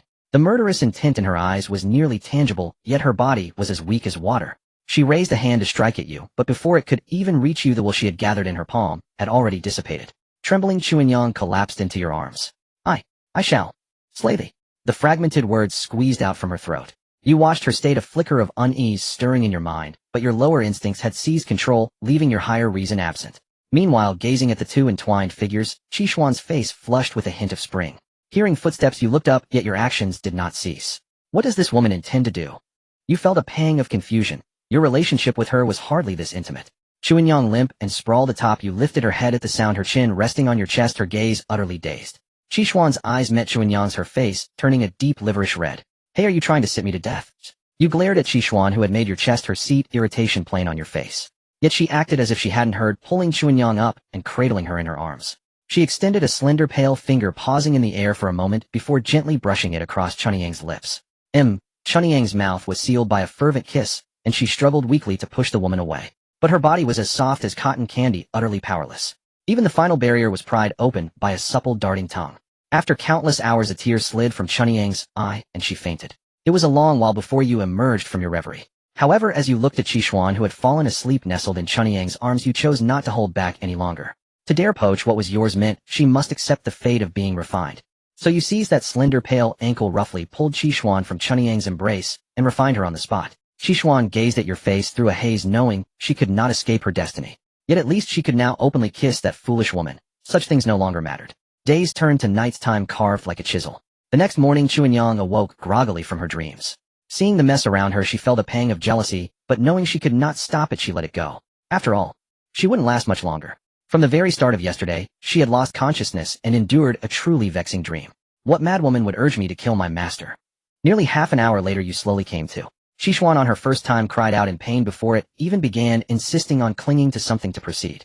It was far more exhausting than your time with Chunyang. Master, I had another strange dream. Chunyang recounted the dream to you, but you never connected it to the possibility of another soul within her body. Instead, you grew more convinced that she was the martial god's descendant. Why else would a martial god haunt her dreams every night? Still, you urged her to tell you everything whenever she dreamed. You spent a full 15 days within the martial god's tomb. Each time it was Chunyang's turn to join you in the human recruitment animation, you sensed a subtle dissonance in her demeanor. This made you wonder if you weren't doing enough, so you redoubled your efforts. Master, I haven't dreamed in the last 2 days. Chunyang joyfully shared the news with you. After all, every dream, she had featured a beautiful madwoman urging her to kill you. Her master was too kind for her to ever commit such betrayal. At most, she might just defy him a little. 15 days passed, and you decided to bid this place farewell. But first you needed to deal with the ice crystal that had been sitting on the altar. Last time in the Xiantian realm, you only obtained 2 grams from the island's underground palace. That time the martial god's body was present here, it was merely a block of ice, so you deemed it safe. You casually took out a spear, infused it with your will, and hurled it at the ice crystal. If you could knock the whole crystal off the altar, it would be a massive gain. Even if you only chipped off a few shards, it would still be worthwhile. Thud. As you expected, the lone crystal under external force rolled off the ice platform and landed on the animal hide you had prepared. Soon the hide froze. Unable to fathom it, you decided to stop pondering. There would be plenty of time to deal with that later. For now, you needed to figure out how to leave. You took Chunyang's hand, and Chunyang took Kixuan's hand, and the 3 of you walked out of the Great Hall hand in hand. When you saw the sun again, you excitedly embraced both women. Finding the ice crevice to descend had been an enormous effort. Descending was simple, but climbing back up was a nightmare, with countless forks leading to unknown places. Thankfully the outcome was good. You sensed a small movement behind you, and a smile curled at the corner of your mouth. Shishuan thought you hadn't noticed her sneaking a hand from behind to tug at Chunyang's clothes. But please, you were a grandmaster. Such petty tricks couldn't fool you. Still you let it slide. They were both your women, oh, a little intimacy was harmless. Master, where are we going now? To Great Qin to mess with the emperor's sister. No, his daughter rather. At the mention of another woman, Chunyang's mood soured. Master, you already have two of us. It's fine. I don't mind. Though he had not obtained any cultivation methods beyond the grandmaster level from the martial god's tomb, the journey was not in vain. The myriad weapons still sharp after so many years were clearly no ordinary items. There were also various artifacts that could fetch a good price at auction. Having reaped such a bountiful harvest, he had never imagined that when they set out for the tomb, there were only 3 of them. Yet upon leaving they had gained a soul that had languished in solitude for 8,000 years. This soul had even endured a grueling 15 days in place of Chunyang. They had entered from the Great Qi, but upon departing they headed directly toward the Great Qin. As for the current state of affairs within Great Qi, neither he nor Qi Xian cared much anymore. Her mind was now consumed only with how to secretly cling to Chunyang every day. After nearly half a month of travel, they finally emerged from the northern wilderness. However, their final destination. Moreover, each school seemed to have a considerable number of students. This stirred some distant memories within him. How about we play around here for a while?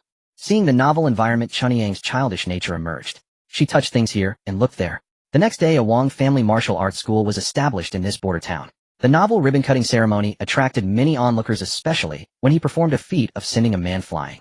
The line for enrollment instantly became a frenzy. Oh my, a martial artist at the Xiantian realm. What a rarity.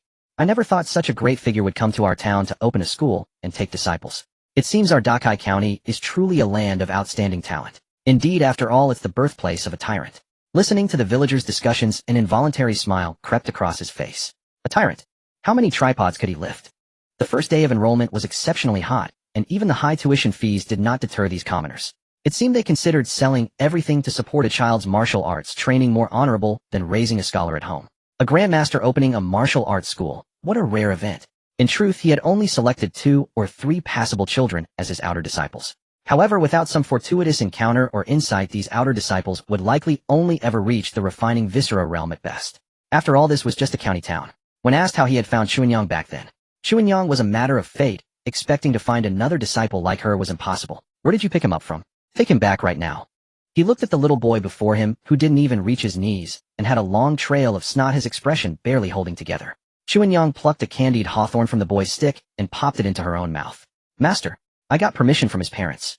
Really, this kid is definitely a prodigy. When I saw him today, he was pulling a plow all by himself. What is this child, a reincarnation of the giant spirit god? Half doubting, he put down the manual he was compiling and casually placed his hand on the little boy's shoulder. My! In an instant, he sensed something amiss. This little boy had incredibly dense and heavy bones.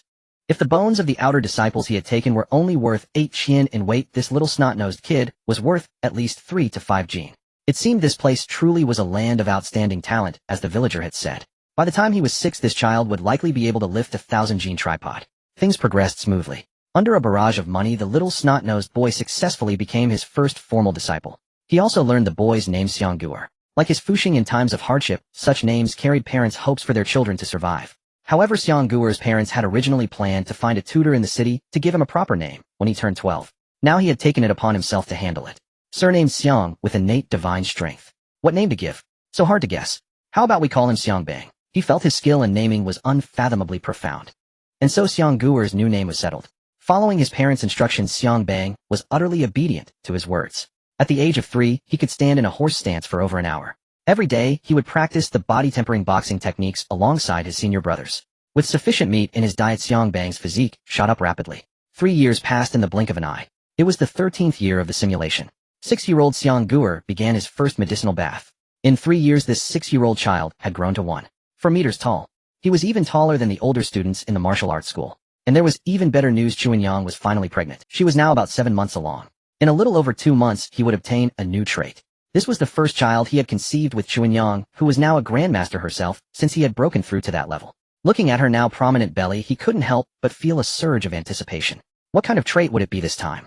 Purple or gold? Likely it would at least be purple with a chance for gold. What he didn't know was that when he was away, Chunyang, sunbathing alone in the courtyard, would often have a complex look in her eyes. Especially when she looked down at her belly, there was killing, intent, confusion, and despair. For 3 years day and night without cease, whenever Chuanyang herself reached her limit, she would release the soul recuperating in her mind.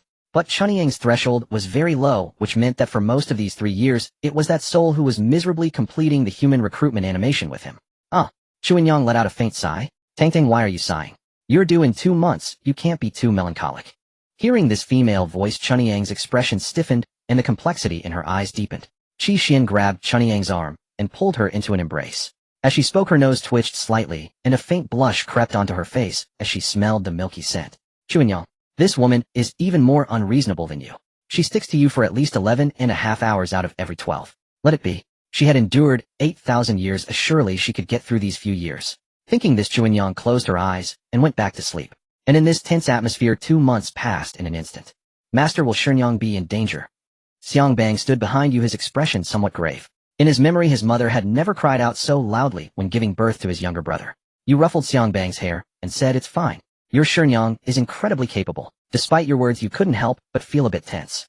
From morning till nightfall, a sharp cry echoed throughout the entire martial arts school. At that very moment, a meteor streaked across the sky. As it passed overhead, it suddenly split into 2 smaller meteors, hurtling in opposite directions. Heavenly fate. Incomplete. As you walked toward the delivery room, you glanced at the panel. It was a peculiar term. Was one born with a heavenly fate? Setting those thoughts aside for later, you hurried into the room. There Chuanyang lay weakly on the bed, her eyes vacant as she stared at the ceiling. Chuanyang, how are you? Is there any discomfort?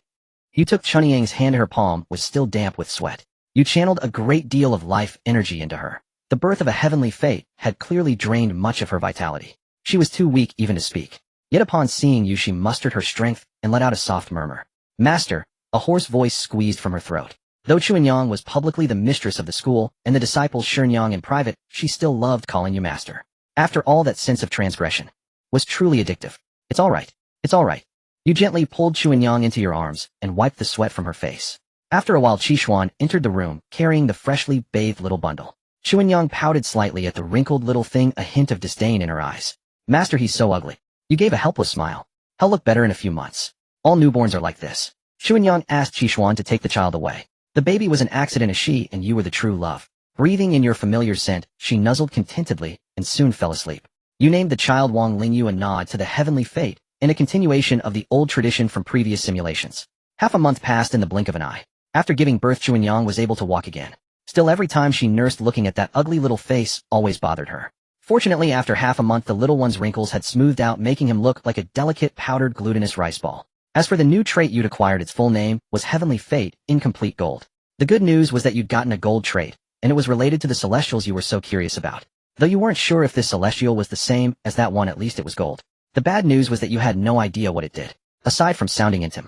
You set the question aside for now. For the moment, dealing with Chuanyang, who had been abstinent for 10 months, seemed more important. There was no use overthinking now. With many simulations ahead, even the most puzzling things could be figured out. Centering your thoughts, you grabbed the steaming milk-scented snow-white bun and took a fierce bite. Qishuan, don't you dare steal my son's food. Chuanyang protectively pushed Qishuan away. The former princess of Qi could only gaze enviously at Wang Lingyu, her eyes full of longing. She was still a child too, wanting to be held and fed by Chuanyang. But Chuanyang used her intent to erect an invisible wall, cocooning herself. This caused Qishuan to wail in protest. That was the scene in the inner courtyard. In the outer courtyard, you were practicing boxing with Xiangbang. This technique was one you had compiled over the years, taking the essence of countless secret manuals and discarding the dross. It focused on overwhelming force, tailor-made for Xiangbang. As your first formal disciple, he naturally deserved the top-tier techniques.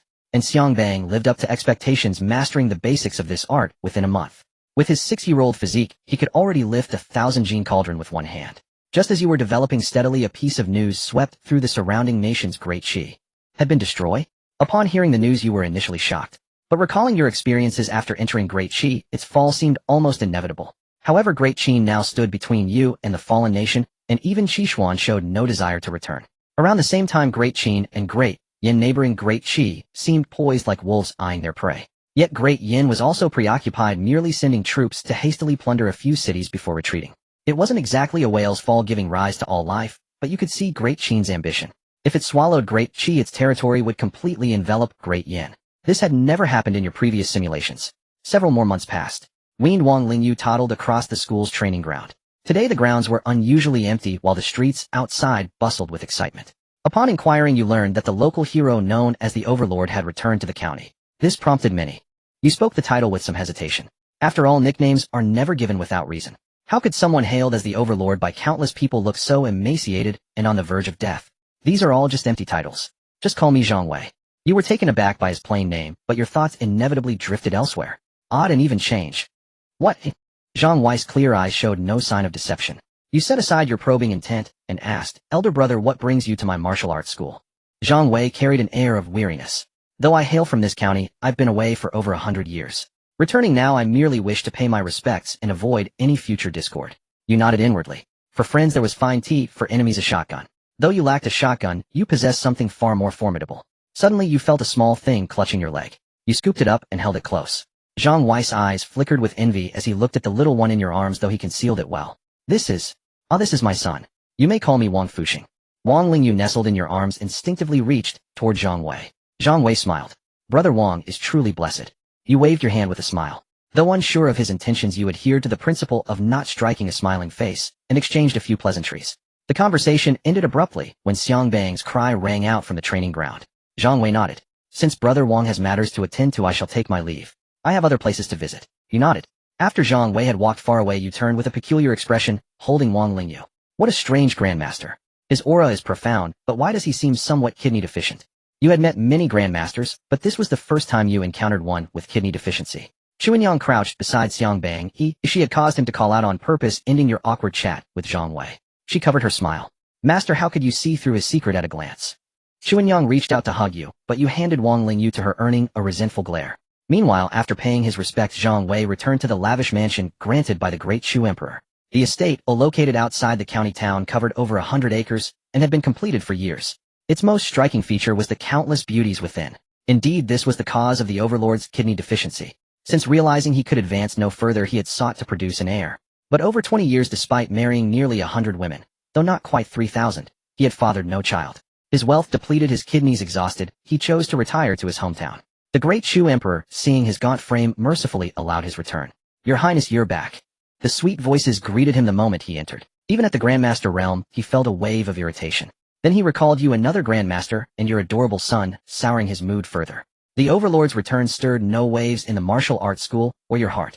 Though Zhang Wei's aura seemed formidable, you were no less. During this time, besides completing daily human recruitment animations, you focused on consolidating the half-baked intents you had grasped. The most progressed were 2 spear intents, one of destruction and attack, the other a spiral force auxiliary intent. Both aimed to enhance your killing power.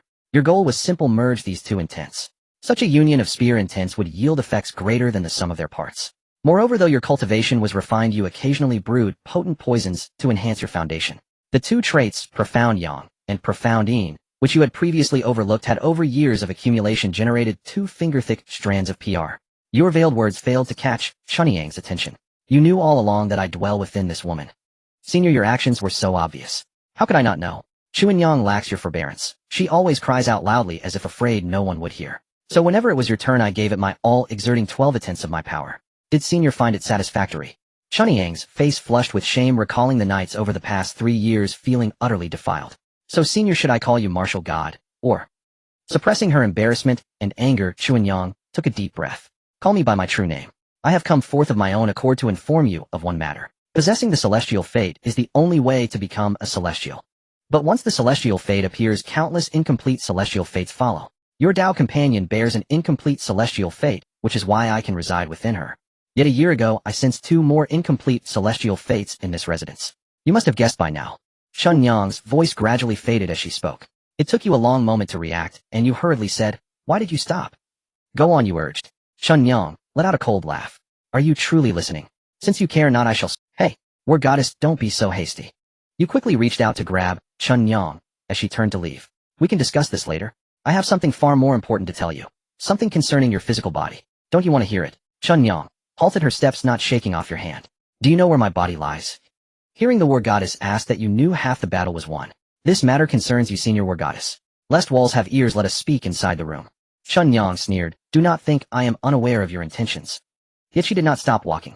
You followed behind her, rubbing your hands together like a fly to mask your excitement. However, within a minute your figure smashed through the door of the house and flew out. "I see you have grown too insolent." An icy voice came from within, and then Chuanyang paced out, staring coldly at you. You rubbed your chest, propping yourself up on your elbows to gaze at the transformed Chuanyang. "War Goddess, don't be angry. Matters like these are best discussed thoroughly and tactfully, aren't they? You stood up and continued. After all, it concerns the war goddess' physical body. If someone like me with ulterior motives got hold of it, wouldn't that be a loss? The war goddess clenched her teeth, glaring at you. How many years had it been since she had been this angry?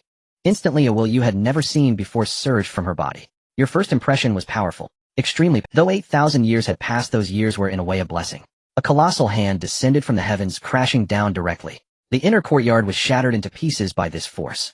Hearing the commotion, Qi Xian rushed over with little Lingyu in her arms. At a glance, she saw a giant handprint on the ground of the inner courtyard with a human-shaped pit in the middle. A few seconds later, you coughed and climbed out of the pit. You felt your body seemingly unharmed. It seems the war goddess has developed some feelings for me over these 3 years, holding back her strength when striking. The war goddess aura turned oppressive, but you showed no fear. You flickered and charged at her. Over the years, you had come to know Chun Yang's body thoroughly. Especially after she gave birth, you knew exactly where her weak points were. Compared to the war goddess forcing herself to stay silent, you found the cursing war goddess more enticing. The once lofty celestial now reduced to parasitizing another's body, her strength diminished to a fraction, enduring humiliation. Delicious, simply delicious. The war goddess looked down at you from above her, while coalescing around her into thick barriers, making every inch of your approach exceedingly difficult. But it was not enough. The will of life blazed a path ahead, followed closely by the spiral spear will and the annihilation spear will. In an instant, they breached the barrier. Little lady, you didn't think I was just a third-rate nobody, did you? Your teasing voice sounded in the war goddess' ear. The next second, a long, powerful finger infused with will flicked directly at a certain zenith. MMPH. A flush spread like a flood across Chun Yang's face. The war goddess' expression turned panicked. What? What have you done to this body? Hey, don't be so harsh. Those pills were taken by my Chun Yang herself, though I just left them in a conspicuous place. The twisted sense of weakness sent a wave of panic through the war goddess who had taken over Chun Yang's body. No, she couldn't stay here any longer. She had to go back. Retreat deep into the consciousness of this body to hide. But could she really go back? Get lost, old woman. Aren't you the one who loves to take over my body during those moments? What's wrong, scared now? The consciousness transmitted by Chun Yang startled the war goddess. How do you know where I hide? She immediately heard Chun Yang sneer. I sensed something was wrong the first time you made me kill my master in a dream. Why do you think I've been eating those things for 3 years? They were prepared just for you. The war goddess fell silent, never expecting things to come to this. You like it so much, don't you? Hey, race your chance. Go at it from morning till night. How about that? The war goddess withdrew from the consciousness space, gazing at you just an arm's length away. What must I do for you to... The war goddess, a celestial, actually apologizing to a mere grandmaster. How rare. But you ignored her plea, recklessly pulling Chun Yang's well-maintained supple willow waist into your embrace. Your other hand was not idle, gliding from her smooth cheek down to her fair chin. You hooked a finger under the war goddess' chin and chuckled. What nonsense is my wife speaking? We are husband and wife with the child watching. Is there anything we cannot do? The war goddess bit her lip, looking exceptionally pitiful in Chun Yang's body. Yet you thought if this expression were on the war goddess' original body, it would be a feast so good it would make you tremble. That body was the only perfect score you had ever seen, a pure masterpiece of nuanced craft. You channeled will into your fingertips, continuing your assault on the zenith. Within moments, the war goddess' full weight leaned onto your arm. Sensing the time was right, you bent down and scooped her up in a princess carry. Your arm felt the trembling born of fear in the damp hollow of her thigh. The broken door mattered not. There were plenty of rooms in the inner courtyard for the two of you. But the sound of rapid footsteps made you turn back in annoyance. Shoo, not your business today. Qi Xian looked at you with jealousy. Stinky man Tang Tang and I are the true loves. You thought I don't care about that. Today is your exclusive session with the conscious speaking war goddess. Even if the heavenly king himself descended, he couldn't stop you from exploring the depths with a celestial. Bang. The door closed and two figures gradually merged. On the bed, the Valkyrie was unaccustomed to being stared at like this. It had been 8,000 years since anyone had gazed upon her so intently. Do you not fear what I might do to this body? Oh, I'm so scared. The Valkyrie fell into silence again, observing your nonchalant demeanor. You meticulously peeled off the robe you had specially crafted for Chuanyang. Valkyrie, this time I've come specifically to learn the profound secrets of the celestial from you. Please do not remain silent any longer. The Valkyrie longed to resist, but ever since a certain part had been suddenly attacked, the internal energy flow within this body had become sluggish, preventing even the most basic chi protection. Moreover, her body felt as if it were burning, thrown into a furnace, her mind threatening to melt. Qi Xian watched the door that had remained closed for half a month, the corners of her mouth twitching involuntarily. With such perseverance, what could you not achieve? Another half-month passed. Creak. You poked your head through the door cracked open. Qi Xian, arrange for the best craftsmen to prepare several large beds for me. They need to be sturdy. Your voice reached Qi Xian's ears with precision. Holding Wang Lingyu, her expression stiffened. Again. Still. Nevertheless, she followed your orders, sending someone to purchase several expensive bed frames overnight. Xiang Qi Xian directed the servants to place 2 reinforced beds in the designated spots, then summoned Xiang Bang. Second master's wife, is there something you need me to do? Qi Xian smiled, and placed Wang Lingyu into his arms. Your master and his wives have matters to attend to these days. Please take care of your little junior brother. Xiang Bang gently lifted Wang Lingyu. It's fine, master's wife. You and master go ahead. I started looking after my little brother when I was 3. I can handle it. Qi Xian nodded in satisfaction, then lifted a bed in each hand and headed toward the room. Before she got close, she heard a series of embarrassing heart-racing screams. Oh ho ho ho. Sensing someone outside, you quickly said, just leave them at the door. Qi Xian refused. She placed the 2 bed frames at the entrance and kicked the door open. The room was strewn with stiff dried bed sheets. The original bed had snapped in the middle, and there you were amidst the broken pieces blissfully discussing the depths of the celestial with the Valkyrie. With each step, Qi Xian unbuttoned her clothes until she reached Chuanyang, whose body was possessed by the Valkyrie. Gently she lifted Chuanyang's head, kissed her fair forehead softly, and then moved downward.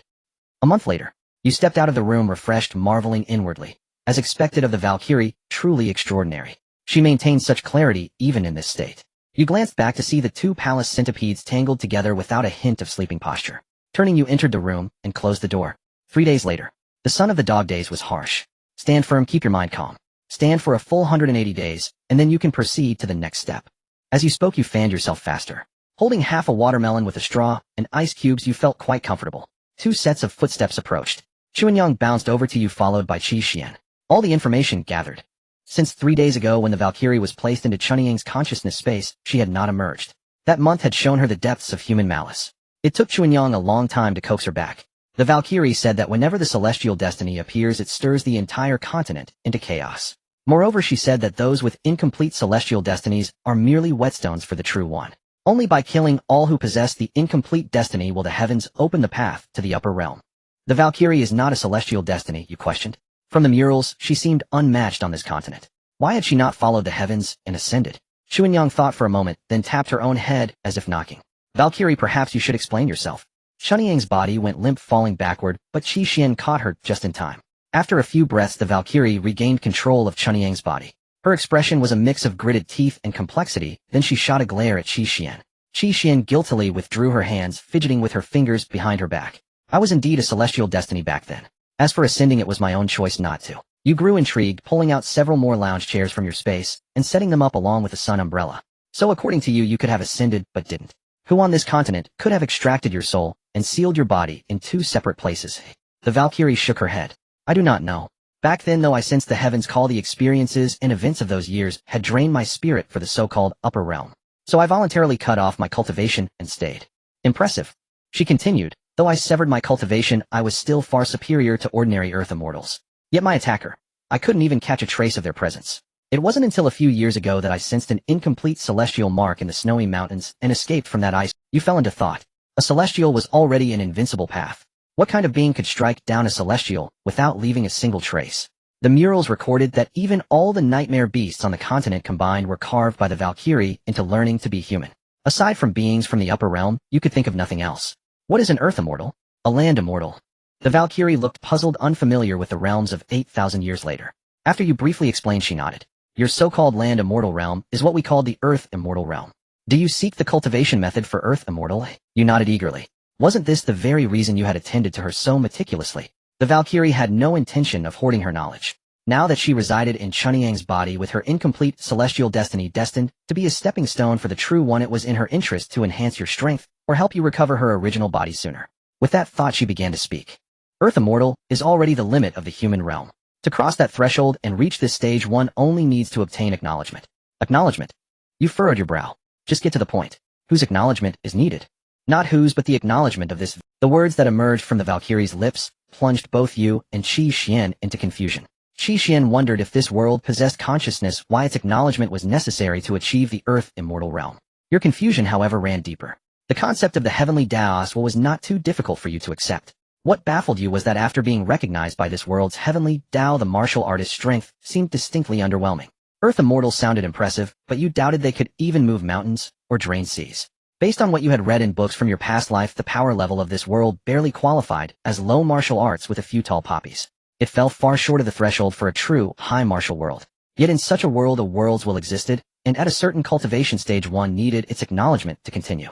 Unless this world was deliberately controlling the emergence of powerful beings. Why? At that thought a chill ran down your spine. For a moment you felt as if unseen eyes were fixed upon you. You didn't dwell on it.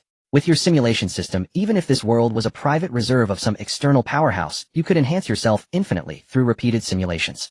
Once your emotions settled, you continued asking, how does one obtain the acknowledgement of this world? You never expected the Valkyrie to calmly shake her head. I do not know either. You were a celestial who dominated the world undefeated. How could you not know? The Valkyrie shook her head again. What I speak is the truth. Back then I only received the world's acknowledgement in a muddled daze during my conquests. These words brought Xingtian to mind. That bastard had also seemed to suddenly break through to the earth immortal realm amid his campaigns of conquest. Was there a necessary connection between the two? Warfare, slaughter, karma, and the world's acknowledgement. Your head itched as if your brain was about to grow. You lay back down weakly. Useless. The two words that slipped out made Qi Xian and the Valkyrie pause. Are you calling me that? Who else? You're a celestial, and you don't even know how to advance your realm. If that's not useless, what is? The Valkyrie gritted her teeth, glaring at you. If she could defeat you, she would have struck long ago. An ethereal answer like being acknowledged by the world's will is useless to me. Tell me about the situation of celestials. After a while you noticed the Valkyrie standing motionless and couldn't help but laugh. What do you need to accompany me for a month of exploration again? You shameless wretch. Thank you for the compliment. The Valkyrie had never encountered such an audaciously shameless man. Her teeth ground audibly in fury. After a moment she spoke slowly. Those with a celestial destiny, and those with a fragmented celestial destiny, are like mortal enemies. No matter how they hide, they will be found. Oh, so it's arranged by fate itself. You had figured it out. This so-called celestial was undoubtedly a bait thrown out by someone. It was highly likely that after someone in this world became a celestial, they would be taken as some bizarre material by external entities. Valkyrie, did you also become a celestial in a daze back then? A trace of embarrassment appeared on the Valkyrie's face. No, I know. You sat on that grave-covered mountain for decades and suddenly achieved enlightenment, right? I don't want to hear your stories now. I only want to know, is there a method of cultivation for the earth immortal realm? You who had been lounging comfortably in your chair suddenly sat up straight. Elaborate. After receiving the world's acknowledgement, one is endowed with a certain ability. You raised an eyebrow. What was this? A blessing from the heavens? Or a surveillance device placed by external beings? The Valkyrie continued, with this ability an earth immortal can borrow the power of the world. The cultivation of an earth immortal involves using this ability to comprehend the power of the world. The more one comprehends, the more of the world's power one can control. You stroked your chin. Since that was the case, you asked, so you can no longer use the world's power you once comprehended, King. How? How do you know so clearly? So she was a foolish war goddess. You said no more, but your mind began to analyze the information you had just learned. The acknowledgement given by this world was for that physical body, not for the individual. The world's will was highly likely a shackle placed on this world by external beings. Being acknowledged by the world probably meant being marked. Was the celestial nothing but a grand deception? The cultivation of earth immortals might be a round-the-clock automatic surveillance system that didn't need to be online, connecting everything. Your head ached. It turned out the world wasn't naive, it was simply simple. It raised the strongest celestial, like a worm in a jar, only to be sent off as material. You suddenly felt like giving up. You looked at the disciples training vigorously under the scorching sun, a flicker of sorrow in your eyes. You had your system which could break the shackles of this world, but people like Xiang Bang could only become nourishment for this world, or those. The Valkyrie nodded. That is the logic. You said nothing more, but your mind was already calculating. Perhaps you could find an opportunity to take the Valkyrie to retrieve her physical body first. At the very least, you would need to thoroughly savor that body for a few years. But the prerequisite was that you could defeat the Valkyrie after she regained her body. Thinking of this, you turned your head to look at the Valkyrie. She stared back at you, her eyes full of vigilance. What? What do you want? You smirked. To avoid future regrets from being too hasty, it was better to collect the interest first. Chuanyang, don't let her leave. Scoundrel. Shameless. Oh ho ho ho. You frowned, looking at the spilled juice on the ground, feeling a bit displeased. What a waste, it is simply too wasteful. As an ancient being from 8,000 years ago, you still do not understand the importance of cherishing food. Shameful, truly shameful. Qi Xin nodded vigorously beside you as such nutritious food was discarded. It is simply too shameful. The Valkyrie looked at the two of you singing in harmony. No, it should be three people, as another was continually shouting in the realm of consciousness. Once I reclaim my physical form, I will certainly not let you off. The Valkyrie suppressed her shivering and uttered another harsh remark. Yet those familiar with face-slapping plots know that when a villain says such words, they are usually at a stage of being fierce, but inwardly weak. Therefore what awaited the villain was a resounding slap in the face. However, you could not bear to slap your beloved Chuanyang's face, and could only ruthlessly strike the royal palace's million. 6 months passed in the blink of an eye, and soon it was the end of the year. Xiang Bang bid you farewell, preparing to return home for the new year. You were quite familiar with Xiangbang's parents, so you did not give him too many things except for a little pocket money to buy what he liked on the way. However, the probability was high that he wouldn't buy anything. Watching Xiangbang leave from afar, the door of the martial arts hall that had been open all day finally closed. On New Year's Eve, you dismissed the small workers at the martial arts hall, leaving only the THR. Then you heard Wang Ling you sweetly call out to Qi Xian, Dad. You darkened your face and stepped forward, taking out a specially made ruler. I see that you really are itching for a beating. Wang Ling you stared at you with wide eyes, watching you approach without fear. After all, you would not hit your son. Qi Xian giggled and ran aside, hiding behind Chun Yang. Tang, look at him. Look at how handsome I am. Without further ado, you stepped forward 2 paces and pulled Qi Xian out from behind Chun Yang. A slender wrist was caught in your hand. A pair of equally fair arms reached out from the side and casually pressed Qi Xian against herself. Tang, what are you doing? Chun Yang looked at her with a playful expression and said, as the main wife, I naturally have to help my husband tidy up the internal affairs. The ruler landed lightly on Qi Xian's pert bottom, causing her to instantly show a pitiful expression. Although you didn't use much strength, it still squeezed out 2 tears from her, and she turned to Chun Yang saying, Tang, it hurts, I want a kiss. Go away, you little brat, I don't want to kiss you. If I'm going to kiss anyone, it should be my good master. No. Qi Xian looked at you and Chun Yang together like an incapable husband witnessing his wife being affectionate with another. Unwilling to be outdone, she stood up and kissed the spot where Chun Yang had just kissed. Oomph. Qi Xian huffed proudly. If you want kiss me, I'll do it myself. We are kissing the same spot. Chun Yang pouted in disdain and then launched a fierce assault on you, while Qi Xian always followed suit in the next moment. Wang Ling, you standing nearby, wondered, so what? Will love disappear? Am I the unexpected situation? However, the savior of Wang Ling, yes, loneliness, soon arrived. You sensed a familiar aura at the door, interrupting the intimate moment with the two. Zhang, brother, long time no see. The person was none other than the tyrant Zhang Wei. Zhang Wei with a calm expression said, Brother Wang, you have only been here for a few years, and I have not yet fulfilled the duty of a host. These 2 jars of good wine were buried at home when I left. Though ordinary, after so many years they can be considered rare fine wine. Zhang Wei lightly lifted the corner of the cork and a rich aroma of wine wafted out. Although you do not love drinking, you could tell that this wine was extraordinary. Even mixed with water, it could become a good wine. However, you do not love drinking, yet someone at home does. For example, that ancient being from 8,000 years ago. Every time she drinks, she does not wish to dissipate the alcohol's effects, letting herself get tipsy, which conveniently allows you to meet with the 2 royal palaces. You took the wine but did not move. Zhang, brother, you came with good wine. It can't be just a simple greeting, can it? Zhang Wei, a bit awkward after hearing this, smiled sheepishly and glanced at the martial arts hall, noticing Chun Yang and the others not far away before awkwardly beckoning you to a corner. Brother Wang, to speak frankly, I do have a favor to ask. Let me clarify first, I am not willing to handle anything too troublesome. Zhang Wei hurriedly waved his hand. No, brother Wang, don't worry, I don't want you to do anything. I just. As a master, he was still so hesitant you felt a bit powerless to complain. Zhang, brother, please speak plainly. As if he had made up his mind, Zhang Wei took a deep breath and expressed his troubles. After listening to Zhang Wei's words, you did not expect that this man with thick eyebrows and big eyes, looking honest secretly, had over 100 wives. No wonder you felt he was somewhat lacking during your first meeting. It turns out it wasn't an illusion. Zhang, brother, you have your priorities mixed up. Zhang Wei showed an attentive expression. Do you know what it means to break through at a set point? Zhang Wei shook his head. Before my child was born, my wife and I had not ceased for several years, and at one time, we did not leave the house for an entire month. Zhang Wei looked puzzled. Brother Wang, but my wives can't last that long. Then just find someone who can last that long. After all, you only wanted to send it. Zhang Wei exclaimed in surprise. May I ask what cultivation level your wife is? It's nothing, just an ordinary master. Zhang Wei, what kind of boast is this? You boast. What boast? I do not boast, I only blow Tiger's force. What force? I do not boast, I only blow Tiger's force. Zhang Wei, inspired by your guidance, ran back eagerly while you closed the martial arts hall's door, holding 2 jars of already viscous fine wine. Chun Yang quickly called the Valkyrie out. I have good things for her. With fine wine in hand, the Valkyrie couldn't be bothered whether you were desecrating her or not. Anyway, it's happened so many times now, as long as my physical body isn't touched, you can do as you please. Simulation year 14. You are 32 years old this year. After learning that entering the land immortal realm requires heaven's recognition, you began to cultivate with a detached mindset. You spend your days teasing the Valkyrie, teaching Xiangbang martial arts, and completing the daily human recruitment check-in. 3 hours at a time, once every 3 hours.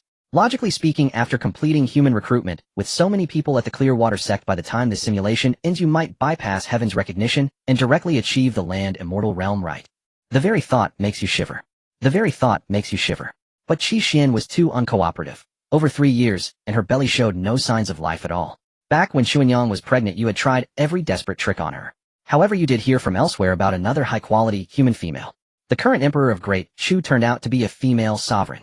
And she was a genuine land immortal. According to Zhang Wei, this female emperor's beauty surpassed Qi Xian's by 2 or 3 points.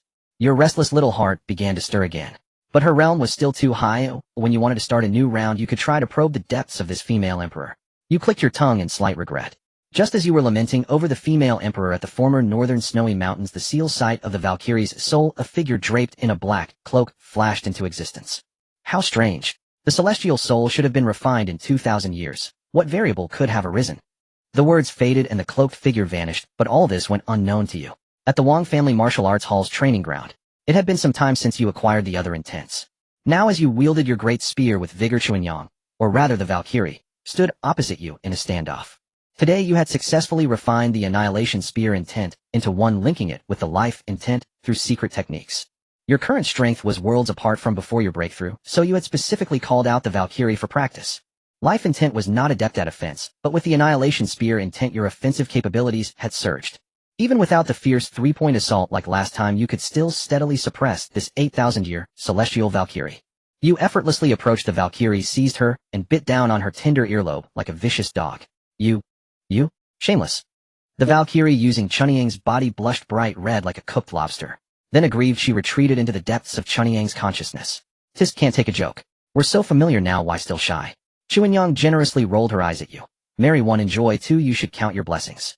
But speaking of which, you thought of the Valkyrie's physical body. Should you? Retrieve the Valkyrie's body first. No, it's still too soon. Once the Valkyrie reclaims her body, the little mark on Chuanyang would be directly erased, and then it wouldn't be so easy to have a heart-to-heart with the Valkyrie all night. Yet for some reason you've been feeling restless lately. But the source of this unease eludes you. In this simulation, those connected to you were only the Great Yin Imperial family, the Nightmare Beast, and the Great Chu National Preceptor. But they couldn't have followed you all the way from Great Qi to the Snowy Mountains, then to Great Chu, could they? You took a deep breath, suppressing the turmoil in your heart. Simulation year 15, Chuanyang and Qi Xian bore no children. Valkyrie progress increased by 1. Simulation year 16, Chuanyang and Qi Xian still bore no children. But Zhang Wei brought you good news. One of his wives at the innate realm, after 2 years of his relentless efforts, finally conceived at the end of the 16th year. He prompt. You carried the corpse toward the room. Some doors Chuanyang was willing to open, but the Valkyrie was not. So each time you had to wait until the Valkyrie was drunk before you could commit your desecration. Cough, cough, cough. The still-dazed Valkyrie suddenly couldn't breathe, as if her windpipe were blocked by something foreign, the intense suffocation triggering a reflexive cough. Simulation year 17. You watched Zhang Wei, who had children one after another. It would be a lie to say you weren't envious. I shouldn't have told him, maybe I passed all my luck to him. Your mutterings were heard only by yourself. But as if heaven took pity on you just as the sense of crisis drew nearer, Chuanyang became pregnant again. Valkyrie, how does it feel to be a mother? The Valkyrie's expression darkened. I haven't settled the score with you for using your mouth last time. You shrugged innocently. That's not my fault. I asked you and you agreed. Bastard. I was drunk then. How could that count as agreement? But you seemed to enjoy it at the time, even saying it helped with the hangover. The Valkyrie fell silent, retreating into her little nest in Chuanyang's mind. 8 months flew by and Chuanyang's due date was near. But the omnipresent sense of crisis now seemed to have reached its peak. You dared not linger any longer and fled swiftly in the opposite direction, not even telling Chuanyang and the others. Only the Valkyrie, who once possessed a celestial fate, vaguely sensed that a fragmented celestial fate seemed missing from the courtyard. In these simulations your celestial sense had never been wrong, so now, as you fled, you pushed your speed to the maximum. Boom! After 3 days your pursuer finally caught up. An invisible wall repelled you, sending you crashing through dozens of ancient trees before you stopped. You were quite hard to find. Huangpu Jinlan. The figure in the black cloak was hidden beneath the hood, its features unclear. You rubbed your forehead, which had collided with the invisible wall, and your eyes held less wariness. Just a land immortal, huh? Heh, hee. Ha ha ha. Huangfu Jinlan, don't think that just because you once successfully ascended to the transcendent realm I can't do anything to you. Wait. Who did you say I am? You scrambled up from the ground, your handsome and masculine appearance momentarily stunning the other party. Who are you? The black-robed figure clearly realized he had mistaken his target. If you're not Huangfu Jinlan, then why were you running? You replied innocently. If you weren't chasing me, why would I run? If you hadn't run, why would I chase you? If I hadn't run, you would. Stop. I don't want to argue with you about this. You possess the destiny of a transcendent. Even if you're not Huangfu Jinlan, you're still a great tonic for me. But since you dared to ruin my plans, I'll grant you a fate worse than death. The black-robed figure let out 2 eerie chuckles, his palm shooting out like a claw and straight at your crown. The immense inner energy within you began to surge violently as you unleashed layers of your intent. This wasn't your first time facing a terrestrial immortal, but the opponent seemed off as well. Perhaps there was still a chance for a turn of events. Bang! A long spear suddenly appeared blocking your path, but it bent slightly under the black-robed figure's palm strike. You, however, flew like a cannonball, crashing straight into a mountainside. You touched your chest. It seemed you weren't injured. Which trait was taking effect? A fleeting thought crossed your mind, but now was clearly not the time to ponder it. The black-robed figure charged at you again, and you could even feel the chilling aura spreading from him. The relentless attacks left you overwhelmed, but you finally realized the dissonance in this battle. This black-robed figure, unlike that bastard Ing Shingtian, didn't wield the power of heaven and earth, or rather he couldn't use that level of power. That was at least some good news. As you stood up from the mountain rubble, a strange look appeared in the opponent's eyes. And you had never felt this exhilarated. Again, you even took the initiative to charge at the black-robed figure. The intent of life flowed across your skin, while the intents of destruction and spiral spear imbued the great spear, driving it straight toward the black-robed figure's heart. But unfortunately, he merely reached out a hand and effortlessly blocked the formidable strike. An ant trying to shake a tree, pitiful and laughable. The black-robed figure sneered coldly, his withered hands grabbing your neck. Tell me, who are you and why do you carry Wang Fujianlan's aura? Damn it, who the hell knows who this Wang Fujianlan is? You lowered your head slightly and caught a glimpse of the shadow beneath the cloak. Though it was only for an instant, your expression immediately turned grim. Why did this person look exactly like the war god? If this person was the war god, then who was the one residing in Chunyang's mind? Seeming to notice you had something to say, the black-robed figure threw you harshly to the ground. Speak. He'll give you a chance. Tell me about Wang Fujianlan, and I might let you die a bit more quickly. You rubbed your neck and asked coldly, are you the war god from 8,000 years ago? The black-robed figure paused for a moment. Of course it is I. Then whose physical body is that in the undersea palace in the South Sea? The black-robed figure frowned at you. How do you know the location of my vessel? Hearing this, a chill ran through your heart. If this person was truly the war god, then the one in Chunyang's mind was definitely a problem. Enough.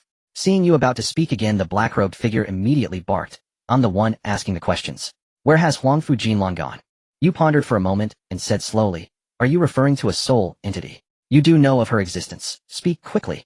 But she claimed she was the war god back then. Hearing this, the black-robed figure laughed in fury. Wang Fujianlan. Even now you still have to cause me trouble. So senior, you are the true war god, and that person is an imposter. Of course. Wait, why am I telling you all this? Haven't you figured out who's in charge here? You fell silent for a few seconds, then broke into a bright smile. Suddenly a blinding light erupted from your hand, forcing the black-robed figure to shut his eyes. The palm acupoint, which you had always dismissed as useless, now unleashed astonishing power. Countless inner energies wrapped in intent compressed and collapsed within the palm acupoint before exploding violently. The immense force tore the black-robed figure's cloak into shreds. At the same time, being so close, a tempting aroma of roasted meat wafted from your own body. But within moments your wounds healed automatically, leaving not even a scar. A trait came to mind, one whose function you had never fully understood: rebirth. The more severe the injury, the faster it healed. Isn't this the perfect trait for a masochist? Hey, you're still confronting the enemy. What are you thinking about? But the palm acupoint alone couldn't handle a terrestrial immortal. Even if the opponent was restricted from using the power of heaven and earth, so what? The threshold of realms was right there. Moreover, the opponent was clearly from the same era as the soul in Chunyang's mind, a monster who had lived for at least 8,000 years. You didn't believe a single strike could kill him. As if to confirm your suspicion, the black-robed figure, who had kept his eyes closed, suddenly opened them wide. Pitch-black pupils filled most of his eyes. Kid, you're good. Your attack had clearly angered him. An unreasonable fist slammed into you. You blocked with your spear, but the tremendous force shattered the hand gripping it. Yet within seconds you were back to full vigor. The stark contrast left the black-robed figure momentarily bewildered. Kid, I've changed my mind. I don't want you dead anymore. Such recovery speed. Even terrestrial immortals struggle to achieve it. Let me thoroughly uncover your secrets. You spun the spear into an impenetrable defense, but every time you clashed with the opponent you were plowed deep into the ground. It was a complete one-sided battle. Yet with each wound you took, you felt your strength inexplicably increase. So much so that from the initial rout you gradually began to muster the strength to fight back. Rebirth granted you the ability to endlessly recover from injuries, and as you anticipated, as long as you had enough life energy within, even if you lost all limbs, they would rapidly regenerate. Moreover, from the Valkyrie you learned that the reason you couldn't harness the power of heaven and earth was due to a flaw in your physical body. Facing this person who claimed her physical shell was absent, a crippled earthly immortal might still be vanquishable. You gradually grew accustomed to her attack rhythm. Though her raw strength and skills slightly surpassed yours, the effects of your martial prodigy talent began to manifest. Like a sponge, you voraciously absorbed her combat techniques. You wasted no more breath on questions, nor did you care to learn what she considered the soul bearing the heavenly mandate to be. In that moment, only one thought consumed your mind: fight and revel in it. Never before had you experienced such a state of extreme combat. In past simulations, your opponents were either effortlessly crushed or killed you before you could even react. This foe with her profound combat skills far surpassed you in strength, yet couldn't finish you instantly. Paired with rebirth, you might truly survive her onslaught. Her razor-sharp claws tore a chunk of flesh from your neck. A hair's breadth away from having your neck snapped, yet you clung to life by that margin. But while death was avoided, the agony was unbearable. The skin on your neck was thin, and after a piece was ripped off, the white bone of your cervical vertebrae was exposed. How could that not be excruciating? Fortunately, rebirth worked tirelessly. Within a few breaths, the wound on your neck began to scab over. Seeing your injury heal once more, the black-robed figure grew increasingly frantic. What kind of demon are you? What sorcery is this? In her understanding, no human could possess such monstrous regenerative abilities, not even an earthly immortal. Yet you radiated a dense aura of the heavenly mandate. Though incomplete, it proved your humanity. Only humans could bear the heavenly mandate, even in its fragmented form. Your attacks grew fiercer, leaving more wounds on the black-robed figure. But as she herself admitted, this was not her true body. Beneath the wounds seeped a nearly translucent substance. Strike by strike, you evaded her assaults with less danger. Your progress was evident, yet she was powerless to stop it. Without her physical form, she couldn't unleash even half her earthly immortal power, especially the crucial ability to harness heaven and earth. SSSHH. As the crimson spear pierced her body, disbelief flooded her eyes. How? How is this possible? The black-robed figure could never fathom being slain by a grandmaster. Despite the favor of heavens, well, how many such beings had she killed over millennia? The spearhead burst forth, shredding the body beneath the black robe into pieces. You almost let out a sigh of relief, but as the flimsy black cloth fell, the prickling sense of danger remained undiminished. Every muscle stayed taut as you scanned your surroundings. Stop hiding. I know you're there. It was just a bluff, but to your surprise it flushed out someone. A low, aged laugh approached from afar. As the sound drew near, another figure in a black robe appeared before you. I know you want to ask who I am, but hold on. This is a life-soul split from the complete heavenly mandate. Can't let it go to waste. The newcomer said, reaching into the void and gathering a translucent form back into existence. But this Bodhi's gaze was vacant, utterly devoid of the ferocity it had shown in battle against you.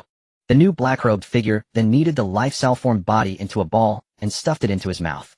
A satisfied sound escaped his lips, making you raise an eyebrow. After a few minutes, he looked at you again. Apologies. Such a delicious life-soul is hard to forget. Allow me to introduce myself. I am Lanshan Ke, a celestial being from 13,000 years ago. You took Huangfu Jinlin's life soul from the Great Snow Mountain, didn't you? Lanshan Ke's gaze locked onto you. This was nothing like the abstract, bodiless foe before. This was a true, earthly immortal. Why do you all insist I took her? You took a deep breath, voicing your doubt. Lanshan Ke replied flatly, the stench of your descendants practically taints the entire Great Snow Mountain. How else would we know? You laughed, never expecting such a simple answer. Before I die, can I at least know the truth? Judging by his demeanor, Lanshan Ke didn't mind talking. He nodded. Ask away. Those damn souls never ask. Seeing your suspicious expression, he offered no further explanation. So you asked your first question. Are Huangfu Jinlan and the one I stabbed to death the same Valkyrie from 8,000 years ago? Lanshan Ke nodded, then shook his head. Huangfu Jinlan was indeed the Valkyrie from 8,000 years ago, the only celestial being who could show her face in the world. As for the one just now, as I said, she was a sliver we split from Huangfu Jinlan's soul. Seeing your skeptical look, he explained, it's not as complicated as you think. We just wanted to see if splitting a soul bearing the heavenly mandate could grow into a new one. But it seems we failed. She couldn't even defeat you. What a pity. A chill ran down your spine. If Lanshan Ke was telling the truth, countless clone Valkyries had been scattered across the realm. So what's your goal? Lanshan Ke looked thoughtful. If you mean hunting young ones with the heavenly mandate, we once sought to change fate. But 13,000 years. Even the mightiest celestial being can't live that long. Fate isn't so easily. Now we just want to survive. So you prolong your lives by devouring souls with the heavenly mandate. Lanshan Ke nodded. More or less. Though I don't know why the heavenly mandate exists, its bearers indeed possess unparalleled potential and vitality. Even a fragment of the heavenly mandate holds soul energy beyond ordinary earthly immortals. You eat earthly immortals too. You were slightly startled given that his own strength was only at the earthly immortal level. Taking down peers of the same realm wouldn't be easy. The heavenly mandate is innate, but earthly immortals aren't bad either. Being acknowledged by heaven is itself a blessing from the heavens. Young man, you've asked enough. Now tell me where Huangfu Jinlan is. Wait, one last question. Lanshan Ke agreed. He truly enjoyed chatting with youngsters. It made him feel young. Was it you who attacked the Valkyrie back then? Of course. We thought Huangfu Jinlan would ascend, but she saw through the Ascension's deception and severed her own cultivation. During Ascension, she forcibly cut off her realm, disrupting the summoning process, causing her cultivation to plummet. You touched the corner of your mouth. The drunkard living in Chunyang's mind had clearly kept many secrets. Then why didn't you devour her then? Seeing you fire off questions like a barrage, Lanshan Ke replied, since you've asked so many, one more won't hurt. Huangfu Jinlan severed her cultivation during Ascension, so her body and soul were tainted with Ascension energy. Eating her recklessly might trigger our own tribulations prematurely. So we planned to consume her soul bit by bit. Your questions were done, but that wasn't what you were waiting for. You glanced at the new golden trait on your panel, and said to Lanshan K, is it? Though unsure of your game, Lanshan K remained composed, unbothered by any surprises. Boy, don't push your luck. You smiled, a slight curl at the corner of your mouth. We'll meet again. The next moment your body shuddered violently like a sieve. Lanshan K realized your intent, but you were too fast. Your form shattered into dust before him, and even the soul he valued seemed to dissipate with the explosion. You had self-destructed. Simulation ended. Wang Fusheng took a deep breath. It seemed even an earthly immortal couldn't restrain his soul against the system's forced rebirth. Mary 2.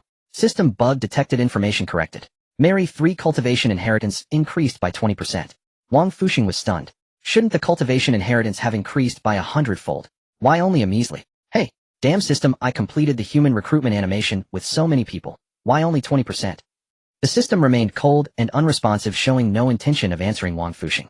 Wang Fusheng was on the verge of tears. If had known that mere human recruitment wouldn't be recorded by the system, he would have trained harder in those years. Plus his traits were scarce. After reaching the Grandmaster realm, his ability to sire offspring had worsened. Heavenly Mandate incomplete, X1 gold, Gung Metal X1 gold, though only 2 traits, both were golden. So far, one effect of Gung Metal was coating Wang Fusheng's inner energy with a sharp metallic aura. In the martial world, its use seemed limited to that. Yet the Gung Metal trait was golden. This displeased Wang Fusheng. If it only added a sharp edge to his energy, the ruin and spiral spear intent had acquired earlier had a similar effect. In the end, he could only sigh in frustration. He couldn't be bothered to look at the rest of the rewards page. Closing the panel, he pondered the intelligence had gleaned from Lanshan K. Though much-needed verification, Wang Fusheng believed the information about the Valkyrie was true. When she possessed Chuan-Yang, Shed vaguely sensed a deviation in her memories. This was likely a consequence of her forcibly split soul. Lanshan K. Wang Fusheng muttered the name, then suppressed his emotions. That man was no saint, and Wang Fusheng now understood Chuan-Yang's constitution. A fragment of the heavenly mandate was like bait surrounded by countless sharks in shallow waters. A glaring beacon, no less.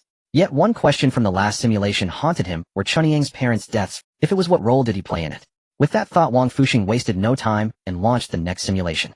Thus arrived the 6th year of the simulation. Your efforts had finally borne fruit. This year 4 more children were to be born. Reflecting on this simulation, you now had 5 children. The first, your only daughter, was born in April of the 3rd year of the simulation. Her mother was your 24th concubine, and her trait, Frostborn, was blue. You named her Wang Lingshuang.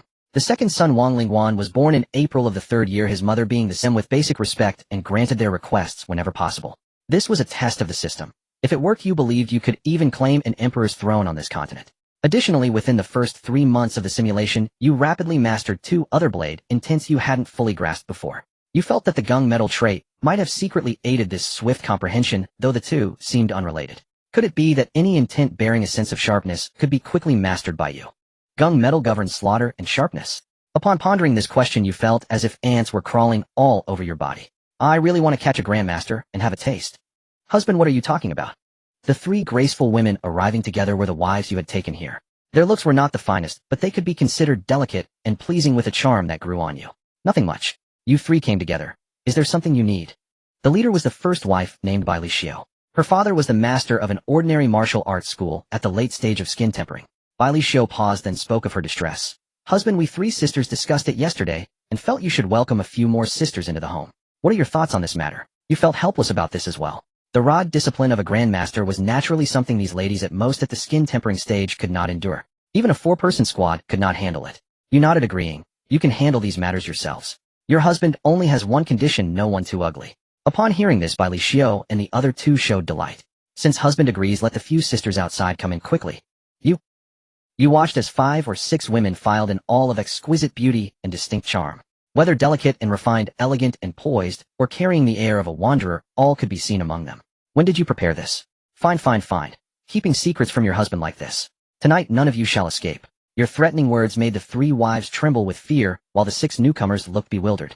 Soon, however, you showed them what the rod discipline of a Grandmaster truly meant. In the 2nd year of the simulation, you finally lived the blissful life of Zhang Wei the tyrant from the previous simulation. By the 1st month of the 2nd year, the rooms in the mansion were insufficient, so you bought the neighboring estate and connected them, barely managing to settle the 3 new wives. Counting them all, these 3 new ones were your 36th wives. With 36 wives, even if you visited a different one each day, it would take over a month to complete the cycle. In this simulation, you did not treat this as a heartless transaction. You gave each of them dignity and your affection equally. The only pity was that when you drew lots each night, all 36 beautiful wives trembled in fear, hoping their lot would not be chosen. The sole regret was that even with Father Lin smiled upon seeing you. Yes, while I can still move, I need to prepare a dowry for Tanger early. Father Lin then looked you up and down, a strange expression appearing in his eyes. He set down his belongings and asked quietly, Xiao Wang, I heard you married 3 more wives a couple of days ago. You smiled knowingly, exchanging a look of mutual understanding between two men. You reached into your sleeve, actually taking out the leftover Old Ming brand leg stretching and eye-rolling pills from the second simulation space. Uncle Lin, here are 10 pills. Take 1/10 each time according to your cultivation level. Remember, you cannot consume too much at once. The two of you completed the transfer discreetly from your sleeves. At the door of the Lin family estate in the distance, little Chun Nyang was peeking, watching her father talk to a handsome older brother. Perhaps she had not yet realized that in the near future she might gain a younger sibling. In truth, since you settled here, you had been watching over every escort mission Father Lin undertook. You wanted to know if under your influence the fate of the Lin couple could be altered. As for why you were not worried about Chun Nyang's safety, it was simple. Never in any simulation had Chun Nyang been absent. This little girl was eerie. You could not help but suspect that besides having a broken celestial fate, she might also bear the destiny of a lone star of disaster.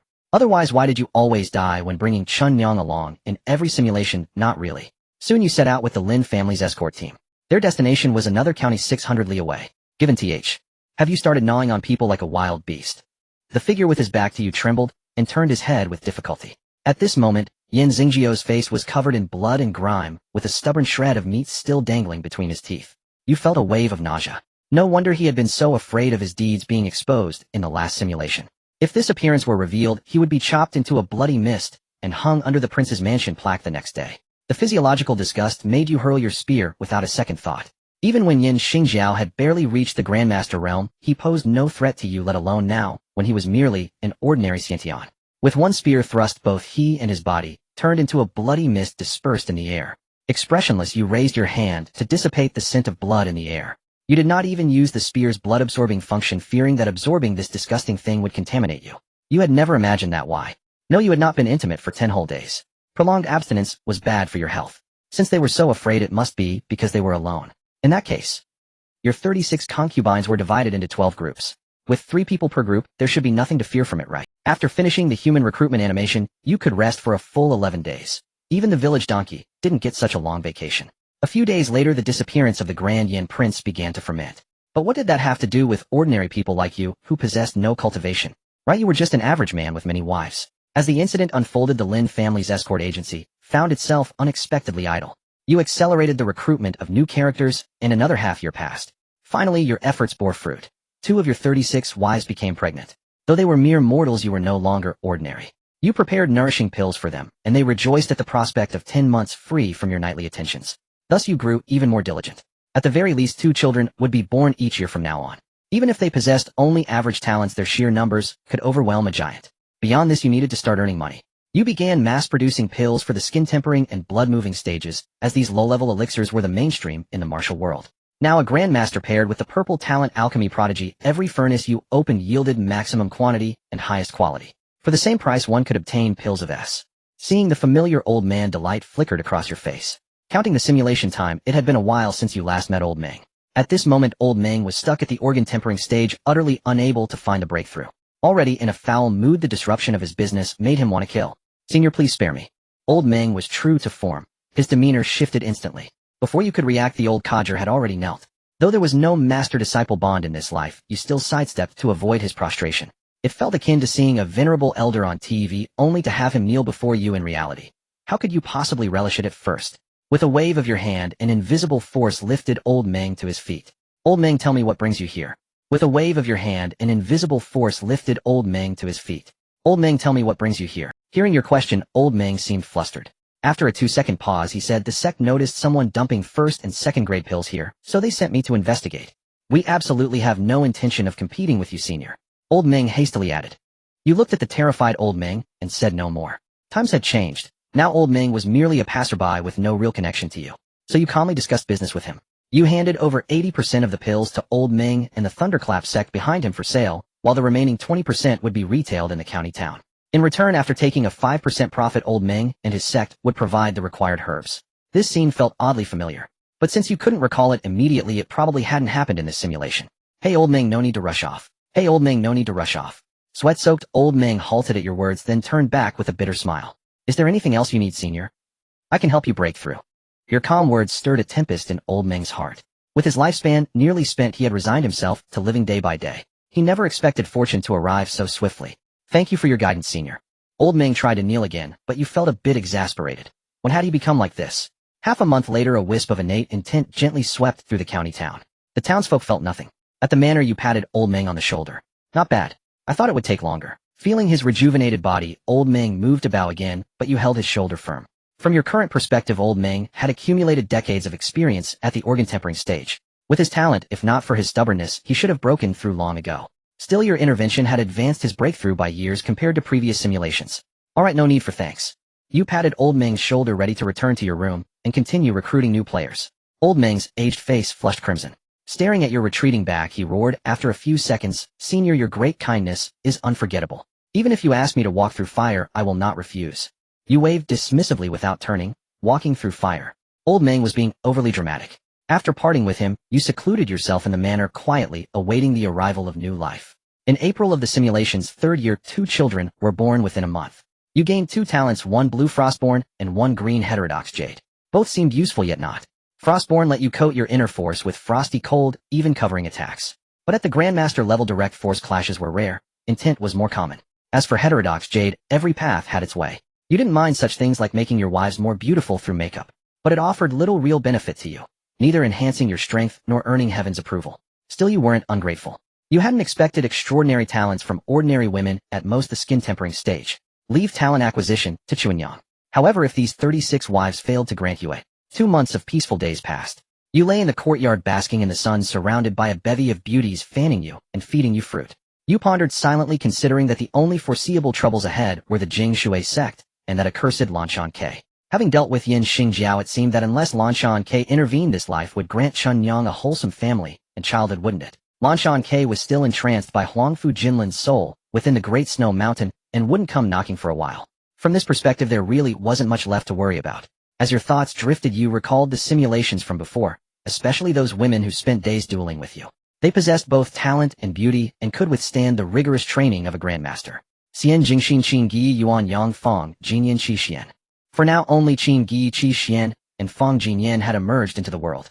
Xian Jingxin was 30 years younger than you, and Yuan Yang was about the same age as Ying Chuyang's daughter, some 30 to 40 years your junior. How troubling. Little Chun Yang, you must grow up quickly. Before your leisure had even passed half an hour, you frowned, and your figure vanished from the courtyard. You had never deliberately concealed your cultivation at home, so your beloved wives were no longer surprised. You appeared above a village. With a single stomp, countless masked men burst into blood mist, including those hidden in the shadows. The villagers who had been at the mercy of slaughter stared in stunned disbelief. You glanced around without revealing yourself and headed straight to a certain spot on the city's outskirts.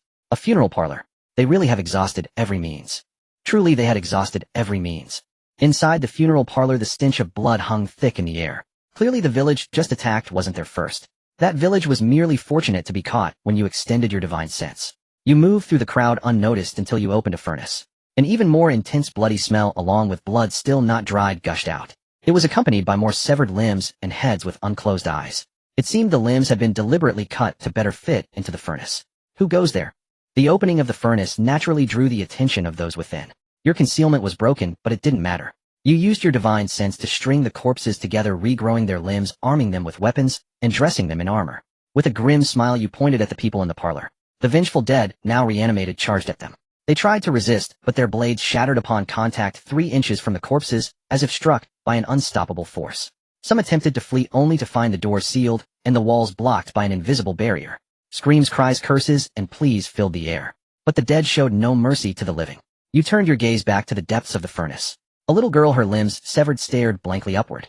With a wave of your hand, she floated out, and you precisely retrieved her severed limbs. Had you been a moment later, even you might not have saved her. Perhaps it was fate. Gentle life, in. As your words fell, the nightmare beast which had been feigning death trembled beneath the furnace. With a churning motion, thin tendrils of flesh began seeping from the soil beneath the furnace. Too impatient to wait for it to coalesce, you simply reached out and yanked it from the earth. A mass of sludge-like nightmare beast materialized in the open.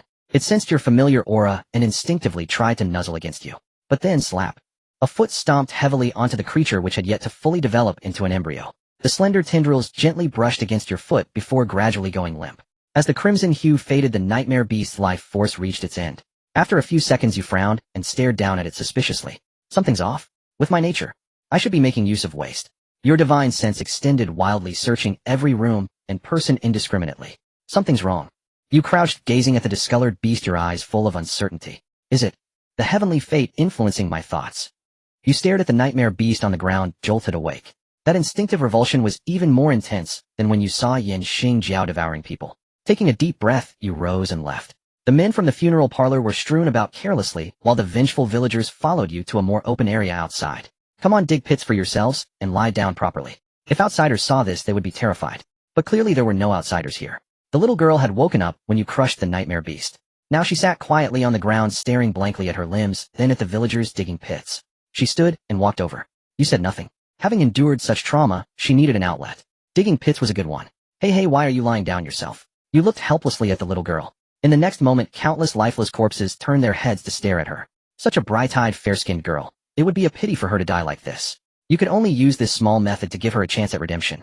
The corpses moved autonomously toward the little girl. Limbs merely stitched together lifted, as if to raise her from the pit. A spark of color finally returned to her hollow eyes, and she burst into a wail. You never imagined a person could weep for so long. From the moment the digging began until it ended, she cried without cease. She refused to leave, sitting on the ground and sobbing endlessly. At your wits' end, you levitated her with your will leading the way as she floated behind you, until you both returned to the manor. Husband, isn't this a bit improper? Husband, this girl hasn't even reached marriageable age yet. According to the laws of Great Yin, you'd be torn apart by 6 horses. A flock of your wives gathered around you, their hearts aching for the little girl wailing heartbreakingly behind you. How much pain must such a young child endure to cry like that? Seeing your wives chattering as if ready to convict you, your face stiffened. It seems you've all forgotten the taste of the rod. Anyone who spoke today will be severely punished tonight. Your first wife, Bai Li Xiu, entered from behind. Alright, disperse now. Don't you all know what kind of girls your lord prefers? Stop crowding here. Once the crowd had mostly thinned, Bai Li Xiu looked at you with concern. Husband, has something happened? You shook your head. Telling them about these matters would be useless, and only add to their worries. Take this little girl to wash up. She'll be under your care from now on. Though you had already cleansed her of filth when you saved her, the subsequent digging had soiled her again. Bai Li Xiu asked no further questions. In her heart, her man's abilities towered above heaven itself. She took the little girl and left, finally granting you some peace. You began contemplating the connection between the nightmare beast and the celestial fate. In your previous simulations, you had suspected the nightmare beast was not native to this world. Now, with the influence of fate, you felt this conjecture might be correct. External forces unleashing the nightmare beast to harvest the lifeblood of this world's beings. Wasn't that another form of plundering its life energy? Thus, as life energy gradually faded, this world would inevitably decline toward extinction. From start to finish, you had never uncovered the nightmare beast's ultimate purpose, whether it was used as material by beings beyond this world or for some other end. And the secrets hidden within this world were more numerous than you imagined. Forget it. If I can't figure it out, I won't dwell on it. There will be plenty of chances to explore later. In the 3rd year of the simulation, after months of opening up, Xiao Yan, the little girl you had rescued, finally spoke. Compared to when you first brought her to the manor, her eyes were noticeably more lively, though still filled with wariness and hatred toward the world. Are you getting used to it here? How is Xiao Nyang treating you? Bai Li Xiu shot you a reproachful glance. Who tattles right in front of the person involved? Her husband was adorably foolish. Xiao Yan nodded, her voice somewhat stiff. The first madam is very kind to me, and the other madams are also very kind. Would you like to stay in the manor? If not, I can help you find a way to support yourself. Husband, Xiao Yan is only 10. What could she do outside? In answer to your lordship, I wish to... In Xiao Yan's heart, you were like a celestial being from the heavens. Though this world had no such concept, it didn't stop her from imprinting the image of you, bringing her back. I want to learn martial arts from you, my lord. Xiao Yan. Bai Li Xiu hadn't expected such audacity from Xiao Yan, and tried to pull her hand away, but you stopped her. Why do you want to learn martial arts from me? Your enemies are gone. Learning martial arts now is useless. Xiao Yan was stunned for a moment, then blurted out. If I learn martial arts, I can be like you, my lord, and help more people. You rubbed your chin. Something felt off. Orphaned with her entire village slaughtered, and only her surviving. Could she be a daughter of destiny like yourself? You placed your hand on Xiao Yan's shoulder. It felt light, not just in weight. Your bone structure simply cannot support martial arts training. In your entire life, you might not even break through the first realm. Your words dimmed the light in Xiao Yan's eyes. But there is a way. Xiao Yan's eyes lit up. However, it requires a great expenditure. Xiao Yan's eyes darkened. But I can lend you everything. Xiao Yan's eyes lit up again. You found her eyes switching on and off like a light bulb, rather amusing. Alright. Since you're determined to learn martial arts, I can teach you. But how far you go depends on you.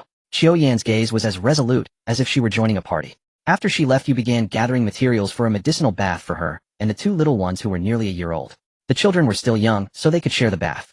But as you had said, Qiu Yan's bone structure was abysmally poor. Calling it mediocre would be a compliment. By the Qingming festival of the 4th simulation year, you tossed the prepared ingredients into the bath in proportion. This recipe, supposedly obtained by Ying Xingtian from somewhere, had never failed. Watching Qiu Yan's determined little face, you said calmly, "The longer you endure, the greater the improvement. I hope you can persevere." By your estimation, with this dosage, the girl would barely last half an hour before succumbing. The rest was reserved for the two little ones and Chun Yang. A knock came at the manor gate, and a timid Chun Yang was let in by her father Lin. "Brother, you're too kind. If there's ever anything I can do, I won't hesitate." Lin slapped his chest loudly upon meeting you. "Father-in-law, elder brother, you flatter me. I can see that Chun Tang has considerable talent. This medicinal bath is merely the icing on the cake." Chun Yang gazed at the handsome brother, and then at the unfamiliar little girl beside him, a hint of jealousy and hostility creeping into her eyes. Qiu Yin and Chun Yang followed you one after the other, while the two little ones were held in their mother's arms. To prevent Chun Yang from absorbing all the medicinal properties, she was arranged last. The first naturally was Qiu Yin, with the weakest bone structure.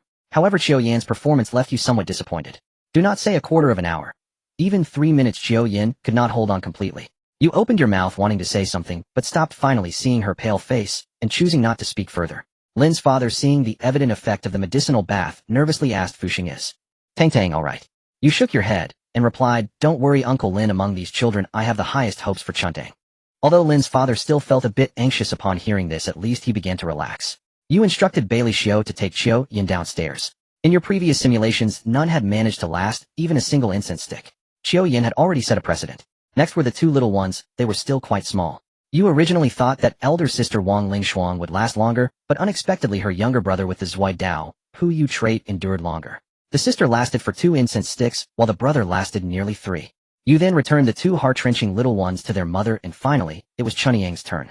Seeing the previous example, Chunyang felt a bit anxious, hiding behind Lin's father and not daring to come out. "Chunyang will be fine. This medicinal bath is very easy for you. Come on, be brave." Lin's father encouragingly patted her back. Chunyang, pale-faced, tentatively touched the water in the bath. Then she curiously turned to look at you and her father, asking, "Isn't this just ordinary hot water?" Lin's father watched as Chunyang absorbed all the medicinal liquid in the bath, leaving only a bucket of clear water. "So Uncle Lin, should we let Chuntang be my disciple?" Lin's father hesitated, saying, "Fusheng, you know that Chuntang's mother has never really liked her playing with weapons." You didn't interrupt Lin's father, but took out a bottle of medicinal pills while he was speaking. "Did you finish the pills from last time, Uncle? I have another bottle here." That aside, in this unstable world, a girl like Chuntang should learn something for self-defense. "Fusheng, what do you think? You said it was simply wonderful. It wasn't that you had to take Chunyang as a disciple. After all, with her talent, it wouldn't be too difficult for her to reach a high level of cultivation." The main issue was that the Lin couple didn't really support girls learning martial arts, considering that where there are martial artists, there are troubled waters. They aimed to solve the problem at its roots, but never thought about how a defenseless little girl would survive in this predatory world. They are not solving the roots of the troubled waters, they are addressing how Chunyang can survive. "Chuantang, from now on you'll live with your brother Fusheng." Chunyang, looking confused, said, "But our home is just next door." Lin's father, holding the medicinal pills, said, "It's fine. If you miss your parents during the day, you can come over, but don't come back at night." Lin's father recalled the time when in the middle of the night, during a tender moment with his wife, Chunyang heard her mother's cries and thought she was being bullied, knocking on the door for a quarter of an hour. Although her mother was indeed bullied, she was crying out of both pain and joy, a voice of happiness and satisfaction. Chunyang didn't understand, but still nodded. The next morning, Chunyang, used to waking up late, was still dazed when you pulled her out of bed. By then, Xiao Yin had already started practicing the stance. Although her steps were wobbly, she indeed completed the entire process. Chunyang, who had been a bit dazed, suddenly perked up. "Brother Fusheng, what do I need to do? Have you learned to practice the stance at home with your father?" Chunyang shook her head. "Father practices in a special training room. Mother doesn't let me go." "In that case, let's start with practicing the stance." This step was not the first time. As you skillfully taught Chunyang, Xiao Yin observed the entire process. It took Xiao Yin an hour to practice the movements clumsily, but Chunyang only needed 1 round to get it down quite well. Xiao Yin bit her lip in frustration. If talent was insufficient, she could compensate with hard work. However, some things were destined at birth. By today, Chunyang successfully entered the skin refinement stage, generating a faint inner strength within her body, while Xiao Yin was still struggling with the continuity of her stance. The facts were laid out. There was no need for you to speak and make her face reality. A child barely in her teens would likely give up soon. Yet starting from this day, every morning thereafter, Xiao Yin would wake up an hour earlier, practicing an additional hour compared to Chunyang after each session. How should you tell her that this was futile?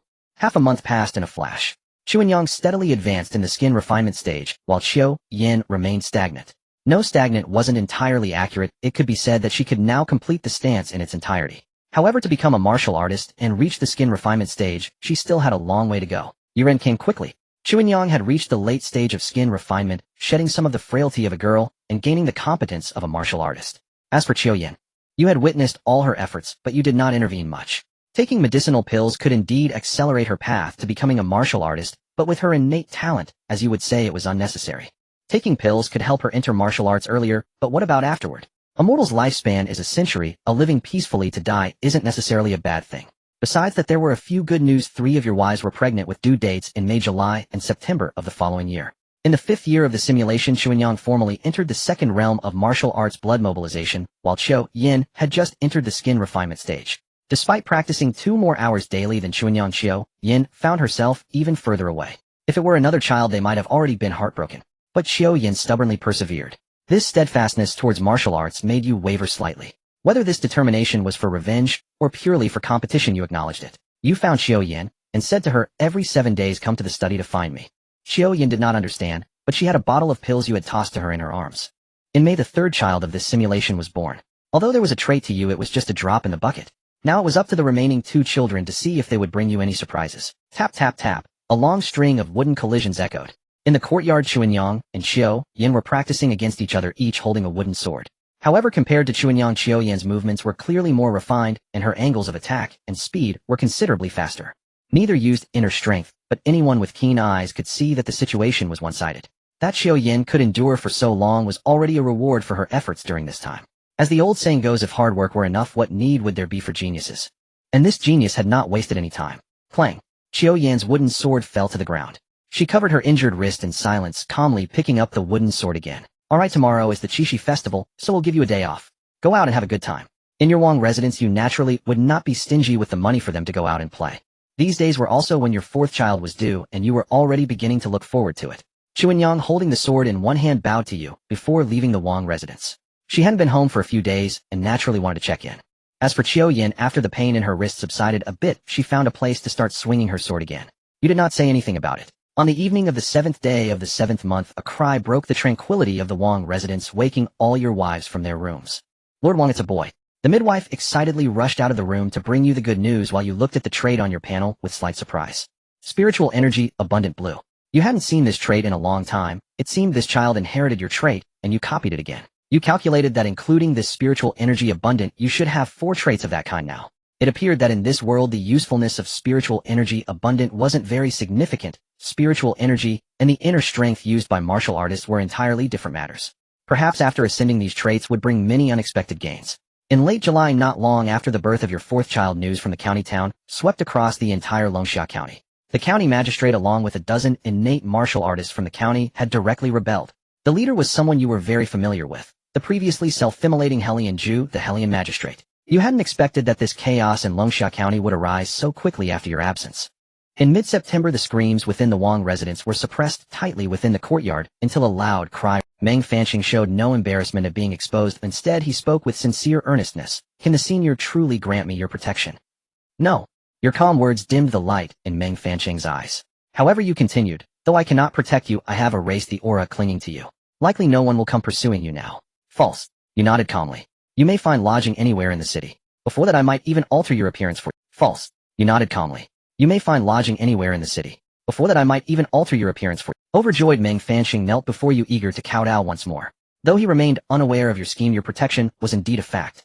After all, a grandmaster who delivered himself to your doorstep was a treasure trove, a grinding cage too precious to waste.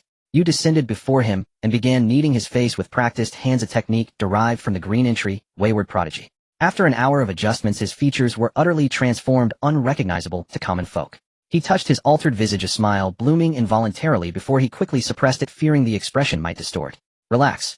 This technique will preserve your appearance for half a year. Just avoid any heavy external force. Meng Fanqing asked nervously, and if I accidentally suffer such a blow, your face will become asymmetrical. Meng Fanqing was silent.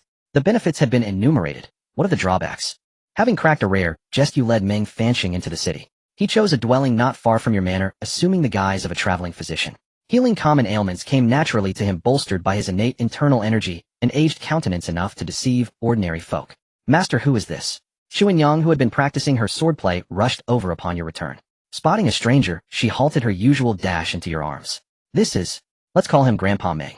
Senior, that won't do. It muddles the generations. Just call me Old Man Meng. You waved a hand. By age he could be her great-grandfather. It's fine, we'll keep our own titles. Hello, Grandpa Meng. Chuanyang called out sweetly.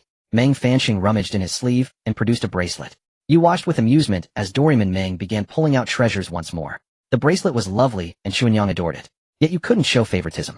Old Meng, I have another disciple. Why only one gift? Meng Fanxing looked flustered, then gritted his teeth and withdrew the long sword he had worn for years.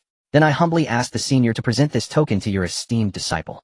You smiled and retrieved a sword from the simulator space, a blade entombed in the martial god's sepulchre. Even after 8 millennia, it could cleave iron like clay, outtrading it for his was no loss. Old Meng, overwhelmed, bowed repeatedly, nearly kneeling again. You wondered why your second simulation had never revealed this habit of his. As dusk fell, Chuanyang returned from outside the city, eyes reddened. Before she could speak, you tossed her a sheathed sword. She stared at it bewildered. Take it. A gift from an elder. Her expression softened. She carefully removed the sword from her back, replaced it with a new one, and oiled the 1000-forged blade you had given her before placing it in its case. A master's sword deserved preservation. 20 days after taking in Meng Fanxing, your quarry finally arrived. A familiar face, the same innate grandmaster who had once rushed to Longxia Prefecture in your second simulation. It seemed even grandmasters were but weary beasts dispatch. Which friend is here? Show yourself. Watching his caution, you didn't linger, but soared directly from the street. What business do you have? A smile could mask a blade. There would be time to make him weep later. The grandmaster had never seen anyone like you. So young, so impossibly handsome. Yet your emergence visibly relieved him. If you had come willingly, surely you bore no ill intent. But before he could speak, you vanished and charged. A crimson spear sharp with destructive intent flew straight at his face. He raised his blade to parry, but you had more tricks. The spear head burst open like a blossom, each petal transforming into a blood-red tendril. They lengthened in the wind, bypassing his sword to strike his face. After a burst of fierce blade intent, he went still. The tendrils devoured him whole. The battle between grandmasters ended in an instant. You had barely won by a hair. As the spear channeled surging blood energy into your body, the Blood Sun's effect triggered, converting all vitality into pure life. Watching his caution, you didn't linger, but soared directly from the street. What business do you have? A smile could mask a blade. There would be time to make him weep later. The grandmaster had never seen anyone like you. So young, so impossibly handsome. Yet your emergence visibly relieved him. If you had come willingly, surely you bore no ill intent. But before he could speak, you vanished and charged. A crimson spear sharp with destructive intent flew straight at his face. He raised his blade to parry, but you had more tricks. The spear head burst open like a blossom, each petal transforming into a blood-red tendril. They lengthened in the wind, bypassing his sword to strike his face. After a burst of fierce blade intent, he went still. The tendrils devoured him whole. The battle between grandmasters ended in an instant. You had barely won by a hair. As the spear channeled surging blood energy into your body, the Blood Sun's effect triggered, converting all vitality into pure life. Thus arrived the 6th year of the simulation. Your efforts had finally borne fruit. This year 4 more children were to be born. Reflecting on this simulation, you now had 5 children. The first, your only daughter, was born in April of the 3rd year of the simulation. Her mother was your 24th concubine, and her trait, Frostborn, was blue. You named her Wang Lingshuang. The second son, Wang Lingwan, was born in April of the 3rd year, his mother being the 17th concubine, with the green trait, Left Path Jade. The third son, Wang Lingyan, was born in May of the 5th year, his mother the 30th concubine, with the green trait, Brush and Ink Mastery. The fourth son, Wang Lingming, was born in July of the 5th year, his mother the 7th concubine, with the blue trait, Spiritual Energy Abundance. The fifth son, Wang Lingyi, was born in September of the 5th year, his mother the 3rd concubine, with the blue trait, Spark. So far no trait had surpassed each. Master, you're giving senior sister extra lessons. Efforts had Chuanyang, seeing you spend so much time practicing swords with Chuanyang, was clearly feeling jealous. Xiaoyan ignored her, continuing her simple, unadorned sword forms. She still had to practice stance training, and she couldn't let her plan be disrupted. You looked at Chuanyang with some helplessness. After these years, she had grown into a graceful young woman. Now with a pout, she came to your side, holding the wooden sword she had long since stopped using. It was well preserved in her hands, showing not a single sign of wear. Chuanyang, don't be difficult. I started practicing again on a whim. It's not about giving anyone extra lessons. Don't think I don't know that senior sister comes out of your study every 7 days, and each time she flaunts a bottle of pills. You helplessly sheathed your sword. Sigh, with your cultivation speed, you're still trying to snatch pills from your senior sister. Chuanyang said with a straight face, whether I want them or not is my business, but you master truly cannot withhold them. You little girl. You ruffled Chuanyang's hair. Have I given you too few pills? After this brief interlude, a thought struck you. Xian Jingxin was 30 years your junior. Now it seemed there were only a few years left. You hoped her birth would not be affected by the turmoil in Great Yan.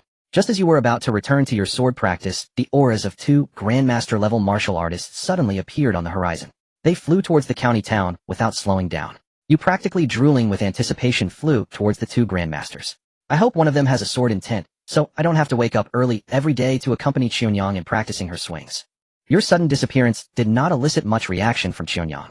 Instead it filled her with even more envy. Master said that flying in the air was something one could achieve at the Xiantian realm, but she was still stuck at the third layer of skin training. Before Xiantian, there were the organ-tempering, bone-forging, and blood-moving realms. She still had a long way to go to become a Xiantian expert. By this time you were already in the sky, blocking the path of the approaching figures. I am the Deputy Director of the Imperial Demon Suppression Bureau. May I ask your intent?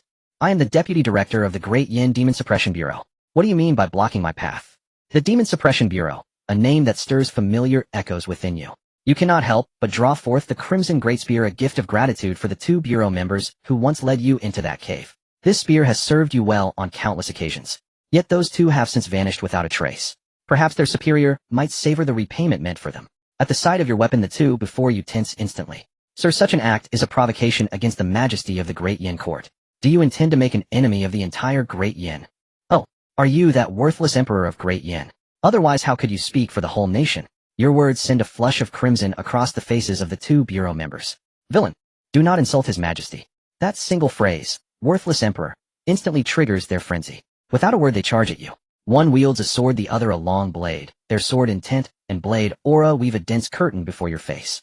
You stare dazed as they hurl themselves at you with such ferocity. What hold does this emperor have over you to inspire such loyalty? Though you appear to be scrambling in defense, you still find the leisure to taunt them. Any discerning eye would sense something amiss, but those trapped in the heat of battle seldom see clearly. In response to your mockery, they hold nothing back. Countless sword intents and blade intents lash out like ribbons of death, aimed to slay you. These officials of the Demon Suppression Bureau are indeed masters of their craft, their intent both vast and profound. This sensation rivals the finest of lavish feasts. Likewise you cease your restraint.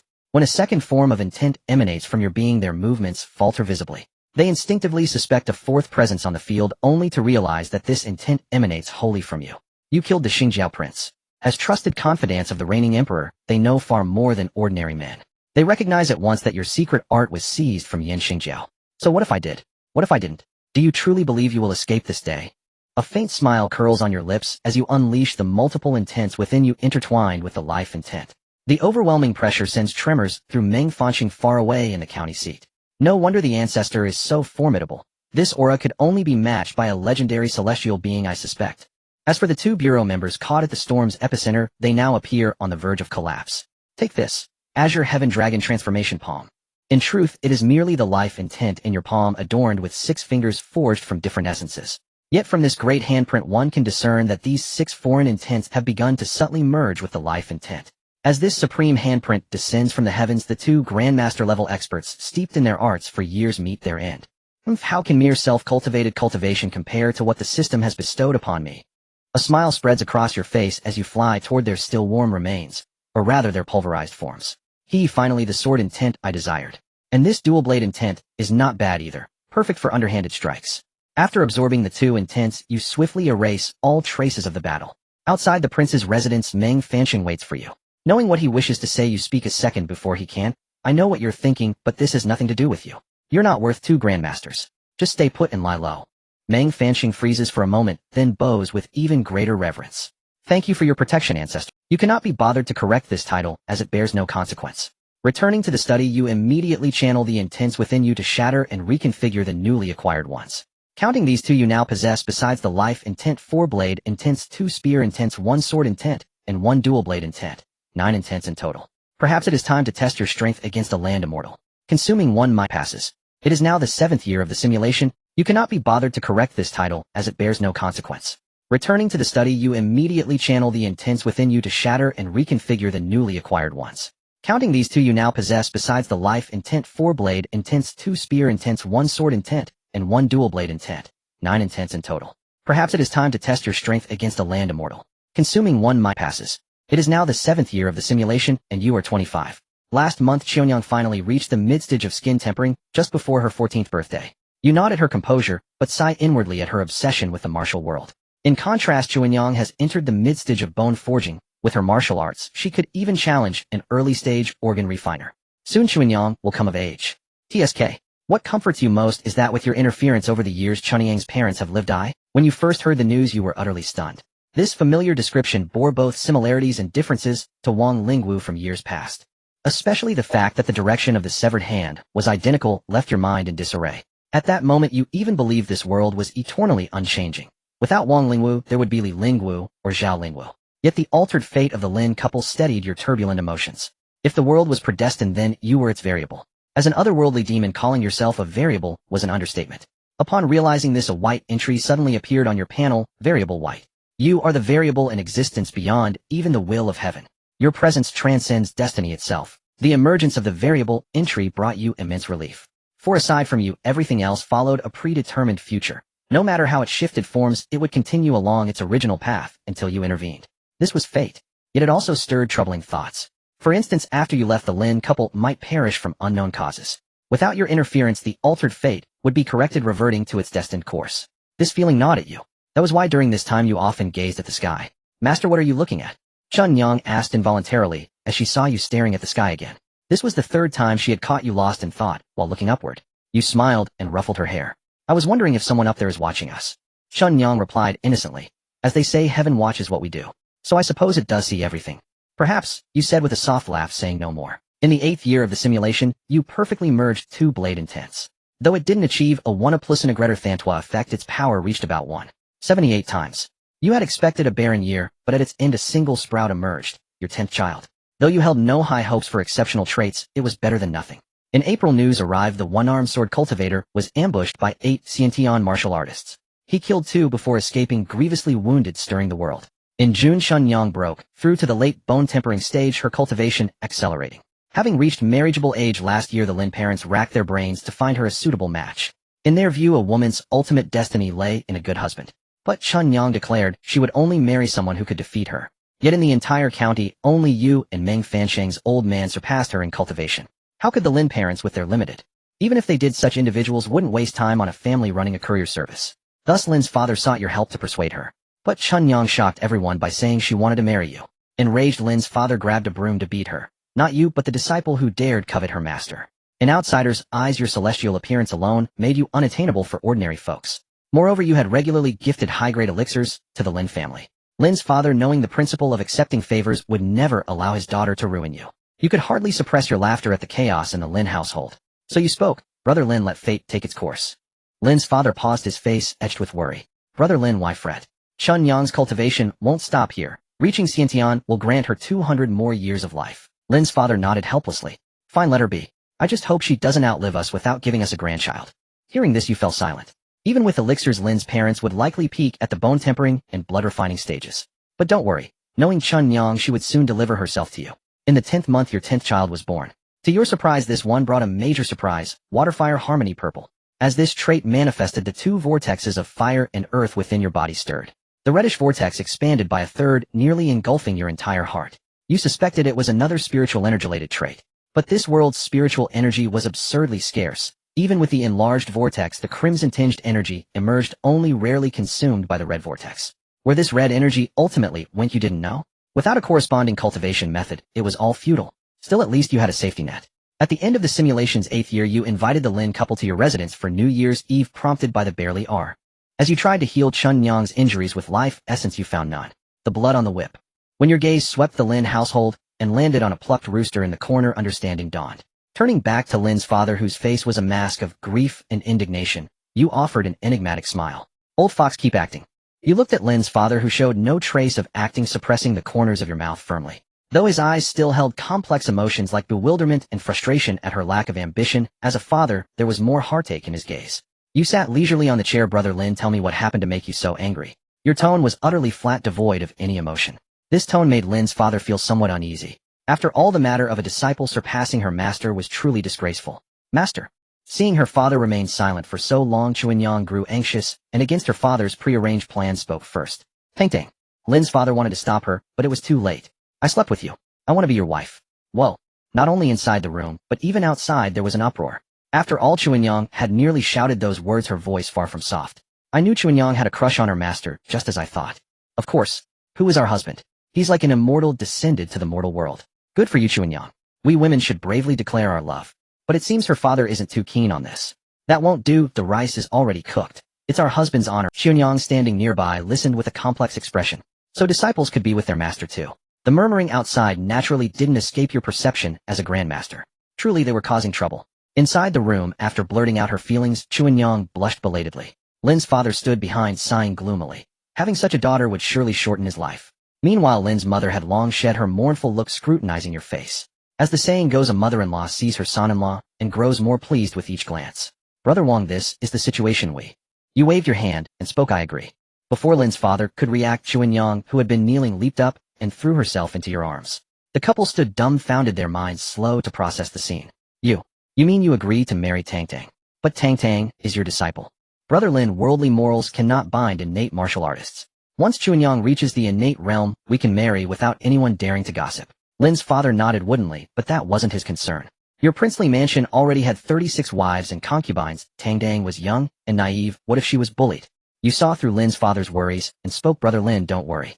My wives have always been fond of Chuanyang. The farce ended inexplicably. Lin's parents took Chuanyang back to the Lin residence, as if they had more to discuss. As soon as they left, your wives eagerly surrounded you. Husband, Chuanyang went too far doing that to you. When she marries, and she must be properly punished. Yes, husband, sister is right. And Chuanyang is a formidable martial artist, so she can definitely hold out for a long time. Does that mean we can have a break? You smirked wickedly. No worries, your husband is fair and will attend to everyone. Well, husband, I have things to do, will take my leave. The child must be hungry, you'll go. Oh. You pulled the wife who mentioned the child into your arms, a hint of jealousy in your voice. What if your husband is hungry? A soft, seductive moan escaped her throat as she went limp, sitting on your lap, her body weak against your chest. Husband, it's not my turn yet today, oh. So bold as to refuse your husband's request. Punishment time extended by 2 hours. No.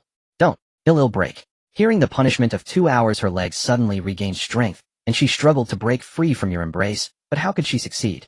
In broad daylight, you fiercely silenced her with a kiss, her little tongue darting like a sardine chased by a shark. But it was futile. The big bad shark caught the sardine in one bite. The rustling of restless fabric echoed in the room. That night a figure climbed over the mansion wall. A slender, lithe form like a nimble kitten. The kitten had a very graceful figure. She looked at the dozens of closed doors, momentarily at a loss. You reclined on the soft couch, chest bare, head propped on your hand, a smile curling at your lips. This girl just can't resist. With a casual wave, the door burst open, and before the kitten could react, a powerful force swept her into the room. Not sleeping at this hour, what do you want? Chuanyang looked at you nervously, her long legs unconsciously rubbing together. Master, you said nothing, patting the empty space on the couch before you. Chuanyang gazed at your exposed chest, swallowing involuntarily. The air seemed to burn. Suddenly the candles in the room went out. 2 figures entwined. Chuanyang felt the cold from the wall through her clothes, yet her body burned uncontrollably. You held her under her arms, lifting her to eye level. The little girl struggled to find solid ground, but the mischievous grin on your face made it clear things weren't that simple. Had your fill yesterday. Your hot breath hit Chuanyang's face, but it was nothing compared to her own heat. Master, I'm sorry, her voice soft as a mosquito's buzz fell on deaf ears. That wretched little impostor daring to impersonate your adorable disciple and commit such a transgression. Today you would send this imp to sit on a female levitation for a whole day. Chuanyang's innocent eyes rolled upward as a powerful force surged through her. Ehe. Chuanyang, have you seen your master? Bailey Xiu, accompanied by several sisters, searched the entire prince's mansion, but could not find your trace. At that moment she spotted Chuanyang practicing swordsmanship and approached to ask a simple question. Chuanyang shook her head, for the stray cat next door had meowed all night, leaving her restless. A faint dark shadow lingered beneath her eyes. Noticing this, Bailey Xiu merely said, Chuanyang, martial arts require gradual progress. You must allow yourself more time to relax. Yes, mistress, I will be mindful. Seeing this, Bailey Xiu led the other sisters to continue their inspection of the rooms. By the time the sun had climbed high, you strode into the mansion feeling refreshed. Bailey Xiu noticed you and approached with a hint of suspicion. Husband, where have you been? I went out to release a little ghost, you replied with a chuckle, avoiding the truth. Very well, today the 22nd sister felt unwell with dry heaves. The sister skilled in medicine examined her and said she is with child. A smile lit up your face. Since the 10th child had unexpectedly gifted you a purple trait, you had never underestimated anyone. Who knew if among these children some might yield excellent traits? Chuanyang set the baseline, but the others. They worked hard too. Time passed slowly. In the 10th year of the simulation in July, Chun Nian, eager to marry you, openly finally trained with fervor and abandon. In less than a year she broke through to the viscera refining realm. You knew that this realm, which required painstaking effort for others, was actually easier for Chun Nian. Chuanyang, who had become your disciple before Chun Nian, showed no sign of comparison or rivalry. She continued her routine, spending each day solely on sword practice. You observed all this. If Chuanyang's bone structure were slightly heavier, even by a little, she might have sword by now. At this thought, an idea struck you. You summoned Chuanyang and shared your plan. Master means I might not wake up, or I. You nodded. What came to mind was the Blood Sun trait awakened by Wang Lingjiao during the second simulation when he was chosen as the Nightmare Beast vessel. That trait was a rare purple one. Though it lacked the direct devouring of blood and chi from the Nightmare Beast, you could still craft a unique weapon for her. After all, the great Yin was now teeming with Nightmare Beasts. Master, I am willing. Xuanyang did not hesitate, her voice resolute. You nodded. It may take some time. Do not slacken your sword. Yes, master. In September your 11th child was born. There was no anticipated purple or gold trait, only a green one, slight vitality surplus green. It was, how to put it? It might be somewhat useful before the innate realm, but you had already passed the stage of raw vitality accumulation. Never mind, these things could not be forced. 3 days later. Xiao, come here. You glanced at Bailey Xiao, who was directing the servants and trimming the plants. What is it, husband? I need to go out for a few days, perhaps 3 to 5. You will handle all household matters.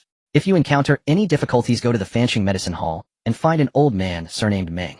Tell him I sent you, and he will listen. Bailey Xiao grew tense. Husband, is there danger?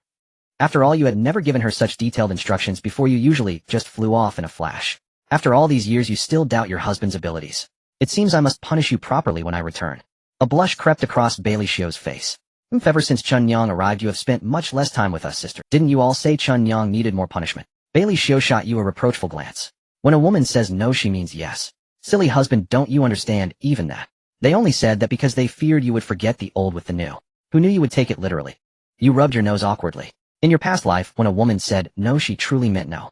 If you insisted, you would only end up singing a sorrowful prisoner's song. Or perhaps she might mean yes. You had compressed this journey to its limit, but it still required considerable time. 5 days later, after crossing countless mountain peaks, you found the cave from the second simulation. You had arrived decades early, and the fluctuations within the cave were not as powerful as you remembered. An old friend visits. Come out and meet me. Then you felt the air inside the cave ripple. Dozens of seconds later, a faintly humanoid nightmare beast appeared. Human, why do you bear the aura of our kind? You only knew of 2 humanoid nightmare beasts, and the other was not even a match for you back then, so you had dismissed it. Since I have cultivated a complete human form naturally, I carry our kind's aura. The nightmare beast scrutinized you, then stepped aside to let you pass. You quickly added, I have come on business. I need you to forge a weapon of our kind for this human body to use. The creature did not seem to perceive this as a lie. It then tore off its own arms, spilling a pool of scalding blood. Human, though you bear our aura, your human intent is too strong. Our kind cannot learn human intent. The atmosphere grew awkward. Initially you had planned to do it yourself, but fearing that this ability was unique to this nightmare beast, you had tried to bluff. You never expected to be exposed so easily. What weapon do you want? The nightmare beast clearly did not care about such matters. Even knowing you were human, it was still willing to forge the weapon. You described it with words and gestures, and the beast actually refined that arm into a crimson sword according to your wishes. Bro, can you change the color? The nightmare beast glanced at you, then shook the sword in its hand. The red deepened gradually, turning dark, though in the light a faint reddish sheen still lingered on the surface. Once you had the sword in hand, you finally asked the question. Why did you still help me knowing I am human? Upon hearing your question, this humanoid nightmare beast fell silent for a long while. Human, though your cultivation level far surpasses mine, if you continue to provoke me, I shall fight to the death for the sake of my dignity. Now it was your turn to be caught off guard. You had thought it was a docile creature only to find it a timid one. What if someone of a lower realm came to you seeking a weapon? Human enough is enough. I know of your tale of the foolish old man removing the mountains, but if you try that on me, I would rather die than yield. You. Since you wish to take human form, do not think so ill of us humans. Humans are a race that truly cherishes peace. And once you become human, helping one another is perfectly normal. This is called social reciprocity, something you cannot learn from books. It is only because you have shown me this courtesy that I speak to you at such length. After a long silence, the nightmare beast seemed to have finally digested your words. Then it spoke, severing a limb damages the origin. Even if someone comes, they must not come in great numbers. Now it was your turn to fall silent. Had you truly managed to fool it? Alright, I am done here. I look forward to our next. The nightmare beast thought, did I agree? He already anticipates a next meeting, better if it never comes. With your goal achieved, your mood lifted considerably. You then traveled far and wide, gathering nightmare beasts that required physical vessels. Another half-month passed. Upon returning to the prince's mansion, everything was calm. Lin's parents had not met with any mishap during your sudden departure. Setting that aside for now, you found Xuanyang carrying a lump of slime-like nightmare beast. Xuanyang stared at the bizarre mass before her. Though she had been forewarned it would be somewhat nauseating, the thought of it occupying and transforming her body for over a decade dampened her spirits considerably. She took a deep breath and said, Master, I am ready. After a long while you watched over the slumbering Xuanyang, a hint of tension in your heart. Of course, if this method succeeded, you might be able to mass-produce beings with purple traits in the future. A crimson blood lady army. You settled Xuanyang down, adding another reason not to take reckless risks. Not that you were worried about her. You simply wanted to know if this method could be replicated. Simulation year 11 Chunyang broke through to the mid-stage of refining viscera. She claimed she could have gone faster, but she didn't want to outpace her senior sister too much lest the latter find it impossible to catch up.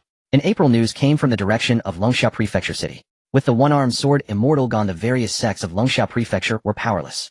After losing half of their Xiantian experts, they surrendered to the rebel army. They had hoped for some peace, but the rebels began looting as soon as they entered the city. Wealth, grain, land, women.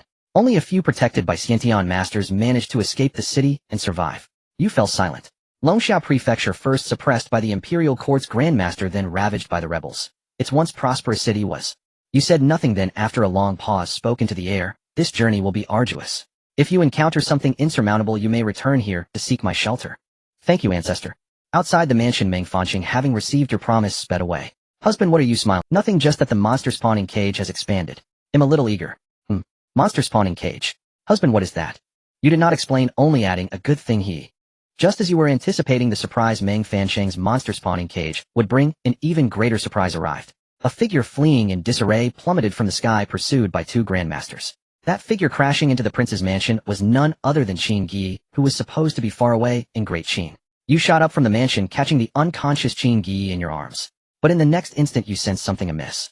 Looking down, you saw Qin Gi frowning back at you, muttering something under her breath. Trouble. This girl. Turns out her heart is so dark. It seemed you would have to display your strength first. Heaven overturning, great hand seal. You uttered the name of this imposing technique with casual ease. Before the two grandmasters could even speak, you had already seized them and brought them close. Qin Gi in your arms widened her beautiful eyes, her face replaced by disbelief. She tried to struggle free from your embrace, but you held her tightly. Don't move. You commanded in a low voice, and she actually obeyed, a fleeting, elusive flicker of emotion passing through her eyes. Back in the prince's mansion, the two captured grandmasters wore expressions of lingering terror. They were seasoned grandmasters, while there could be significant gaps between those of the same realm to be captured alive, without even a chance to resist. Their minds could only conceive of one possibility. An Earth immortal. Spare us, senior. Spare us. Before they even landed, the two began pleading for mercy, completely devoid of the bearing and dignity befitting grandmasters. No different from common street thugs. Can you let me go now? Qin Gi spoke quietly. You awkwardly set her down. Only then did you remember that in this simulation you two were strangers. Ahem, what do you want to do with these two? At your words, the two grandmasters panicked. Spare us, senior. Whatever she can offer, we can offer too. What she cannot offer, we can also offer. Senior, we are from the family of Eastern Qin. If you are willing to spare us, we will present ample sincerity. Qin Gi was also tense at this moment. After all, she had no prior connection with you, and could offer nothing at present. Silence. With a wave of your hand you sealed their mouths, then turned your gaze back to Qin Gi. Watching your actions, Qin Gi hesitated. Senior truly wishes to let me decide their fate. Does Senior have any demands? Qin Gi, Duke of Great Qin. I have long admired you from afar. You did not beat around the bush, expressing your interest in her directly. Qin Gi was taken aback. She had declared that only one who could defeat her could be her husband, but that was limited to her peers. An Earth immortal like you is likely centuries old. Are you concerned about my age? Rest assured, I am not yet 30. I meet your requirements. Upon hearing your words, not only was Qin Gi stunned, but even the two masters beside her were taken aback. A terrestrial immortal under 30. At such a young age, could she not be on the verge of achieving the realm of humanity? Unbeknownst to you, the thoughts of the three of them remained fixed on Qin Gi's face. Indeed, a woman with looks as striking as hers, scoring over 90, could not be overshadowed by her current slightly disheveled appearance. Since the senior is willing to leave these two to me, then let them be killed. So straightforward. Qin Gi's gaze turned icy. The enmity of killing my father is one that cannot coexist under heaven. Ignoring the terrified yet pleading expressions of the two, you pierced them with a long spear, nailing them to the courtyard wall of the Wang residence. Such delectable masters, even if Qin Gi was willing to spare them, you would not let them go. Fortunately, the lady you simulated last time did not disappoint you. Now let's talk about your matters. Qin Gi felt her face flush under your fiery gaze. Although your conditions perfectly met her demands, the two of you had only just met not even a quarter of an hour ago. Just as she was about to shake her head, you had no patience for that. You clearly remembered the three weaknesses on her body. Let me carry you for a bath first. Senior. As soon as Qin Gi struggled, she felt one of her weaknesses suddenly attacked by a sudden strike. Senior, we can first cultivate our feelings. Rest assured, my understanding of you is not any less than your own. You casually said as you carried Qin Gi into the bathing room. After the door to the bathing room was closed, the ladies of the Wang residence peeked out one by one. Tisk, my husband is truly impressive. He can pick up such a beautiful girl, even while at home. I think it's just average. It was Chun Yang who spoke sarcastically. She had not yet formally married you. If you accepted Qin Gi at this moment, her ranking would drop to 38. 38, how unpleasant that sounds. Chun Yang, this girl is far more beautiful than you. I foresee that in the future my husband will definitely be spending every day with her, leaving you behind. Not a chance. Chun Yang exploded like a cat, whose tail was stepped on. She and her master were true love. This mysterious woman was merely an accident. The rhythmic splashes of water echoed in the bathing room. Chun Yang, unable to bear it, huffed, and directly ran back to her own home. By evening a few ladies still lingered at the bathing room door, eavesdropping. How long has it been? Bai Li Xiu walked over to ask. Sister Xiu, it's been almost 3 hours. Bai Li Xiu was taken aback upon hearing this. Is this new sister really that impressive? Several women nearby nodded in tacit agreement. Bai Li Xiu clicked her tongue and said, it seems that in the future if we want to punish our husband, we will have to line up. The next morning you emerged from your room, feeling refreshed, completely showing no signs of the fatigue from a long night of toil. It's been a long time since I've been able to exert myself so freely. It's good to have gained higher cultivation. Yesterday not only had you harvested the life energy of 2 masters, but also 2 different fist intentions, and you had reclaimed one of your targets, Qin Gi. Achieving 3 goals with 1 arrow was simply delightful. After instructing the servants to prepare a red date and lotus seed chicken soup, you returned to your room. However, you were met with Qin Gi's resentful gaze. Senior, treating me this way upon your arrival seems somewhat excessive. You see, I have already been quite restrained given that it's your first time. In the future you will witness even more excessive behavior. Qin Gi shot you an exasperated glare, momentarily at a loss for words. She attempted to pull her delicate hand away from yours, but your grip was firm. In the end, filled with a mix of embarrassment and anger, she bit your collarbone. You chuckled at this little gesture, your fingertips brushing through her hair. Let's talk about serious matters. You will definitely return to the great Qin, right? Yes, without any elders at home my younger brother's cultivation is lacking, and I am the only one who can support the family. You remember Qin Sheng the kid, who personally sold Qin Gi to your good brother-in-law. At this point, Shengxin's martial arts contest for marriage should have passed. Given her temperament and the dog emperor's pampering attitude, that pig should have achieved nothing. Did the princess of your great Qin marry the son of the prime minister? To be safe, you thought it best to ask. The prime minister you mentioned refers to Jin Yuan, right? You nodded. Jin Yuan was executed last year, and his son was fed to the fish after being chopped to bits. Indeed, such actions are precisely what that dog emperor would do. What about that kidding Chuyang? You even know Prince Chuyang. Qin Gi found you increasingly strange. Not only had you achieved terrestrial immortality at such a young age, but you were also well informed about matters from thousands of miles away in Great Qin. Prince Chuyang was revered as a child prodigy many years ago, but for the past 2 years he has been searching for some hometown for reasons unknown, and he is likely under house arrest by the emperor now. You fell silent for a moment before continuing. If, and I emphasize if, there comes a day when I stand against Ing Xingtian, what will you do? Qin Gi's expression stiffened. Why would you oppose the emperor? You haven't even met him, have you?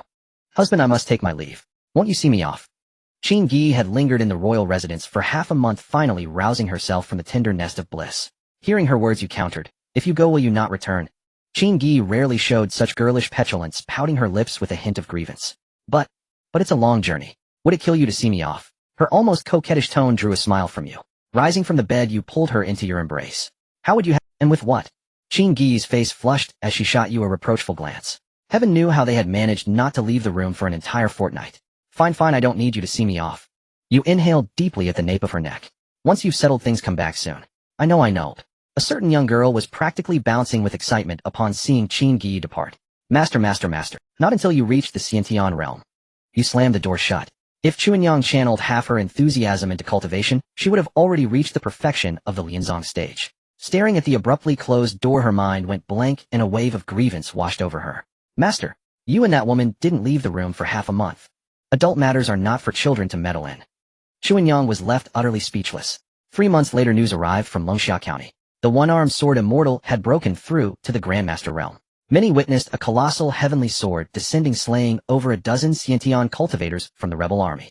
The martial artists of the Jianghu reclaimed Longxia County. But no amount of reckoning could bring back the burned homes and plundered grain. Everything had to start anew. Yet with the Grandmaster sword immortal stationed there, the entire county entered a brief period of peace. In November, Old Meng returned to the county town with many remnants of the Thunder sect. His intention was to rebuild the sect here.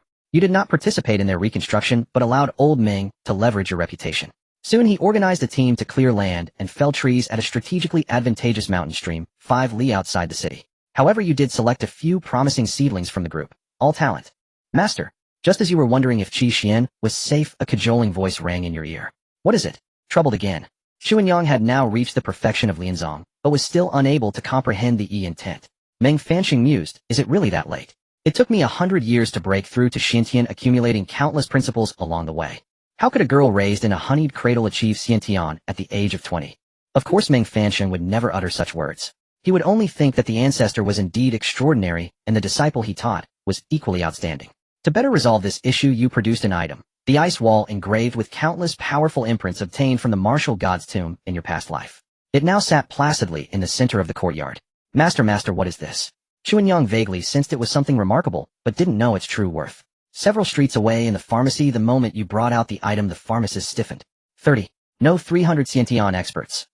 I must inform the ancestor immediately. Then he froze in the courtyard of the royal residence. This was not 300 Xiantian experts. It was a priceless treasure.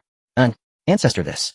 Meng Fanxing stammered, unable to form a complete sentence. You looked at old Meng's provincial awe with disdain, then turned to Chuanyang. Comprehend it well. Once you do, you will be a Xiantian expert. Chuanyang stared blankly at the massive ice block that refused to melt under the sun, then nodded silently. Meng Fanxing's expression stiffened, and he blushed. Ancestor, I dare to ask. After Chuanyang is done with it, move it to the sect's new headquarters. After all, in this simulation, you could still retrieve another piece from the Great Snow Mountain. Meng Fanxing fell to his knees in ecstasy. Thank you for your generous gift, ancestor. This old man was used to kneeling, so you let him be. 2 months later, after 2 months of enlightenment, Chuanyang finally made progress. The imprints of intent on the ice block now numbered only 299.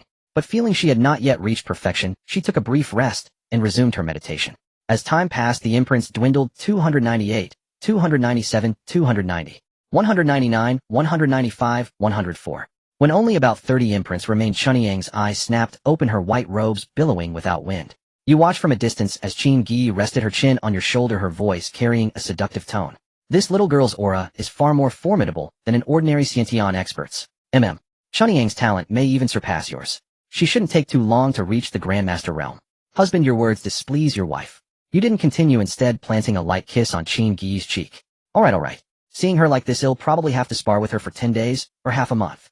Rest during this time, and look after those youngsters training in martial arts. Fine. I've grown weary of— if you're so weary, why do I hear the sound of water? Qin Gi fell silent, her face reddening, as she retreated to her room. You summoned old Meng, and had him carry away the remaining ice block with its imprints. Staring at the block that had lost a full 270 imprints, Meng Fanxing looked at Chuanyang as if she were a monster. Stop gawking. Chuanyang had not comprehended over 200 different intents separately, as old Meng assumed. Instead, she had synthesized and organized them into her own unique intent. In essence, it bore little direct relation to those 270 intents. It was a kind of evolved or derived intent. Even you had to admit it was remarkable. The path of one transforming into 3,000. Who could deny its brilliance? But this path was fraught with difficulty. Yet you couldn't very well step in and tell her to abandon it. You swallowed hard. What to do? Compared to fathering children, you found yourself coveting this Tao intent. Master, a shadow gradually loomed over you. Flying erratically, Chuanyang descended from the sky and crashed into your arms. Master, why didn't you answer me?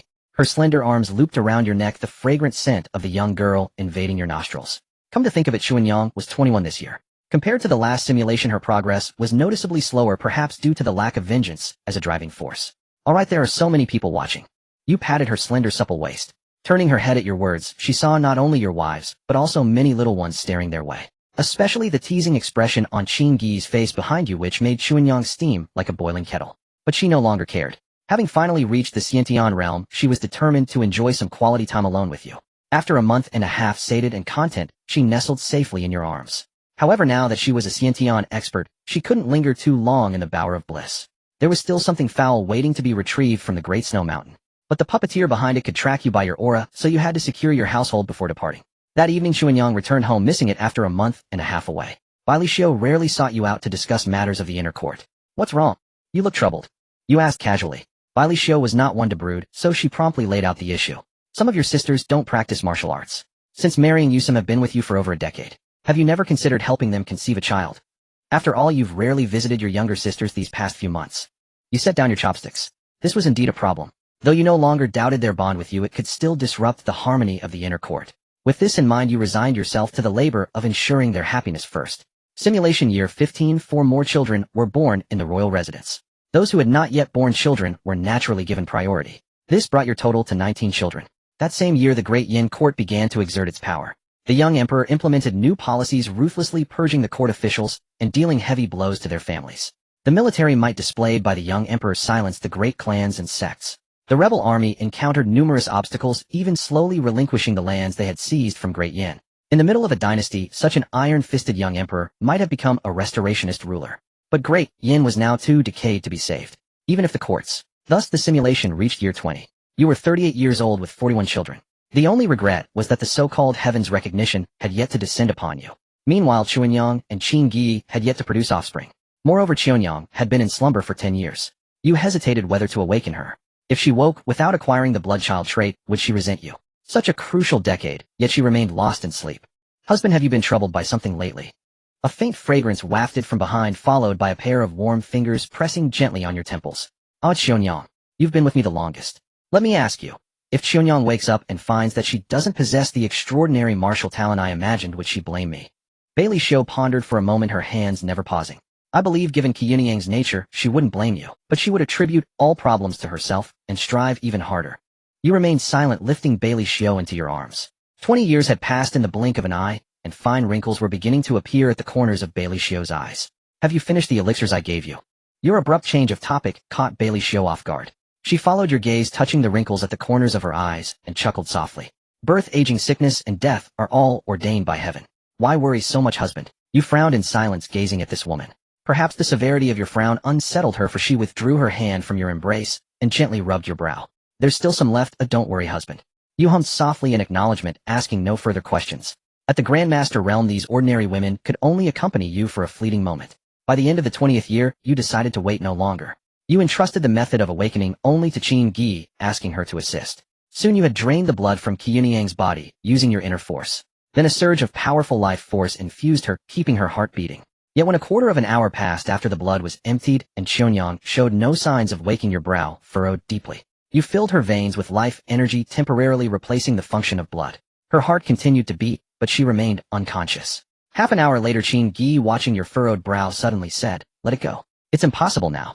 You bit your lip, feeling a sense of loss. Where had things gone wrong?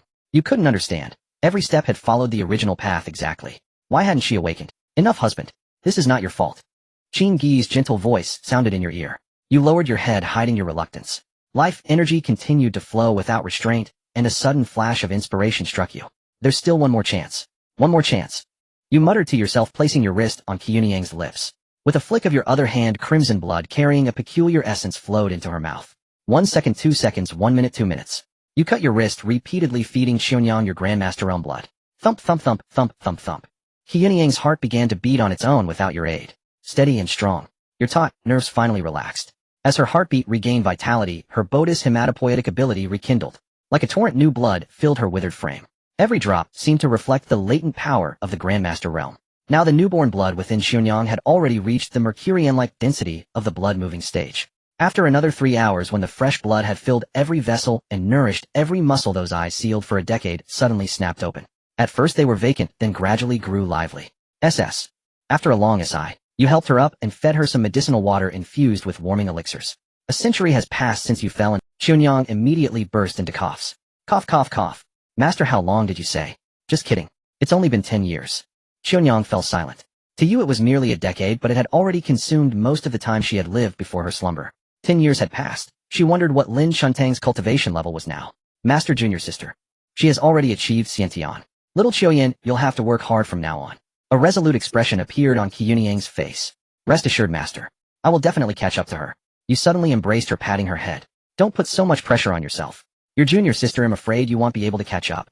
You left the second half unsaid, fearing it would discourage Chuanyang. Master. A muffled voice came from within your embrace. What is it? You loosened your hold, afraid of hurting Chuanyang. Can I practice martial arts today? You. Even Qin Gi, who had been silent all along, grew interested in Chuanyang. Husband, why not let her train? Chuanyang looked blankly at the unfamiliar face. Excessively beautiful, carrying an aura of authority she had never seen in a woman before. What's the matter, little girl? Don't you trust your master's wife? Qin Gi, noticing Qianyang's scrutiny, spoke with a hint of teasing. Chuanyang shook her head. Master's wife is too beautiful. Chuanyang was momentarily stunned. Please, for Qianyang's heartfelt compliment delighted Qin Gi immensely. You laughed as well. After sleeping for 10 years, have you learned to be glib? Qin Gi said, lightly tapping your shoulder. Chuanyang watched, but said nothing. Qin Gi said, lightly tapping your shoulder.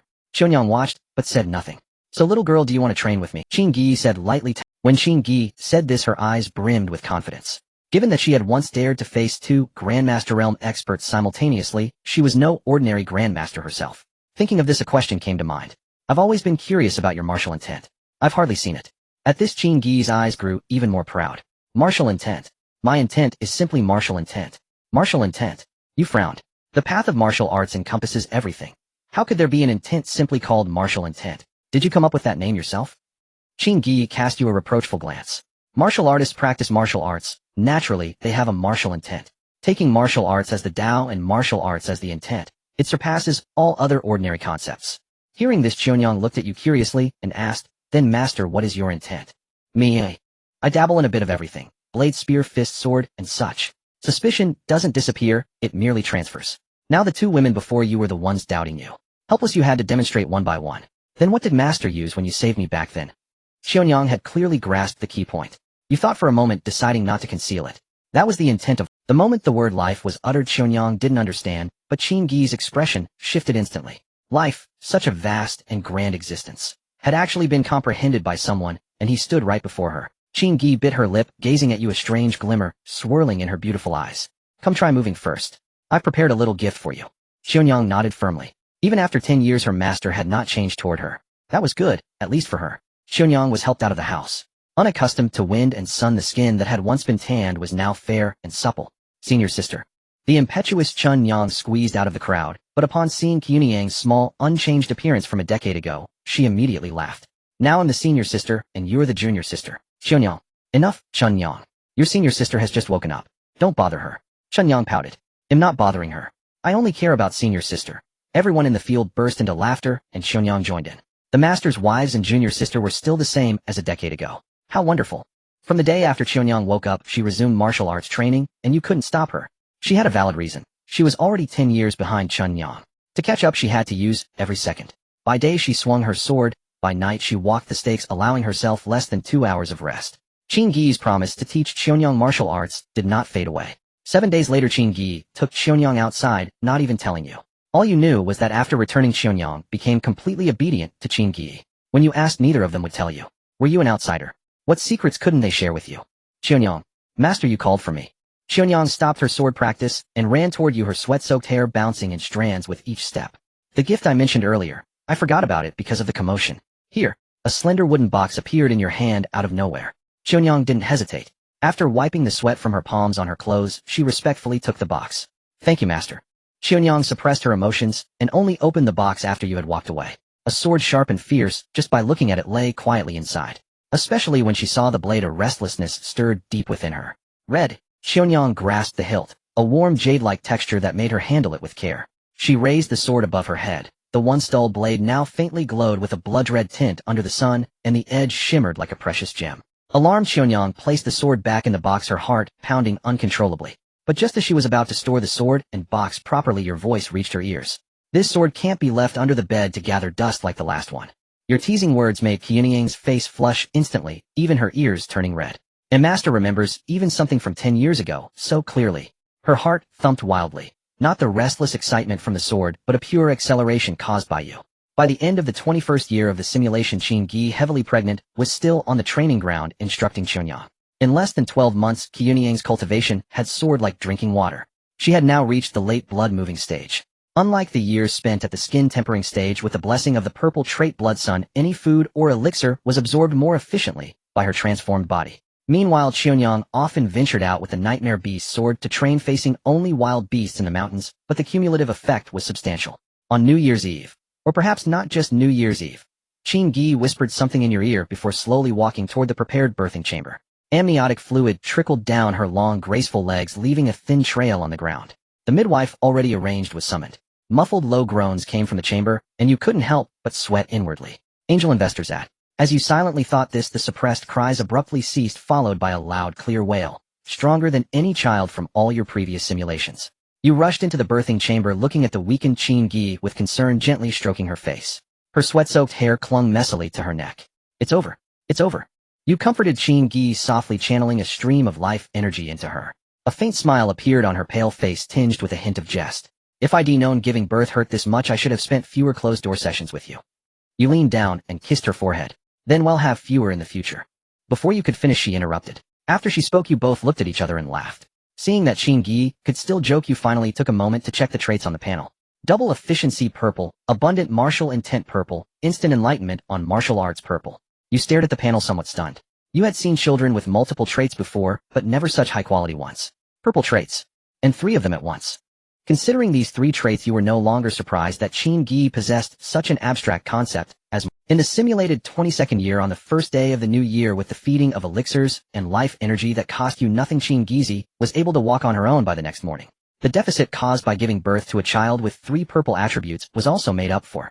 As for the little one's name, it was chosen by Qin Gizi. The third character in the name represents martial arts, as Qin Gizi hopes this child can strive forward and continuously reach new heights. The 42nd son was named Wang Lingwu. When Qin Gizi spoke this name, you stared at her in a daze for a long time until she looked at you strangely and asked what's wrong. You finally snapped back to reality and replied nothing at all. This name is great, and I hope his path in martial arts will unfold as you wish. Qin Gizi smiled and wrapped her arm around yours, saying, you are a terrestrial immortal, aren't you? Do you think you're... Not at all, it's just that I once had a son named Wang Lingwu as well. Qin Gizi looked at you with a slightly furrowed brow. Why didn't you say so earlier? Wait, there aren't any other children named Wang Lingwu, don't lie to me. Qin Gizi showed a hint of displeasure as she lightly pinched your earlobe. You smiled and said maybe it was in a dream. Well, it's the first day of the new year, let's take the child out to celebrate. Qin Gizi nodded, fell silent, and went into the room to hold the child. You stood there in a daze murmuring the name Wang Lingwu. Wang Ling Wu. The wives, each holding a child, chatted in groups in the courtyard, and large round tables were filled with delicious food. Under your influence, the Wang residence was vibrant, as if it were spring all year round, and the food was not easily cooled. The grand family feast attended by nearly 100 people began under your auspices. In your home, although the importance you placed on them varied, the respect they deserved was not diminished. They did not become mere concubines due to your affection or later circumstances. First and foremost, you regarded them as individuals, then as your wives. Thus, even though they initially came to your residence out of necessity, after so many years they had long since taken pride in their status. In the simulated 22nd year of March, a group of uninvited guests disrupted your peaceful life. You put away the martial arts manual you had obtained from the Thunder sect and flew out of the Wang residence. Hovering over the county town, you glanced indifferently at the thousands of scattered rebel soldiers below. Halt! A calm voice echoed in the ears of the thousands of rebels, and the leader, a congenital martial artist, trembled, feeling an urge to kneel and bow. Thank you, friend, for stopping us. On behalf of the court, I thank you in advance. From afar, a robust voice rang out. You had actually come for this very matter. After a few breaths, the person appeared before you. Although they exuded a thick aura, their demeanor carried a hint of gloom. You subtly furrowed your brows as you distinctly sensed a significant amount of blood and slaughter energy from this person. Sure enough, before you could speak, they directly said, however, you may let them pass. They are more useful alive than dead. How about letting them cross the city first? Though the other party's tone suggested inquiry, the condescending attitude in their voice showed no signs of retreat. You dug at your ear and casually replied, I said halt.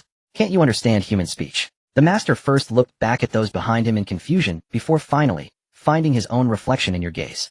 Are you speaking to me? You sighed. Indeed, you are someone who cannot understand human speech. Do you know who I am? I don't care who you are.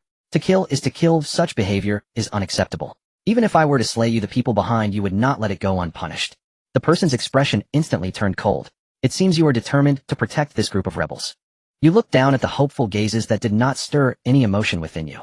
Extending your fingers, in an instant, a massive handprint capable of covering several hundred meters descended from the sky. In the face of the terrified eyes of the rebel soldiers and the astonished gaze of the court's master, the thousands of rebels instantly vanished without a trace, not even a drop of blood remaining, as if this place had always been so desolate. Your sudden display of power made the court's master involuntarily swallow hard. While he could handle a few thousand scattered soldiers with his strength, the effortless manner in which you executed such a thunderous display of might was far beyond his capabilities. Moreover, it was highly likely that this person was a terrestrial immortal capable of harnessing the power of heaven and earth. Realizing this, the court's master hastily lowered his head to the ground and said, Forgive me, senior. I did not know your identity and offended you. I am willing to offer all my possessions as compensation. It must be said this master knelt extremely quickly, starting to bow before you could react. His forehead thudded against the ground, and you couldn't help but find it amusing. The law of the jungle truly holds. With power comes the instinct to bully others. This is evident in many martial artists. Your intentions extended far away as dismembered bodies spread towards you, and the sight stirred unease within your heart. Since you enjoy this manner of death so much, I shall let you experience it yourself. The person, upon hearing this, attempted to retreat desperately, with their blood energy surging backward in a bid to escape for their life. However, under your grasp, there was no possibility of escape. Senior, please spare my life. I am a high-ranking official of the court, and I am very wealthy. Senior, please let me.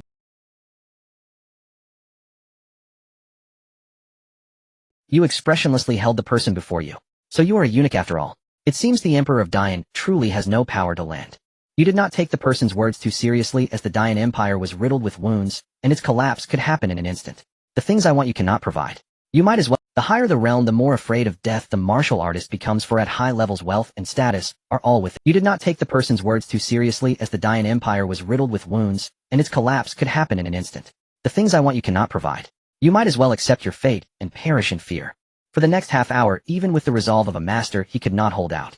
You scoffed, for you had traversed here from the 21st century, filled with evil cultivators, and were well versed in the art of tormenting others. Subsequently, you stepped into the void and casually selected a direction to fly away. After a while, outside the county town, over 100 kilometers away from your home, a supreme handprint spread open once again. Thousands of rebel soldiers fell from the handprint, panic-stricken, especially the one with the highest realm, who felt the most direct change as he saw the light again, hurriedly bowing towards you several times. Thank you, senior, for saving my life. Master, this is... Chuanyang, now in her 20s, had fully matured, her high ponytail bouncing behind her head. Lin Yu looked at Chuanyang with some embarrassment, but judging by her appearance, Chuanyang seemed even older than her. If so, how old could the celestial-like figure beside her be? This is Lin Yue, a new disciple of Thunderclap sect. She is my little apprentice, you may call her. She looks younger than me, just call me sister.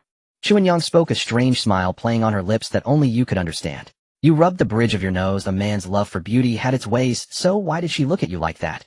Lin Yu is just here to visit the manor, don't scare her. Chuanyang said with a hint of jealousy. Alright, I will certainly entertain Sister Lin Yu well. Lin Yu's back stiffened, and she quickly said, if it's inconvenient, I can come another time. No, it's convenient, very convenient. As the weather grew colder, the ladies of the manor rarely went out, leaving only a few robust boys playing kuju in the courtyard. Chuanyang took Lin Yu's hand and led her into the manor. This trip to Thunderclap sect had not only brought back Lin Yu, but also a large collection of books from the sect. The solidification of martial intent was still in its early stages, and more secret manuals were needed. In the 23rd year of the simulation, a magnificent library rose 100 meters behind the prince's manor. You had an inexplicable feeling that if you could fill the entire library with practiced martial arts, your martial intent would surely be achieved. Beyond this, you began to continuously refine pills to issue bounties. For all martial arts under heaven, from those reaching the innate realm down to those used for skin hardening, one could exchange for enough pills here. In the already crumbling grate, yin, your actions were like adding fuel to the fire. All martial artists knew that if their own techniques were exposed, they could become widely known, or worse, have fatal flaws discovered. But others' techniques were different, as selling them had no impact on oneself. Yet you took such pains not only for martial intent, but because you sensed that martial intent itself was vast enough to command all other martial true intents. Whether it was saber, spear, staff, or halberd, no martial true intent could escape the scope of martial arts. Previously, you had tried to use the intent of life to command other martial true intents, but progress was not just slow, it was agonizingly so. However, martial intent was different, it inherently contained. The tall figure cast a large shadow over the sunlight before you. But you didn't look up from the martial arts manual in your hand, saying softly, let him in. Yes, father. The path of martial arts was perilous, and not everyone wished to become a martial artist. Living an ordinary life, marrying, and having children was not a bad thing after all. So when some of your children said they didn't want to train, you didn't force them. Everyone had their own thoughts, and being a parent who didn't dampen their spirits was in your view very important. Gao Yuan pays respects to the Grand Lord. The county magistrate Gao Yuan bowed deeply upon meeting you, his expression tinged with fear and nervousness. Magistrate Gao, you are too courteous. What business brings you here? Magistrate Gao laid out his entire plan, detailing every order and step with great thoroughness. He spoke for nearly an hour until his mouth was dry before gradually stopping. Then he suddenly realized that throughout his speech you had remained silent. His expression slowly turned fearful as he looked at your impassive face, and he said nervously, Grand Lord, what do you think of this humble official's proposal? Not bad. The martial city you outlined still has some flaws, but the overall direction is correct. Go ahead and do it. I will inform Thunderclap sect to send people to oversee it. Gao Yuan bowed again with excitement. Thank you for your support, Grand Lord. I will take my leave and get to work. After Gao Yuan left, Wang Lingyan stood before you and asked, Father, could what the magistrate said really succeed? In recent years, the suppressed rebel armies had shown signs of rising again. With the overall environment so dire, trying to reshuffle the rules in a single city would be difficult. What does it matter if it succeeds or not? It has no significant impact on our prince's manor. Wang Lingyan was taken aback and said no more. Is your elder sister still training with your senior sister? Basically everyone who can train is there. Then why aren't you there?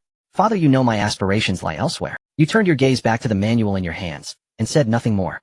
Wang Lingyan, with the trait mastery of pen and ink, might have been able to make a living in a prosperous era, but in Great Yin this path was unviable. But so what? You Wang Fusheng's son could do whatever you wanted. In the 27th year of the simulation, the county town had undergone earth-shattering transformations. The roads had been widened, and the city walls extended outward by several hundred meters, making the entire city appear at least twice its original size. Thanks to the Thunderclap sect's re-establishment and the allure of your generous offers for martial arts manuals, Magistrate Gao's strategies to attract martial artists proved remarkably successful. A dedicated district was set aside exclusively for martial artists. Here you acquired a modest storefront to collect manuals and peculiar artifacts while selling elixirs like the leg-stretching, eye-rolling pill. Business was modest but sustainable. Much credit went to the Great Yin Court, which aggressively conscripted forces from martial sects, demanding both manpower and wealth. Naturally, the sects resisted, deepening the rift between them and the court. Recently, several ancient sects near the imperial city vanished entirely. Sect. In March of the 28th year, a peculiar ripple of intent emanated from your seclusion chamber, all-encompassing, yet singular. By May, an overwhelming pressure radiated from your location, spreading for miles. The martial artists roaming the city keenly sensed this force. Only those who had attained martial prowess could perceive this precious true essence of the martial way. It was as if someone were demonstrating the Tao before them. Under the bewildered gaze of ordinary folk, martial artists halted in their tracks, closing their eyes to contemplate. Some even sat down on the spot to immerse themselves in enlightenment. A day later, all traces of martial intent converged. Those who arrived late could only lament their missed opportunity, while those who had been baptized by the true essence broke through like bamboo shoots after rain. Some even glimpsed the threshold to the Xiantian realm. Later generations would call this spectacle the martial god's demonstration of the Tao. You nodded, extending your hand as a kaleidoscopic blurred light coalesced in your palm, just as you had envisioned. The martial intent could unify all other forms of martial true essence. Whether it was the intent of the blade, fist, spear, or sword, even at the Xiantian level, its fusion with other essences surpassed the bond you had cultivated with the life intent over the years. Stepping forward, you embraced Qin Gi and whispered words she found puzzling. For all its perils, I must thank you. She didn't understand, but as a sudden warmth brushed her earlobe, her cheeks flushed. With a soft murmur, the doors of the seclusion chamber closed once more. In the 29th year, the rekindled flames of war burned fiercer and more rhythmic than before. Many factions, unable to resist greed, had joined the chaotic feast. The county town, after the martial god's demonstration, had become a glaring target. Everyone sought to uncover its secrets, but aside from futile attempts, the mysterious disappearance of several grandmaster martial artists shrouded the city in an enigmatic veil. At the Wang residence, you lounged idly in the courtyard. Having devoured the martial true essence and life energy of 3 grandmasters the previous day, you felt a rare contentment. Chuanyang, who had been quiet for years, finally conceived at the end of the previous year. She was now under the care of the Lin family elders, who had come upon hearing the news, leaving you at leisure to further elevate your martial intent. In late September of the 29th year, a lusty cry echoed through the Wang residence. Staring dumbfounded at the golden text that app, Chuanyang, her face pale, managed a faint smile as she saw you push through the crowd. You wiped the sweat from her brow, transferred a sliver of life energy, and waited until she fell into a deep sleep before leaving once more. In the 30th year, Qin Gi's irate voice rang out. Wang Lingwu, if you dare run today, just wait and see how I deal with you. You rubbed your temples in exasperation. Ever since Wang Lingwu turned 8, Qin Gi had been drilling him in martial arts to build his foundation. But the boy was mischievous, often vanishing midway through practice. Wang Fusheng, stop laughing. Can't you control your own son? She snapped. Your smile froze as you quickly called out to Wang Lingwu. Xiao Wu, if you don't listen to your mother, I won't tell you the story of Pleasant Goat versus Optimus Prime anymore. The little one finally quieted down, standing still in his stance. Father, I wasn't running, he protested. Qin Gi sighed. If only you were half as diligent as your senior sister. You've been spoiled rotten, that's why you're so— In the corner of the courtyard, Chuanyang, who had been eavesdropping, allowed the faintest hint of a smile to curl at the corner. Be good, little one. I've written down your father's stories, and I'll tell them to you myself, so he won't get the chance. Chuanyang cradled her infant, her face brimming with tenderness. This was the first child she had born with you. Once she had envied the other sisters with their little ones, but now her heart was utterly consumed by her own baby. Of course she intended to have many more children with you.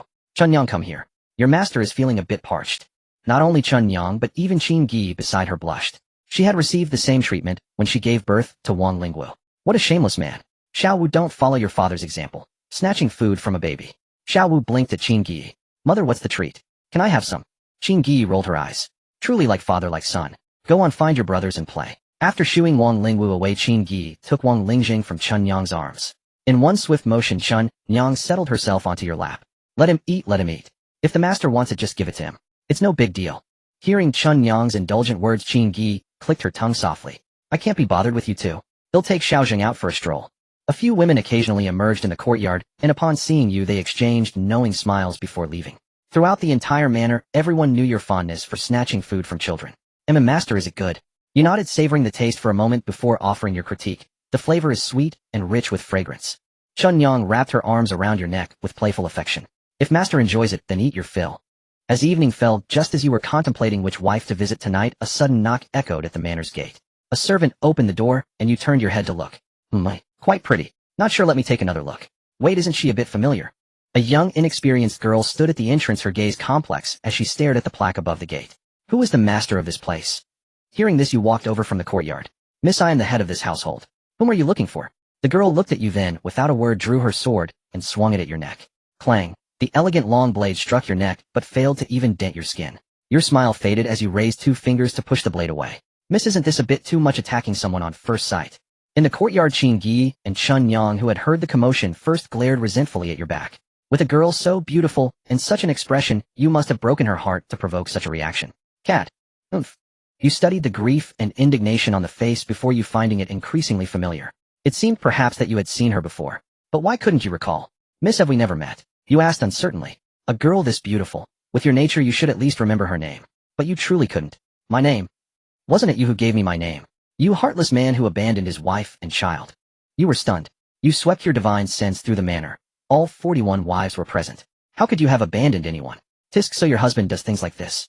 Qin Gi teased Chun Yang. Chun Yang stifled a laugh. He's your husband, not mine. My husband would never do such a thing. Their amused expressions clearly showed they believed you incapable of such an act. Yet here was a girl claiming to be your abandoned child. Hey miss, this is no joking matter. I've never named anyone outside this family. Ha, so I'm an outsider. If I'm an outsider, why did you abandon me at the Thunderclap sect? 18 years. How could you be so cruel? Wait. 18 years ago it seemed you had left a little one at the Thunderclap sect. You ventured a guess. You heartless man. Finally remember me, do you? The corner of your mouth twitched as you looked at the graceful Xian Jingxin before you unsure where to begin. Tell me, what does the plaque on that gate say? Wang Manor. Xian Jingxin looked up in confusion. What does that have to do with you abandoning your wife and child? I know who my wife and children are. As for you, you're an orphan. Xian Jingxin was taken aback. But my master told me it was you who sent me to the Thunderclap sect. Yes, I found you and sent you to the Thunderclap sect. Why? Her mind was in turmoil. She wasn't your daughter. You were even her savior. And she had drawn her sword on you. Why? Because I am benevolent. And then, like a one-man show, you launched into a tale from a snowy night to how you were rescued from the clutches of villains. The awkward scene transformed into a melodrama. Thump. Xian Jingxin dropped to her knees. Benefactor, I was gravely rude just now. Please do not hold it against me. It's fine. A fight is a sign of affection, a scolding a sign of love. There will be time for proper punishment later. You led Xian Jingxin inside, asking about her recent circumstances. What about your master? You remembered entrusting Xian Jingxin to a female martial artist at the Thunderclap sect who had reached the perfected viscera cleansing realm. Old Ming was a man, and you didn't quite trust him. With the martial intent ice crystal you'd left, she should have been able to break through. But at your question, a shadow of sorrow passed over Xian Jingxin's eyes. My master has already passed away in the sect, having attained perfect merit. This was news to you. You'd have to ask Old Ming about the arrangements. After all, he knew Xian Jingxin had been placed under that female martial artist's care. He should have looked out for her. So you learned about me from your master? Xian Jingxin nodded.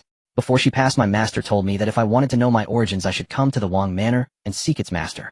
She said nothing more. It was my master's sudden death, coupled with my preconceived notions, that led me to believe the benefactor was. With no place left in the sect under your earnest invitation, Xian Jingxin settled into the royal residence. To avoid unnecessary complications, you sent all boys over 12 to the Thunderclap sect, where the martial atmosphere was vibrant and the distance short. Perhaps they might even bring back a few daughters-in-law for you. Unexpectedly, Xian Jingxin got along remarkably well with Qionyang, which caught you off guard.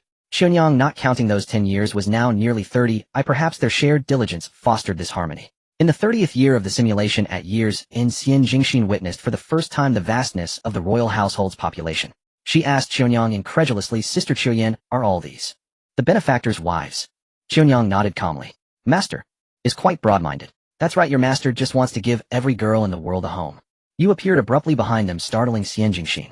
Knowing you had overheard her teasing, even Qionyang blushed uncharacteristically. It didn't matter. Once she reached the Xiantian realm, she too would ask her master for a home. Xian Jingxin glanced at you awkwardly, her cheeks flushing, lost in thought. But undeniably her benefactor was the most handsome man in the world. With that thought, she stole another glance, only to meet your gaze. Your piercing stare made her face burn even redder. This version of her was not the wild one from the southern Yu tribe. She had just turned 18, and your look sent her heart racing. Surely everyone in the courtyard could hear its thunderous beat. Xian Jingxin lowered her head, staring at her toes, her fingers intertwining nervously. As the firecrackers signaling the feast erupted, the royal residence burst into liveliness. Another year had ended. In the 31st year of the simulation, you were 14. The library housed thousands more martial arts techniques you had mastered, and your martial intent gradually transformed toward the tangible state of a grandmaster. Yet your zeal for fathering children had waned, shifting from active to passive. If anyone desired, they came to you, the door always left open. Moreover, you amused yourself by teasing Xian Jingxin, whose wildness had mellowed into introverted shyness. Quite a contrast. You relished this youthful innocence. In June of the 31st year, as usual, you left the door ajar. A graceful figure crept stealthily toward it. Dark clouds blanketed the sky, shrouding the moonlight, while the candles in the room had long been extinguished, plunging everything into pitch. Hearing this, the figure stiffly shuffled into the room. As she stepped inside, the door closed instantly. You rose and reached out, grasping a smooth, cool little hand. Feeling its owner's uncontrollable trembling, you whispered soothingly, "It's all right, you'll adjust soon." She remained silent, and you didn't bother to discern her identity, since the game was to guess by shape. Cheating was forbidden. Holding her hand, you guided her safely to the bedside. Your hand then traced upward from her warm palm to her silky neck, before slipping instinctively beneath her collar. There was considerable substance. The intimate scene was veiled in the room's darkness as you lifted her horizontally onto the bed. This sudden move startled her, but she stifled her gasp in her throat. A youthful, sweet fragrance filled your nostrils like freshly picked pomelo, green yet subtly sweet. "My lady, where did you find this perfume?" "It's quite delightful." She said nothing, so you continued. Layer by layer, garments were shed and carelessly tossed to the floor. Finally, as your palm touched a shoulder as smooth as a freshly peeled egg, your pace quickened. "Ah, flawless one, that narrows it down."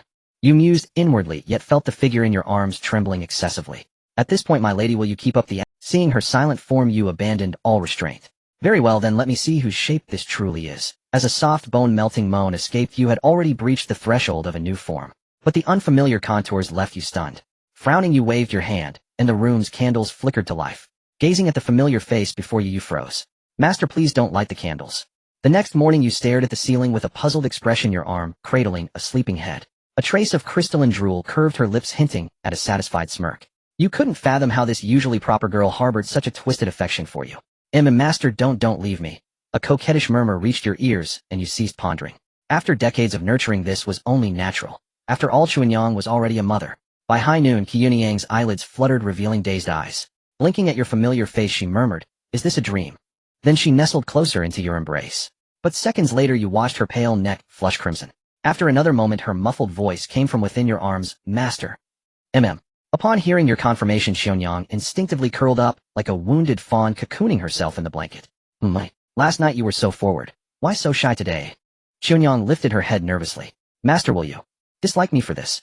She spoke cautiously, her eyes burning with anticipation, eager to hear your response. You gazed at Qianyang, who looked like a child who had done wrong, and gently tucked a strand of hair behind her ear. "Qianyang, do you know what you've done?" You smiled. "How could your master ever dislike you? In all the world, there is only Qianyang who might dislike her master, never a master who dislikes Qianyang." "Master, I will never dislike you. No, in the next life, and the one after that, Qianyang will always adore you." As she spoke, Qianyang unreservedly stretched out her arms and embraced you tightly. You patted her head and said no more. In the courtyard, a figure was conspicuously absent. Qianyang and Qin Gi watched you with strange smiles. "Master, where is senior sister? Why don't we see her?" Qianyang asked deliberately, her tone laced with mischief. "Ahem." You coughed lightly, your attempt at deception obvious. Perhaps Qianyang is feeling unwell today." "Oh, so she's unwell. I thought some scoundrel had bullied her." Your handsome face flushed red. "Why do you have so many questions? At your age, still stuck at the Xiantian stage. Can't you learn from your senior sister?"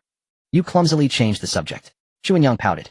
"It seems master has found new love and forgotten the old. He never used to scold me before." You made a retching gesture, earning a reproachful glare from Qianyang.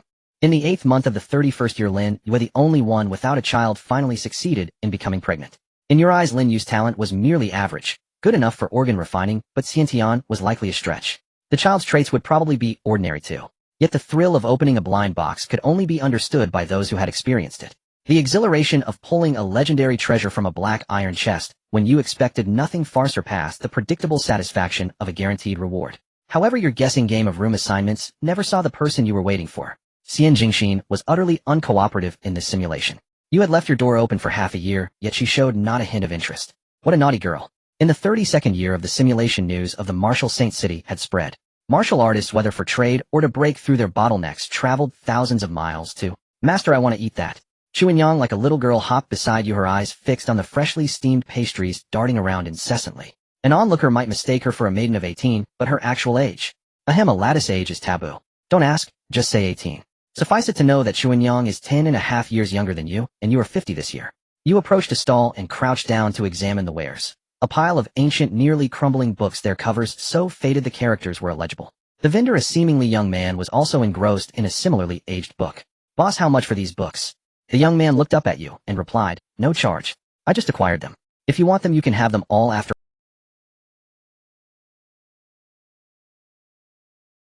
Alright.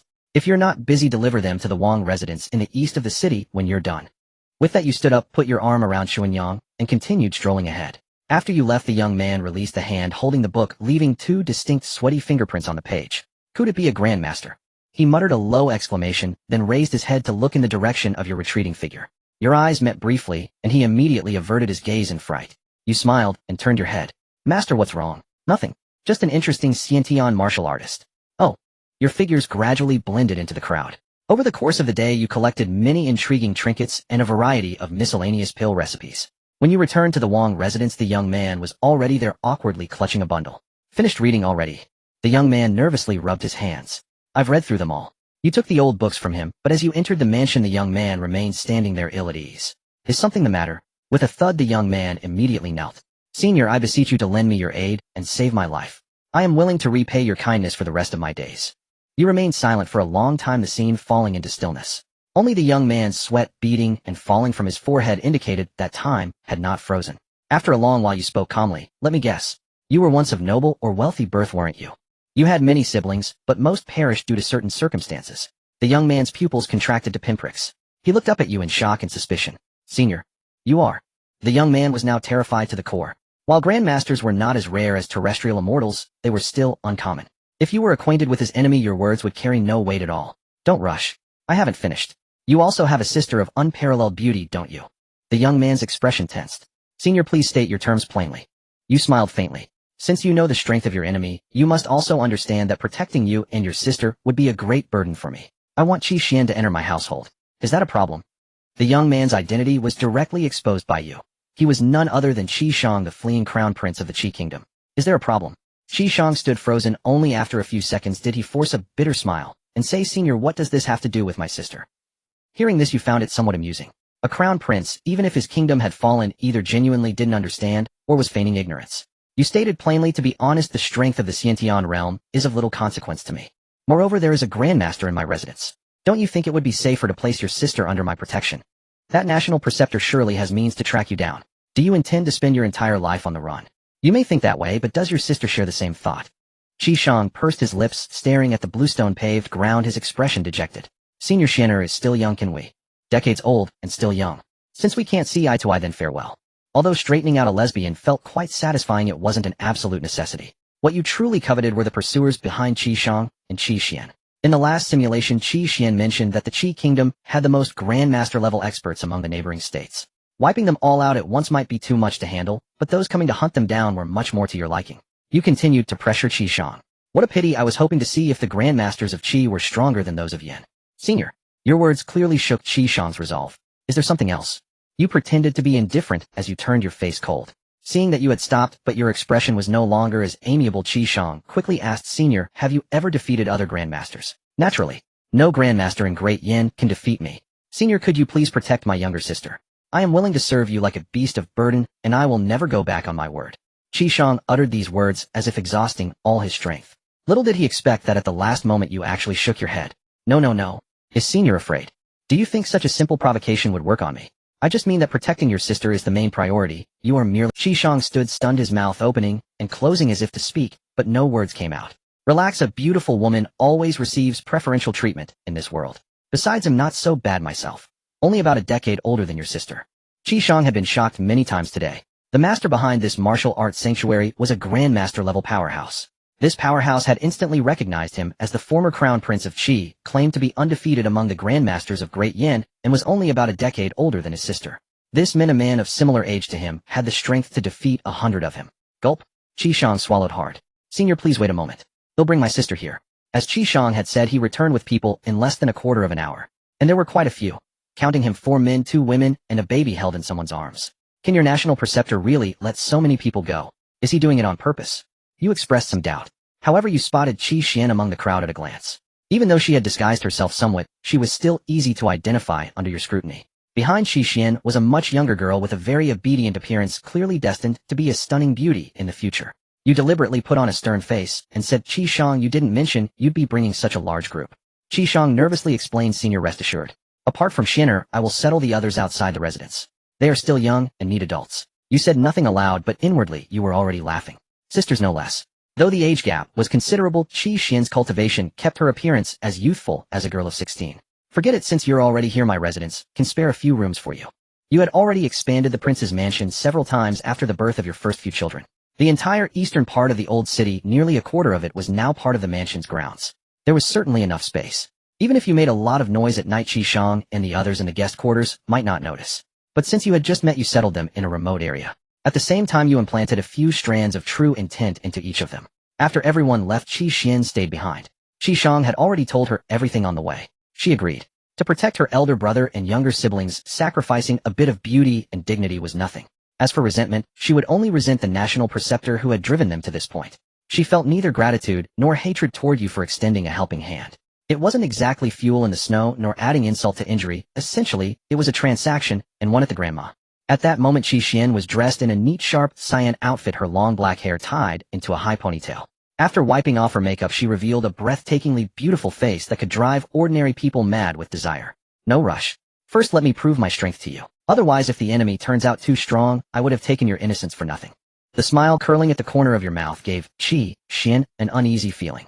After all, in the previous life, your favorite pastime was taking the unconventional path with her. In May, two grandmasters traveling together sped across the sky. Suddenly, a massive handprint descended from the heavens.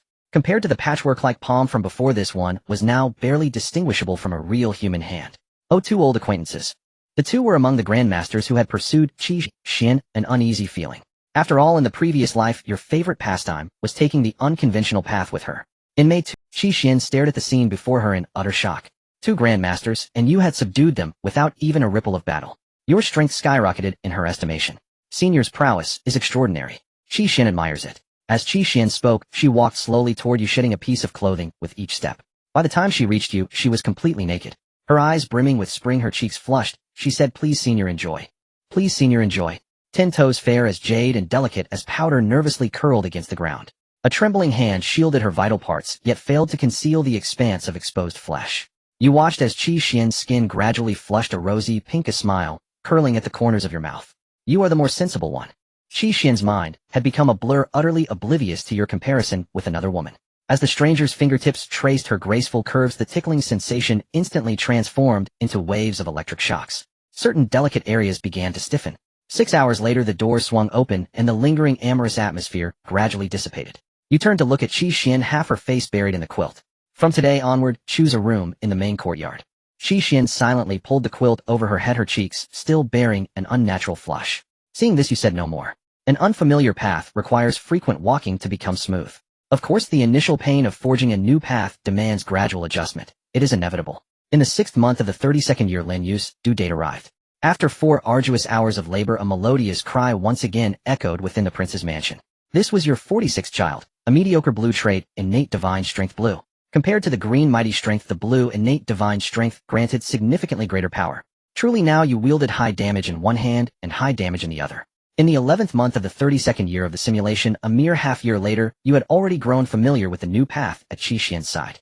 Yet what astonished you was that in just 6 months, Qi Xian had become pregnant. This completely shattered the record for the fastest pregnancy in both this and the previous simulation. Hearing this news, Qi Shang's expression was complex, tinged with a hint of secret delight. By this reckoning, he could be considered your brother-in-law. This undoubtedly set the minds of these Qi remnants at ease. At least in times of danger, you would offer some protection for the sake of appearances. Qi Xian's expression was equally complicated at that moment. The events of these months, while not transforming her beyond recognition, had brought about profound changes. This thing was addictive. And every dawn, even without carriages passing by the newly forged dry path, would naturally gather a bit of dew. Yet forging the dry path took far more time than the water path. Now with the water path brewing a storm, you could openly take the dry path.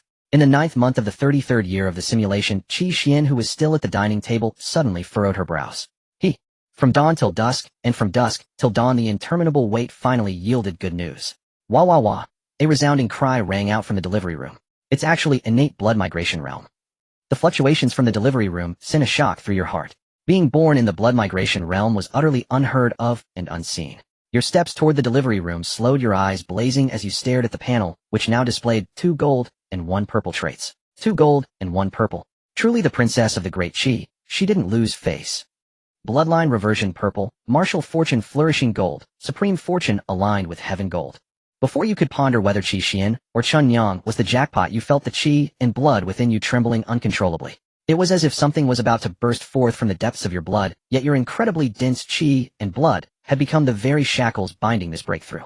With no time to find a suitable place, you tapped your foot and soared straight into the sky. The city below rapidly shrank, and the surrounding air grew thin. When the city below was completely obscured by clouds, you stopped. This should be far enough, right? You mused silently, and began releasing the Qi and blood energy within you, the very core of your physical essence. Innate realm at its root, without the protection of true intent or internal energy, the physical Buddha's strength was at best slightly higher than the organ refining realm, and not by much. This was the puzzle you had encountered in your previous cultivation. After organ refining, you abruptly arrived at the innate realm, a stage that required enlightenment to comprehend. It was like a large pit suddenly dug in the middle of a flat road. Those with strong strength could leap over it, those with high insight could find a way around. Once you crossed that pit, martial true intent would naturally manifest, and you would be in the innate realm. As the formidable Qi and blood energy you had cultivated was gradually expelled from your body, the restlessness deep within your blood grew more pronounced. Your heart pounded like a drum, your blood flowed like rivers passing through. Why? Nonsense, it's a clear sunny day. Oh, where would thunder come from? No, listen. That thunder sounds like a heartbeat. The middle-aged man called Zhang Er also frowned, for he too heard the heartbeat like thunder. This scene was unfolding all over the county town. But looking up at the sky, the sun shone brightly with no sign of thunder. Hey, look at the clouds in the sky. Why are they turning red? Those who heard this followed the speaker's pointing finger. A once pure white cloud was gradually being dyed red, spreading further and further away. The holy city has manifested. The holy city has manifested. A martial artist trapped in the organ refining realm with little life left, his eyes bloodshot, roared like a madman, then sat cross-legged amidst the crowd and began to cultivate. Many who did not understand the commotion followed suit and sat down. Words spread from 1 to 10 to 100, and soon the hundreds of thousands of martial artists gathered in the county town were all cultivating. Those with strength moved closer to the red clouds, those without sought higher ground, hoping to receive the heavens' favor and break through their bottlenecks. Meanwhile, you were still unaware of what was happening in the city below. The energy that threatened to tear your body apart was now rampaging recklessly through your blood.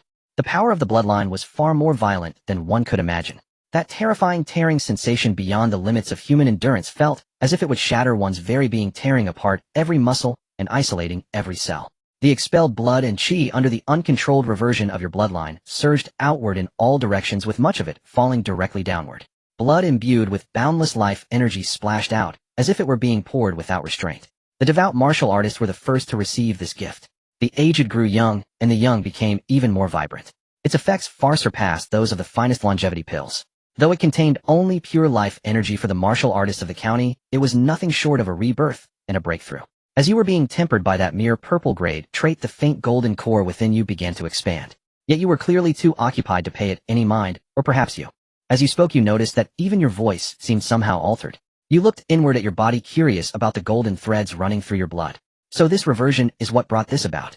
What use is this? You tried to mobilize the blood and Qi within you, only to find that the blood and Qi force, once refined to its utmost, was now completely gone. You opened your mouth, unsure how to describe the feeling. But soon you detected something unusual. Though the blood and Qi had been expelled, your physical body had not weakened. On the contrary, it had grown even stronger. Moreover, it seemed you could now refine your physical form anew. That earlier notion of the left fist dealing high damage and the right fist dealing high damage appeared to be truly achievable. Standing atop the clouds, you involuntarily began to practice the martial arts techniques you knew. One by one you rehearsed them, and the newly born blood and Qi began to swell and leap at an astonishing rate. Your realm started to rise anew, skin, blood, bones, organs, reaching the perfection of organ refinement, yet still far from the end. But the realm beyond organ refinement was still unknown to you and required careful consideration. You returned to the prince's mansion. The blood clouds in the sky had begun to disperse and fade after you completed your bloodline reversion. Unaware of the turmoil you had stirred in the county, you found Chuanyang and Qin Gi standing quietly at the entrance of the delivery room, waiting for your return. Seeing you covered in blood, they asked with grave expressions, "Husband, what happened?" You waved your hand. "I had some insights and went to break through. It's nothing." And Qi Xuan and the child? They're both still inside. Sister Qi Xuan has fallen asleep. Would you like to go in and see? You nodded.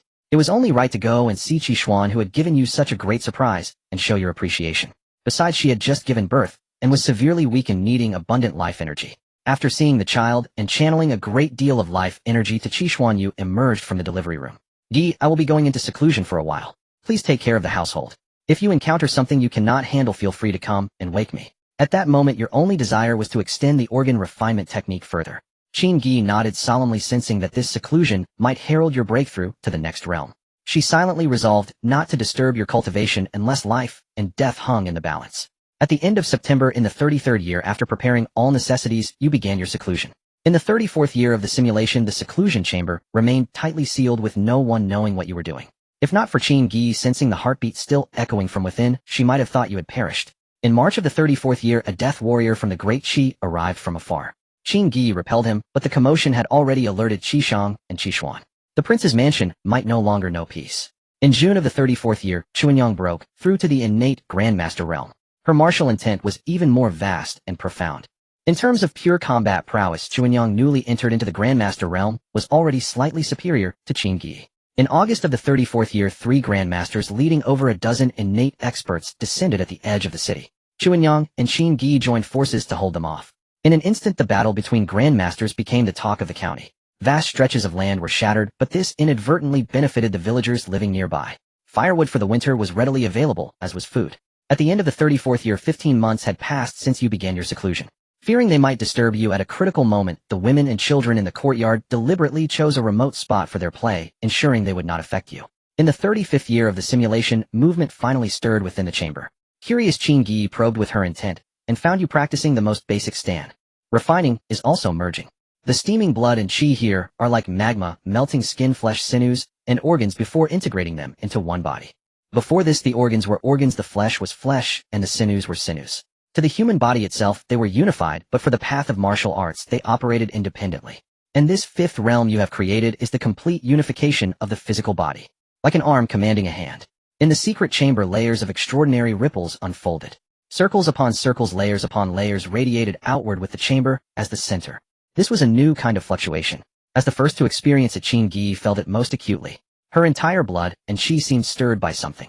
As if the deepest codes within her bloodline were being decoded, Qin Gi's blood and qi surged uncontrollably.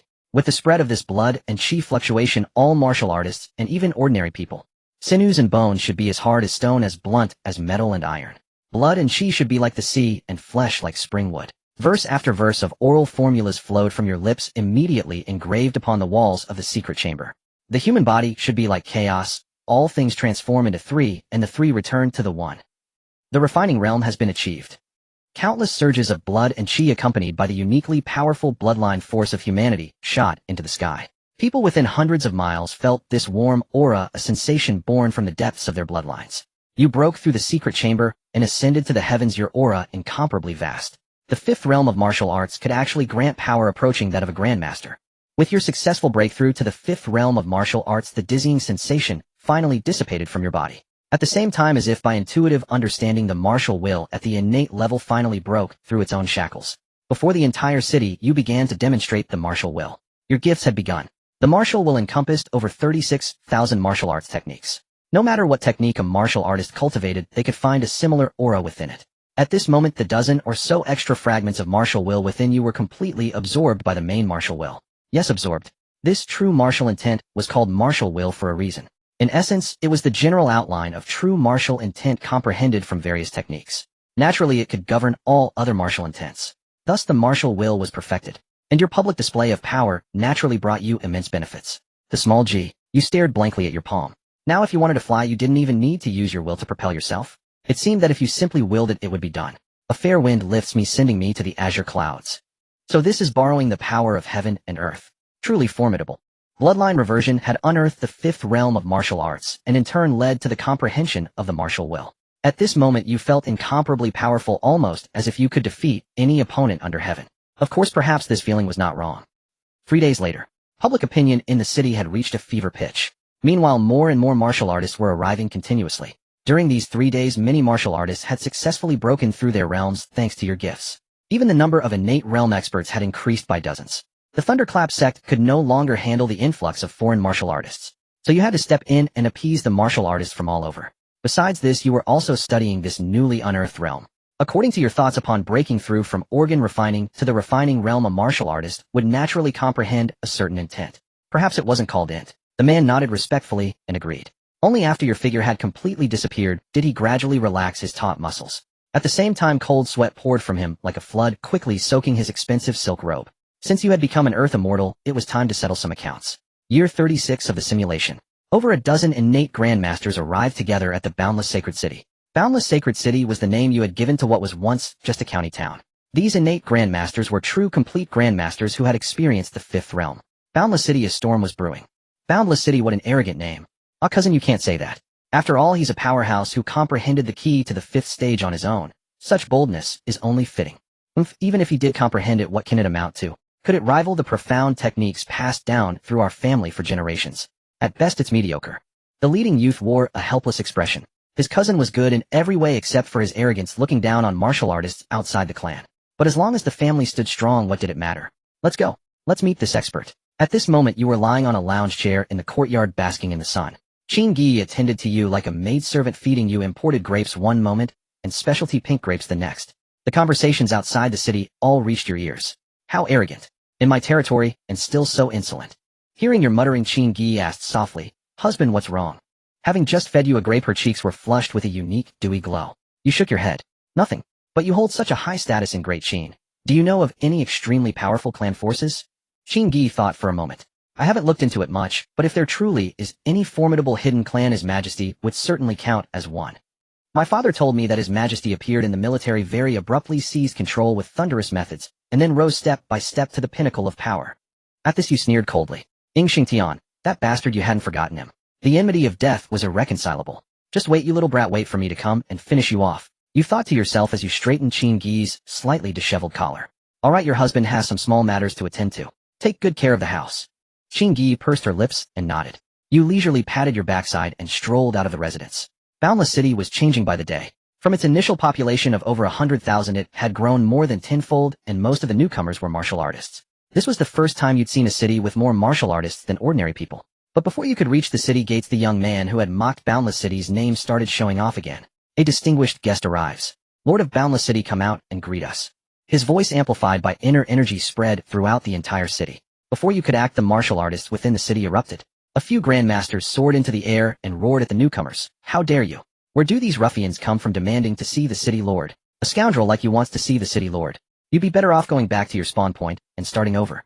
The pampered young master was no match for the crude banter of true martial artists who had weathered the Jianghu. Each word shattered his composure, leaving his face flushed red. A bunch of country bumpkins. You think becoming half-baked grandmasters makes you tough? I could take 10 of you alone. Just as a farce was about to unfold, you wished you could pull out a stool and some snacks. The leader who had earlier spoken politely had lost all his grace. These martial artists cursed so fiercely they'd dig up your ancestors for 18 generations, and they had dragged him into it too. Since your city lord won't show himself, let him taste an appetizer first. Attack! 10 grandmasters immediately scattered to surround Boundless City from all directions. You sighed reluctantly, putting away the sunflower seeds you'd been cracking. In the sky, the martial artists who had been rushing toward the city's perimeter flew back even faster. Then an invisible handprint descended from the heavens, crushing the young man who had boasted about fighting 10 into a pulp. The scene froze instantly. You were looking for me, eh? A faint voice echoed from all directions. Silent show-offs were the deadliest. The few grandmasters who had stepped forward now gazed at you, as if you were a deity, their eyes filled with worship and reverence. The scene paused for a moment.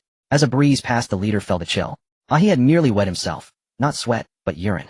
Though terrified, he forced himself to stay composed, and said, "Greetings, senior. I am Ji Xuanba, representing the Ji family to complete a transaction with the city lord."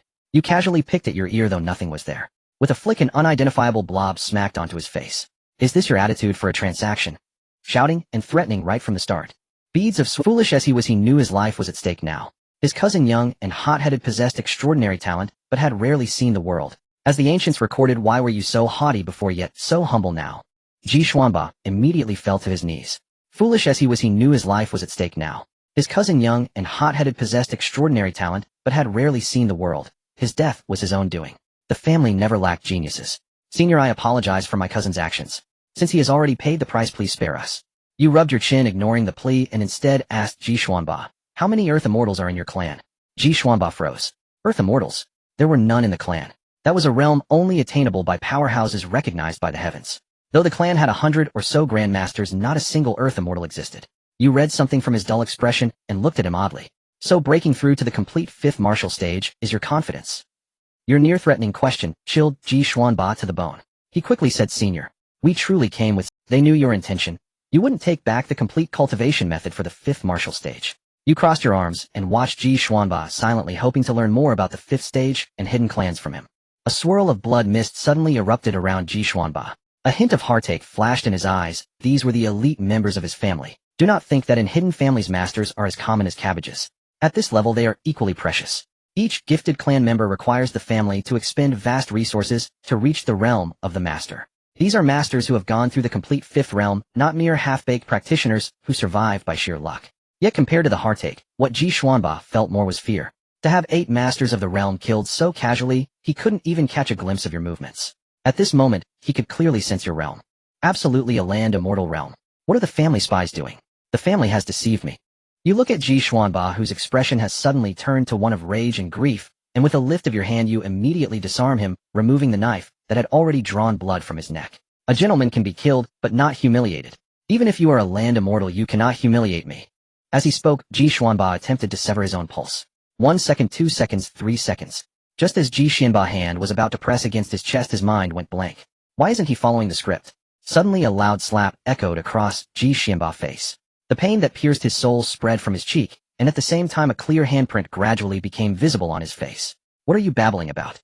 Now I ask you answer. Is there a problem? Ji Xuanba opened his mouth looking somewhat helpless and even pitiful. Seeing your hand lift again, he quickly nodded like a garlic peeler, saying, Senior, I will speak without reservation. Very good, you nodded. Your family should be considered well-ordered in its inheritance right. Upon hearing this, Ji Xuanba perked up, his expression somewhat proud as he said, Of course. Our Ji family has inherited since ancient times, and it has been over 15,000 years. Do you know that 13,000 years ago there was a celestial being named Lan Shanke? Hearing this name, Ji Xuanba's pupils constricted. How do you know this name? Very good, it seems that the Ji family is at least somewhat familiar with the relationship with Lan Shanke. You are also quite interested in the celestial soul of Wang Fusheng that they raised. Speak, I want to know all the information about Lan Shanke. Ji Xuanba swallowed hard.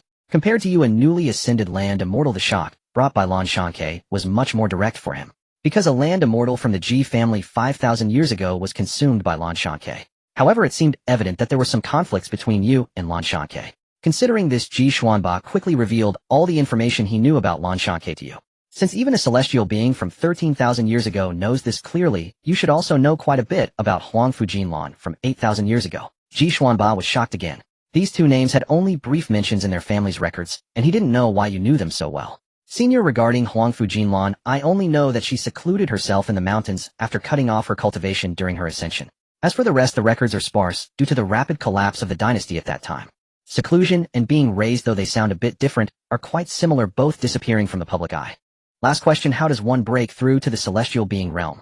Now it was Ji Xuanba's turn to be surprised. Senior, don't you know? Only those with special destinies have the chance to become celestial beings.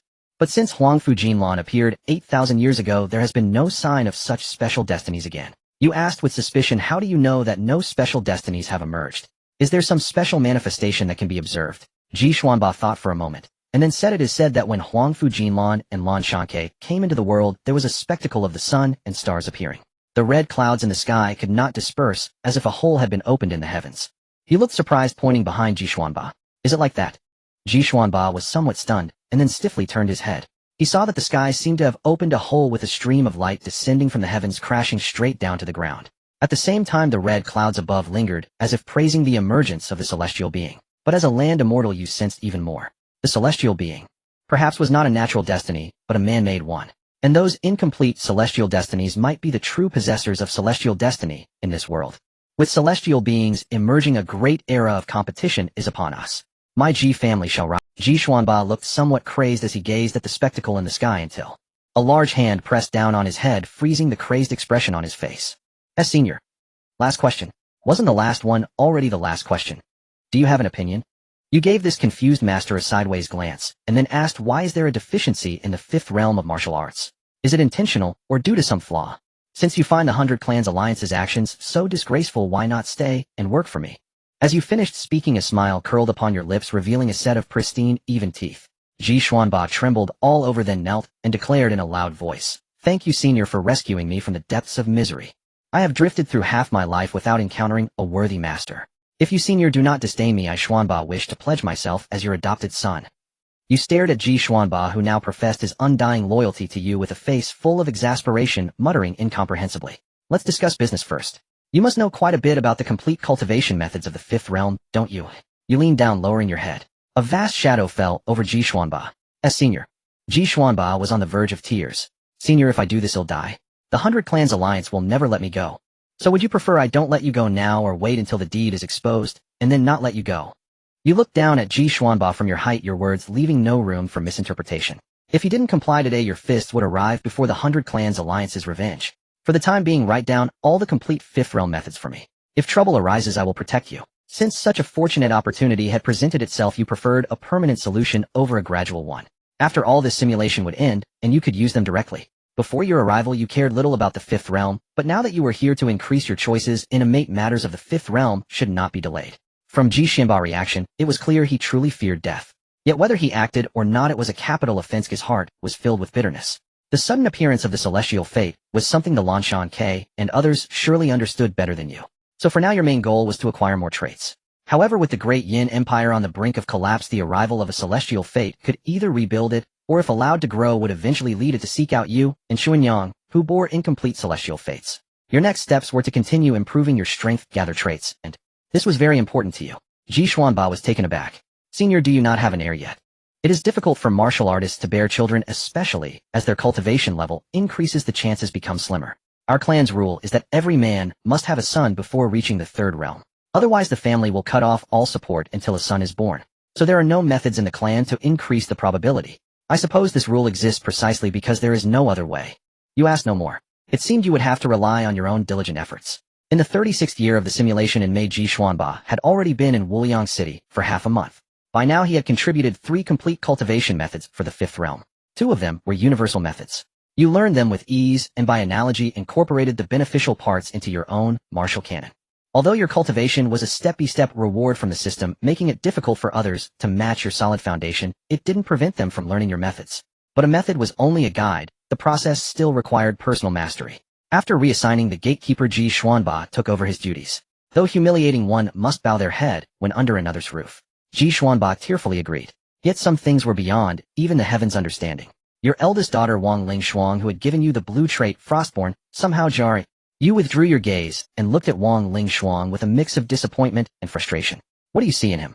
Tell me, and it'll make him change. You absolutely would not let your daughter marry a man you had scared into soiling himself.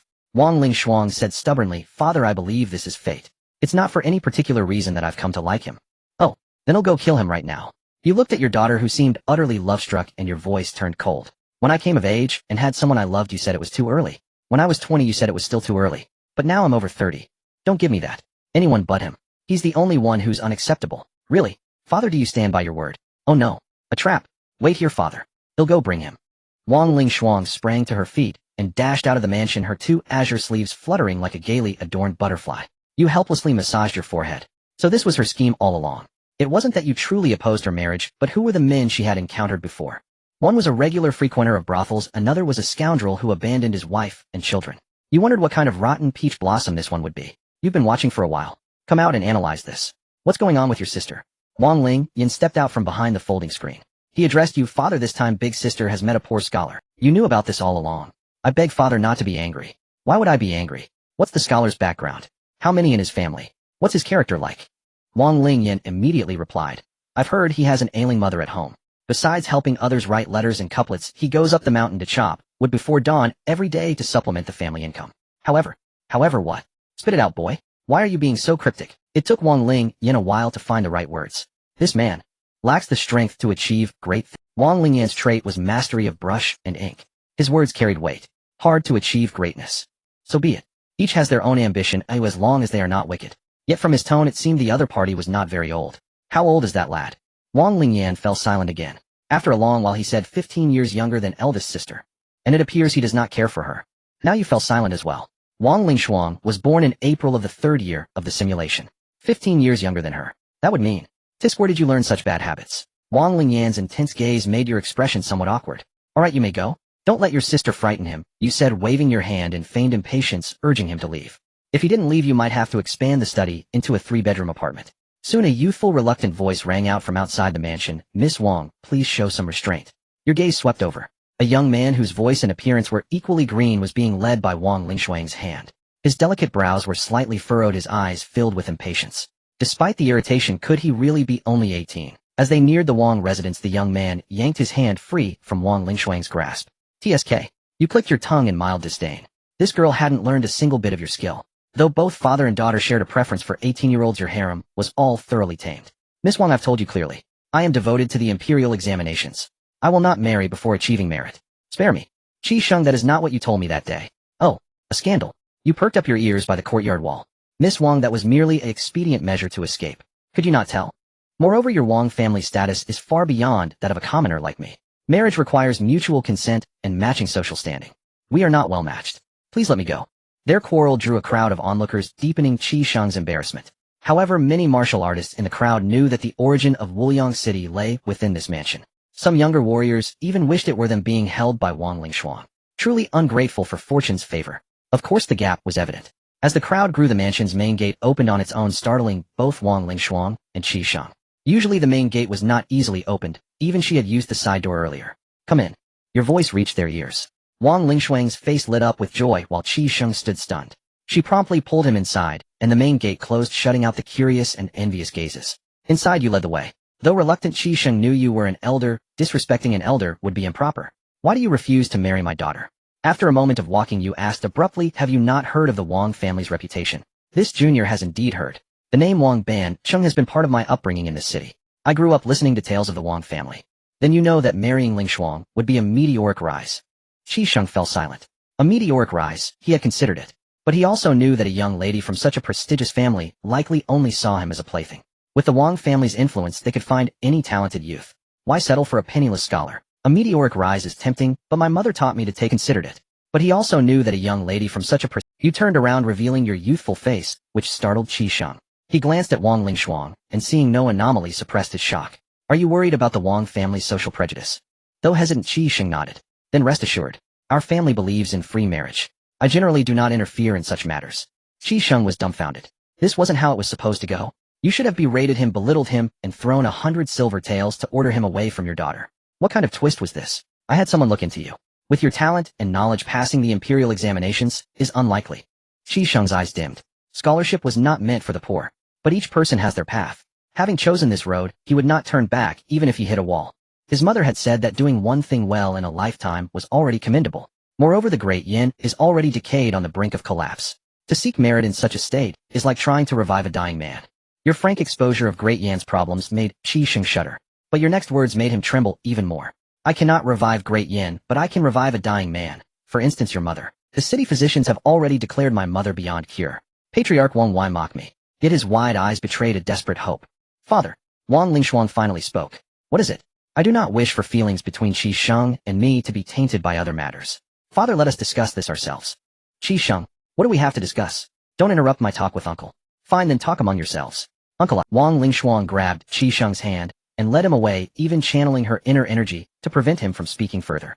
Watching his eldest daughter's actions, you sighed. Tisk daughters grow beyond their father's reach. I didn't even get to probe anything. Wang Lingshuang pulled Qi Sheng to a corner. You did not follow, leisurely returning to the study.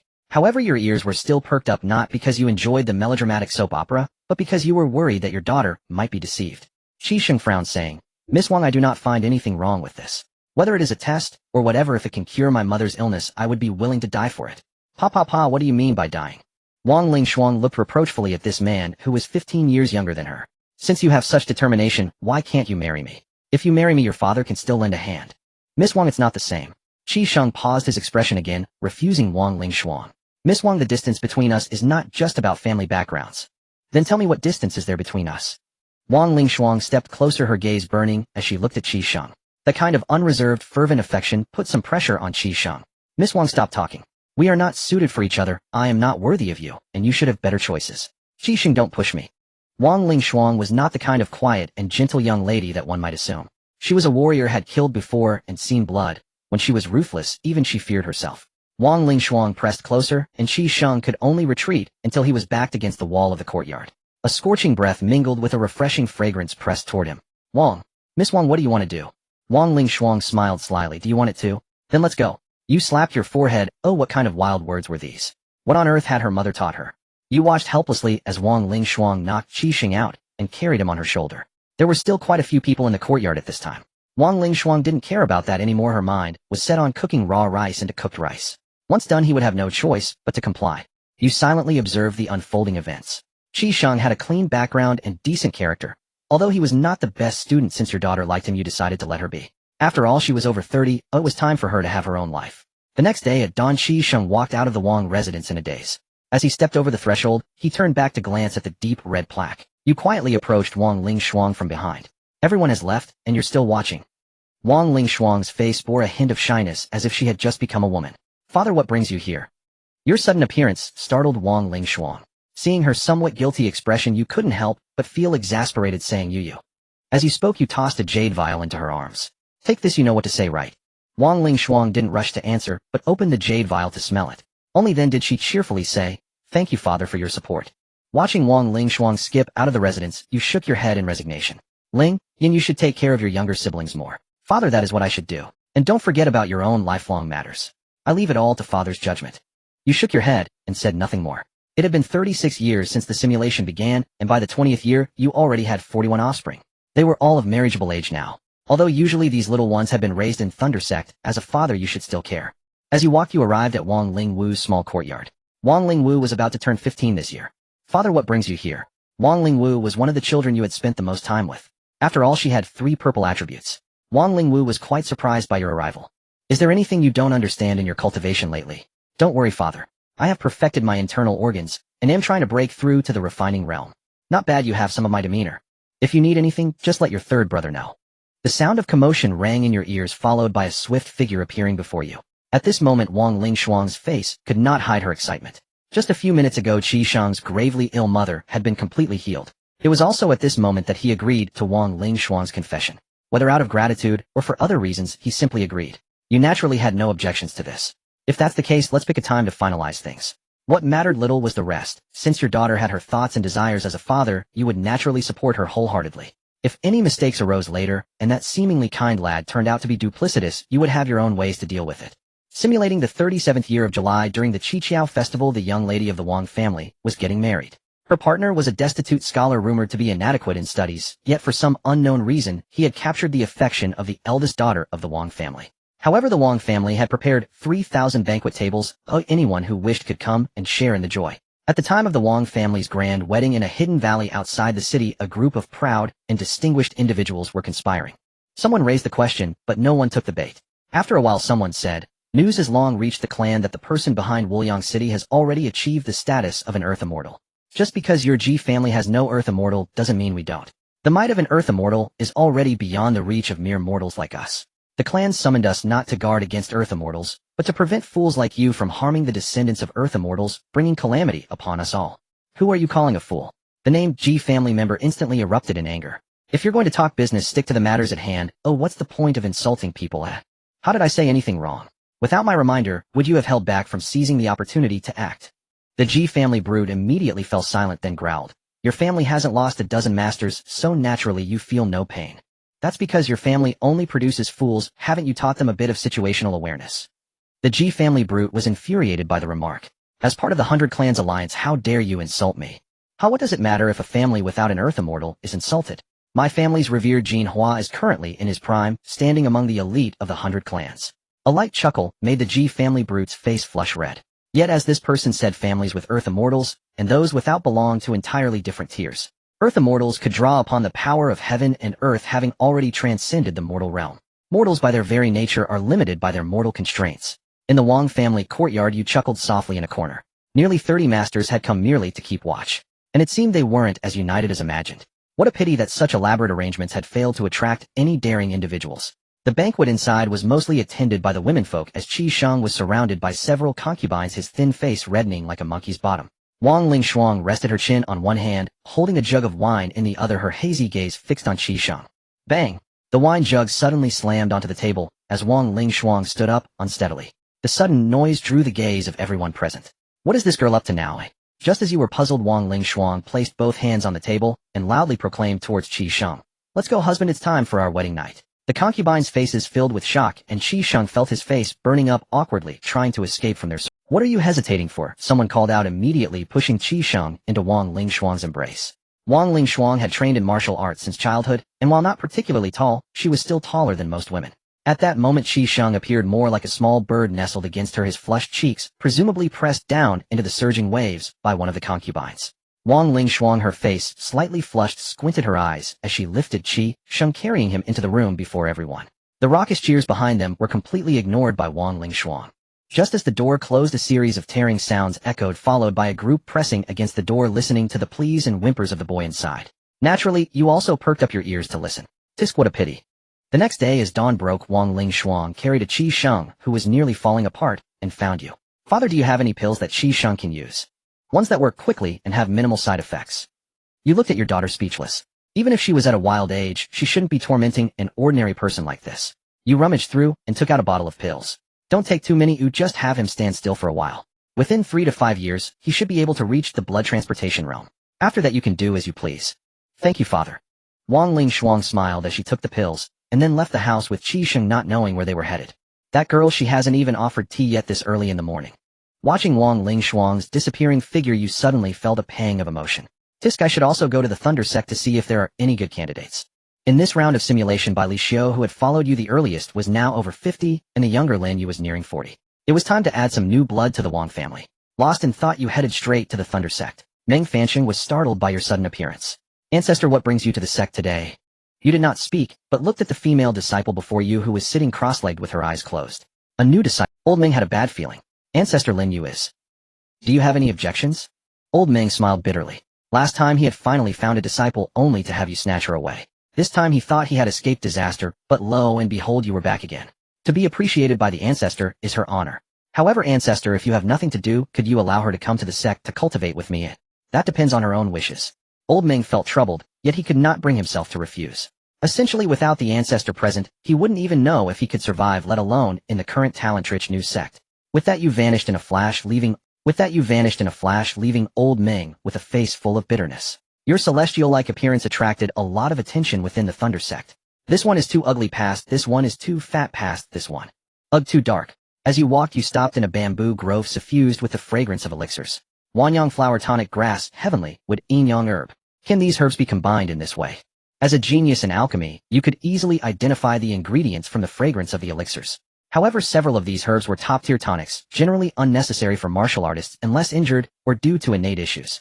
Once one reaches the blood transportation realm, a man would be forever on the path of becoming a tirelessly working ox. Who? You did not conceal your aura, making it easy for the alchemist to notice you, but you were not bothered. However, the voice sounded unusually enveloping. You stepped out, your aura completely concealed within your body, making you appear as an ordinary person. I'm lost and inadvertently disrupted your alchemy. Ew, I hope you won't take offense. The words "don't take offense" made the alchemist's aura tremble. Fortunately, her mastery over internal energy was high enough that it did not affect the elixir being refined. Lu Jiajing was somewhat surprised by your appearance, but upon realizing you were just an ordinary person, she did not reprimand you too harshly. Rather, she lowered her guard due to your appearance. Who are you? You casually replied, there are relatives of mine within the sect. Something suddenly came up that left me looking around. I did not know this place was private. After hearing your words, Lu Jiajing relaxed most of her guard. Since you are a relative of the sect's disciples, you may consider me your elder. Please wait a moment. Once this elixir is finished, I will personally show you around. You nodded in agreement, a slight smile forming at the corners of your mouth. At this moment, your attention returned to the task at hand. This beautiful woman was wearing a well-tailored dark green velvet dress, the neckline opened just enough. Her long fair arms were positioned at the mouth of the alchemy furnace, controlling the flames with her internal energy. The remaining fabric tightly wrapped around her remarkably ample bust, outlining a breathtaking curve, with an exaggerated portion resting on her raised arms. Immediately following that, the waist seemed to tighten due to the expensive fabric accentuating her exceptionally slender waist. From the style, it was evident that the original skirt had many pleats, but under the pressure of her nearly shoulder-width voluptuous hips, it was about to burst. Unfortunately, a pair of long fair legs were crossed, while sitting on a cushion, appearing somewhat dazed. Compared to her figure, her stunningly beautiful face was even more captivating. Just one glance made you feel an urge to conquer and toy with her. It was a pity that this woman had already lost her innocence. Wang Lingjun's complex gaze lingered on Lu Jiajing for a moment before returning to you. As your son, he could read you like an open book. Yet seeing the threatening look in your eyes, he yielded. After all, his father's fists were undeniably formidable. Elder Lu, thank you for bringing my clan brother here. However, I still have many matters to attend to. I wonder if I could trouble you to show my younger brother around the sect. Peak Master Wang, you flatter me. I have nothing pressing these days, it's merely a trivial task. Then I thank Elder Lu. But before that, allow us brothers to catch up first if you don't mind. Peak Master Wang, please go ahead. Lu Jiajing understood the implication in Wang Lingjun's words and tactfully exited the Peak Master's hall. Once she had left, Wang Lingjun looked at you in bewilderment and asked, Dad, what are you up to now? Elder Lu is already a married woman. Oh, I was just about to praise you for a good assist, but now no praise. Do you want a fist instead, You rolled your eyes. Truly your good mood was instantly ruined by those 4 words, a married woman. Ignorance is bliss, and if you didn't know, you wouldn't be at fault. How wouldn't pretending not to know be the same? Anyway, you have no conscience, so it won't hurt. Besides, the romantic spirit of the Wei Kingdom and the legacy of Emperor Wu, ancestral traditions cannot be abandoned. Tell me more about this Elder Lu and her husband. Wang Lingjun thought for a moment, starting from 5 years ago. Elder Lu arrived with her husband 5 years ago. I remember, she wasn't even at the Xiantian realm back then. It was only thanks to the opportunity you provided, Dad, that she managed to break through to Xiantian. But her husband's foundation seemed weaker. He didn't break through with her. It seems he entered a death seclusion about a year ago. Upon hearing death seclusion, your eyes lit up. Death seclusion, a certain death. Wasn't this heaven's help for you? Good, well done. You said, patting Wang Lingjun on the shoulder. This brought a trace of helplessness to his face. Though he had grown up immersed in it, Wang Lingjun truly couldn't understand your fervent passion for beauty. What is a woman compared to a fine sword in hand? But who are you to him, but his father? Do as you please. After seeing you off, Wang Lingjun immediately summoned his disciples, gathering all the Wang clan members in the sect to the Sword Peak and informed them of your plans. Meanwhile, after leaving the Sword Peak, you found Lu Jiajing. Sister, I never expected you to be a sect elder. Lu Jiajing smiled. Oh, can't you tell? You scratched your head innocently. I just thought sister was so young, I assumed you were a disciple of the sect. You smooth talker. Her velvet dress rippled like undulating waves. Come on, I'll show you around. All right. Along the way, you walked half a step behind Lu Jiajing, enveloped by a rich, yet not overpowering fragrance. Stopping and starting, you suddenly thought of something and asked, Sister, were you practicing alchemy earlier? Yes, I'm an elder of the Alchemy Peak. Alchemy is my specialty. Then sister, do you think I'm suited for alchemy? Lu Jiajing pursed her lips and tilted her head to look at you. I can't tell just by looking. Whether you're suited for alchemy can only be known after you try it yourself. Then Sister Lu, let's go back to your place and give it a try. I feel I'm a genius at alchemy. Lu Jiajing laughed again at this, a smile so enchanting it made her sway like a flower in the wind. Since you're so confident, let's go back and give it a try. She took your hand again, her jade-like fingers warm, yet cool, leading you along.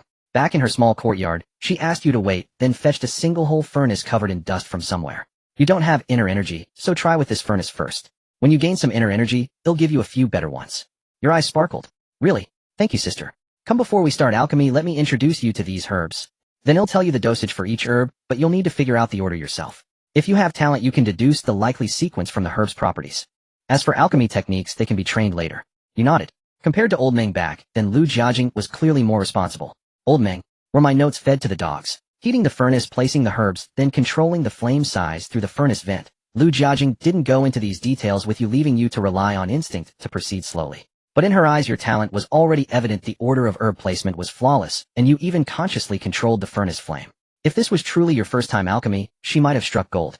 But then again, with a sudden hiss from the furnace, a thick plume of black smoke burst out. You turned your soot-blackened face to Lu Jiajing with a pitiful look. Sister Lu. Hee little Jinbao, alchemy isn't as simple as you think. Saying this, Lu Jiajing grabbed a clean silk cloth and wiped the marks off your face. The clean cloth quickly darkened, but its refreshing scent remained. The same fragrance as the light perfume on Lu Jiajing. Her pale fingers brushed your cheek, carrying a cold touch. Sister, am I just not cut out for alchemy? Lu Jiajing shook her head. Little Jinbao has excellent alchemy talent. The order of the herbs was all correct. You just lack a bit of practice in controlling the heat. You'll improve with more practice. Really. You stood up excitedly, took 2 steps toward Lu Jiajing, and then looked at her with hopeful eyes. Then, Sister Lu, can I become your disciple? I want to learn alchemy from you. Lu Jiajing was taken aback. But isn't your clan brother the peak master of the Sword Peak? Why not join the Sword? You put on a forlorn pose and said with feigned nonchalance, they all say my martial arts talent is lacking, that I might not even step through the threshold of the martial path in this lifetime. Your feigned nonchalance stung a nerve in Lu Jiajing. In that case, you may as well follow me and learn alchemy. You laughed somewhat exaggeratedly, then tripped over nothing underfoot. Just as you were about to revel in your misfortune, a pair of warm arms caught you. Caught off guard, you were ambushed by a face full of softness. Half your head sank in, making it hard even to breathe. At the same time, Lu Jiajing's concerned voice sounded in your ear, Little Jinbao, are you alright? You pulled your head free from her embrace, looked up at Lu Jiajing, and said, Sister, I'm fine. Meanwhile, Wang Fusheng, who had received no reply from you all day, sent someone to inquire about you. He then learned that you were currently at the Purple Bamboo Peak of the Alchemy Peak. Purple Bamboo Peak. Isn't that Elder Lu's residence?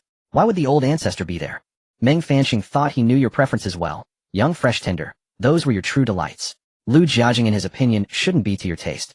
If you knew what old Meng was thinking about you, you would lodge the most serious protest. You merely wished to give every beautiful girl in the world a warm home. Talk of preferences and delights was pure slander. The next morning you returned to Purple Bamboo Peak, bringing your bedding and other belongings. Little Jinbao, what are you doing? You said somewhat sheepishly, sister, my home is quite far from here. I thought I might just stay here, so I don't have to spend hours going back and forth every day. This way I can learn a few more hours from you. Are you upset that I didn't tell you beforehand? You blinked your big eyes, your face full of grievance. The hesitation on Lu Jiajing's face vanished in an instant. It's alright. If little Jinbao wants to stay here, then stay. However, there's only one room on Purple Bamboo Peak. You'll have to build your own house. Though she had verbally agreed to teach you alchemy, your relationship had not yet reached such intimacy. Lu Jiajing hoped this method would make you back down. The purple bamboo on Purple Bamboo Peak was incredibly tough. Cutting it down would require considerable effort. As an ordinary person, building a livable room would be very difficult for you.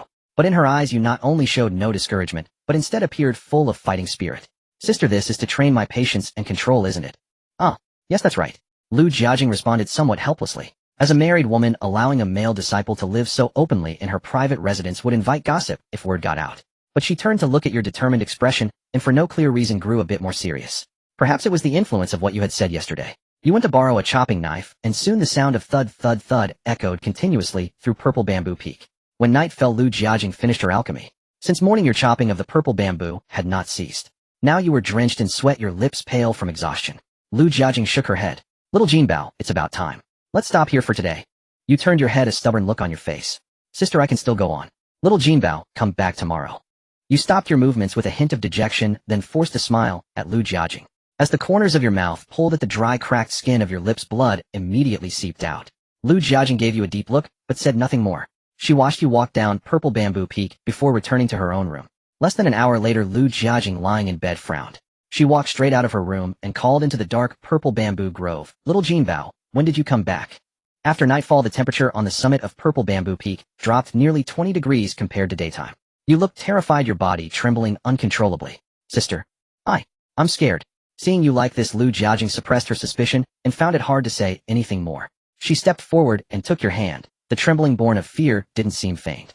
But within the sect's territory, what could there possibly be to fear? Lu Jiajing gently led you into the house and wrapped you in the still warm bedding. Seeing your trembling subside, she seemed to think of something and quietly blew out the oil lamp. Sister, where are you? The oil lamp was lit again. Lu Jiajing looked at you with a hint of amusement. Little Jinbao, you're all grown up and still afraid of the dark. You pouted, looking a little aggrieved. They like to lock me in dark rooms. Lu Jiajing was taken aback. She hadn't expected you to have such a past. She quickly stepped forward and said, Little Jinbao, I'm sorry. I didn't mean to scare you. It's okay, sister. I don't blame you. Could I sleep here tonight? I can sleep on the floor. Please don't kick me out. Alright, you won't go out. Little Jinbao can sleep in the room. You settled down on Purple Bamboo Peak and no one noticed the upward curl of your lips. You were only a meter away from Lu Jiajing, who was in bed. You looked at the oil lamp she had lit specially for you.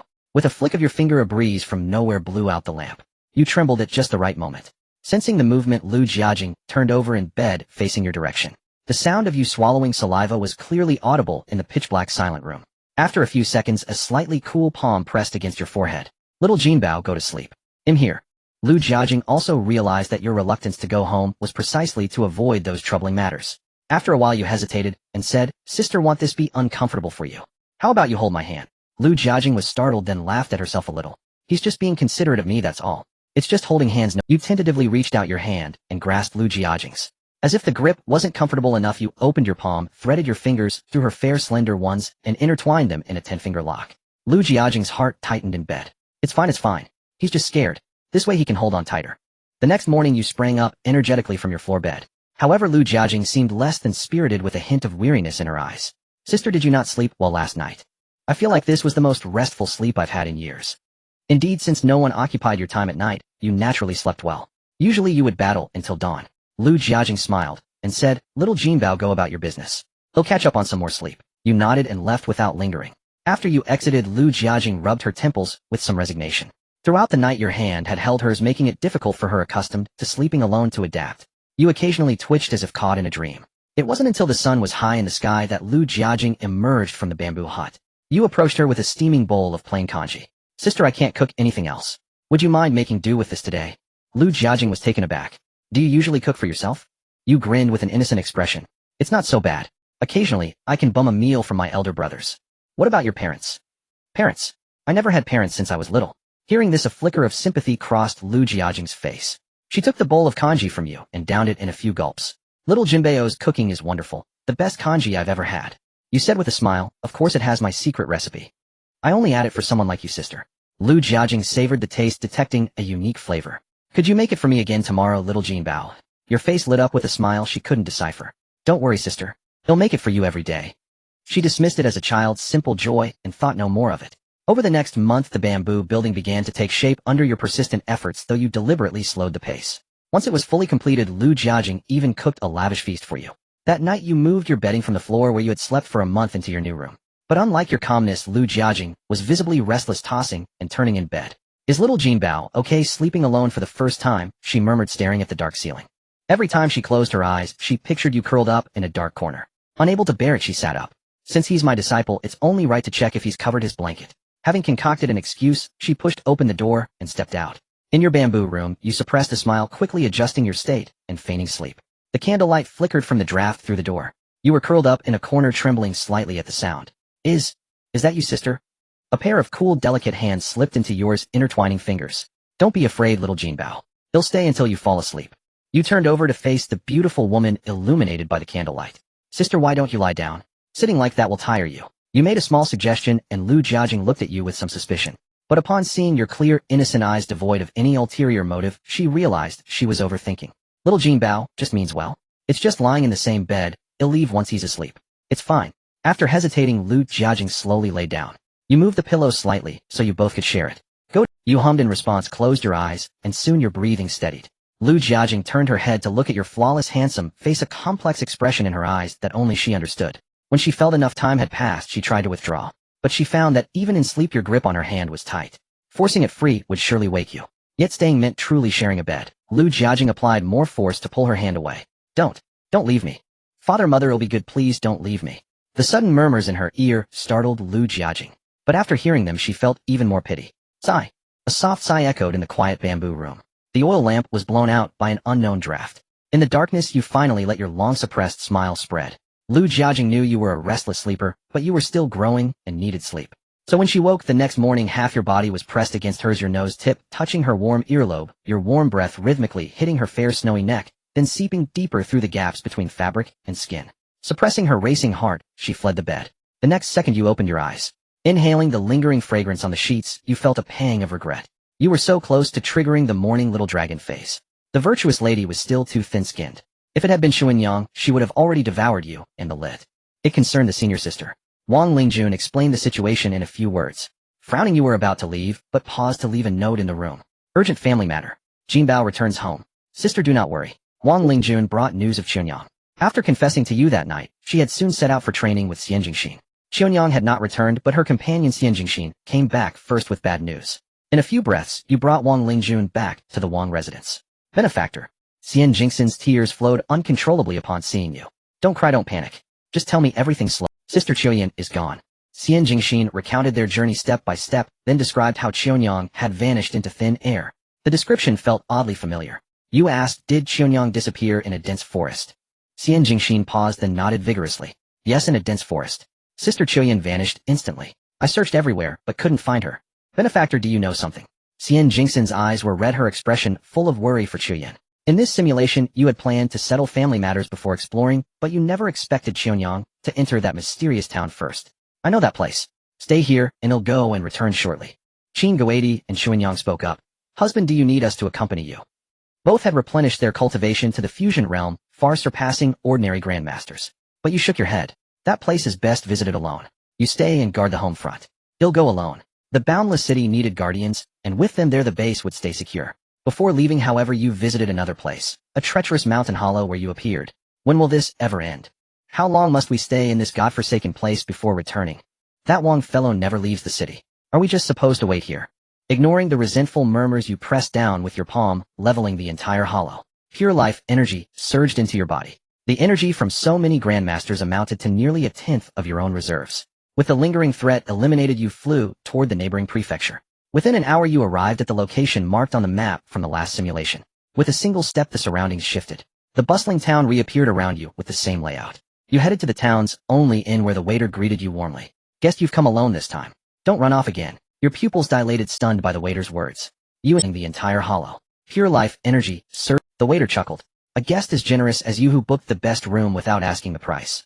I haven't seen another. His answer was evasive, but you got what you needed. The waiter truly recognized you. Then why was your attitude so different between my first and second visits?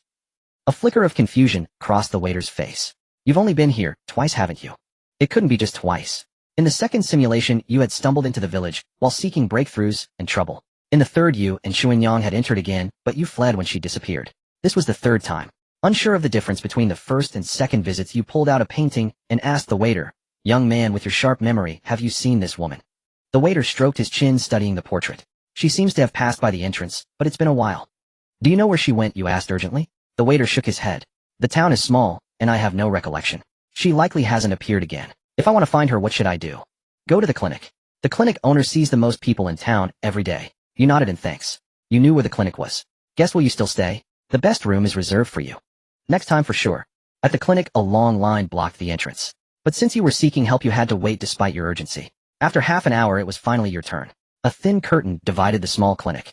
A pleasant voice emerged from behind it. This guest seems healthy. Are you picking up medicine for someone else? The voice, like a mountain stream or a clear spring, inexplicably soothed half your anxiety. You explained your purpose. Give me the portrait. A nearly flawless jade hand reached out from behind the curtain, faint blue veins faintly visible on its back. The skin was not like snow, but more like a peeled egg without the tiniest pore. Long fingers bore pinkish white nails with plump crescents, white, with a rosy hue, warm and glossy. The owner of this hand must be a woman of exquisite beauty, you thought, handing over the portrait. After a moment, the voice spoke again. I have lived long in this clinic and haven't seen the lady in the portrait. But if you are not in a hurry, I can ask the herbalist who gathers herbs for me to keep an eye out. I believe they will oblige. Then I won't thank you in advance. If you ever need anything, I will provide it. You assumed she was merely being polite, and given it was your first meeting, you prepared to leave. But then she spoke again. I happen to be in need of a set of medical tools. If you are willing to part with it, would you leave that large spear for me? If the guest finds it inappropriate, you may also. Here. The physician initially looked at you in silence, assuming you were hesitant. But only you knew the truth. We haven't met. According to the innkeeper, his memory held no impression of your first visit here. Yet it was only during that initial arrival that you had produced the crimson great spear forged from the limbs of a nightmare beast. After growing accustomed to the crushing force of the heaven-overturning hand seal, you seldom used it now except in tandem with the blood sun to absorb life energy. So how could this man know? Though this is the guest's first visit to the clinic, you passed by the door 3 times. I saw it clearly. You waited in silence for a moment, then produced the great spear. Upon witnessing you conjure an object from thin air, the physician behind the curtain let out a startled exclamation. Impressive skill. You said nothing and handed the spear over. The moment it fell into that nearly flawless hand, it began to tremble violently. In that tremor, the spear transformed. Its original length of over 3 meters steadily shrank until before your eyes it became a set of silver needles. The guest may rest in town for a few days. Should I receive any news of that young lady, I will send someone to inform you. You sank into your thoughts. This place was strange, you knew, but the strangeness extended beyond the town itself. The people here seemed vastly different from those outside. You had no idea what secrets these differences implied, yet you felt little fear. Even if you died here, you would merely find it a pity. After all, the alluring young woman you had met just a month ago remained unconquered. You left the clinic and returned to the inn. Guest, have you finished your inquiries? Are you checking in now? Still the celestial first-class room. You were about to nod, but recalling the innkeeper's earlier mention of its exorbitant price, you asked, what is the rate for the celestial first-class room? The innkeeper raised 2 fingers. 200 taels. The innkeeper shook his head. 2,000 taels. That was indeed steep. For an inn in a mere town, 2,000 taels could easily fund a far grander establishment in any kingdom's capital. If it truly cost 2,000 taels, you might as well find a makeshift spot. You misunderstand, guest. 2,000 mortal taels could never secure a celestial first-class room. 200 spirit stones. Spirit stones. The term struck your heart once more. After a gap of 141 chapters, you finally heard this word again. You swallowed hard, feigning shock at such an exorbitant price. Too expensive. What about the other rooms? The innkeeper's face fell with disappointment. He had anticipated a fat sheep after years of waiting, only to find a bumpkin without even a single spirit stone. Having served as an innkeeper for centuries, his judgment was sharp. Your reaction to the mention of spirit stones led him to conclude you were utterly broke. Still, he listed the other rooms, celestial second class at 150 with third and fourth descending accordingly, earth first class at 40 decreasing by 10 for each subsequent rank, and the human class rooms at 9, 6, 3 and 1. Yet you possessed not a single spirit stone, not even a fragment, and had never even seen one. In the end, you couldn't afford to stay in this village's inn at all. Bewildered, you thought for a moment and asked, "Young man, is there a pawnshop here? I have some items I'd like to exchange for spirit stones to see if I can scrape together enough for a celestial first-class room." The innkeeper's eyes lit up as he pointed northward. "Walk 300 meters in that direction. There's a shop called Sell, the only pawn shop in town. They offer fair prices, even the physician from the clinic often goes there to sell things." "Thank you." Though you lacked spirit stones, you weren't without items to trade. For instance, the mysterious Yellowstone brick from Wang Fusheng's island tomb, rated as purple by the system, and 3 grams of ancient cold stone essence, a golden tier treasure. A 300-meter walk took just 2 minutes. There, tucked in an inconspicuous corner, you found a tiny shop named Sell. Its facade rivaled a crack-in-the-wall bubble tea stand. But stepping inside, you realized your mistake. Beyond the narrow entrance, the interior shifted, as if employing spatial folding technology, small on the outside, vast within. Behind the counter, an old man snored loudly, a wine gourd with its stopper removed resting on his chest. "Boss, I'd like to sell something. Closed at noon. Come back in the afternoon." This old man needs his sleep. You had no choice but to first produce the mysterious Yellowstone brick, hoping the boss might take an interest. Before you could react, the boss, who had been sprawled in his chair snoring, was now standing right before you. As a powerhouse at the land immortal realm, you hadn't even registered his movement, a fact that demanded deep contemplation. A fine, mysterious Yellowstone brick. Such flawless quality. Where did you get this, guest? If you have more, I'll pay a premium. The boss' words clearly validated the value of this brick from Wang Fusheng's tomb. "Boss, since you know what this is, you must understand how rare it is." "How could I have more?" The old man erupted. "What do you know?" "I ask precisely because I know what it is. Mysterious Yellowstone is pricey due to its wide range of uses, but it always appears in mountains. How is that?" Quick. If you have more, bring it out. The more stones, the higher their value." You rubbed your nose awkwardly. "So that was the case." "Boss, I only have this one piece. I didn't have time to grab the other." "Good lad, you must have gotten quite a haul to leave behind mysterious Yellowstone bricks. Do you know what this thing is used for, boss?" The old man puffed up with pride. "Of course. Running a pawn shop requires knowing your goods. I've traveled far and wide over the years. I've seen more treasures than you've eaten grains of rice. Its greatest use is for constructing tombs. A tomb built with Xianhuang stone bricks can seal everything inside. As long as the tomb remains unopened, the corpse within will stay preserved even for millennia." You realized this old man truly knew his goods. This item was indeed pried from a tomb. No wonder he had asked earlier if your harvest was substantial. Without further deliberation, you pressed on. "Name your price, boss. Since you understand its worth, there's no need for me to waste words." The old man stroked his beard, pondered for a moment, and proposed a price. 200 spirit stones. "Boss, that's not fair. Can you get such fine Xianhuang stone bricks for 200 spirit stones?" 300. "Deal." "Damn, still too young." "Alright, don't feel it's too low. You only have 1 Xianhuang stone. If you had 4 or 5, I could offer a better price. This stuff is rare. The more you have, the higher the price." You didn't dwell on it. If you wanted more, you could just snatch some from the Valkyries placed. It was all free profit anyway. "Need any storage items?"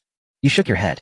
Storage pouches sounded impressive, but no matter how great, they couldn't compare to your simulator space. The old man produced 300 spirit stones, each the size of a thumb. "Count them." You didn't bother counting and directly stashed the stones into the simulator space. It would tally them automatically. Then, recalling something, you said to the old man, "I also have some ancient cold stone essence. Interested, boss?" Yes. Upon hearing those 5 words, the old man's eyes lit up like bulbs. "I knew you'd found good stuff. Every gram of this is priceless. Hurry, bring it out." The old man, forgetting he was in the middle of business, grew impatient and fidgety before you. Without hesitation, you produced a gram-sized piece of ancient cold stone essence no larger than a grain of rice. Instantly, a dense chill exploded forth, spreading from the counter in all directions. Yes, that's the feeling. As the cold air emerged, you sensed a story in the old man's eyes. "Boss, save the admiration for later. Settle the bill first, then you can admire it to your heart's content. For this size, it'll give you 15,000 spirit stones." This time you played it smart and raised the price by 5,000, demanding 20,000. "Deal." Damn, déjà vu. You watched helplessly as the old man carefully placed the cold stone essence into a special jade bottle. This stuff was not only used by Wang Fusheng's physical body, but also by the soul on the Great Snow Mountain. You arrived penniless, but left with 20,300 spirit stones. You decided not to sell the remaining items just yet. Back at the inn entrance, meeting the hopeful gaze of the waiter, you finally booked the celestial first-class room. The 200 spirit stones you just pocketed were spent before they even warmed. "This way, honored guest." You followed the waiter closely. "Young man, what's the difference between this celestial first-class room and the others?" The difference is vast. Compared to the celestial second-class room, the spirit-gathering array in the first class is more than double as effective. And the rest? The benefits are best experienced by the guests themselves. Then came the final question. "Young man, do you know where I can acquire cultivation techniques?" The waiter tossed his rag over his shoulder and said, "Guest, I have some right here." You automatically filtered out the rest of his words, only catching that he had a family heirloom technique. A high threshold didn't scare you. You automatically filtered out the rest of his words, only catching that he had a family heirloom technique. A high threshold didn't scare you. You had plenty of time to comprehend it. You asked only 2 words for sale. 10,000 spirit stones firm price. Interested guest. You nodded. The waiter thought for a moment, turned back to the counter, and pulled out a booklet from under the table leg, its cover completely stained. As he produced it, your suspicious gazes met, and the scene grew awkward. But he quickly explained, guests don't mind the appearance. No matter how good a technique, if you can't master it, it's just waste paper or brick. That'll be 10,000 spirit stones. Once sold, no returns or exchanges. Think carefully, guest. The corner of your mouth twitched. Though his words made sense, the technique was far too shabby. You hoped it was worth the price. Another 10,000 spirit stones gone before they even warmed. Upon entering the room, a dense wave of spiritual energy greeted you. Simultaneously, various traits within you were stirred. Earth fire return, to origin water fire, harmony, spiritual energy, abundance, palm acupoints, and so on. Even the miasma origin showed some movement. As you had suspected, these traits required a suitable environment to activate. Clearly, the exorbitant fee for the celestial first-class room had its reasons. Meanwhile, 3 sticks of calming incense ignited spontaneously upon your entry, enough to burn for 12 hours. You kicked off your shoes, sat on the bed, and disregarding the booklet's conditions, spread it on your lap to study. On the first page, a faded vermilion title. Grand outline: the great void is the cauldron, nature and life are the elixir. Solitary in dew. The great void nurturing nature and life, cauldron scripture. Nature and life. Sounds like the Taoist methods from my past life. You recited it silently in your heart. Turning the page, the techniques opening unfolded. If the spirit does not enter the chi, it is dead meditation. If chi does not return to the spirit, it remains a heretical path. Only when spirit and chi merge can one embrace the primordial unity. First, use nature to stabilize life. The heart, like still water, spirit naturally condenses, and chi turns on its own. Then use life to nurture nature. When chi is sufficient, desire ceases, and the spirit enters great stillness. Seek the true mechanism in extinction. This is the great path of dual cultivation. As you gradually immersed yourself, spiritual energy around you surged into your body, beginning to circulate along a unique pathway. What is this? The heavenly fortune. The author also wants it. Damn, that fast. I didn't give him the Taishu nourishing cauldron scripture. Something's off, very off. The shop assistant slumped in the chair behind the counter, staring blankly at the ceiling above. After a moment, he flicked the ceramic lucky cat sitting quietly on the counter. Boss, did you notice anything? The lucky cat remained still until after a while it slowly stretched its body. Cracks appeared on the ceramic surface, crumbling away piece by piece, revealing the cat's glossy black fur. The little black cat arched its back, stretched, then used the shop assistant's face as a stepping stone to land gracefully on a lounge chair, finally transforming into a girl no taller than 1.5 meters. The shop assistant scrambled up from the floor, ignoring the clear paw print on his face, and scurried behind the girl to massage her shoulders. Though she was a cat transformed into human form, she had captivating fox-like eyes. Her silky straight black hair cascaded quietly over her shoulders, reaching down to her knees. Her slightly glossy face paired with this figure exuded an overwhelming sense of youthful charm. The girl didn't speak, but simply reached her hand out toward the shop assistant behind her. The shop assistant said with a hint of resentment, "Boss, don't be too ruthless." Oomph. The girl lifted her chin, letting out 2 cute snorts. The shop assistant's expression mirrored yours from earlier. Reluctantly, he pulled out the 10,000 spirit stones he had just acquired. Then the little cat opened her mouth wide, and all 10,000 stones flew into her mouth. Woohoo, delicious, meow. The little cat finally spoke her first words, squinting with satisfaction, sprawling out on the lounge chair, limbs splayed. Wang Sai, what were you saying earlier, meow? After the little cat had eaten her fill, her earlier morning crankiness noticeably faded, and she had time to ponder. The shop assistant, slightly exasperated, said, "My name is Wang Sai, not Wang Kai. You're the lucky cat." Alright, next time for sure, meow. After this little interlude, Wang Kai steered the conversation back to you. The little cat Zhao Kai looked up, her captivating fox eyes flickering with a faint green light. Huh. How strange, meow. How can his fortune be so dense, meow? Is he a newcomer? Zhao Kai asked curiously. Wang Kai shook his head. He's just a guest, but he's already been to the town 3 times. How strange, meow. He smells quite nice, meow. He mastered the Taishu nourishing cauldron scripture in just a quarter. Ah, he's a genius, meow. Wang Sai, go ask him if he wants a loan. He smells so good, meow. I want to keep him. As Wang Kai had given up on arguing about the name. He stays in a 300 spirit stone room like it's nothing, gives away 10,000 spirit stones like it's pocket change. The guy clearly isn't short on money. Fine, meow. Then Wang Sai, go ask him if he's willing to work for free. You can cook for him, meow. No way. If anyone's cooking, it should be him. Why should an old employee have to cook for a new one? Meow doesn't know. With that, Zhao Kai transformed back into a little cat, leaped from the lounge chair, landed precisely on Wang Kai's face, and jumped back to her original spot. Hey, you haven't told me if that guy is any different. Meow doesn't know. Meow only knows he smells nice. Alright, meow's going to sleep. If you disturb Meow again, you'll be working for Meow for another 100 years. Wang Kai wept. Head lost the spirit stones and still hadn't gotten any information. What a mess. Soon 3 hours passed. You opened your eyes, a glint of sharp light flashing through them, signaling your bountiful gains. The Taishu Nourishing Cauldron scripture emphasizes nourishing life with nature, then using life to nurture nature. In simpler terms, it means using the essence of the soul to nourish the physical body, and once the body is strong, it in turn nourishes the spirit and will. The first step of the scripture is to condense a cauldron within the soul's essence capable of refining the soul itself. It tempers the soul like refining a pill. The tempered soul essence then continuously strengthens this cauldron. When the cauldron is powerful enough to contain the physical body, the Buddha's feedback to the spirit begins. At this point, you had completed the first step, condensing your own spiritual cauldron. The cauldron you were most familiar with was the one you once swindled from old Meng. Your spiritual cauldron took that very form. The second step of the scripture was to, "See, I told you I'm a genius," you murmured while sitting cross-legged on the bed.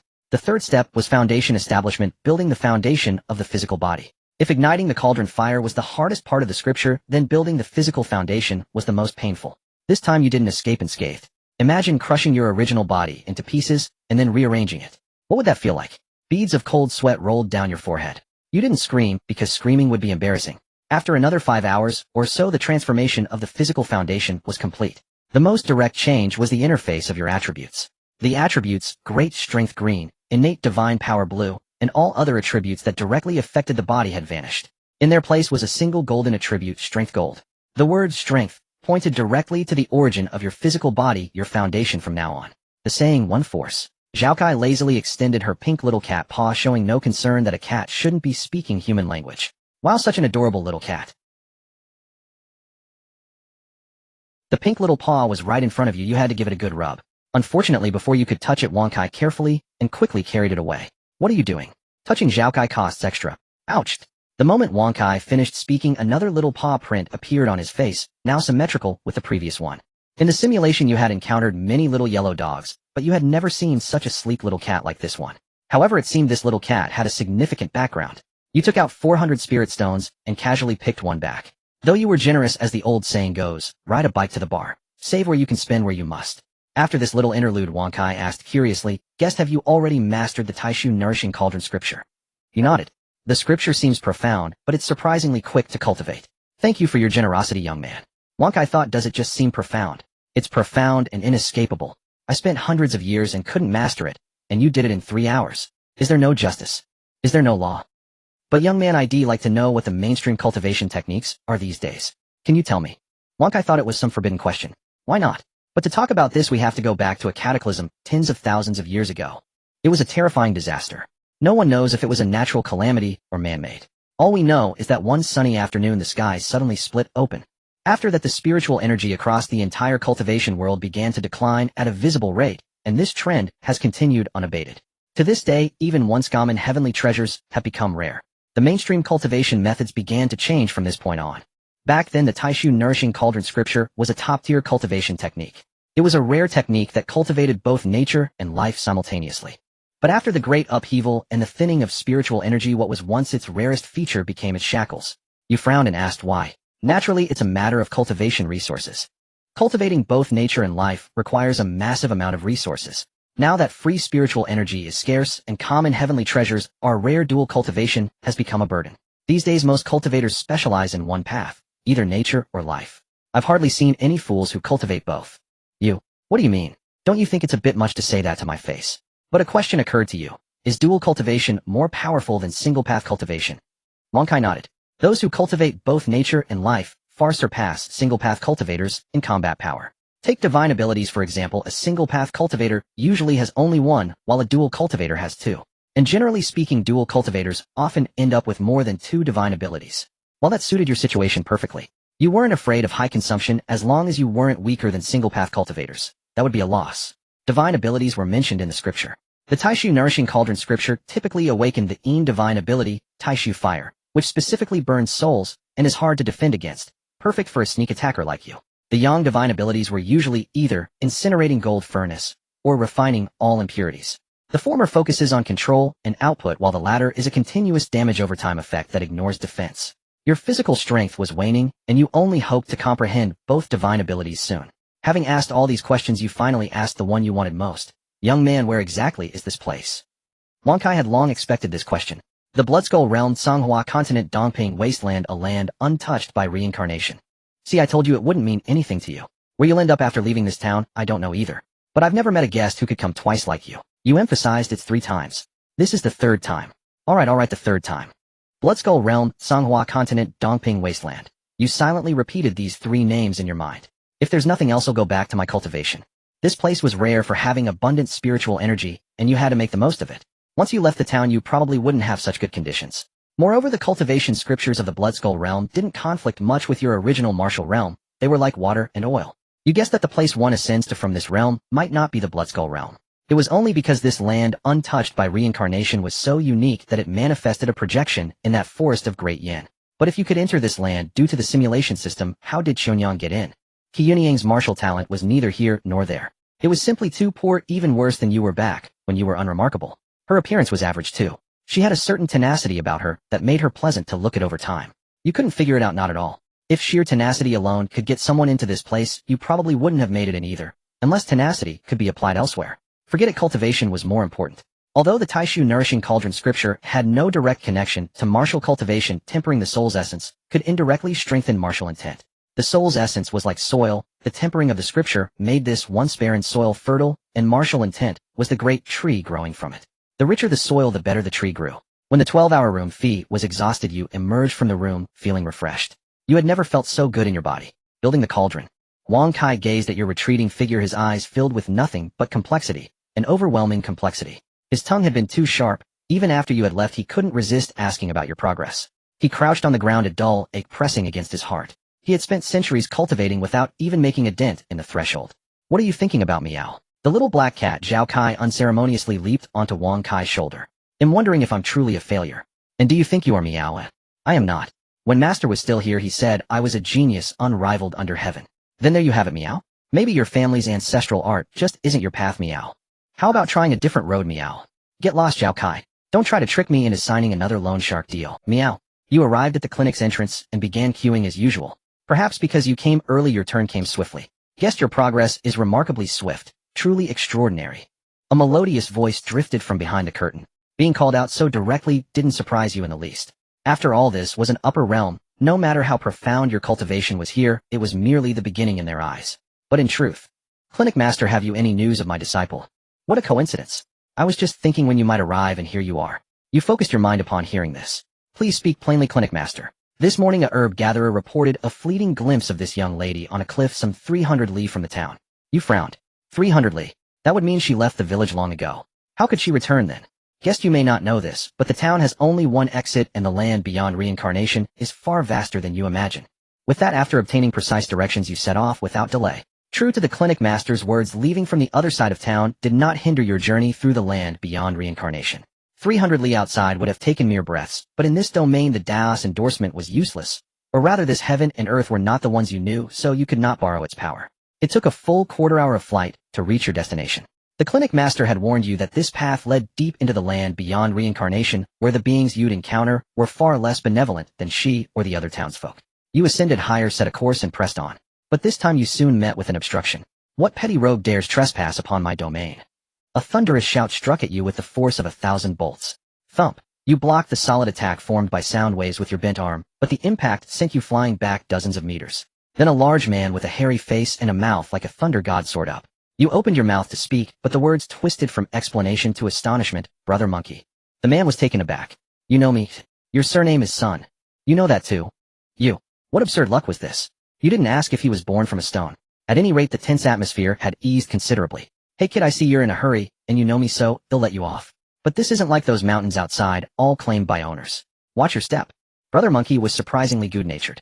You quickly said, Brother Monkey, I'm here looking for someone. Have you seen this young? You unfurled a portrait.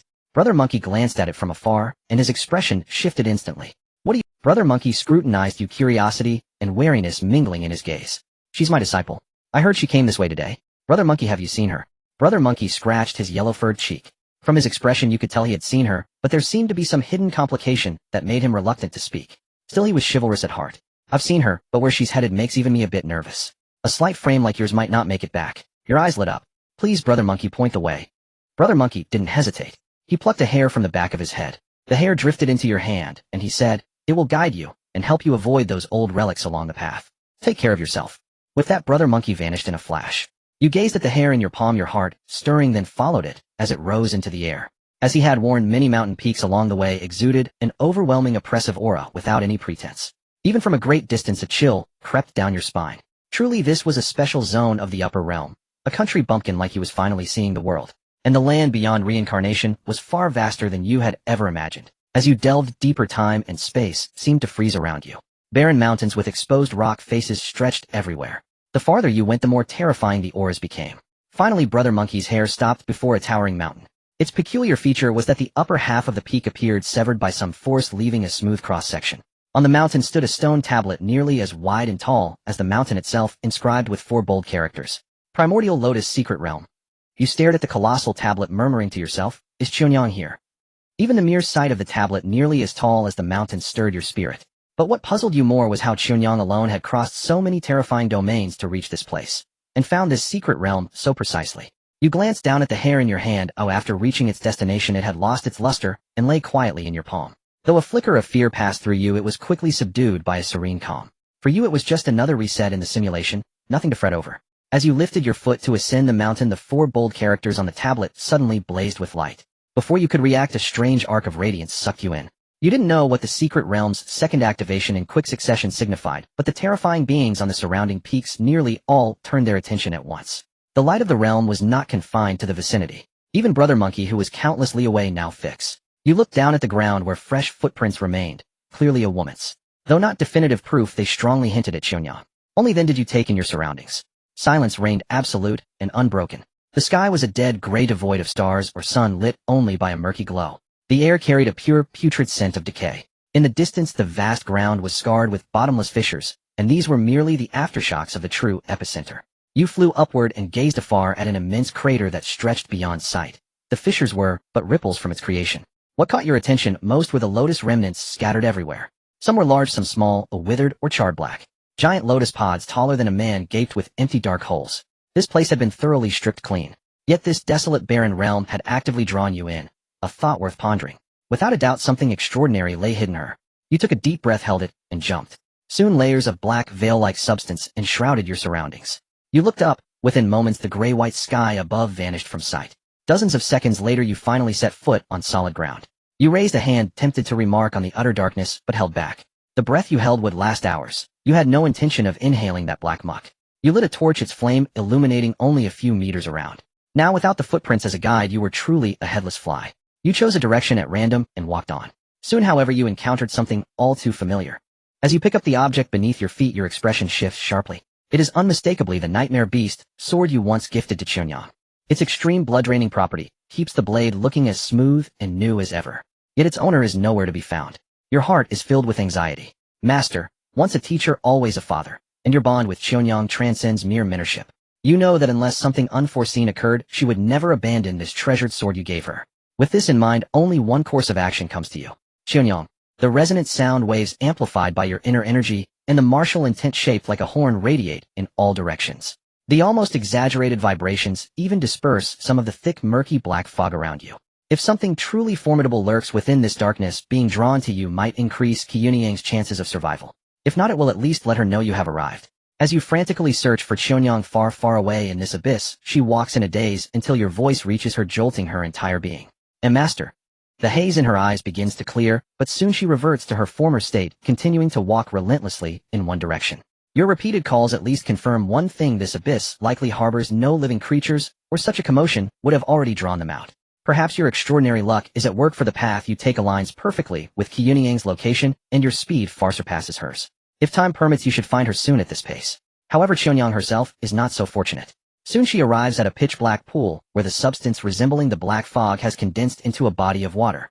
At the center of the pool, a lotus of black and white lies quietly floating on the surface. Step by step, Chunyang enters the water until she is completely submerged. Chunyang, you call out again and again, drawing closer to her position until you too encounter this strange pool. You see the Inyang lotus, ordinary in size save for its colors, and you see. Oh child, I was just looking, not planning to take it. Why the rush, you say, exasperated. Chunyang turns her expressionless face toward you, her blocked throat emitting only strange guttural sounds. Even places you have never been have been claimed by this root first. What a nuisance. But the transformation is far from over. Qianyang's veins begin to swell, rising like earthworms across her body, intensifying until something bursts forth from within. White sprouts emerge, growing upon contact with the air until they firmly root into the ground. You watch in shock, your expression darkening. Damn it. You thought it was a celestial treasure, but it turned out to be some kind of reincarnation ritual. Your martial intent erupts as you try to expel the jade root from Qianyang's body, but it has already fused completely with hers. Her veins have become its roots, her flesh its vessel. Your attempt to infuse life energy only feeds the root, causing it to spread rapidly. Qianyang is losing her human form, transforming into a massive lotus entity. The external changes are also unfolding. Her body becomes a vortex, devouring the dense black mist from the air. You are utterly at a loss. As a mere martial artist, you have never seen or heard of such a phenomenon. Worse, you have no idea how to escape. Damn it, must you start over? Your lips twitch in frustration. You are reluctant to resort to such a desperate measure. All you can do is wait for Qianyang's final outcome. A day passes. She has fully rooted herself underground. You dig to find jade-like lotus roots extending deeper, with white tendrils spreading from every joint. From her mouth and eyes, lotus stems and flower stalks grow. A bud as green as jade sways on a stalk, emerging from her lips. An ordinary person would be terrified by this sight. With this bud, the black mist shifts from her mouth to the flower. Another day later, the bud has tripled in size, still unopened. Qianyang has completely lost her human form, now a series of jade roots embedded in the ground. You can barely find her face among the stems. I've failed you in this life, but will find you first in the next. You feel deep down that Qianyang is gone. Such celestial means capable of resurrection from death must belong to a powerful being even in the upper realms. What keeps you here is curiosity about the final transformation. 40 days pass. Qianyang's body is completely buried underground, and the massive bud has grown to a diameter of over 3 meters. Though dwarfed by the 10 soft-matter lotuses in the abyss, the life force within it astonishes you, richer than that of hundreds of masters combined. Good disciple, still thinking of your master even now. You pat the stalk, now taller than you, producing a booming sound. When this jade lotus reaches perfection, the life energy it holds will be immense. Though it feels wrong to think this over your disciple's corpse, you can still find her again. Perhaps the Tai Su Yang Xian Dan Ding Jing can advance further, completing your foundation establishment stage. You look up at the sky. After days of settling, the black mist in the abyss has thinned, revealing a faint white line above. Another 7 days pass, making it exactly 49 days in total. As you wait for the lotus to fully bloom, ready to claim it, something on the lotus seed pod within the stamens makes your expression change. You suppress your thoughts and sit quietly on the ground. The rich lotus fragrance spreads, its intensity overwhelming due to the size. The jade petals glow with a soft radiance. The suction force intensifies, forming a tornado hundreds of meters high. The black mist in the abyss rushes frantically into the stamens. Hours later, the mist is completely absorbed and the jade lotus fully blooms. On the jade seed pod in the center lies a tiny child, motionless and silent. Were it not for the rise and fall of its chest, it would be indistinguishable from a stone.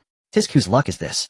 A mere training trip yields such an incredible opportunity. You think you should venture out more often. There is always time for procreation, but once an opportunity is lost, it is gone forever. As time passes, the little being in the stamens grows visibly. Its features become clear. Who else could it be but Qianyang? Apart from the loss of her sun-kissed complexion, she is completely unchanged. Watching her grow, your thoughts wander to less pure places. You wonder if certain parts will regenerate. Just then the secret realm trembles. You glance warily at the surrounding cliffs. If this collapses, you will be trapped here. You cannot bear to die before extracting the opportunity from Qianyang. But your worry is unfounded. The realm only shakes once. Or so you think. Far more violent than an earthquake, waves of tremors assail you, making it hard to stand. It feels as if the entire realm is being shaken by an external force. Your expression stiffens. Damn, is someone really doing this out there?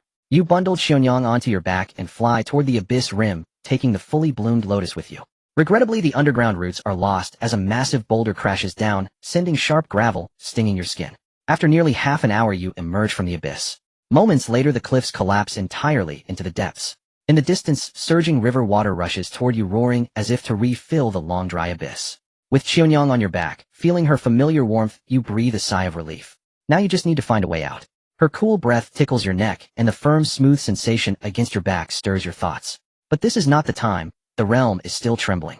After an unknown period, the shaking finally stops. The once bottomless abyss is now filled with water. What surprises you most are the lotuses drifting on the river. You look upstream, pursing your lips. Since we're here, might as well take a look, right? You swear you only intend to look. Clearly the secret realm is being revitalized, and the key is inextricably linked to Qianyang on your back. Mastering this rejuvenated realm would be an invaluable deal. With that decision, there is no need to wait.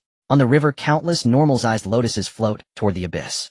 Unexpectedly, the lotus roots Qianyang left behind in the abyss begin to spread. Stems emerge from the crevices of rubble, and leaves rise from beneath the water. Meanwhile, you have flown countless kilometers along the river, yet its end remains elusive. The changes along the way catch your eye. A thin layer of vitality sweeps over the riverbanks. On the scorched, barren land, patches of green suddenly appear. Curious, you descend. In your perception, these life-filled plants seem to materialize out of thin air, their life energy like a mirage, visible but intangible. Yet they are genuinely regrowing. A soft moan sounds behind you. With the tremors over you produce a stew. You looked at Xionyang in your arms, and a question suddenly popped into your mind. Would letting her down cause something like roots or stems to grow back? As if uncomfortable being held, Xionyang squirmed in your embrace. You looked over and met her drowsy gaze. Master! Master! Her voice carried a hint of bewildered softness, the final tone tilting upward, as if in disbelief. This cry was much louder. Xionyang struggled out of your arms and stood up, completely unaware that she wore only the coat you had draped over her. Her skin, once rough from years of martial training, was now so delicate, it seemed breakable, fair, and lovely. Her flesh, exceptionally firm from honing the martial path, had become even more upright. In other words, the volume remained the same, but the elevation had changed. Xionyang threw herself at you, the longing of a long separation gushing out in that instant. After nestling in your arms for a good while, she released her arms from around your neck. She seemed to notice that the color of her skin was different from before. Master, how did you get here? How did you find me? Xionyang blinked, her big eyes lifting her head to rest her chin on your chest. Your hands naturally slipped under the coat to embrace her warm, supple waist. Don't even mention it. You don't know to turn back when you're in trouble. Look at where you've ended up. Your tone held no reproach, only a faint indulgence. To be honest, Xionyang was the disciple you worried about the least. Your previous disciples. Let's not speak of them. Especially that one who had coveted your beauty since childhood. My. Xionyang's nasal tone carried a hint of confusion. It was only when alone with you that her voice took on a girlish, coquettish note, though she was no longer young. She looked around, her expression dazed at the mysterious environment and the sky without sun or stars. Master, where's this place? Seeing her puzzled look, you realized that after accidentally entering this place, her consciousness had likely faded. You patiently explained, this is a secret realm, but there's probably nothing left inside. Then do we still need to leave? Xionyang's gaze drifted as she spoke. You affectionately pinched her delicate nose. The girl wasn't the eldest, but she had too many thoughts. Now what do you think? You pulled her to sit on the bed, which had already sprouted tender leaves. Though some branches had grown, it was fine after laying down a thick cushion. Tell your master what you encountered, or what you remember. Soon Xionyang told you the whole story. It was much as you had guessed, but her consciousness had only faded when she reached the small town. Seeing no useful information, a pair of hands silently seized the high ground. Xionyang's delicate body trembled. It had been so long since she had been intimate with you. Now even skin contact made her break out in goosebumps, her hairs standing on end. Her gaze grew misty, but she actively lifted her head to kiss you. Her slightly cool lips pressed against yours. A faint lotus fragrance involuntarily filled your nostrils. A new question struck you. If you had a child with Xionyang now, would it be a lotus root, a human, or a human lotus root, or a lotus human? The old Xionyang was no more. Before you now was the brand new Mo1 Xionyang. She took wantonly from your mouth, her movements clumsy yet incredibly eager. She pressed you down onto the bed, her watery, glistening eyes gazing down at you from above. Master, I want. The bed brimming with life force was left behind. 4 full hours had passed since Xionyang awoke. In that time the sky's color remained unchanged, still holding that gray-white chaotic glow. Xionyang made herself a new outfit from the clothes you gave her. Though hard to remove, it was better than wandering naked in the secret realm. Now you and Xionyang continued forward along the river's source. Since you were already here, there was no need to quibble over such a small amount of time. The most important thing was that you hadn't yet found a way out. You had tried every method, but none worked. So you had to accept it. The life energy sweeping through the river area continued to release. A few days later, you looked at the river seemingly born from thin air and excitedly flew up. You lifted Xionyang and soared. After such a transformation, her cultivation remained at the organ refining stage. You truly didn't know what to say. The reason you flew up was that you believed such a strange phenomenon must hide something unusual where the river descended. You didn't care about the danger anymore as long as you didn't drag Xionyang into another perilous place. As you neared the spot where the river fell, the space around you and Xionyang suddenly warped with fluctuations you couldn't comprehend. The next moment you found yourselves in a place resembling an altar. On the altar, a blackened white lotus sat silently rooted in the void above. You instinctively held your breath. From the moment you arrived, you could sense a life force radiating outward from that dual-colored lotus. The dual-colored lotus stood silently on the high platform, utterly unchanged by the 2 rash intruders who had stumbled in. It remained tranquil, ceaselessly emitting life energy, as if it were an inexhaustible spring. You exchanged a glance with Xionyang. In your eyes, she saw a deep, consuming greed. A greed that would drive you to shatter every bone in your body just to seize that lotus. Xionyang took a deep breath. Master, let me do it. Her face was resolute as she looked at you, but you shook your head. If danger arose, you could always simulate again in the next cycle. But if Xionyang died, the true Xionyang of this simulation would vanish forever. Even if you started anew, you couldn't guarantee that the next Xionyang would become the one before you now. You suppressed the greed within your heart and began to survey your surroundings. The river's waters flowed out from here, but clearly this was not its source. At the same time a question struck you: this secret realm had been scoured by countless people like a plowed field. Why had this object never been taken? Was it simply because their luck had failed them and they never found this place? You dismissed that thought immediately. Anyone who could rise to such heights of power could not be lacking in fortune. You had never seen a true powerhouse who grew strong merely by picking up scraps. Those who became titans in their own right were all blessed by heaven's favor. Thus, after eliminating all other possibilities, only the correct answer remained. They had not failed to find this place, rather they could not take the lotus with them. If even those mighty beings could not carry it away, you certainly didn't believe you could manage it in your current state.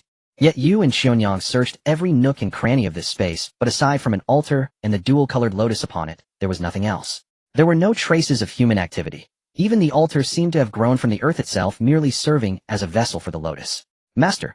Xionyang's big eyes glistened, silently pleading for your permission. Maybe I should give it a try. You were torn with hesitation. In the end you refused Xionyang's proposal. Frowning, you turned your gaze to the empty room behind you. Master. Xionyang snapped back to reality, staring at the now barren altar. She cast a slightly reproachful look your way, though she knew you were only looking out for her, unwilling to let her court danger. At that moment warmth swelled in her heart.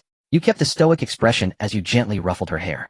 There are still many secrets hidden here. Let's search around first and see if we can find a way out. Xionyang nodded with a soft hum. Just when they thought there was nothing left to discover, she climbed onto the altar. The life energy that had once radiated from the dual-colored lotus began to seep outward once more. Xionyang seemed oblivious to the change, prompting you to immediately rise and grab her by the scruff of the neck, lifting her off the altar. At the same time you realized that this altar was the true source of the secret realm's renewed vitality. You had initially thought the dual-colored lotus was the key, but now it seemed the genuine treasure was the altar that appeared to have sprouted from the earth itself. You narrowed your eyes and placed your hand on the altar, squinting as you felt along its surface. When your fingers found a particular spot, you squeezed hard. A small piece of the altar crumbled in your grip, exposing its interior to both you and Xionyang. You both froze in astonishment. Inside the altar lay a massive egg half the height of a person, adorned with intricate black and white inscriptions and ornate patterns. Your first thought upon seeing it was whether it could be eaten. This thing looked incredibly formidable. The black and white lotus had provided a torrent of life force. The black and white lotus. You had nearly forgotten about that black and white lotus in the abyss. It was there that Xionyang had obtained a jade-colored lotus root, which had triggered changes in her body that you still didn't fully understand. But one thing was certain: during those intimate moments, the life energy she fed back to you was exceptionally rich. Considering the circumstances of both black and white lotuses, could it be that what lay beneath them was far more significant? You tentatively reached out and touched the egg. It was perfectly still, without the slightest tremor. Its surface felt like polished stone, cool to the touch, with the inscriptions and patterns raised and distinctly palpable. The lack of any reaction emboldened you, and you placed your entire hand upon it. Then you fully opened the altar and lifted the egg out. Master, do you sense anything? Xionyang's experience was far less extensive than yours, and she hadn't had her threshold numbed by countless web novels, so her curiosity burned even brighter than yours. After a moment's thought, you retrieved the black and white lotus. The surge of life energy was released once more, not because of the altar, but because of this egg. The life energy that had been leaking outward was merely the overflow from the egg's absorption. There was no time to ponder the terrifying amount of life force contained within the dual-colored lotus. What occupied your mind was whether this lotus here was connected to the one in the abyss. Why had Xionyang's consumption of that jade lotus root triggered the transformation of the entire secret realm? Did this egg hold a living being? Or the entire realm itself? Your mind spun in confusion. This wasn't the kind of puzzle a military commander like you should be wrestling with. Why did Xionyang's life energy begin to flow toward the egg as soon as she drew near, while you remained unaffected? Was it because of that jade lotus root? You attempted to store the egg in your simulation space, but as expected it was impossible. Frowning, you turned your attention back to Xionyang. Xionyang, come here. You pulled her closer, and her life energy began to flow in an orderly stream toward the egg. Feel carefully. Do you notice any changes? Xionyang obediently closed her eyes to concentrate. Just as she was about to give up, a sudden pulse from within the egg startled her. Master. She spun around with a start, her expression twisted in bewilderment as she looked at you. You quickly pressed further. Did Xionyang replied. It seems to be telling me that it can control the entire secret realm. It wants me to take it away. Bang, bang, bang. You are somewhat displeased with this egg that pays you no heed. It was you who discovered it first, so why does it not respond to you? Try communicating with it, see if you can get a definite answer. The life energy drawn from Xionyang remained at a steady pace. After hearing your words, she pressed her hand against the eggshell. Little egg, tell me, what do you truly mean? Xionyang closed her eyes, sensing the fluctuations within the egg with her heart. But it's not like you can be of much use following me. How about you follow my master instead? My master is incredibly powerful. I am your chosen master. Since I am your master, can I gift you to my Why not? My master is truly formidable. Background. My master is the puppet master behind Wolyang City. Who wouldn't greet my master with a respectful senior? You watched as Qianyang struck up a conversation with the egg, a look of surprise on your face. But as you listened, your expression darkened. What did she mean by puppet master behind Wolyang City? Master. Little egg says if you can display your power, it will acknowledge a look of surprise on your face. You were taken aback, it actually worked. However, displaying power was a very vague concept. It could be shown through insight, talent, or strength. Since it wants to see, let it see.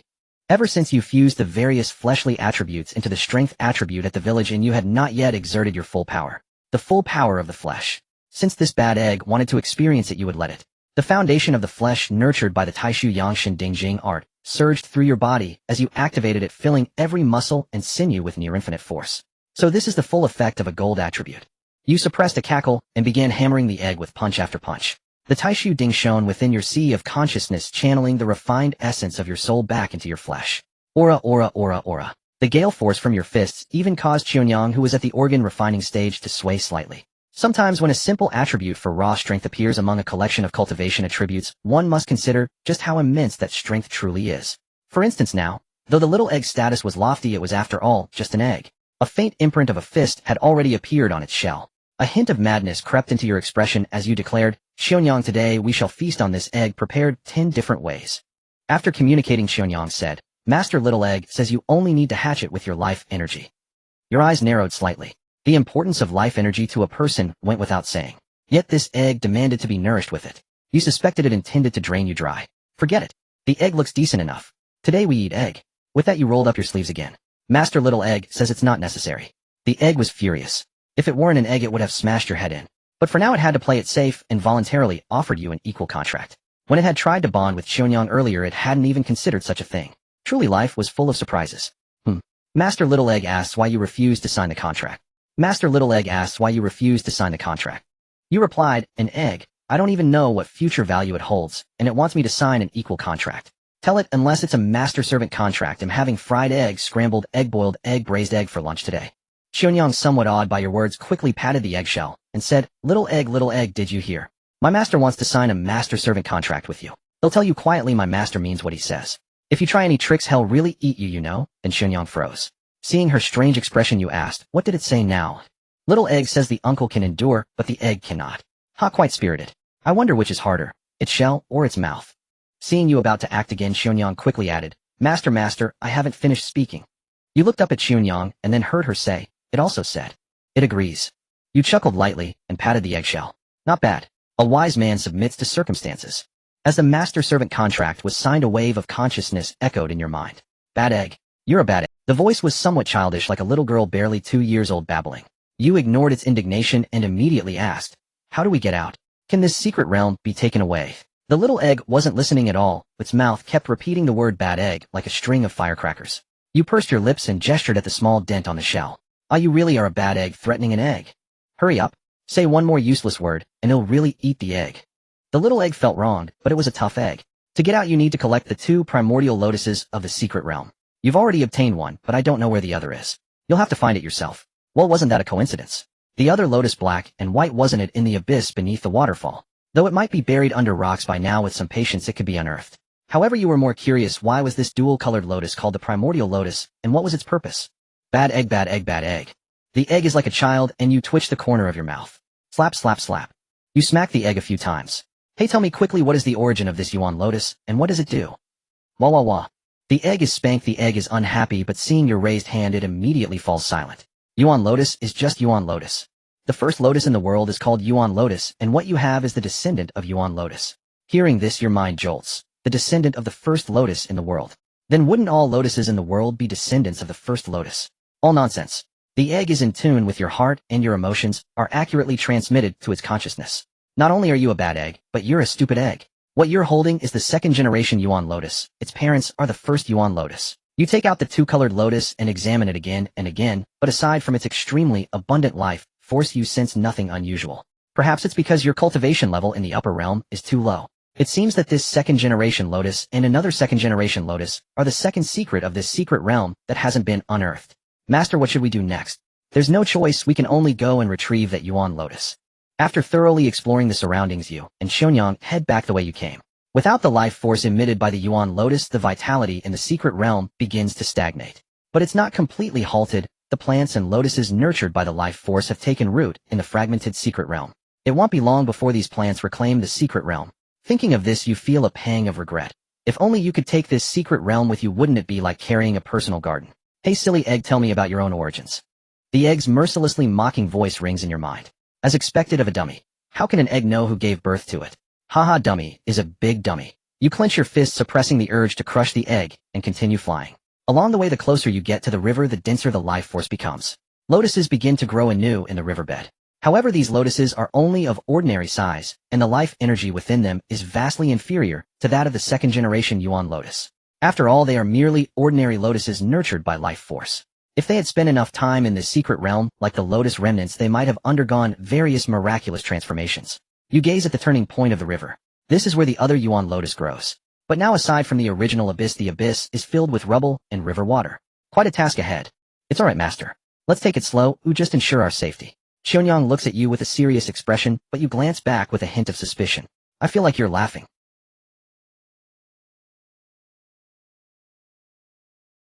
Xionyang looks at you with a serious expression, but you glance back with a hint of suspicion. I feel like you're laughing. Master, Xionyang lets out a coquettish whine. Doesn't master want to spend more time alone with me? You give Xionyang a knowing look of I knew it, and then embrace her. Xionyang, your feelings master understands, but there are others waiting for us outside. You wouldn't want them to worry, would you? Though Xionyang longs for time alone with you, your words make sense. She has been away for a long time. Then, master, how about we first? Xionyang looks at you with sparkling eyes and unties the clasp of her sash. Unfortunately, the only bed you had has already sprouted and come to life, rendering it unusable. So you'll have to make do with heaven as the blanket and earth as the bed in this place. The roaring river is deafening. A small tributary merging into it barely stirs a ripple, only a few white bubbles quickly vanishing in the torrent. After who knows how long, you leap into the abyss filled with river water. As you pass, the surrounding water automatically parts, leaving you enough space to move. Like an eel, you burrow into every crevice.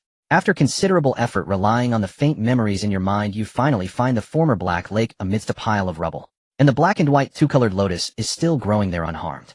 Protecting it is an enormous. The egg is silent for a moment, mumbling something unintelligible. Then it asks you to place both lotuses on its head. The two Yuan lotuses, which showed no abnormality before, burst into boundless radiance the moment they simultaneously touch the egg. Following that, an inexplicable, mysterious sensation washes over you. Outside, the Yuan Lotus secret realm, which had been sitting quietly like a stone tablet, also erupts with an immensely powerful light. This light illuminates nearly half of the samsara's unilluminated land. Likewise, the gazes that had already turned away now shift back to this direction. Within the grand cultivation grounds atop towering peaks, formidable experts emerged one after another from their hidden sanctuaries. A towering figure with a hairy face and a thunderous voice sensed the chaotic yet powerful auras surrounding the secret realm from afar. His strength within the entire cycle-unillumined land was merely middling. There were far too many who surpassed him. Could it be that brat who stirred this up? TSK. Quite audacious. He would never dare to oppose the supreme beings of the cycle-unillumined land. A single misstep could result in his true spirit being shattered and cast out of this place, leaving no time for regret. Meanwhile, the supreme beings around the secret realm were exchanging messages among themselves. Is it those two who entered some days ago? What are their identities? That young girl bears a resemblance to someone. Has she returned? She was banished by all rights. She should not return. But this is the cycle-unillumined land, the land of no burial. She once said she would return. Then let us banish, and the young man who followed behind. His fortune is vast. It is uncertain which clan or senior's disciple he is.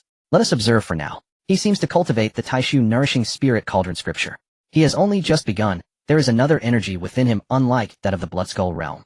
A lower realm being. Should not all minor worlds be under the control of those people? There should be no ascendants. The many experts chattered among themselves, nearly laying bare all your secrets. Meanwhile, you stared blankly at the lotus platform before you. Beyond that, the egg at the center of the platform made the corner of your mouth twitch. With a single slap, you knocked the egg down. Speak. What must be done? Such a vast primordial lotus secret realm belonged rightly in your hands. The egg wobbled upright from the ground, unleashing 100 rounds of impotent fury in your mind. Bad egg, bad egg, bad egg. Then under your relentless threats and coercion, the egg finally complied. Following its instructions, the entire primordial lotus secret realm began to tremble incessantly. You felt your perspective rising higher and higher. The next instant, a brick-like object appeared in your hand, and you stored it within the simulator space. In the next second, space twisted and you and Xionyang emerged into the outside world. As for the loquacious egg, you placed it inside the secret realm and stored it all in the simulator space. But immediately after, your entire body shuddered as the auras of countless great powers manifested around you. Each one was far more formidable than the monkey brother you had encountered earlier, and even breathing felt oppressive. Just as you tried to speak it, Wah. Better to be cautious. Oh, let us banish her. Agreed. And what of this young man? Let us secure the item first. Even if his backer comes seeking us, that is a matter for later. Your face flushed, crimson veins bulging on your neck like thick, grayish earthworms, hideous and grotesque. In the throes of death, you barely forced out a few words. I am under the command of Primordial Heavenly Venerate. No wonder everyone liked to announce their lineage before dying. It truly worked. You gasped for breath, blood racing like a swift river to fuel your pounding heart. Primordial Heavenly Venerate. Do you, a mere brat, even comprehend what realm a Heavenly Venerate occupies? How dare you claim to be his disciple? Your rapid breathing betrayed your inner turmoil, yet you maintained a calm facade. Deceive these people, and you live, or fail, and you die. And you were not afraid of death. You simply felt that this simulation should not end yet. Not to mention the children and wives waiting at home. The secrets surrounding Xionyang alone were worth delving into for some time. I am the very son of Primordial Heavenly Venerate. Who dares to kill me? Though you knew not whether the realm of Heavenly Venerate existed in this world, aside from that you only knew of the Heavenly Jade Emperor. Yet you were uncertain if this world truly harbored a Heavenly Venerate bearing the title of Primordial. The great powers before you, though called mighty, were naturally inferior to the Heavenly Venerate at the apex of the Bloodskull realm. A Heavenly Venerate honored by heaven represented an authority, a fearsome state of invincibility below the Heavenly Venerate. Even a quasi-Heavenly Venerate was not to be trifled with by these people. In the 3,000 years since I entered this place, I have never heard of any Primordial Heavenly Venerate. Then you have now. The experts were momentarily at a loss for words. To verify the truth of your claim, they would have to leave the Cyclone-illumined land, how otherwise they could only await newcomers. What do you doubt? Your gaze turned cold. If you do not believe, then kill me. My father has means to resurrect me. I wonder if you can withstand the wrath of a Heavenly Venerate. Though these beings could crush you like an ant, the mere mention of Heavenly Venerate made them hesitant. At that moment you felt you had gambled correctly. In this world, the most important thing was not martial prowess. Martial prowess was useless. What truly mattered was worldly wisdom. And when abroad, one's identity was self-proclaimed. As the personification of the Tao and Taoist philosophy, Primordial Heavenly Venerate held an immensely lofty status. The mere utterance of his name made you sense something gazing upon you from the invisible. This feeling grew stronger the more you chanted it in your heart. The other experts within the confined space were likewise observed by this gaze. An invisible pressure spread. Remember, this was the Cyclone-illumined land, a minor realm independent of the heavenly Tao of the Bloodskull realm. Yet now someone had breached the barrier and cast their gaze downward. At this point they no longer doubted your identity. The expert who had seized Qi. Seeing the silent stance of those powerhouses, your arrogance grew even more rampant. Though you were merely bluffing, pretending to be a big shot, since you had already put on the act, there was no reason to back down. After all, you were now representing the face of Primordial Heavenly Venerate. These mere natives were nothing but dogs and chickens before a celestial dignitary. The powerhouses present were all cunning old foxes who had lived for millennia, or even tens of millennia. Although doubts lingered in their hearts, they would not go out to verify the truth. Yet they were unwilling to let you off so easily. Thus someone secretly transmitted a voice, that senior who has been sleeping deep within the burial ground for 30,000 years. What if? Are you mad? That is a true quasi-Heavenly Venerate level figure. His slumber is not to be disturbed by such trivial matters. I have heard that the greatest treasure within the Yuan Lotus secret realm still remains. Are you willing to let this unknown brat take the entire secret realm away? Are you all willing? If that's the case. You swaggered arrogantly before a group of big shots holding Xionyang ready to leave. Then a somewhat dignified voice rang out in the field. Hold on. You paused in your steps, then turned around and said insolently, what else is there? I doubt it. That senior entered the burial ground precisely to break through to the Heavenly Venerate realm. The Yuan Lotus secret realm holds ancient legacies, or perhaps it contains something he needs. When the senior feasts, we can at least sip some broth. If that's the case. You swaggered arrogantly before a group of big shots holding Xionyang ready to leave. Then a somewhat dignified voice rang out in the field. Hold on. You paused in your steps, then turned around and said insolently, what else is there? The speaker continued. Young friend, your status is extraordinary. We would like to fulfill our duties as hosts and properly entertain you. You aren't too busy, are you? You knew that saying you were busy at this moment would likely arouse suspicion or even lead to immediate exposure. So you clasped your hands behind your back, lifted your chin slightly, and said, lead the way. The two of you were led to the foot of a mountain, which was also the domain of a certain powerful figure. As soon as you sat down, various precious fruits and spirit fruits were laid out. You glanced around and spotted 14 powerhouses nearby, with countless more hidden in the shadows. You tried to keep your expression unchanged, determined not to be seen through. Young friend, this is a 5th grade spirit fruit I planted when I entered this burial ground. Try it and see if it suits your taste. Following the direction the man pointed, you picked up a red, jade-like fruit about the size of a longan. As it entered your mouth, a surging torrent of energy filled your body. Your inner force grew significantly, and even the foundation of your physical body, tempered through the Taishu nourishing elixir cauldron scripture, expanded several-fold. After eating just one, you didn't reach for another. The food is passable. Your demeanor, as if you were casually tasting ordinary fruit, left the 14 powerhouses frequently clicking their tongues in amazement. On one hand, they marveled that the son of a heavenly venerate could consume 5th-grade spirit fruits as mere snacks at such a young age. On the other hand, they couldn't help but envy your heavenly venerate background. The colleague who had gone to awaken the senior had not yet returned, so the 14 could only continue tossing out topics. But to you, a modern person who had read countless web novels, you answered fluently. As time passed, the powerhouses grew increasingly anxious. The senior's resting place was not far, yet he had not come. They began to harbor ominous premonitions. Could it be that the quasi-heavenly venerate had already transformed and decayed in these 30,000 years? Meanwhile, you were equally panicked, knowing full well that the longer you stayed, the greater the chance of exposure. You could only silently pray that your heavenly fortune trait would come through. After all, it was a golden attribute. Nearly 2/4 of an hour passed. You stood up calmly, casually brushing off your clothes, which were not dirty at all. Esteemed seniors, I've had my tea and eaten the fruit. May I take my leave now? The powerhouses present, each with their own thoughts, could only smile awkwardly and say, since the young friend has other matters, we shall not detain you. If there is another opportunity, we shall drink and converse joyfully with you again. You nodded lightly. Rest assured, I will return before long. At these words, the expressions of the powerhouses shifted instantly. Young friend, do you have a way to re-enter the burial ground after leaving? Naturally. This is my 3rd time entering here. Is there anything strange about that? Your calm and casual demeanor made the powerhouses' hearts pound again.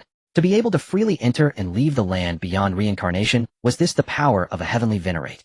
The authority wielded by a heavenly venerate was still far too distant for them. The Bloodskull realm had 8 cultivation stages.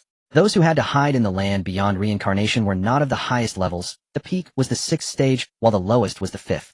But for you, these stages were still too high. The 8 stages, starting from chi absorption, were foundation, establishment, spirit preservation, sitting, forgetting, manifestation, unattached, return to truth, and heavenly venerate.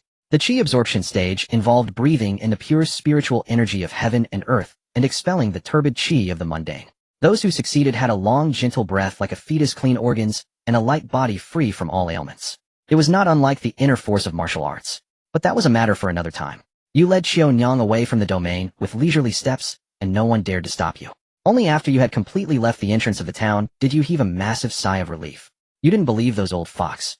Xiaonyang had remained silent all this time, and even now she did not speak. Upon hearing your words, she quietly took your hand. You frowned and looked at her. What's wrong? We're going home, and you still look so glum. Xiaonyang shook her head. What Master said is only one reason. What's wrong? You should be happy to have escaped from so many powerful foes. You gently ruffled Qiunyang's head. Xiaonyang turned around, pushing against your hand, and looked at you.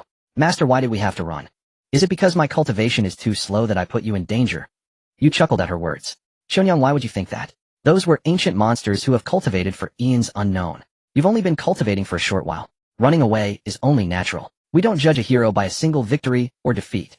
Qiunyang's eyes sparkled. Master is right. One day we will return. And beat them until they're crawling. Come on, let's go home. 3 days later, you and Xiaonyang finally returned to the prince's mansion in Wuliang City. Master, senior sister, husband, Xiaoyan. A chorus of greetings arose. The bevy of beauties surrounded you, evoking a long-lost desire for a night of shared slumber. However, Qin Gi's voice transmission rang in your ears. Those people from the great clans have come again, but this time they've stopped 100 li away, seemingly extending an olive branch.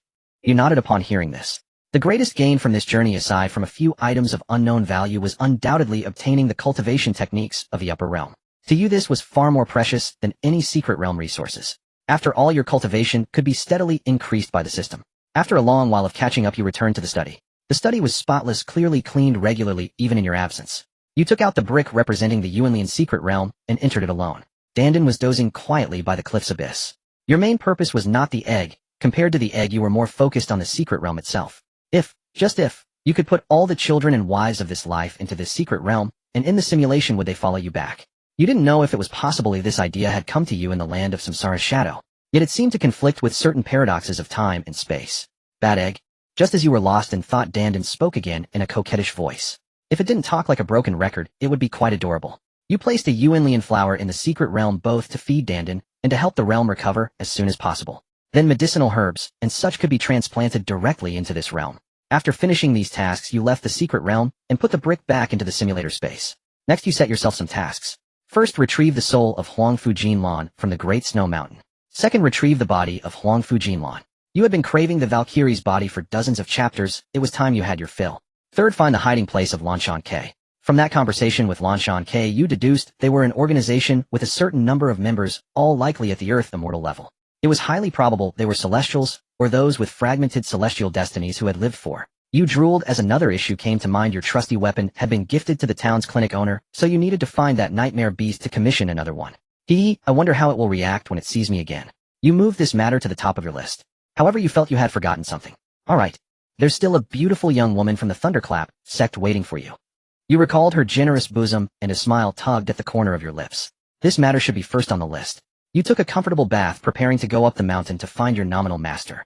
But just then a flock of women blocked you at the study door. Husband, you've just returned home. Where are you off to? Qin Gi said sweetly beside you. With someone starting the attack, Chuanyang Qi Xian and the others dared to follow suit. In an instant you were engulfed in a rich fragrance. It was 2 months later when you finally left the prince's mansion again. It was now the end of the 37th year of the simulation. Nearly 4 months had passed since you parted ways with your beautiful master. At the purple bamboo peak of the Thunderclap sect, a man with a feminine face was playing Go with Lu Jiajing in front of her house. My lady, you're distracted again. Lu Jiajing snapped back to reality and looked at Fang Xianyan apologetically. Sorry, Ayan, let's stop here for today. Fang Xianyan was taken aback. But we've only just started. On the Go board, only a dozen or so stones had been placed. Lu Jiajing shook her head. I'm not feeling well today. Let's call it a day. Fang Xianyan had no choice but to pick up the stones one by one and put them back into the bowl. Seeing Lu Jiajing about to enter her room, he followed with some confusion and asked, My lady, what's wrong with you? Ever since I came out of seclusion, you've been listless all day.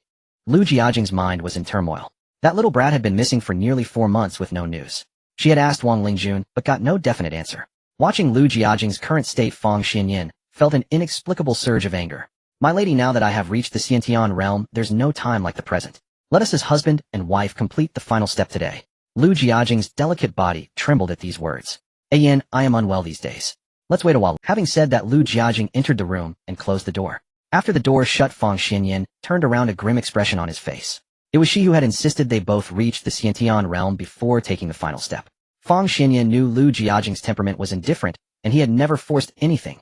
Even holding hands in daily life felt like happiness. But ever since he came out of seclusion, the most obvious change was Lu Jiajing's attitude toward him. It was nowhere near as warm as before. Moreover, whenever he tried to hold her hand, now she would evade him. A thought that was hard for him to accept was taking root in Fang Zuanyan's mind. Especially when he saw the unfinished bamboo hut next to Lu Jiajing's. That thought took root and spread rapidly. Just at that moment, a clear, crisp voice rang out not far away. Sister Lu, I'm back. Who are you? As your words fell, a strange man gazed at you coldly, his eyes filled with wariness. In a split second you deduced his identity. Wasn't he supposed to be in secluded cultivation? Yet here he was emerging so soon.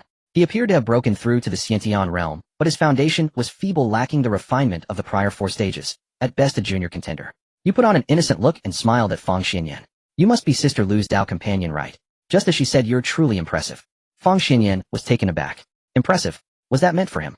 Had Jiajing really described him like that? Fang Xianyan felt a bit embarrassed by your words, especially coming from another man, lending them credibility. And you hesitated, then said, I have no talent for martial arts, but Sister Lu saw some potential in me for alchemy, so she kept me here to assist her and teach me a few things. I see. Fang Xianyan reached into his robe and pulled out a golden bracelet. Then you could be considered Jiajing's disciple. Take this as a gift. This, isn't it too valuable? Fang Xianyan observed your reaction. An honest one. It's fine for Jiajing to have a disciple to look after her on Purple Bamboo Peak. Besides, this youth looks no more than 18 or 19, so nothing improper could happen between him and Jiajing. Fang Zuanyan's expression turned serious. Just take it when told. It's just a trivial trinket. Trivial, you say? You silently scoffed, but respectfully accepted the gift. Then Fang Xianyan descended the mountain and left. Watching his retreating figure, a strange smile curled on your lips. Tisk cuckoldry right before the husband's eyes. Sounds thrilling. You turned and met Lu Jiajing's gaze as she stood by the doorframe. A white cloak draped over her shoulders, its open front revealing a dark green qipao beneath. The dress clung to her from neck to knee, the buttons barely holding. The fabric over her chest strained to the point of distortion, threatening to burst. Her waist, slender enough to encircle, gave way to explosive curves that stretched the material taut, making it seem fragile. Lu Jiajing looked at you, stepped forward from the threshold, and let the white cloak slide off her shoulder, exposing a smooth, full pale shoulder. You averted your gaze after a single glance, swallowed the saliva in your mouth, then looked up again. You quickly ran over and hugged Lu Jiajing from the lowest step. She was momentarily stunned, but the familiar scent in her nostrils kept her from pushing you away. You rubbed your face against her chest, nuzzling deeper. Feeling the movement against her bosom, she nervously scanned the surroundings. See, did you miss me? Lu Jiajing smiled, looking at you with affection. Little Jinbao left without a word, just a letter, and disappeared for nearly 4 months. What do you think? But she didn't ask where you'd been. You didn't offer an explanation either. Sister, even though I was away for 4 months, I didn't Really? Lu Jiajing looked skeptical, but in her heart she believed you. In that case, let me test you. Lu Jiajing took your hand and led you to a 3-hole alchemy furnace. I had this furnace specially made for you by the sect. See if it suits you. Your heart warmed at her words. This was genuine care from a master, unlike old Meng in the second simulation, who was stingy even with an old furnace. Far away in the Patriarch Hall, old Meng sneezed 4 or 5 times. Who's talking about me? Thank you, sister. You thanked her innocently, then sat cross-legged before the furnace. 4 months was neither long nor short. You had to show the progress expected and a little extra to surprise her. It was a delicate balance. Slowly the aroma of herbs began to spread from the furnace. Lu Jiajing stiffened as she caught the scent. A 3rd-grade pill. Little Jinbeo's talent is astonishing, but his martial arts aptitude is too poor. Without sufficient internal energy to control it, 3rd-grade pills are probably his limit. Yet she recalled a pill formula that could help weaker martial artists improve their cultivation. However, it required several herbs from the pill she was refining to stabilize Fang Xuanyan's realm. This put her in a dilemma. As she hesitated, the furnace temperature rose rapidly. With a slap on the furnace, the lid blew off. The explosion made Lu Jiajing instantly teleport in front of you to shield you from the blast. But the heavy lid crashed straight toward the bamboo house, smashing through its roof. You had noticed earlier that the annoying bamboo building had been repaired. That wouldn't do. If you slept separately, how could you grow closer to your sister Lu? Are you alright? Lu Jiajing frowned, checking on you. Relieved to see you unharmed, she relaxed. Thank you, sister. Lu Jiajing shook her head and retrieved the pill from the furnace. Though there are still impurities, it's indeed a 3rd grade. It seems little Jinbeo's alchemy talent is as good as you said. You put on a shy expression, then said worriedly, sister, about the bamboo house. Lu Jiajing turned her head upon hearing your words. The once pristine bamboo hut now had a gaping hole in its ceiling through which a thin wisp of black smoke leisurely drifted upward. Controlling the alchemy furnace to precisely land its lid on the bamboo hut's ceiling beside Lu Jiajing's own dwelling was no easy feat. She gave a playful, reproachful smile and said, forget it, I'll fix it when I have time. The plan worked. You maintained your facade of an honest simpleton, but inwardly you were overjoyed. From Lu Jiajing's attitude toward you today, it seemed the 4 months of separation hadn't cooled your relationship. Instead, the reunion ignited a passion akin to newlyweds parting briefly. Elder sister Lu, let me cook this time. I've learned a delicious new dish. I'm sure you'll love it. All right. Lu Jiajing, like an elder sister, encouraged everything you wanted to do. Soon evening arrived. After dinner, you and Lu Jiajing returned to the room. A faint candle flickered as she sat at the desk writing something. You paid little attention, quickly laying out your bedding on the floor. Meanwhile, Lu Jiajing was refining the pill formula that could elevate your cultivation. Xian Yin is already at the Xiantian realm. Little Jinbao hasn't even begun martial arts at this age. Xian Yin will surely understand my decision. Lu Jiajing had stopped hesitating after you successfully refined a 3rd-grade pill. Fang Xian Yin had already broken through. Stabilizing his cultivation was merely a matter of time. But she needed to elevate that certain someone's cultivation as soon as possible. Perhaps within her lifetime, she might even touch upon the Lianzong realm. A sharp, cold winter wind blew through the crack in the door, extinguishing the candle after a few flickers. This was your cue for a performance. Elder sister. Your trembling voice sounded behind Lu Jiajing. But with no moonlight tonight, she couldn't find the flint. She could only comfort you. Little Jinbao, I'm here. Don't be afraid. Though you answered quickly, Lu Jiajing clearly heard the tremor in your voice. Without a second thought, she stood up and pulled you into an embrace.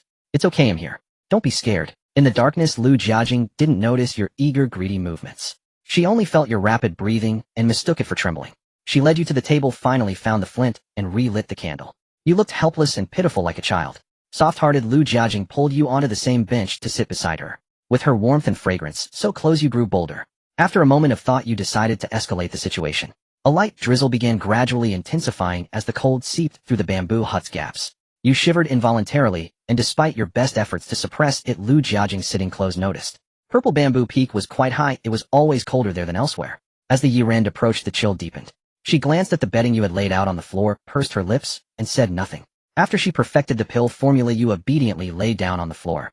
Lu Jiajing bit her lips silent and climbed into. Lu Jiajing convinced herself, then said with a slightly trembling voice, Little Jinbao, it's cold on the floor. Come sleep on the bed. At first you seemed stunned, then said with some uncertainty, Elder sister, is that appropriate? Besides, I met your Dao partner today. He's very handsome. Hearing this, Lu Jiajing bit her lip harder. Ignoring your resistance, she grabbed your hand and pulled you up from the floor. It's the dead of winter. I'm just worried you'll catch a cold on the floor. What are you thinking?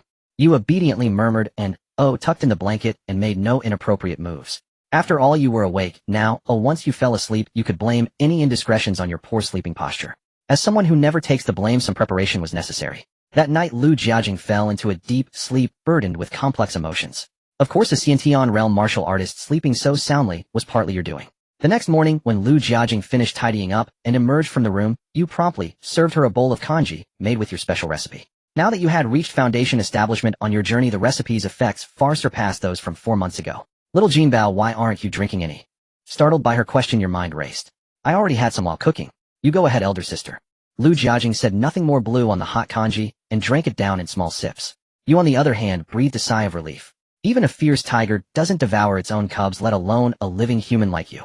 For 3 consecutive days, Fang Xianyan had come to the purple bamboo peak. Each time he arrived, you happened to be practicing the art of alchemy, which further elevated his favorable impression of you. He too had once been a mediocre martial artist, but through sheer diligence he had achieved his current standing. Jinbao, this is a pill someone gave me before. It's quite good for tempering the Bodhi's foundation. Here, take it. Your gaze shifted from the alchemy furnace. This doesn't seem right. You weren't sure if Fang Xianyan was simply extending his affection for your sister to you, but the thought of the future events that would unfold filled you with a sense of guilt that made you tremble. Oh, what's the big deal? These are just trivial things. If your sister Lu weren't busy, she could churn out a pile of them in no time. I just happened to have some on hand. Unable to refuse, you accepted the item. A small gain was still a gain, so you wouldn't stand on ceremony. However, today, Lu Jiajing once again dismissed Fang Xianyan after only a brief conversation, claiming that he had just broken through and needed time to stabilize his cultivation. Fang Xianyan took it as a sign of her concern. After he left, Lu Jiajing produced a bottle of pills exuding a rich medicinal fragrance and handed it to you. Little Jinbao, use these. They will help you quickly enter the path of martial arts. You raised an eyebrow, discerning the scent of many fine ingredients from the pill's aroma. Sister Lu, then, I want 2 people 2 gifts of pills, and you responded with different attitudes. What you didn't know was that this bottle of pills had diverted several herbs that Lu Jiajing had originally prepared for Fang Xianyan. Since he had already reached the Xiantian realm, spending more time stabilizing his cultivation would render the pills unnecessary. But Fang Xianyan wouldn't listen. Whenever she tried to do what was best for him, his rebellious nature and male chauvinism would surface. So half a month later, Fang Xianyan announced another seclusion. The wind and snow rustled outside the bamboo hut. You blew out the candle and climbed into bed. From under the covers, you reached out a hand to grasp a delicate hand that had been extended toward you. Sister Lu, brother Fang has announced seclusion again. There shouldn't be any problem, right? He's already at the Xiantian realm. Oh, what could go wrong? Instead of worrying about others, you should focus on improving your own. I think you're just avoiding refining higher grade pills. You turned your head to look at Lu Jiajing. Even under the thick quilt, her reclining form perfectly outlined her figure. Sensing your intense gaze, she opened her eyes and turned her head as well. In the pitch-black room, your gazes collided. You leaned closer toward her, the fresh scent of medicinal herbs filling your nostrils. The atmosphere in the room instantly turned intimate. You slowly inched closer, but just as you were about to steal a kiss, Lu Jiajing suddenly came to her senses. Without a word, she turned over, presenting her back to you. You weren't in a hurry. As she scooted away, you followed until she had no choice but to reduce the shared space when she needed to turn again. Your warm breath brushed against the skin of her throat, sending goosebumps across her entire body. Yet she remained silent, as if she had already fallen asleep. A smile curled at the corners of your lips as you watched her in the darkness. The next morning, you woke up feeling suffocated. You're nosed. Your sleepy expression, coupled with an innocent tone, quickly calmed Lu Jiajing. But when she lowered her head and inadvertently saw something, her entire body turned as red as a boiled shrimp. Her delicate, translucent earlobes seemed about to drip blood. Sister, why is your face so red? You knelt up on the bed and reached out to touch Lu Jiajing's forehead. Sister, are you running a fever? As you spoke, you leaned in even closer. As the saying goes, the shortest distance between 2 points is a straight line. In reality, there was still more than 20 centimeters between you and Lu Jiajing, but you had already touched her. You wanted to see what was wrong, only to find that the phenomenon of not seeing your feet when you looked down had occurred here. You. Lu Jiajing stammered, her voice trembling with a hint of tears. Then with a thud, she ran out. A flurry of wind and snow rushed in through the open door. You watched her retreating figure helplessly, click your tongue and muttered to yourself, so easily flustered. With a figure that looked so experienced inside, she's still a little bunny. You got up and got ready. Dressed, you stepped outside the purple bamboo peak. Last night's wind and snow had been heavy. Standing at the cliff's edge, you saw that the entire thunderclap sect was now blanketed in white. You closed the door and walked into the nearby purple bamboo grove. With a sweep of your energy, the snow on the bamboo fell away. Purple once again became the dominant color of the peak. You then began to idly sweep the snow. After leaving the purple bamboo peak, Lu Jiajing was in a state of turmoil. Without knowing how she ended up at the peak where Fang Xianyan resided. Although he was in seclusion this time, it was only to stabilize his cultivation, so he wasn't completely unavailable. Xiaojing, what brings you here? Fang Xinyan sensed the disturbance at the cave's entrance and immediately emerged. He was surprised to see Lu Jiajing. Her mind was still occupied with what had happened in the bamboo hut, leaving her flustered and at a loss. Xiaojing, did you come specifically to see me? Before Lu Jiajing could respond, Fang Xinyan spoke again. She took the opportunity to nod awkwardly. Why didn't you bring Jinbao over for a visit? I still have some things I wanted to give him. I suppose I'll have to rely on you to pass them on. Lu Jiajing hesitated, but Fang Xinyan had already turned back into the room and retrieved some small trinkets. She silently took them. What's wrong? You seem a bit off today. Fang Xuanyan's words brought her back to her senses. After a moment's thought, she told him about the missing herbs and the pills. Fang Xinyan chuckled upon hearing this. What's the big deal? If my realm is unstable, I can just nurture it myself. There's no need to rely on pills for everything. He continued, is this why you came to see me so early in the morning? As he spoke, he took 2 steps closer to Lu Jiajing. He reached out to brush the snow off her shoulder, but she subtly avoided his touch. The smile on Fang Xuanyan's lips faltered, and he fell silent. It seemed they had run out of things to say. By the time Lu Jiajing returned to the purple bamboo peak, the snow in front of the bamboo hut had already been cleared by you. Sister Lu, you're back. Did you go out for breakfast? If you haven't eaten, I saved some for you. Lu Jiajing looked at your carefree demeanor, and her mind drifted back to the scene in bed that morning. It's true little Jinbao grew up without parents, so no one ever taught him about those things. But I've heard that holding it in can be bad for one's health. Maybe I should find someone to teach him these things. Lu Jiajing was lost in thought until you brought her a bowl of congee seasoned with your secret 50% recipe. She snapped back to reality, a faint unnatural blush coloring her beautiful face. Why does today's congee smell even more fragrant than usual? You puffed out your chest with confidence.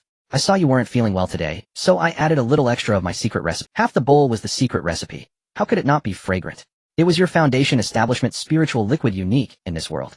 Lu Jiajing drank the congee in gulps and immediately felt a change in her body. Not only did she feel lighter, but the knot in her heart seemed to loosen. However, her expression turned serious. She said to you, little Jinbao, I know you care about me, but you should use such precious things on yourself. Even someone at the Xiantian realm can benefit from it, so you can't. Sister, rest assured. I've already had some. You quickly cut her off, afraid that if she continued, she'd insist on seeing you prove your words by sacrificing your son. As you took the bowl, Lu Jiajing seemed to remember something and asked little Jinbao, the new year is just a few days away. Yes, the new year was coming, and you and Lu Jiajing still hadn't made any substantial progress. You had to speed things up.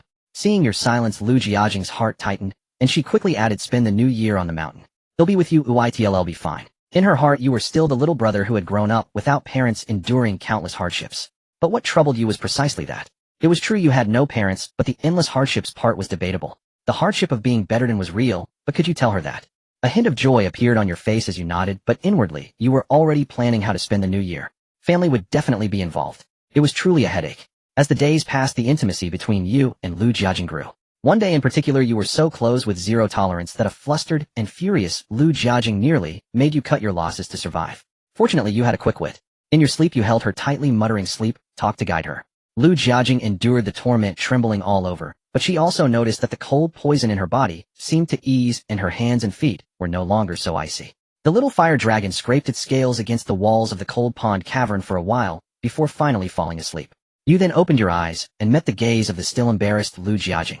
Your innocent wide eyes were highly deceptive, and she could only resolve to find a good teacher to educate you on such mat. You didn't hide your own aura either. The overwhelming presence, far surpassing that of an ordinary earth immortal, clearly intimidated the newcomer. You flatter me, brother. I am here seeking my kin. My children are in the city not far from here. I hope you will allow me passage. The newcomer was completely shrouded in a black robe. Although his aura was released, much of it was concealed within the garment. You're welcome. Just tell me the names of those you seek. Perhaps I know them. The black-robed man paused for a moment, then slowly uttered several names.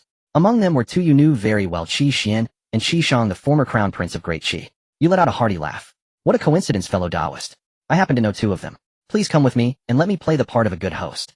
Your laughter was cheerful, but it soon faded because the black-robed man hadn't moved an inch. What's the matter, fellow Taoist? Don't you trust me? The smile remained on your lips. An Earth Immortal's life force. Honestly, it was hard not to smile. After a long deliberation, the black-robed man spoke slowly. Brother, what conditions must I meet for you to allow me to take those 2 away? You flashed a mouthful of white teeth, looking like a warm-hearted neighbor boy. But the words that followed were far from heartwarming. They were more like heart-tripping. You've come alone, fellow Taoist, and you've made my mouth water. Such blatant words angered the black-robed man. Do you really think you can definitely devour me? We are both Earth Immortals. Do you truly believe I fear you? There will come a time when you do. Since that is the case, let us first settle this with a bout, fellow Taoist. The black-robed figure struck first. The moment he moved, the surroundings seemed to darken by a degree. You furrowed your brow as your martial intent enveloped your entire body. The next second, a sizzling corrosive sound echoed from outside your martial intent.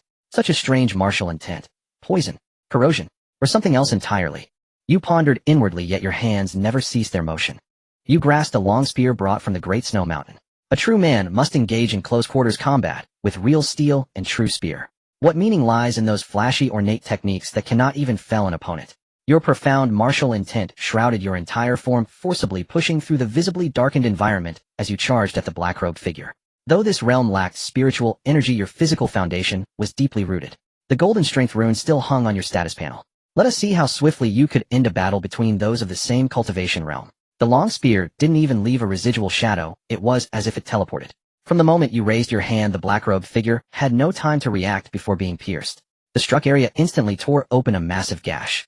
Although a terrestrial immortal had reached a superhuman level, such a blow that pierced through the body would severely deplete one's vitality, unless they possessed monstrous regenerative abilities like a nightmare beast. Yet the black-robed figure continued its reckless charge, unhindered even by the gaping hole through its chest and abdomen. It produced a long blade from somewhere and swung it straight at your head. Your brow twitched. Such disregard for one's own body was clearly suspicious. You hadn't tired of this simulation yet, and had no desire to be traded off by a lesser opponent. You withdrew to dodge the descending slash, but a stream of black traces surged toward you.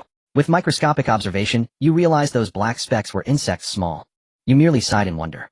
Countless martial artists walked the world, each excelling in their own domain. You knew of a place where literary talent flourished, and everyone played with insects. Since close combat was countered, you had no choice but to unleash your ultimate technique, Dragon Elephant Great Seal. A hand seal entwined with dragons and elephants materialized out of thin air.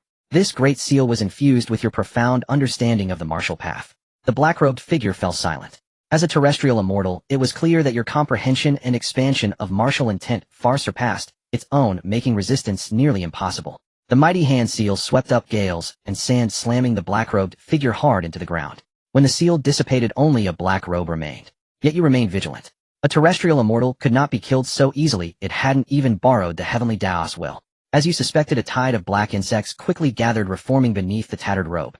Fellow Taoist is formidable, but killing me would surely cost you greatly. How about we call it a draw? I will no longer mention seeking anyone. I will never bring up the matter of finding that person again. After that utterly unreasonable slap of yours, the black-robed figure clearly showed signs of backing down. After all, few on this continent could directly shatter its insect body. But such good fortune didn't exist, provoking a fight, and then simply walking away when losing. I said I covet your body, fellow Taoist. Why not grant my wish and stay put? The black-robed figure was at a loss for words. Beneath the hood, its eyes were bloodshot, yet even more so, tiny insects crawled ceaselessly through its pupils. Since you refuse to stop, let us see who can endure longer. The black-robed figure was clearly incensed by your attitude. Though your strength surpassed its own as fellow terrestrial immortals, killing it required more than what you had displayed. Its insect body could continuously resurrect as long as it didn't reach a critical point of death, fully restoring health and cooldowns. In an unknown fight, it truly didn't fear you. However, it overlooked one question: was your strength truly limited to what you had shown? You grinned savagely, cackling as you charged at the black-robed figure like an armored warrior on a battlefield. In your left hand, martial intent, in your right, the essence of life. From both your perspectives, your martial intents were of the highest caliber, yet their qualities differed, especially with your supplementary intent aiding you. The black-robed figure hesitated before crushing a life-saving pill. You heard the wind. Know the sound of insects in a special state fluttering their wings. This time its attack power had doubled. Your grin widened. Stronger was better, it made the meal more satisfying. You thrust your long spear, piercing holes into the black-robed figure's body. Though each wound healed quickly, you sensed it was struggling. As terrestrial immortals' borrowing power was evenly matched. Or perhaps the heavenly Tao could only lend so much. This world's foundations had long been drained. Every terrestrial immortal acknowledged by the heavenly Tao was precious. It wouldn't. You stared at the black-robed figure with bloodshot eyes, a mix of grief and fury. 8 extremes collapse. Great creation, heavenly palm. Azure heaven dragon transformation palm. 9 heavens thunderous double leg kick. Each move, though not drastically increasing in power, was imbued with your perfected martial intent, encompassing the essence of 36,000 secret manuals and techniques. Every strike carried thousands of variations. The black-robed figure struggled to parry, its tattered robe hanging like rags. As you watched its aura wither, you could find no way to retain it. This was pure life energy wasted so wantonly. You nearly burst with frustration. Why had it chosen to come when you lacked your dining tools? How infuriating. As you thought, your punches grew faster. The golden strength rune now demonstrated what it meant for the left fist to deal high damage and the right to deal even higher. Half of the black-robed figure's head was blasted to dust by your sudden close-range punch. Fellow Taoist, why not show mercy and let bygones be bygones? The black-robed figure maintained an eerily stable demeanor throughout, its tone unchanged even after having its head blown off. You, consumed by rage, failed to notice this anomaly. Meanwhile, at Thunderclap Sect and Boundless City, the distant turbulent weather alarmed all martial artists at the Xiantian realm and above. Those below that level couldn't even perceive it. Sister Gi, will Master be alright? Chuanyang, holding the 80-year-old Wang Lingjing, looked worriedly at Qin Gi beside her. You should worry less about him being killed and more about him luring that Lu fellow back. That makes sense. Chuanyang also watched from the side, but after the events in the land beyond reincarnation, she had unconditional faith only in you. Show mercy and let bygones be bygones. Are you truly human? You looked at the black-robed figure with a hint of mockery. After beating this punching bag for so long, if you still couldn't discern something, you would be truly inept. Hey, are you actually the National Preceptor? No, the new ruler of Great Qi. The black-robed figure halted. How did you know? Its voice changed, now resembling the strange sound of crushing brittle insects. It removed the robe, revealing a new face. Your brow rose. You admitted your target demographic had just expanded. Why do you look at me like that, fellow Taoist? Just because I am a woman. The National Preceptor's expression remained unchanged, unruffled by your somewhat offensive gaze. No, you are only— My gaze is reserved only for beautiful women, and your appearance, National Preceptor, suits my taste well. The National Preceptor gazed at you calmly, still unmoved by your nearly provocative words. Since you favor this flesh of mine, if you release brothers Qishang and the others, granting you a kiss would be no great difficulty. Heh, your smile seemed out of place here. Do you think with your strength you can escape my grasp? The National Preceptor's strength was considerable, but ultimately no match for you. You coveted her body, and you also craved to devour it.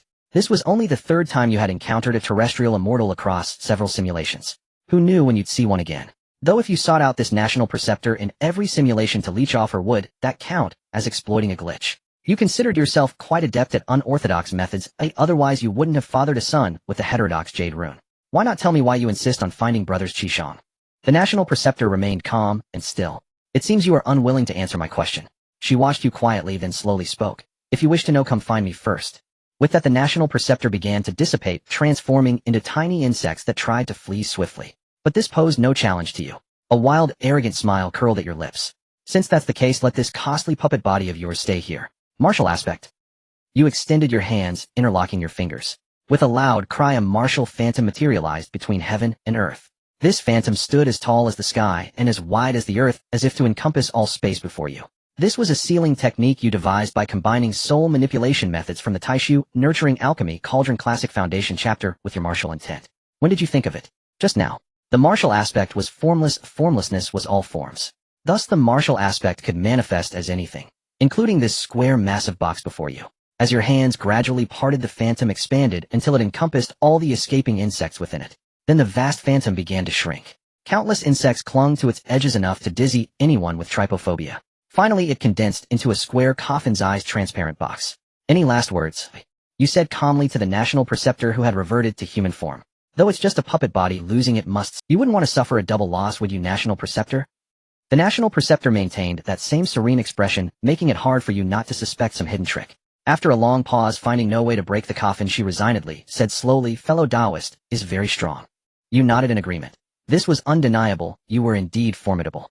But then she added, yet you are not the most powerful entity in this basin. I will return. With those words, the light of intelligence in the puppet Boda's eyes within the martial aspect suddenly vanished. Bad news, the National Preceptor had escaped. Good news, this terrestrial, immortal puppet body remained. As for her claim that there were beings stronger than you in this world, you certainly didn't deny it. Countless terrifying existences lurked in the land beyond reincarnation alone. But so what? Killing you would only make you stronger until you surpassed them. Then you would give them time to chase after you until they could no longer— You returned to the royal mansion with the puppet body refined by the Imperial Preceptor. Master, how are you? The most eager was Chun Yang. Though she trusted you unconditionally, they were still facing a formidable Earth Immortal. As martial artists at the innate Grandmaster realm, they felt the Earth Immortal's power most acutely. Still worried? And you've brought back another little sister from somewhere. Qin Gi's slightly teasing words snapped Chun Yang back to reality, and she looked towards the Imperial Preceptor in the coffin. You stood the coffin upright so they could see more clearly. But just as Qi Xian stepped out of her room and saw the person in the coffin, her small face turned deathly pale. 4-year-old Wang Linghong felt the strength of his mother's hand and looked up in confusion. Mother, what's wrong? Qi Xian knew she had frightened the child and forced a pained smile. Mother is fine. With you here, you'll protect Mother, won't you? Wang Linghong nodded, adorably clenching his little fists and waving them. He'll protect Mother. Qi Xian's panicked heart finally calmed a little. Then she carried Wang Linghong to the side courtyard of the mansion to find Qi Shang. Though surrounded by the women, you still caught sight of Qi Xian heading to the side courtyard with Wang Linghong. Brother, little sister, why are you here? Oh, isn't this second sister? What brings you to visit us poor relatives? Qi Rong, shut up. Qi Shang was utterly exasperated with this brother who couldn't read the room. Unfortunately, Qi Rong's talent was even higher than his own, making him the future of the Qi family. Impossible to beat or scold. Of course, Qi Xian was an exception. No matter how talented Qi Rong was only a teenager. Qi Xian activated her innate pressure, and Qi Rong froze instantly. With a cold face, she pinned him to a bench, pulled down his pants in front of all the siblings, grabbed a bamboo branch from a nearby broom, and whipped him fiercely. Ouch! Qi Xian. In the future of our Qi family. How dare you hit me? Qi Shang could only cover his face in exasperation, pretending not to hear Qi Rong's shouts, as he prepared to lead Wang Linghong away to avoid collateral damage. But little Linghong was utterly fearless, staring wide-eyed and fascinated. Alright, Qi Shang had no choice but to stay and listen to Qi Rong's howls. Only after he was beaten black and blue did Qi Xian stop. Qi Sun, take him away. Qi Sun, Qi Xian's youngest sister, a few years older than Qi Rong, obediently carried the wailing Qi Rong away. The other siblings, sensing that Qi Xian and Qi Shang had important matters to discuss, tactfully withdrew. Qi Shang, now realizing the gravity of the situation, straightened up warily. Little sister, what's happened? That person has come. Qi Xian didn't say who, but Qi Shang immediately understood. After all these years, has she still not given up? She has achieved great success in her cultivation, and has likely already reached the Grandmaster realm. A few years mean nothing to her. Qi Shang asked anxiously, and what does brother-in-law say? I haven't told him yet. I don't know his thoughts. Qi Shang's mind was also in turmoil. In the face of absolute power, any scheme or trick was like a child's game, shattering at the slightest touch. For now, we can only hope that brother-in-law's strength surpasses that fiend's. Qi Xian fell silent. Oh, what a coincidence, everyone's here. A voice rang in both their ears simultaneously. Qi Xian caught the implication in the words, and her already pale, beautiful face lost all color. Husband, why are you here? Qi Xian looked at you with a hint of unease. You placed the transparent coffin on the ground, stirring up a bit of dust. As you walked towards Qi Xian, you suddenly felt something grab your leg. Looking down, you saw Wang Linghong, his eyes timid. Little one, are you afraid of daddy?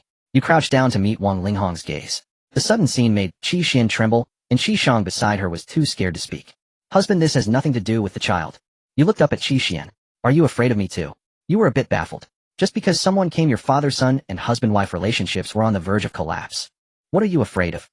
You thought your tone was already very gentle, but for some reason Qi Xian couldn't stop trembling. What you didn't understand was that ever since entering the mansion, Qi Xian had always been cautious, afraid of making a single mistake or saying a single wrong word. Even though you didn't care at all. But she wasn't alone. She had the entire Qi family to look after. Though not exactly living under someone else's roof, from the day she entered the mansion, a thick barrier had stood between you and her. It was a barrier born from the unequal relationship you shared. This barrier had lessened somewhat after the child was born, but it still remained. And in this life, Qi Xian wasn't alone, as she had to think about more things.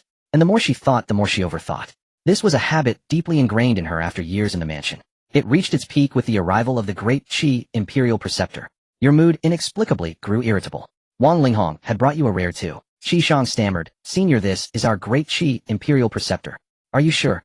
Trembling at your counter-question, Qi Shang quickly said, she does look exactly like the Imperial Preceptor. You nodded. Tell me everything you didn't say back then, one by one. Half an hour later, you left the side courtyard, taking Wang Linghong with you. Qi Xian watched your retreating figure, and the vitality seemed to drain from her in an instant. Qi Shang looked on with heartache for his sensible sister. Qi Sun, come and take your sister back to her room to rest. Qi Sun pursed her lips and stepped out from behind a door. Big brother, what are you going to do? Seeing Qi Shang pick up the bloodstained bamboo branch, she asked in confusion. Qi Shang said nothing, carrying the branch into the room. Seconds later, the room once again echoed with wails and cries. You brought Wang Linghong back to the main courtyard. Qing Yi looked at this scene with some surprise. Husband, what are you doing? Where is sister Qishuan? She's at Qi Shang's place. You handed the child to Qing Yi and said, from today on, don't let Qishuan see this child anymore. Qing Yi frowned slightly after hearing this. What are you doing? How can you forbid a mother from seeing her child?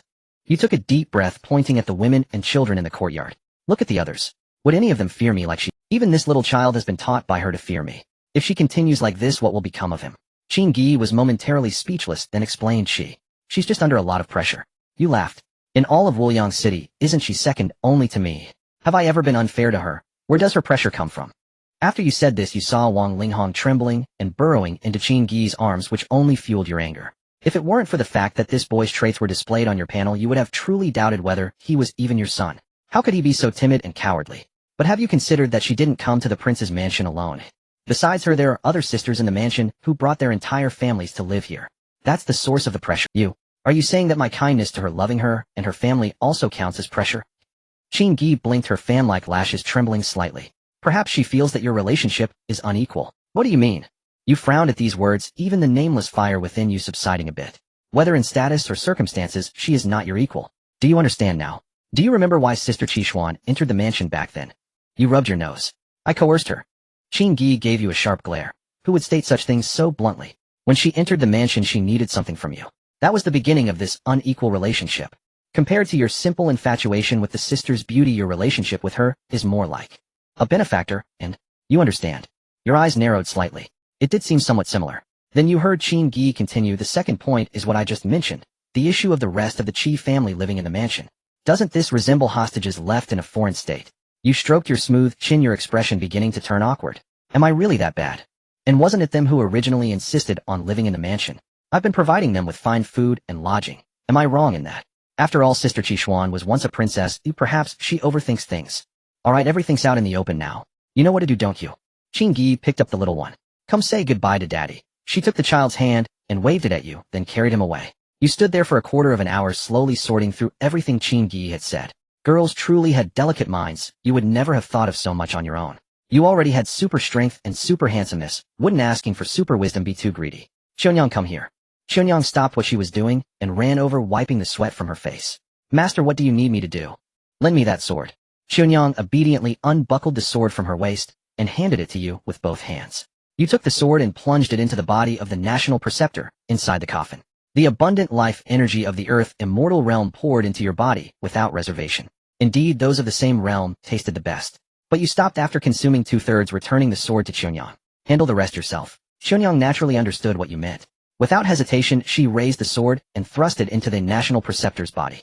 Even though you had already absorbed 2/3, the remaining 1/3 of the earth immortal's life energy left Qianyang feeling so full that her eyes rolled back. The most noticeable change was a flower bud that suddenly sprouted from her head. You looked at this scene with a peculiar expression. So it really was the same formula as the third princess. Burp. After Qianyang absorbed the remaining 1/3 of the national preceptor's life energy, she couldn't help but let out a burp, releasing a sweet lotus root-like scent.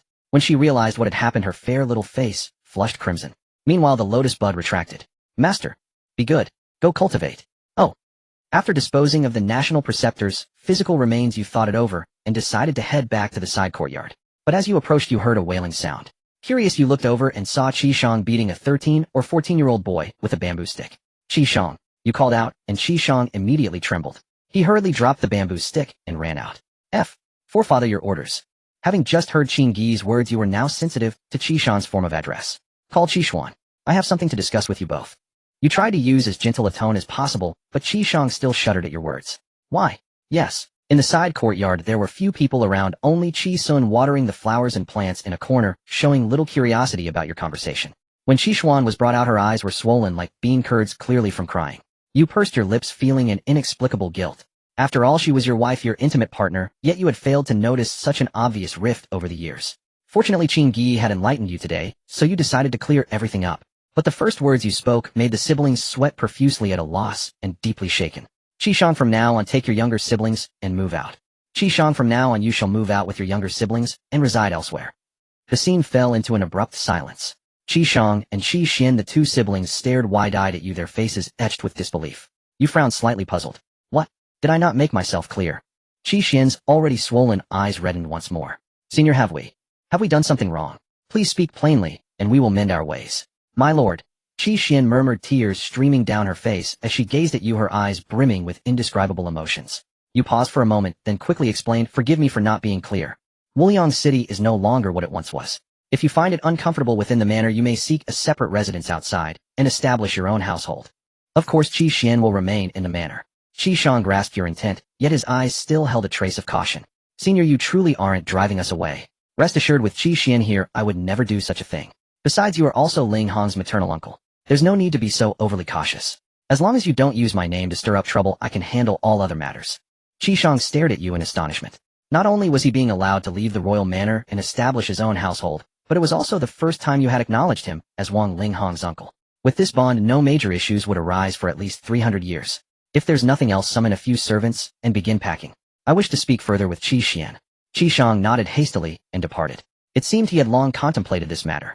Now only you and Qi Xian remained. Thank you. Why didn't you tell me sooner? Before Qi Xian could react, you pulled her into your embrace. Her tear-streaked eyes widened with a hint of bewilderment. She hesitated, her words trailing off. The deep-seated sense of distance could not be erased by mere words. You are wonderful. From now on, stop dwelling on such trivial matters, understand? Qi Xian buried her face in your chest, letting out a muffled When you have time, mingle with the others. There, However, Ling Hong's upbringing needs to change. His gaze is far too timid. Let his elder siblings take him out to play for a few days. You should take this time to rest. Qi Xian paused, then let out another Is the only word you know? You recalled that the Qi Xian from your previous simulation was nothing like this. Back then she had boldly vied with you for Chun Yan's company. With her warm, fragrant form in your arms, an uncontrollable restlessness stirred within you. Especially now with Qi Xian's tear-streaked face, so pitiful and fragile, a cold, broken beauty. You longed to shatter her completely. With a raised brow you swept her up into your arms. A startled cry rang out in the side courtyard, followed by the sound of a door closing in the main dwelling. Not far away, Qin Gi, who was playing with Wang Linghong, curled her lip in disdain. Tisku lecher. That's the only trick you know to console a woman. It was not until dusk that you finally pushed open the door and stepped out. However, you were greeted by unwelcome news. Father, return at once. Elder Lu is about to descend upon the manor. Damn it. You had spent too much time coaxing Qi Xian to sleep, completely forgetting that Lu Jiajing was still on the mountain. You immediately soared into the air, flying towards the Thunderclap sect. Midway you sensed Lu Jiajing's aura in the distance. You landed and pretended to be heading towards the sect. Soon a graceful figure landed before you. Before you could speak, Lu Jiajing embraced you tightly. Lu, sister, you. Hearing your voice, she gripped your shoulders and examined you carefully. Only after confirming you were unharmed did she finally breathe a sigh of relief. You noticed the faint redness in her eyes. Are you alright? Peak Master Wang said you were taken away by your family. I rushed over without a moment's delay. Did anyone bully you? You shook your head obediently. Sister Lu, they didn't mistreat me. But Lu Jiajing remained uneasy, tugging at you and inspecting you from head to toe as if she might strip you bare for a thorough check. Come, let's head back first. Soon you and Lu Jiajing returned to Purple Bamboo Peak. Sister, were you worried about me just now? Lu Jiajing glared at your mischievous grin, her anger flaring. She pressed her index finger against your forehead, pushing your leaning head away. Not at all. Her cheeks flushed as she turned her head aside. Sister, look. You produced 2 wooden boxes from somewhere, presenting them like precious treasures. What are these? Lu Jiajing's attention was immediately captivated. You opened the 2 boxes, revealing your handiwork, 2 pairs of exquisitely luxurious stiletto heels. One pair was a vibrant red, the other a deep emerald green, both strikingly bright colors. Even before she tried them on, you felt certain they would suit Lu Jiajing perfectly. Sister, are they beautiful? Lu Jiajing frowned. So this is why you disappeared today. You scratched your head sheepishly, saying nothing, yet your silence spoke volumes. But in truth you had said nothing at all. You had expected Lu Jiajing to at least overlook your sudden disappearance, but to your surprise, she was uncharacteristically angry. She picked up her bedding and strode out of the room, heading for the adjacent bamboo hut with a large hole in its wall. Sister. You reached out to stop her, but as the saying goes, an angry girlfriend is as hard to hold down as a fattened pig. Lu Jiajing sidestepped your hand and walked into the cold wind, entering the neighboring hut. You stared at the open door, a headache forming. The 2 pairs of gleaming, luxurious shoes rested quietly in your palms. As the year drew to a close, darkness fell especially early. After nightfall it was so dark you couldn't see your hand in front of your face. When your trembling voice sounded outside the door, Lu Jiajing couldn't help but feel a pang of worry. Sister, may I come in? 1 second, 2 seconds, 3 seconds. No reply came from within. But inside, Lu Jiajing stared fixedly at the door. If you pushed it open now, she would surely forgive you. Yet you did nothing, sitting quietly at the entrance of the bamboo hut, as if you would not enter without permission. Just as you would do nothing without consent. For 3 consecutive days, Fang Xianyan had come to the Purple Bamboo Peak. Each time he arrived, you happened to be practicing the art of alchemy, which further elevated his favorable impression of you.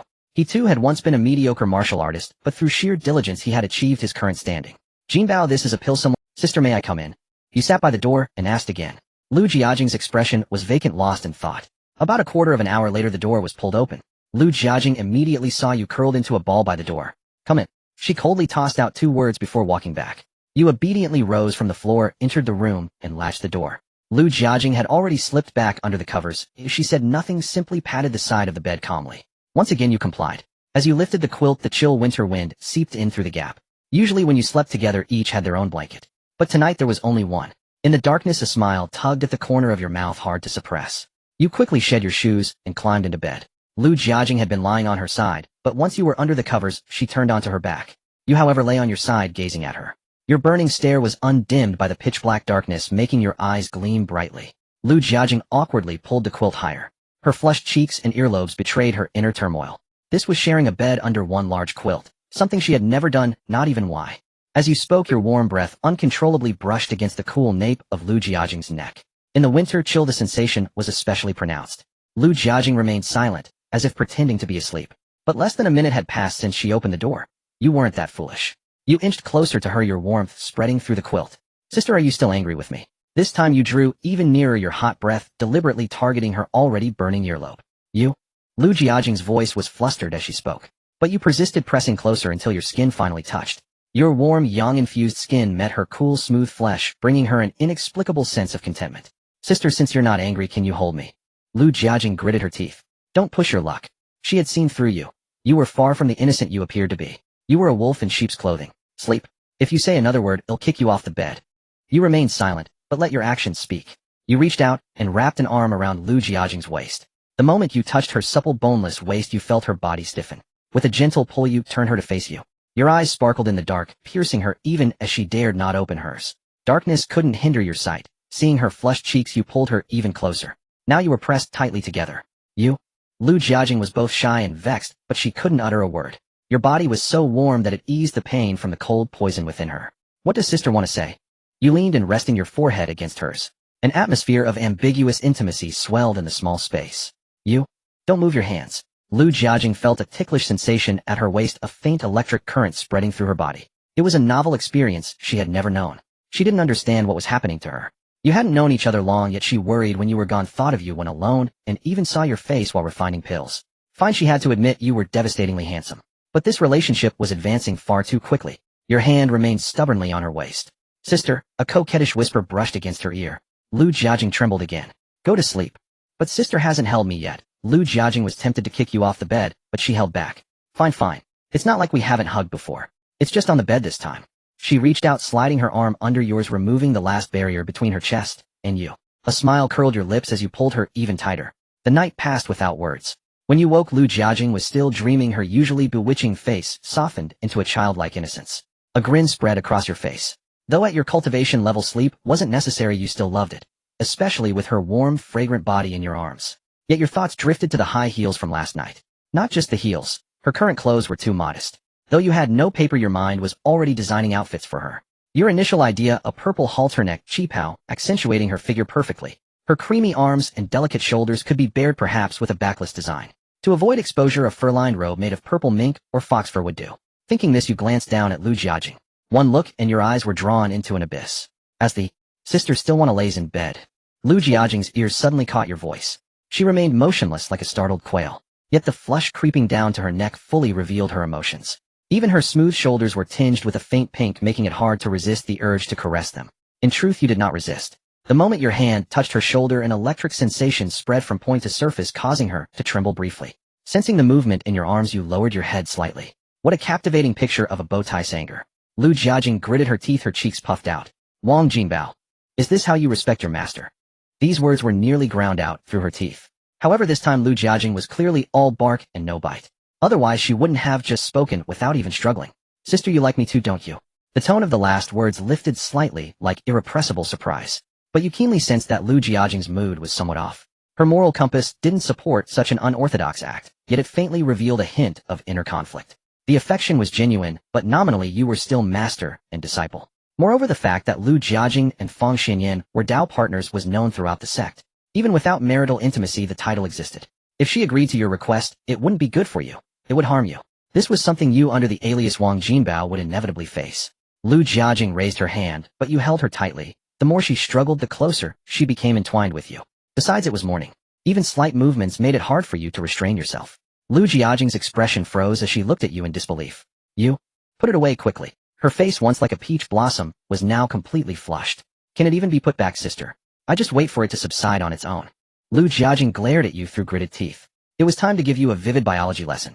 But first she had to break free from a certain rascal's embrace. Let go or don't blame me if you get hurt. Her slender fair fingers pressed against your arm, trying to push your hand away from her waist. But you just gave a roguish smile and pulled her even closer. She shifted her waist uncomfortably. Little Jinbao, just let sister go, let me get up first, okay? Lu Jiajing's tones softened, planning to punish you thoroughly once you released her. But at this moment your eyes were full of affection, your captivating peach blossom eyes brimming with deep emotion. Sister is at the Xiantian realm, how could you lack the strength to push me away? Those are just polite words, aren't they? Lu Jiajing never expected you to say something so shameless. Then she heard you add, Sister, I've heard in the markets that when a woman says no she really means yes. Nonsense. Wang Jinbao, let go of me now. What if someone sees us? Your purple bamboo peak rarely has visitors. The only recent one was brother Fang Xianyan. Sister, are you worried he might see? You lowered your head and whispered in Lu Jiajing's ear. The once amorous atmosphere was shattered by the name Fang Xianyan. Inner energy surged within Lu Jiajing as she prepared to forcefully break free, but in the next instant a warmth enveloped her earlobe. She froze, her inner energy returning to her dantian. Her delicate body began to tremble uncontrollably as the stimulation on her earlobe intensified. You squinted, your teeth slightly closing, and a nearly heavenly muffled moan escaped from the beauty in your arms. Wang Jinbao. You bastard. Lu Jiajing's speech became slurred, sounding more like a coquettish plea, making her even more endearing. With a soft kiss you released your mouth, and before she could speak kissed her near the jawline. Then you trailed downward, heading for her tender full lips. No. Don't. Lu Jiajing tried desperately to stop you, but her body felt drained of strength, completely powerless. She could only watch helplessly as you kissed her lips.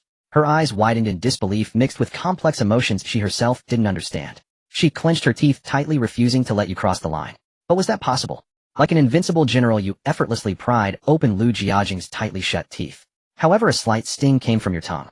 Sister, biting people isn't very nice. Lu Jiajing's gaze grew increasingly hazy, yet she still tried to hold her final line of defense. But when you pressed your hand against the softest shield you'd mentioned before, the high wall she had built crumbled in an instant. A melodious, seductive sound unconsciously spread through the room. Don't worry, sister, I won't tell anyone.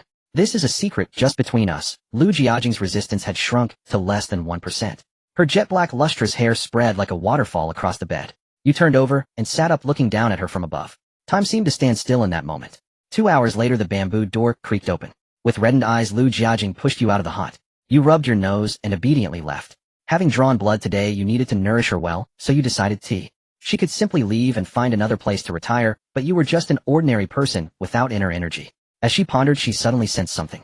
The inner energy circulated through her body several times, and the cold poison that had plagued her for decades was miraculously dispelled. Although you appeared as an ordinary person before Lu Jiajing, it didn't mean you were truly powerless. So when she came looking for you, you weren't too flustered, nor were you doing anything wrong.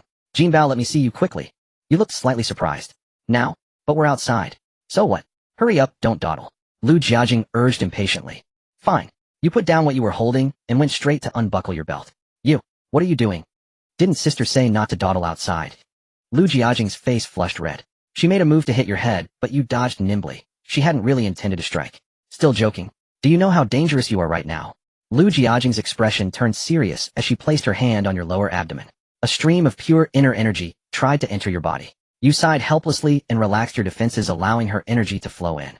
You had a rough idea of what she wanted to do, but you didn't say anything, letting her discover it herself. Soon her expression grew strange. Her inner energy circulated through your body once. It was a very ordinary, normal constitution, like a standard person's. Likewise, she didn't detect any trace of the cold poison. Did you feel anything strange after this morning? Like feeling cold around you? You shook your head honestly. I just feel a bit weak in my lower back. Sister, do you know why? You received a flirtatious glare in response. Lu Jiajing gave a soft snort and swayed her hips as she walked back. It was just a bit of cold poison. You absorbed it effortlessly and used it as nourishment for your miasma origin, gaining a negligible boost.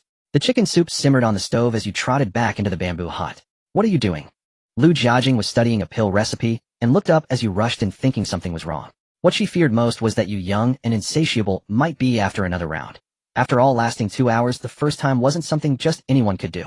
Remembering the soaked sheets and blankets, she had hidden, her cheeks burned. Then you headed straight for her wardrobe. You rummaged through it and picked out a simple, form-fitting long dress, the ancient martial arts version of a stepmom dress. The specially treated silk clung to the body while maintaining elasticity. When Lu Jiajing saw you pull the dress out, her face reddened. Wang Jinbao, if you don't get out now, I'll teach you a lesson. You said nothing, instead leading her to the bed and pointing at the dress. Sister, put this on. Lu Jiajing blushed. Wang Jinbao, what are you trying to do? If you keep being so reckless, it'll have peak Master Wang. You put on a pitiful expression, just gazing at her. Lu Jiajing opened her mouth to speak, but could only look at you helplessly. Just this once. MMPH. Lu Jiajing was startled by your sudden kiss, but thankfully, it ended quickly. Thank you, sister. Lu Jiajing was both angry and annoyed, but she knew deep down that she had already reserved a spacious place in her heart for you. Many seemingly abrupt moments were in fact natural progressions. Why are you still standing here? Do you want to watch me change? That's not out of the question. Get out. Right away. Out was out, but watching was still easy enough.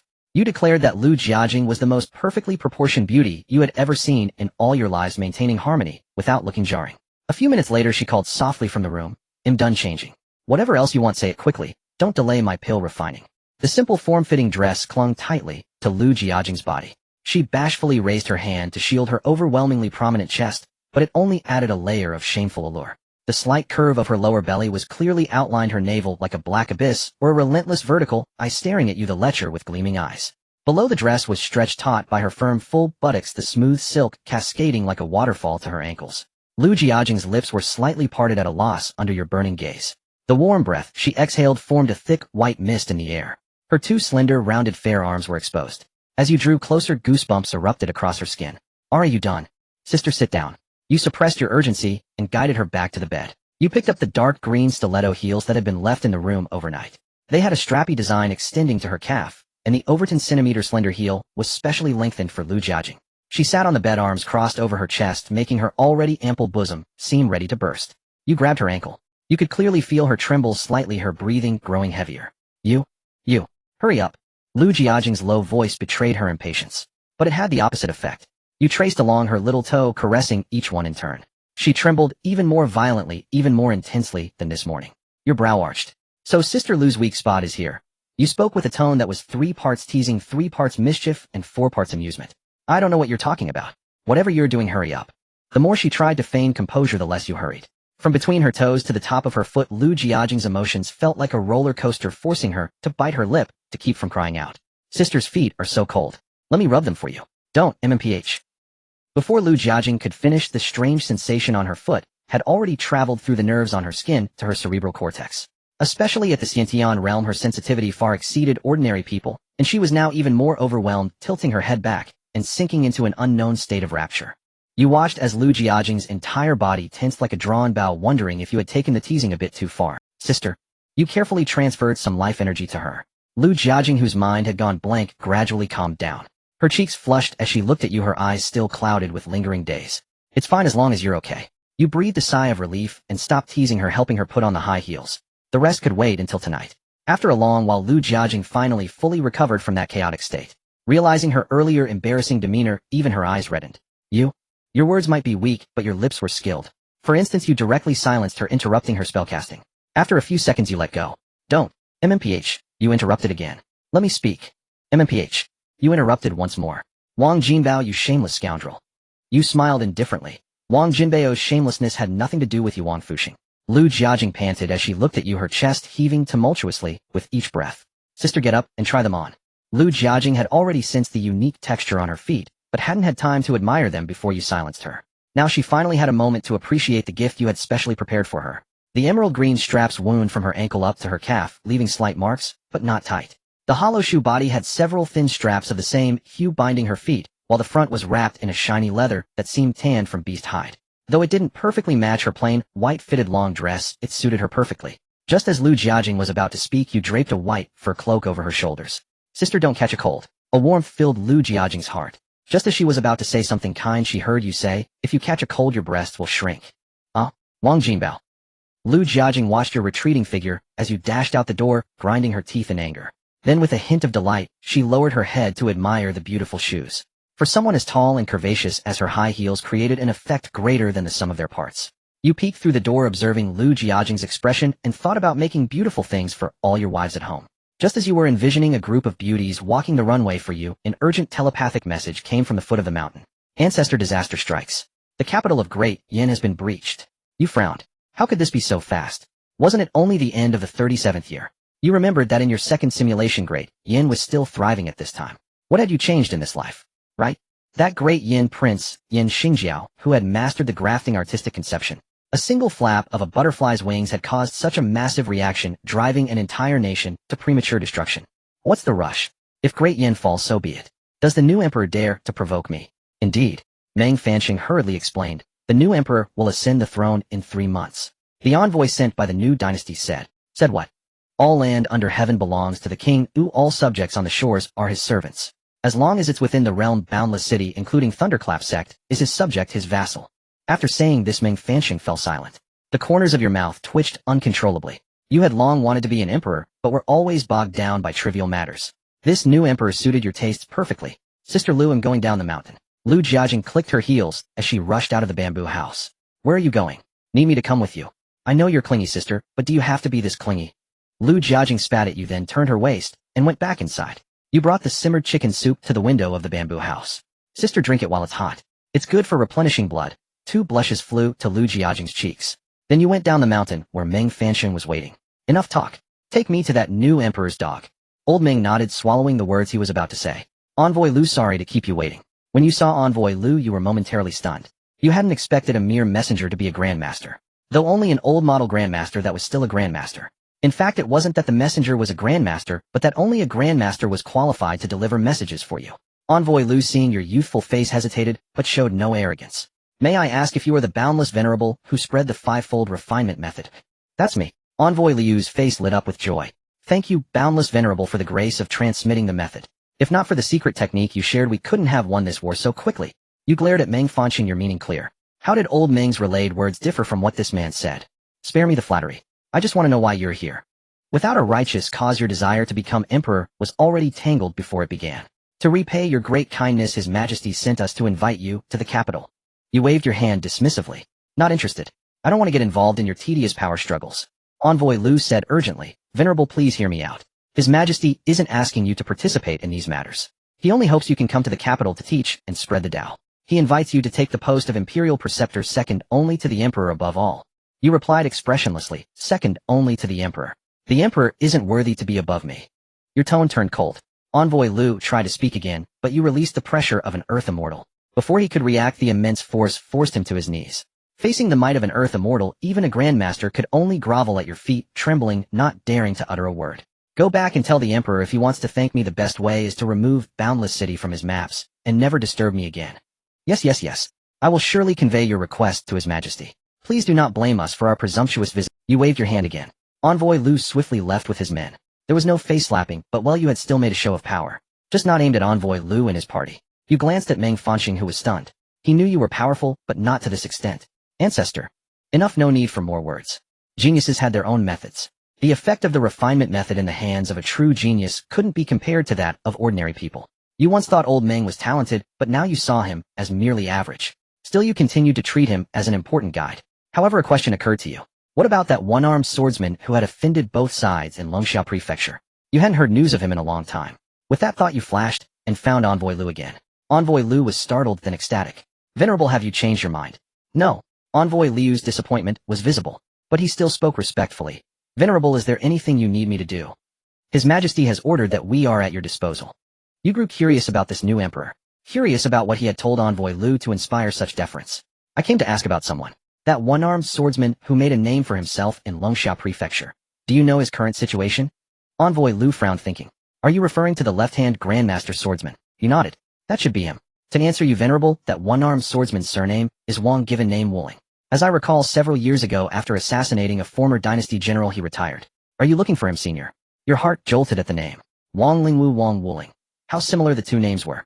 Without you as a variable, had Wang Lingwu walked the path that Wang Wuling was meant to tread. But in this world, could there truly be two identical flowers? Even Chuanyang, in each simulation you experienced, was never exactly the same. Her cultivated personality differed, yet she was essentially the same person. But Wang Lingwu and Wang Wuling were two distinct individuals. No, Wang Wuling's appearance was inevitable, but not Wang Lingwu's. The more you thought, the more confused you grew. The entanglement between fate variables and destiny made your head ache. But you truly wanted to meet this Wang Wuling. So you said to Envoy Lu, can you find him? Envoy Lu replied respectfully. If it's what senior desires, even if he's turned to ashes, well, dig him out.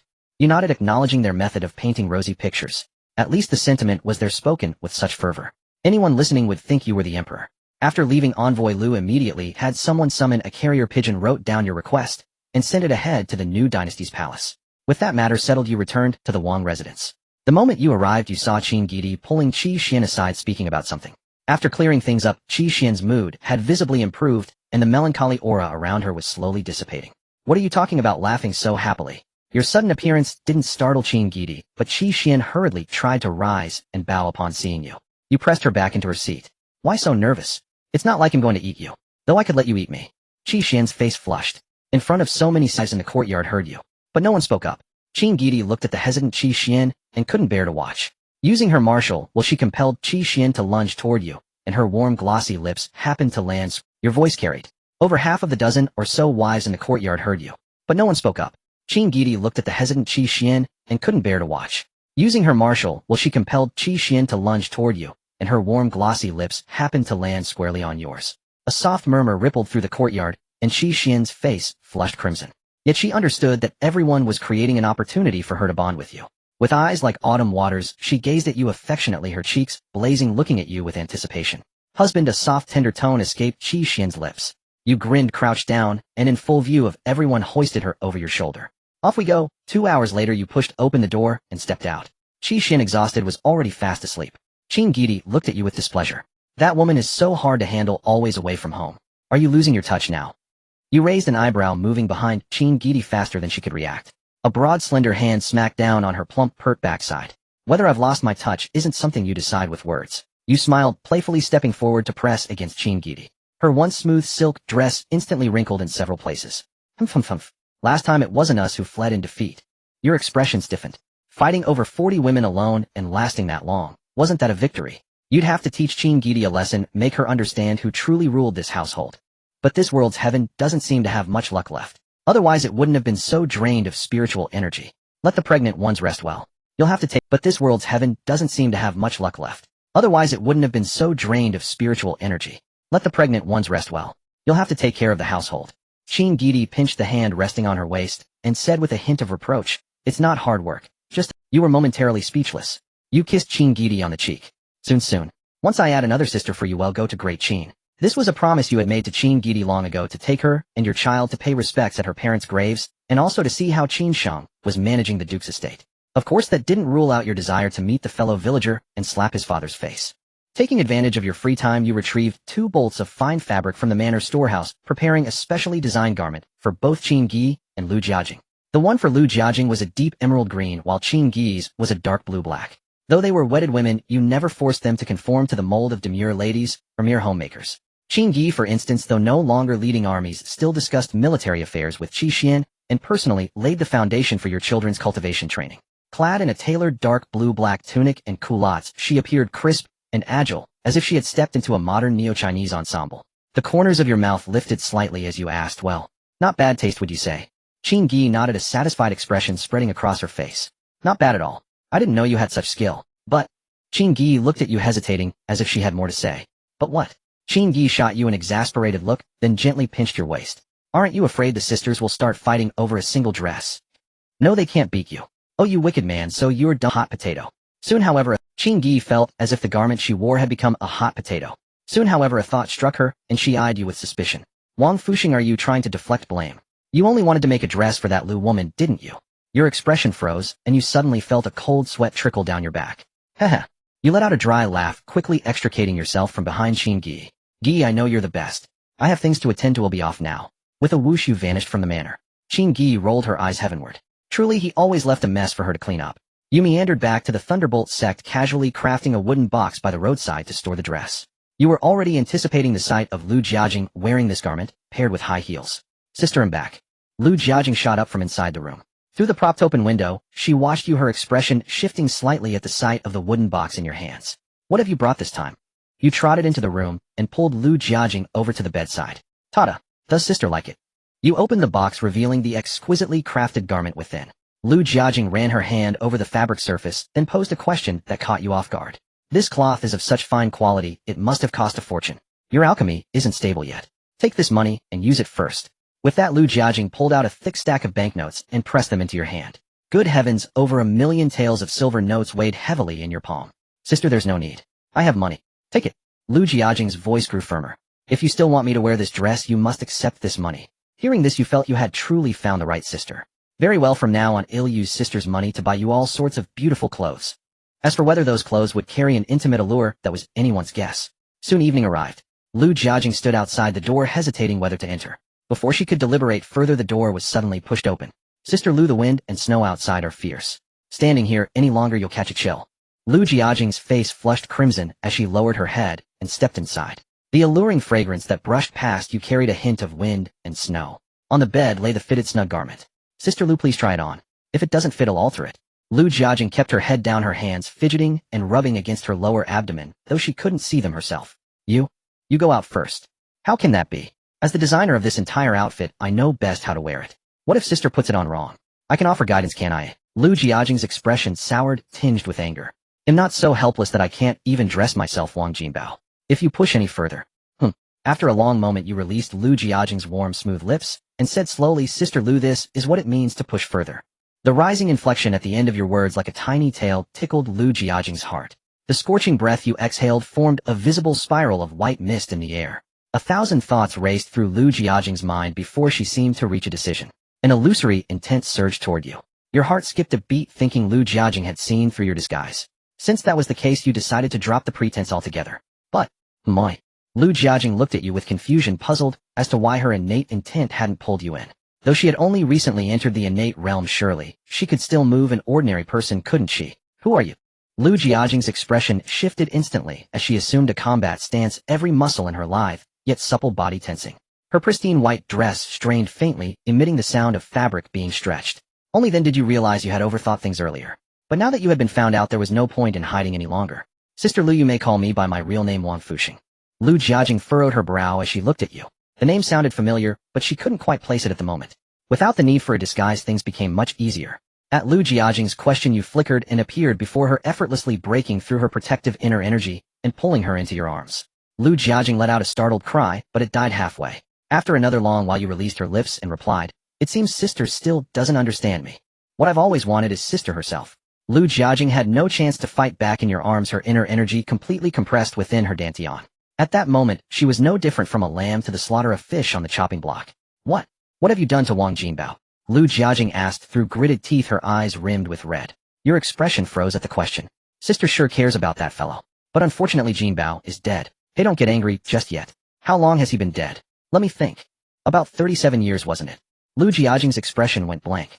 So, the Wang Jinbao from before was you impersonating all along. You gave a helpless smile. I couldn't help it. I was too famous, so I had to borrow that fellow's name. Sister won't be angry with me for that, will you? Lu Jiajing's expression turned icy. Since you possess such cultivation, what is your true purpose? I refuse to believe you simply desire this mortal flesh. Well done, you eliminated the correct answer first. You looked at Lu Jiajing helplessly, then abruptly pulled her closer, tightening your arms. It seems sister isn't very confident in her own beauty. With my level of cultivation, what don't I have? As you spoke, your gaze grew fervent. Lu Jiajing was so overwhelmed by the intensity of your stare that she dared not meet your eyes. What I want is sister herself. From the very first moment I saw you, I decided, you are my woman. Lu Jiajing was flustered by the sudden confession. With your cultivation, you could have any woman you want. What? Lu Jiajing remained puzzled. You had no choice but to whisper an explanation in her ear. Her face instantly flushed crimson. Her stunning features paired with this expression of indignation made you feel as if a dragon was about to emerge from the sea. Shameless. Pervert. Rogue. Womanizer. Lu Jiajing muttered under her breath, her face red. Then a sudden feeling of weightlessness struck her. The next second, she found herself pinned to the bed. You, what are you trying to do? Lu Jiajing was so startled by the sudden turn of events that she stammered. You leaned down and took a deep breath from her neck and shoulders. Since sister has so graciously invited me, I shall not stand on ceremony. The look of shock on Lu Jiajing's face quickly gave way to a rosy flush. 2 hours later, Lu Jiajing lay in your arms with her eyes half closed. No matter how aloof a woman might be, after battling a dragon for 2 hours, she would feel happiness and fulfillment. Lu Jiajing wasn't particularly aloof, so she felt even more happiness and fulfillment than the average cold woman. Especially her body, long plagued by a chill poison, was now enveloped in warmth. Little Jinbao, you're such a big bad wolf. Cut it out. Baby is fine, but Jinbao is a no-go. Now that your identity was exposed, using someone else's name was out of the question. Baby. A baby who's several hundred months old. Lu Jiajing lifted her head and gently bit your chin, her voice carrying a powerful warmth. Can you tell me your true identity now, eh? Lu Jiajing herself realized that she didn't care who you were. What mattered was you as a person. The one she liked and wanted to spend her life with was you. You thought for a moment, then mentioned something. Wang Lingjun is my 9th child. Lu Jiajing immediately broke free from your embrace. The blanket slipped from her shoulders, but she paid no heed to the exposed scene. Instead, she asked in disbelief, You're saying Peak Master Wang is your son? Your 9th? Lu Jiajing's reaction was as you expected. After all, she had given everything to you, only to find out you were a remarried old man. Anyone would be upset. It's okay, sister. They are all good women and won't make things difficult for you. Lu Jiajing glared at you through clenched teeth and growled. Is that what I'm angry about? I was right all along. You're a wolf in sheep's clothing. An lecherous one at that. Married, but still out here fooling around. Lu Jiajing's eyes reddened, as if she were about to cry. You quickly got up and held her. Her voluptuous figure pressed against your arm heavier than those million taels of silver. There, don't cry. What's wrong with a good man having a few women? Better to be with me than to be deceived by some scoundrel outside. You were still making excuses, but Lu Jiajing couldn't bear to listen anymore. Leave. I don't want to see you again. Lu Jiajing clutched the blanket, her expression sorrowful. She had thought it was a true exchange of hearts. Very well then. You replied weakly, pretending to get up, but then suddenly turned and pinned Lu Jiajing down. Sister Lu, do you women always say the opposite of what you mean? You care so much, yet you tell me to leave. Lu Jiajing turned her head away, refusing to look at you. You teased her nerves, your gaze burning into her. Just go. Under the assault of your skilled fingers, Lu Jiajing's resistance was utterly unconvincing. Just as Qin Gi had muttered back at the manor, you only had one trick for soothing women. But you had honed that one trick to perfection. The raging snowstorm outside the door couldn't suppress the rising, alluring passion within. Another 2 hours passed. The sky had turned completely dark. The originally gray-blue bedsheet had turned the same color as the snow outside. Lu Jiajing had fallen into a deep sleep, her throat hoarse, her body as exhausted as if it had been dismantled, too tired to move even a finger. You smirked, tidied everything up, and slipped back under the covers, pulling the beauty back into your arms. The next morning, you suddenly felt an itch on your shoulder. Opening your eyes, you saw Lu Jiajing biting down hard on your shoulder. When did you turn into? You teased, reaching out to ruffle her hair. Lu Jiajing said nothing, her gaze fixed on you with a dangerous glint. After a while, the two of you got up and began your day. Lu Jiajing studied a pill formula absently while you thoughtfully prepared breakfast. Soon Lu Jiajing stepped out with a conflicted expression. There's something I need to tell you. You nodded and set down what you were holding. What is it? You look so conflicted. Don't tell me you have a son out there too. Lu Jiajing's expression darkened. Stop it. You laughed heartily. Alright, I'll stop. What does my precious sister Lu want to tell me?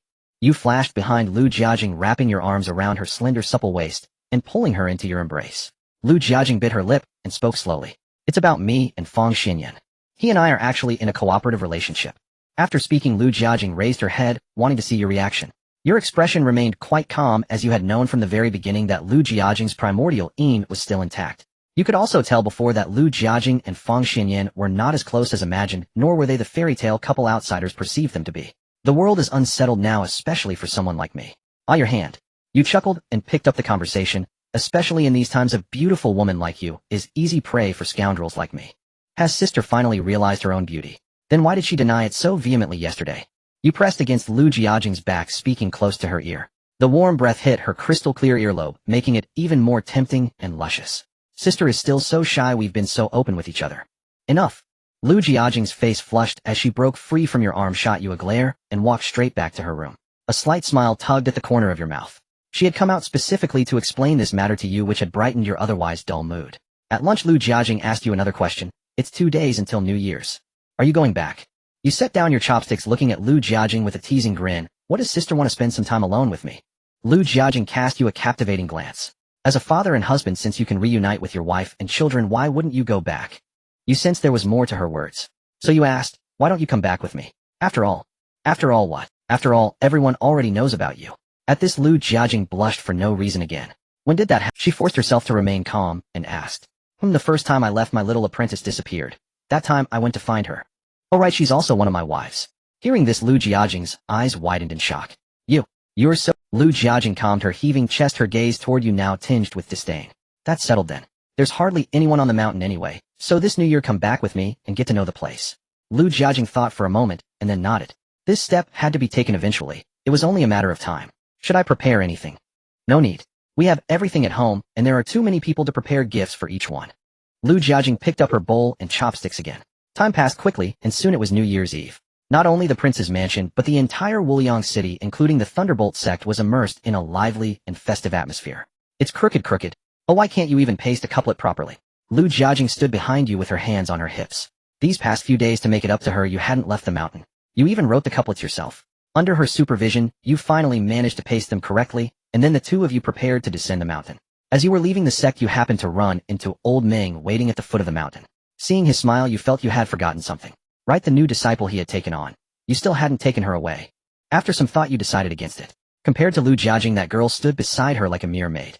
Better leave her to Old Meng to pass on his alchemy skills. Alright, no need to see us off. You told Old Meng to go back and bring his disciple to the mansion for dinner tomorrow. Then taking Lu Jiajing's hand, you vanished from the spot with a flicker. In this world, you found that borrowing the power of heaven and earth was most comfortable for traveling. In just a few breaths you brought Lu Jiajing back to the prince's mansion. The mansion's main gate was also adorned with new couplets. The first line read, "Pure breeze brings blessings, wind, and frost still." The second line read, "Ancient lineage stretches long years of peace." These couplets were likely written under Qin Gi's direction. Given her former status as a duchess of the state, she naturally knew such things. "Let's go." You took Lu Jiajing's hand about to enter, but noticed she seemed a bit nervous. She took 2 steps forward, and then shrank back 3. At this pace you'd never make it inside. "Don't be nervous, I'm here with you." You squeezed her hand reassuringly. Meanwhile, in the courtyard, Qin Gi and Xuanyang had been watching for quite some time. "Tisk, Sister Gi, she looks even more fertile than you." "Her assets look bigger than my head." Xuanyang's face was flushed as she spoke, ignoring the glare Qin Gi shot her. "Judging by her appearance, your master must have tricked her somehow. Don't scare her off when we meet. Come on, let's go greet them." With that, Qin Gi walked out. Among the older wives of the mansion, she had subtly taken on a leading role. Xuanyang followed closely behind her. "Master, you're back," Xuanyang called out boisterously, a mischievous smile on her face. You took Lu Jiajing's hand and introduced her with a smile. "This is Lu Jiajing. From now on you'll be sisters. And this is Qin Gi. Don't worry about her." Xuanyang immediately bristled and leaped into your arms. "Master, how can you be like this?" You bounced Xuanyang's pert bottom in your arms somewhat helplessly. "Your sister Lu is here for the first time. Don't scare her." Reluctantly, Xuanyang jumped down from your arms. Since it was their first meeting, she didn't say much more. But her nature. After getting down, she sidled up to Lu Jiajing and whispered, "Sister Lu, how do you get your figure? Mine is so small. Master always complains about it." You were speechless watching Xuanyang. After all these years, the little girl was still the same. Even as a grandmaster, she remained so flighty. Lu Jiajing blushed with embarrassment. The little incident at the door soon passed. Then Lu Jiajing met many familiar faces in the mansion, such as Wang Lingjuan, the peak master of Sword Peak. This encounter was inevitably awkward given they saw each other often in the sect. But now she had gone from Elder Lu to a little mother, and Wang Lingjuan found your philandering nature quite exasperating. Within the prince's residence, after laying a foundation, your children are all sent to the Thunderbolt sect. After all, a person's energy is limited. With the techniques you provide and the various elixirs and medicinal baths of the residence, their foundation is solid. Normally they could continue their cultivation even without going up the mountain. However, with many children at home, it becomes chaotic. Generally from the age of 8, they begin building their foundation, and by 12, regardless of gender, they are dispatched to the Thunderbolt sect. Upon turning 18, those willing to remain in the sect may do so. Those who do not are provided with assets to pursue whatever they wish, be it alchemy, escorting caravans, or hunting. In short, the residence does not support idlers. Of course, there are exceptions for certain offspring, such as those with purple or golden traits. "Father." Wang Lingyan stepped forward to greet you. You nodded. "How are the preparations for tonight and tomorrow?" "Everything is ready. The younger siblings have all returned from outside. By the way, Father, a strange person left a letter." Wang Lingyan produced the letter and placed it in your hand. You opened it, and the first thing you saw was the crooked handwriting. You frowned, holding the letter farther away. Good heavens, how could anyone write such ugly characters? You looked at the contents with disdain, then twitched the corner of your mouth. It's not even written by a human. Lingyan, stay home, and help your Aunt Qin keep an eye on things. He'll be back shortly. Though Wang Lingyan didn't know what the letter said, he could tell from your expression that it wasn't bad news. Then with a series of flashes you arrived at the southeast of Woyang City. "Hey, I'm here." After a moment, a person crawled out of a cave only half a man's height. "Why are you so fond of caves? Even after becoming human, you still love them." The one who left you the letter was none other than the nightmare beast you used as a weapon vault. However, judging by his appearance, he seemed to have fully taken human form. "So what do you want from me?" The visitor, or rather the beast, spoke slowly. "After taking human form, I didn't know where to go, so I could only come to you. Since you chose to become human, isn't there anything you wish to accomplish through this human body? Like marriage, having children, or founding a sect?" "No." The nightmare beast answered bluntly, truly at a loss for what to do. "So you came to me hoping I'd arrange something for you?" The beast nodded. You stroked your chin thoughtfully. "Since you've chosen to take human form, why not start by learning what it means to be human? But the weapon you made for me last time, I pawned it. How about making me another one?" You observed the beast's current strength. It had far surpassed an ordinary Scientian cultivator, but was still far from your level. It would likely need to hunt many more nightmare beasts to strengthen the weapons you obtained. Without a word, the beast tore off its own arm and tossed it to you. As it landed in your hand, it quickly transformed into a brand new blood-red great spear. "Do you have a name now?" you asked, watching the beast, which had already regrown its arm. It shook its head. "In that case, you'll take my surname. My surname is Wang. How about I name you Buhui? May you never regret becoming human." You explained the name thus. "Wang Buhui. Wang Buhui human. I like this name very much. Just call me Wang Fusheng." That blood-red great spear had helped you immensely back then. Without it, even with the Blood Sun talent, you wouldn't have advanced your cultivation so quickly. Wang Buhui could well be considered your angel investor. Now that he had come to you, you were quite eager to witness how a nightmare beast would fully transform into a human. "Alright, since you're a human, now come back with me first and experience the new year." One more person just meant one more pair of chopsticks. Back at the residence, Wang Lingyan immediately recognized Wang Buhui as the one who had delivered the letter that morning. Father, you raised your hand silencing Wang Lingyan before he could speak. This is Wang Buhui. When you have time, buy a small courtyard next door for him. Yes. Wang Buhui looked around curiously. By the way, there's one more thing. Please speak, father. He'll trouble you with another task. Teach Wang Buhui how to write. By now Wang Lingyan was starting to suspect that Wang Buhui might be your illegitimate son. Yes. So how is it? Not bad, right? Wang Buhui nodded quietly. You led him around the residence. There's a family banquet at the mansion tonight. You should come too. Wang Buhui nodded silently again. Soon the New Year's Eve dinner began. Wang Buhui was seated at the children's table. After the feast he followed you again. What's wrong? Still not used to it. Wang Buhui shook his head. I sense two very powerful forces. Oh, you can sense that. Impressive. Despite your praise, Wang Buhui remained expressionless and silent. The New Year's Eve dinner commenced as scheduled. Lu Jiajing, surrounded by others, sat beside you, looking somewhat flustered as she glanced at you. Clearly it was her first time seeing so many intense gazes, all from women of remarkable beauty and grace fixed upon her. After the meal, you and Wang Buhui strolled along the edge of the residence. How did it feel? Your first human family banquet. Wang Buhui nodded. It was a novel experience. Your clan members are very formidable. You burst into laughter. They were all your offspring. How could they not be formidable? After a while, father, the paperwork for the courtyard is done. Wang Lingyan had expended considerable effort to find a courtyard whose owner was willing to sell even during the new year. Good, since it's settled, take him there to get acclimated. After sending Wang Buhui, off you went to find Lu Jiajing. She was still surrounded by the other women at the table, her beautiful mature face flushed crimson from the wine. You shook your head helplessly, but said nothing. After all, you had chosen your wives based largely on their character, so you had no fear that they would harm Lu Jiajing. When the New Year's bell tolled through the wind and snow, the eventful 37th year finally came to an end. Now striding toward you was the 38th year. Father, Happy New Year.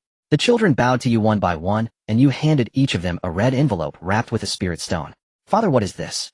Someone asked, and you explained, this is a spirit stone. Just think of it as a special stone from beyond the heavens. You did not tell them about the upper realm or ascension. Among your children, perhaps only those blessed with a golden trait might truly touch upon such matters. However, there was another reason for giving out spirit stones. Perhaps under the influence of spiritual energy, some special trait might awaken. Though unlikely, it was a worthy attempt. In past years you would spend the new year with a few gentle-natured wives, but this year was different. Some of your wives had aged untouched by the blood-washing realm. No matter how many beauty pills you gave, or how much life energy you infused, humans inevitably grow old. The chances to celebrate the new year together were dwindling. Lanterns, symbolizing blessings and prayers, were lit throughout Infinite City. Father, hurry. We're waiting for you. A crisp voice roused you from your daze, and a lantern was handed to you. Haha, alright. Let's release the lanterns and pray for blessings. Simulation year 38, first day of the new year, early morning. The heavens were in a rare good mood, clearing up on this first day. Such weather was perfect for staying snug in warm blankets, engaging in some invigorating exercise, and watching the snow in the courtyard slowly melt. Time flew, and soon it was the Lantern Festival. After the 15th day, the New Year celebrations ended.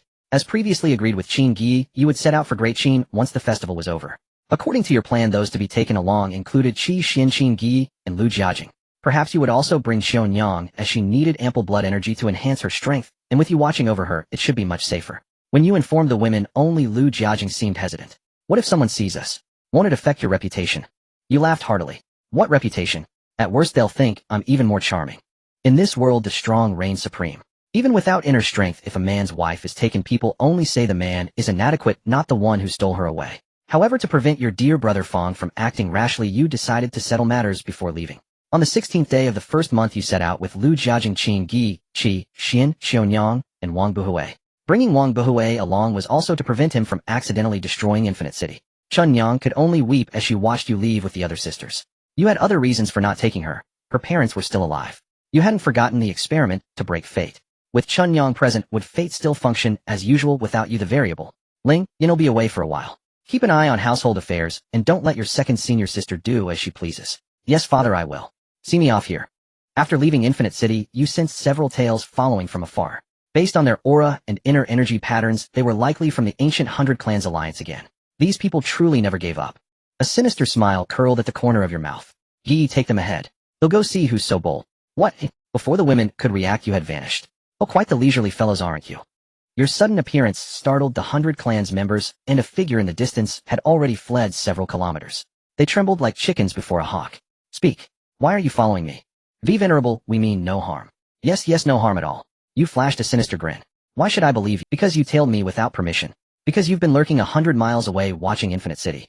The leader Ganyang Zhu wiped the sweat beading on his forehead. As the highest cultivator in the alliance, he bore the greatest pressure. You'd better think carefully before answering. Ganyang Zhu took a second to compose himself. Venerable, we are here to propose a trade. A trade? Oomph. If it's a trade, why not enter the city instead of waiting 100 miles away? Ganyang Zhu thought, isn't it, because we're afraid of being swatted like flies.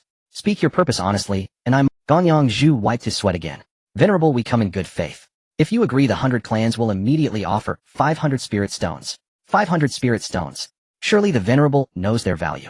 Oh, 500 spirit stones indeed. You were curious about their terms. Don't underestimate that amount. In this world, spiritual energy was scarce, and even your Taishu nourishing cauldron art had long been inactive due to the lack of it. Your spirit stones were too precious to waste on cultivation. Let me make this clear, I have already given out the complete cultivation method for the 5th realm, and I want to take it back. If that's your condition, save your breath. Venerable, don't rush. We can find a compromise. Oh, how so? Allow the 5th realm method to circulate only within Infinite City. What do you think of that? You almost laughed. The method had already been secretly disseminated. There was no way to contain news of the 5th realm. I can only govern Infinite City. Matters beyond its borders are none of my concern. Hearing you relent, though not entirely, Ganyang Zhu breathed a sigh of relief and quickly said, of course. The Venerable need only issue a decree within Infinite City that the 5th realm method may only be spread there, and these 500 spirit stones are yours. Agreed. Every bit counts, so you saw no reason to refuse. However, Ganyang Zhu's heart leaped to his throat again. Venerable, please speak plainly. If it's within our power, we will see it done.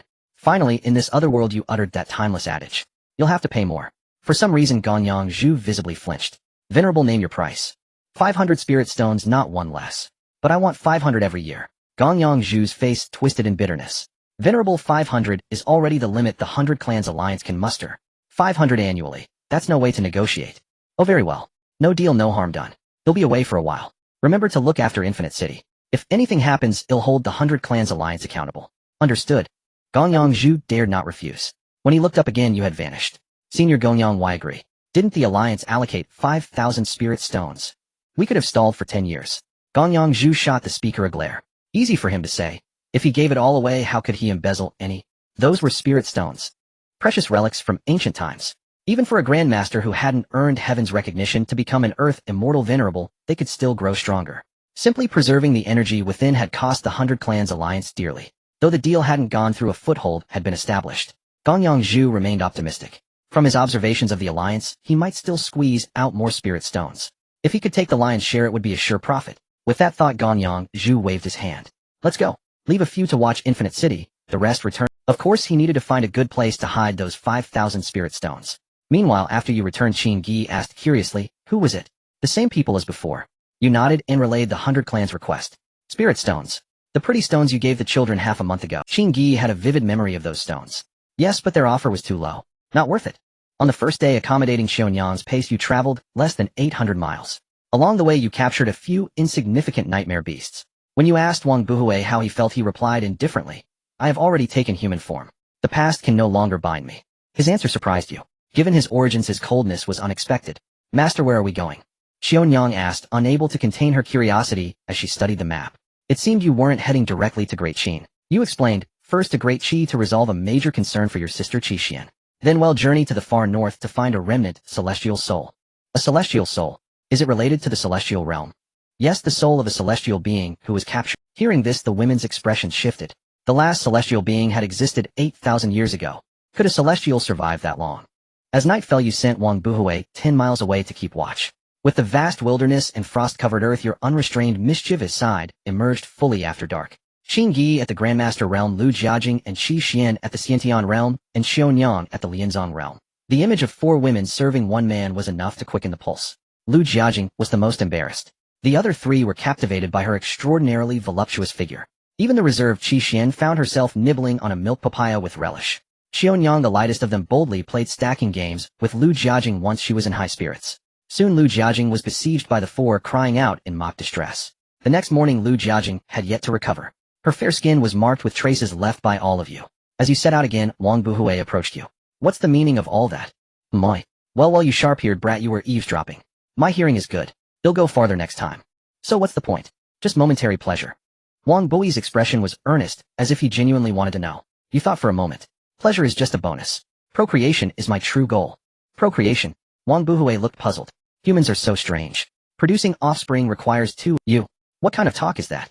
How can one person give birth? Humans aren't asexual creatures. Asexual? What's that? Setting that aside, my nightmare beast clan only needs one to bear offspring. What? Wang Bui's words left you stunned. You focused on him, curious to see how he reproduced. His eyes narrowed, and an aura began to flow around him. But after a moment his expression shifted from confusion to shock, then to bewilderment. Why? Why has my clan's inherited ability suddenly vanished? Wang Bui's mind struggled to process this. After a while you ventured, could it be because your body has transformed into a human's? Wang Bui nodded heavily. That's likely the case. Why the long face? If you can't reproduce, just fine. Wang Bui shook his head. My clan's bloodline must not be passed on unless I find a nightmare beast that has taken human female form. Why? What's so special about your bloodline? Wang Bui shook his head again. I sensed in my bloodline that if humans obtain it they become terrifying, rejected. Hearing this you felt a pang of unease. If nightmare beast blood invited heaven's jealousy, why were you unaffected? Could it be that the blood sun trait didn't actually contain nightmare beast blood? You had a faint feeling that the origins of the nightmare beast clan were far from simple. What do you know about your ancestors? You asked Wang Buhui. You used to ponder the origins of nightmare beasts, but after your cultivation advanced you no longer cared. After all fear stems from insufficient firepower. Having become a grandmaster and an earth immortal, if you still worried about this, and that wouldn't your cultivation have been in vain. I once saw an image in my bloodline. Wang Buhui recalled, his expression turning grave. A giant taller than the sky with a chest broader than the earth. But what? How had this kid, after being human for only a few days, already learned to speak in riddles? Your tone carried curiosity and urgency, and the women nearby pricked up their ears. After all, hearing a story from a strange creature that was once not human was quite fascinating. Even the northward wind and snow were dispelled by this curiosity. That giant's chest was torn open. He died. Can such a terrifying existence die? My ancestor crawled into his rotting chest, and then, what does that mean? The story was good at first, but you couldn't understand the end. What did it mean to crawl into a giant's heart? If that were the case, wouldn't the world you now inhabit be inside the giant's heart? How could such a bizarre story be believable? Inside a giant's heart. Heart. A word suddenly popped into your mind. The Bloodskull realm. Your eyes narrowed. Following this line of thought, your world was the giant's heart, and the upper realm was the giant's head. Having already cultivated techniques from the upper realm, you knew the heart's role was far less important than imagined. At least less than the head. So it was natural for the Bloodskull realm to become the upper realm. But what if the surrounding worlds were more numerous than you thought? Heart, liver, spleen, lungs, kidneys. The 5 organs corresponded to 5 worlds. Within the mind there was a space of the soul's essence. Even though you were only at foundation establishment, the Taishu cauldron was safely stored there. And in the abdomen there was a dantian to store spiritual energy. After my ancestor entered this heart, he didn't come directly to this world. He must have gnawed through the rotten parts of the heart, all the way finally reaching deeper and entering this world. In fact, from the moment each nightmare beast is born, it faintly senses this world's rejection of us. That's why so many of our kin want to transform into other species forms, whether human birds in the sky or beasts on the ground. Only by fully taking on another species form does that vague sense of malice gradually fade. But as I said, if we become a new species and reproduce with that species, we will surely invite the world's severe retribution. The world's will is punishing us, or rather punishing us is incidental. What it truly punishes is the ancestor of the nightmare beasts. Hearing this, your brows remained furrowed. This completely contradicted your initial speculation. Nightmare beasts weren't tools of the upper realm to harvest blood energy, they were truly accidental intruders. I thought you took human form because you were terrified by the Valkyrie 8,000 years ago. Your sudden remark left Wang Buhui momentarily stunned. The women beside him were also surprised, unsure where you had learned this. You had only asked, casually recalling the murals on the South Sea Island, but you hadn't expected to get an answer. You're right. Back then our kin didn't want to take human form because they knew from the start that doing so would bring human emotions. And for us nightmare beasts, emotions are a burden. But 8,000 years ago that legendary Valkyrie was indeed formidable. The turning point for our kin to transform en masse into human form was 8,000 years ago. Before that we mostly transformed into birds and beasts. You asked another question like a curious child. Do you know where your kind ultimately belong? So far you hadn't seen any overly powerful nightmare beasts. Even sentient ones were rare. But you felt that a creature so easily advancing in cultivation couldn't produce a truly strong individual. Hence your question. I'm not entirely sure. The things in the bloodline are from long ago. I can't even judge the truth of what I saw. On that note, you didn't press further. But another thought crossed your mind. If nightmare beasts weren't sent by the upper realm to harvest, did that mean ascension wasn't a scam? But if the one who sent the nightmare beasts was indeed from the upper realm, how powerful must they be? At your current level, would you even be qualified to shine their shoes? Now this world had no spiritual energy at all. Your condensed Taishu cauldron suffered from hunger every day without chi. You still had spirit stones to nourish it, preventing it from shrinking. Though it wouldn't dissipate, it was still uncomfortable, especially for someone like you who had embarked on the path of upper realm cultivation. Alright, let's continue. Next stop, the capital of the new dynasty. You had another purpose on this trip, to have the new dynasty's emperor promote the fifth realm. Especially after learning these things from Wang Fusheng, you felt your firepower might not be as sufficient as you thought. So you needed more female martial artists to complete the fifth realm and accelerate their advancement to Grandmaster. That would benefit your future plans. In this simulation, most of the wives you married were mediocre in talent with only green or blue common traits. But what if you could turn these nearly 40 wives into all martial grandmasters, or even earth immortals? That would make it hard to keep your mouth dry. After nearly half a month of travel, your group arrived smoothly at the new dynasty's capital. The people were peaceful, showing no signs of having experienced war. You grew increasingly curious about this new emperor. Ugh, ugh, ugh. Rhythmic retching came from a certain inn in the capital. Then your voice followed. Tomorrow I plan to meet the new dynasty's emperor. Who wants to come with me? Sigh. You sucked in a cold breath and the retching paused smoothly at the new dynasty's capital. The people were peaceful, showing no signs of having experienced war. As you began speaking again, the retching resumed, growing louder. The discussion was drowned out by the retching. Judging by the women's gazes, they weren't paying attention to your words. Fine. You decided to go ahead and prepare everything. The retching became a continuous line. Ugh, cough, cough, cough. Qin Gi crawled up from the ground, grabbed the most unruly Xiaonyang, and fed her what was in her mouth. But Xiaonyang didn't resist at all, even licking up every last bit before releasing the stunned Qin Gi. She swallowed all the good things you had given her right in front of Qin Gi. Qin Gi felt her position threatened. Xiaonyang's martial intent was all taught by her, yet she could go this far. It made her a goddess a little jealous. The night passed with nothing but retching. The next morning, Qin Gi, with slightly swollen lips, declined the other's invitation to go out. You went to the palace alone. You had expected the new dynasty's emperor to be an older powerhouse. You marveled again at his keen perception, even though you hadn't deliberately hidden your aura. Strolling through the palace, a young man in bright yellow dragon robes appeared beside you after a second. He frowned as if to speak, but you waved him off. Walk with me first. The young man couldn't figure you out, but he clearly sensed your aura was far above his. That prickling sensation on his back was unmistakable, so he decided to walk with you. Though it was his territory, you ended up leading the way. From the palace to the capital, from main streets to alleys. Fellow Taoist, you've walked with me this whole way. What have you seen? People. The young emperor looked puzzled. They are your subjects, your people, the water that can carry the boat. I declined the position of state preceptor, but the fifth realm method can still be reconsidered. Before the 100 Schools Alliance reacts, spread it as soon as possible. You are Senior Wuliang. The young emperor's face lit up with joy, but remembering you had refused the state preceptor position, he tried again. Senior, truly you won't. I don't talk nonsense. Before the young emperor could finish, you interrupted him with a triple denial. Don't try to flatter me with a high hat. An earth immortal may not be the strongest in this world, but it's enough. You continued, while the dynasty is newly established, clear away the old ailments as soon as possible and restore clarity to the people. The young emperor nodded vigorously. Wuliang City won't interfere in conflicts between dynasties, but there are many free martial artists there. You understand what I mean, right? The young emperor caught on quickly, his eyes lighting up. You? What's your name? Senior, this one is Zhu Yuanxi, 18th in the family, childhood, named Chongjiu. You looked at the young emperor with a peculiar expression. Good heavens. Paigong overlord, and now a monk. You clicked your tongue. Have you chosen a national title? The astrologers of the Imperial Observatory are still calculating. No need to calculate. Take the sun and moon combined as the title, Ming. The era name is Hongwu. Hong means heavenly auspice and blessing, carrying the noble aura of heaven's mandate. Restrained in killing, dignified and balanced in civil and martial virtues. I have high hopes for you. I hope you live up to this era name. Zhu Yuanxi hesitated. Senior, this matter is of great importance. I should return and discuss it with the astrologer. As you wish. Alright, I was just passing through and thought I'd see you. I'll take my leave now. Senior, please come to the palace and let me fulfill my duties as host. No need.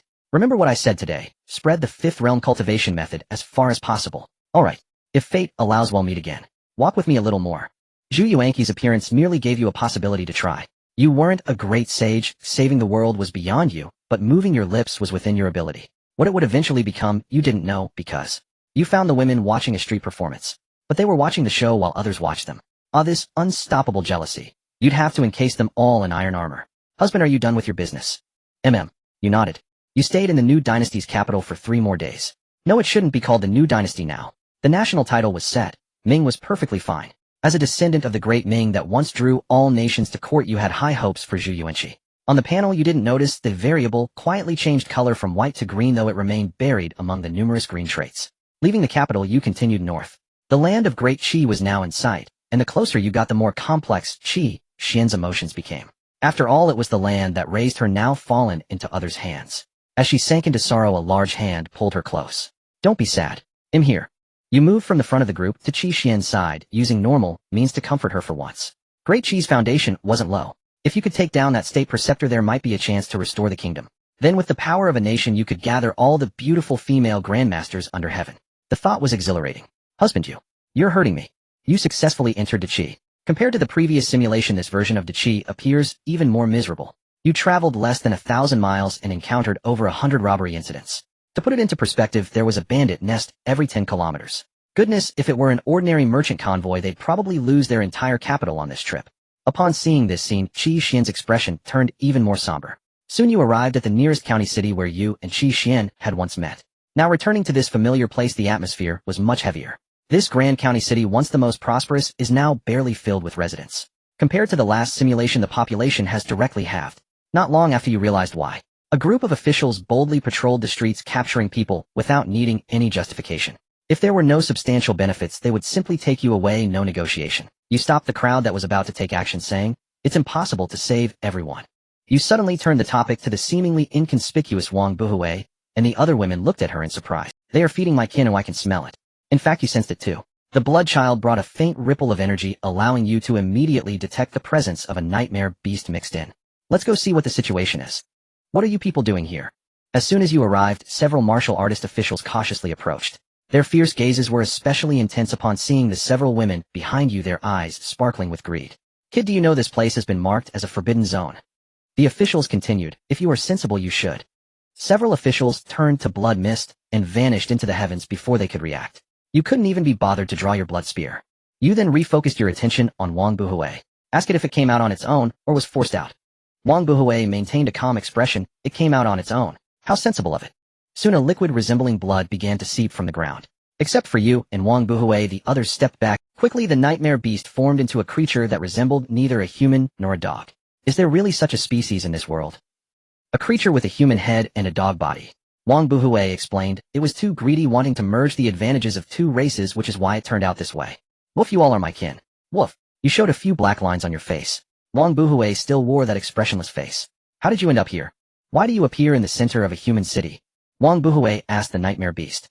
The nightmare beast's aura wasn't particularly strong, likely between refining the organs and congenital level. However, you could feel that its original strength should be much higher. It must have expended a lot of bloodlines to lower its cultivation level. In its complete form, it should be stronger than Wang Fusheng, yet its intelligence seemed to be inferior to that of Wang Fusheng, who had simply transformed into human form. Nonetheless, it answered Wang Bui's question honestly. "Wolf, I was brought here by a very powerful kin. It was incredibly strong, at least 10 times stronger than you combined." "Do you know where it went?" The little dog-like creature shook its head. "After bringing me here, it left. However, since I arrived here, a continuous stream of people have been feeding me." You furrowed your brows. You initially thought these people were coveting the bloodlines that the nightmare beast had split off, but now it seems the situation here runs deeper than you imagined. Wang Fusheng turned her gaze to you. "What should we do?" "Kill it." "Sure." Wang Fusheng agreed without any burden, leaving you stunned. "When did you become so cold?" Wang Fusheng continued to wear her expressionless face. "Aren't humans the most fond of infighting?" After hearing this, you fell silent. She was indeed correct. "Wolf, what do you want from me?" The little dog-like creature was still unaware of what awaited it.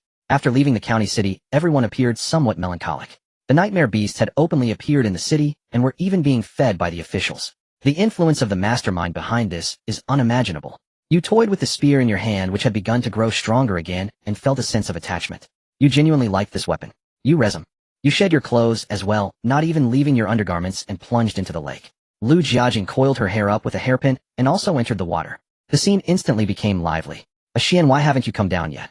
Upon hearing your call, Qi Xian finally overcame her shame, shedding her garments layer by layer before stepping slowly into the lake. The clear water reflected 4 distinct fair bodies. Your moment of bliss had just begun. After nearly 8 hours, you concluded your final spear technique lesson with Qianyang. An inch longer meant an inch stronger. No matter how long Qianyang's sword was, it was far shorter than your spear. Qin Gi, the one with the highest cultivation, had already recovered. Draped in a gauze robe, she gazed at you with enchanting allure. You felt as though you were being provoked, your head instantly flushing with blood. Another hour passed, and your contest with Qin Gi was brief and superficial. Soon you found Wang Fusheng, who was lost in thought over 30 miles away. After reuniting, you continued your journey toward Qi's capital. Meanwhile, in the capital, Great Qi's national preceptor Yin Fuguang jolted awake from seclusion as if sensing something. Before you could approach too closely, 2 grandmasters arrived carrying 2 chests. Not wanting to offend them, you put on a benevolent expression. "Who are you?" We are from the Yun family, one of the ancient 100 Schools Alliance. You must have heard of us, Honored One. Our family's Honored One is in seclusion and cannot meet you in person, so he instructed us to present this modest gift as an apology. There really was an Earth Immortal. How tempting, but how could you find a reasonable excuse to make a move? You were not a bloodthirsty killer. You couldn't slaughter someone's entire family just because they moved their left foot first. Oh, why couldn't this be an arrogant and domineering family? You raged inwardly but still took the 2 chests. Smiling, you said to the 2 men, I was merely passing through and had no intention of disturbing your lord's seclusion. Since that's the case, please convey my regards to your family head. Thank you for your understanding, Honored One. Regretfully, you set off again. However, the contents of the 2 chests raised your eyebrows. They were packed with spirit stones, likely around 1,000. Thinking back, you remembered that Gonyang Zhu had only offered you 500 spirit stones at the start. A cold smile curled at the corner of your mouth. Truly, when one door closes, another opens. Here was a chance to make a move. Having gained 1,000 spirit stones for free, with more potentially to come, your mood lightened. For the rest of the time, you traveled non-stop to the capital, crossing over 10,000 kilometers in 10 days. Everyone except Qi Xian can wander around.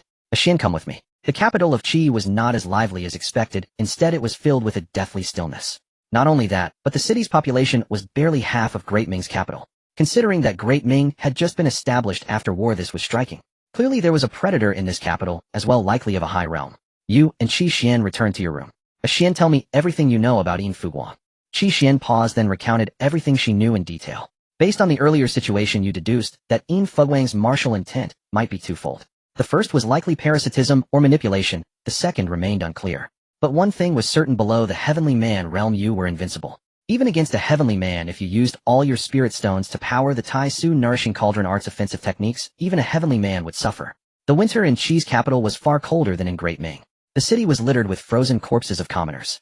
These bodies would inexplicably vanish, only to reappear as bone dust mingling with the piled snow. Husband, Qi Xian called out to you, her face full of worry. What's wrong? If things become impossible, don't worry about me. Your life is the most precious. Silly girl. You took Qi Xian's hand and gently pulled her into your embrace. Holding her soft, fragrant body, you rested your chin on her head and said slowly, You are my most precious treasure. How could I give you up? Don't worry, your husband is the strongest. No one can defeat me at the same realm. Heavenly men must ascend. Anyone remaining in this world cannot be at that realm. As long as you were in the same realm, you had such confidence. Wang Fusheng, I found that nightmare beast. Wang Boi's voice abruptly rang out from outside the inn, shattering the hard-won atmosphere. You opened the door in annoyance. Found it, so what? Didn't I tell you to go play for a while? Wang Buhui now looked at you with a hint of terror in his eyes. He gazed at Qi Xian in the room, hesitating to speak. What's wrong? What exactly is going on? How did you change your temperament after just one trip out? Wang Buhui had followed you all the way, naturally knowing that Qi Xian was the former princess of the Great Qi dynasty. His voice turned heavy as he said, The entire capital of Great Qi is what? Speak clearly. Wait, you mean? That's right, the entire capital of Great Qi is the location of that nightmare beast. It has likely already attained the realm of Earth Immortal. Upon receiving the definite answer, you didn't know whether to be excited or thrilled. An Earth Immortal realm nightmare beast, having absorbed who knows how much blood and vitality, must contain an immeasurable amount of life energy. However, Wang Bui's meaning was clear. The entire capital of Great Qi was now fully situated atop that nightmare beast's body. This wasn't like the human controlling methods encountered before, it was tangible. The capital equaled the nightmare beast. You took a deep breath and said to Wang Buhui, Go find them first, and take them away directly. Husband, your conversation with Wang Buhui was not concealed from Qi Xian, and she had heard everything. Qi Xian looked at you with a worried expression. Just hearing the news from your mouths was enough to terrify her. If something were to happen to you, don't worry, even a nightmare beast isn't as powerful as you imagine. It's just a bit larger in size. Despite your constant reassurances, Qi Xian, as your wife, was naturally anxious. Most importantly, you hadn't felt that dangerous celestial resonance. Every time you died before, it was as if you had a premonition, but this time that sensation was entirely absent. Soon Wang Buhui brought back Qin Gi and Lu Jiajing along with the others. You briefly explained the situation to them, then instructed Qin Gi to lead the rest away immediately. Buhui, do you know how to lure it out? Wang Buhui thought for a moment. At the palace gate, its head should be there. Though not a weak point, nightmare beasts generally disliked having their heads disturbed. You nodded, pushed open the door, and stepped out. However, it was clear that the subject of your discussion had been overheard by the nightmare beast. After all, it had already transformed into the entire capital of Great Qi, including the inn where you were staying. Bang! Crack! From the wooden floor, dozens of crimson tentacles coated with viscous liquid shot out, targeting the people behind you. Your expression turned cold as you drew the blood-colored great spear you had reclaimed, slashing without reservation. The dozens of tentacles charging toward you were severed and absorbed as nourishment for the spear. Simultaneously, the martial true intent within the spear pierced through the other half of the extending straight for several kilometers. The full power of the land immortal realm erupted. Then you grab. Did Yin Fuguang send you all to die, eh? Who is this insolent wretch who dares to, ugh? A pair of sky-covering hands descended from above, smashing the speaker's body into pulp along with dozens of tentacles beneath. Anyone who insults the national preceptor shall be killed. The remaining dozen or so individuals forcibly bore the pressure of an Earth Immortal and charged at you.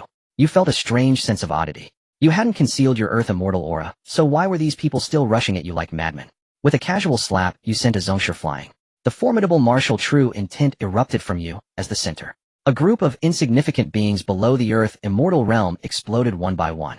This time you clearly noticed something amiss. The blood energy you seized was missing a full half. The remaining blood energy also seemed impure. With the complete fall of the dozen Zongshur, the entire capital began to shake uncontrollably, literally. Masses of crimson blood seeped out from every corner of the city. Along with it, hundreds of thousands of citizens and martial artists in the capital fell into a daze, as if they had all entered a dream, at once their expressions turning vacant. As you had suspected, this nightmare beast had grown to such an extent by devouring humans, and the entire capital of Great Qi was its finest nourishment. You hadn't expected that after losing an Earth Immortal puppet, Yin Fuguang would still throw out a bomb. Truly satisfying. Countless controlled and parasitized individuals rushed toward you.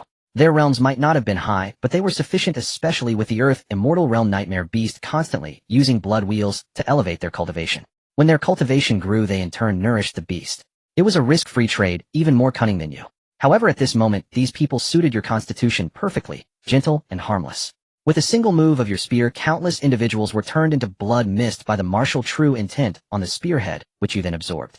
The strategy of swarming was simply delightful. Qi Xian and the others watched from the sky, initially worried that something might happen to you, but the result was that you grew stronger in battle, even charging straight into the crowd.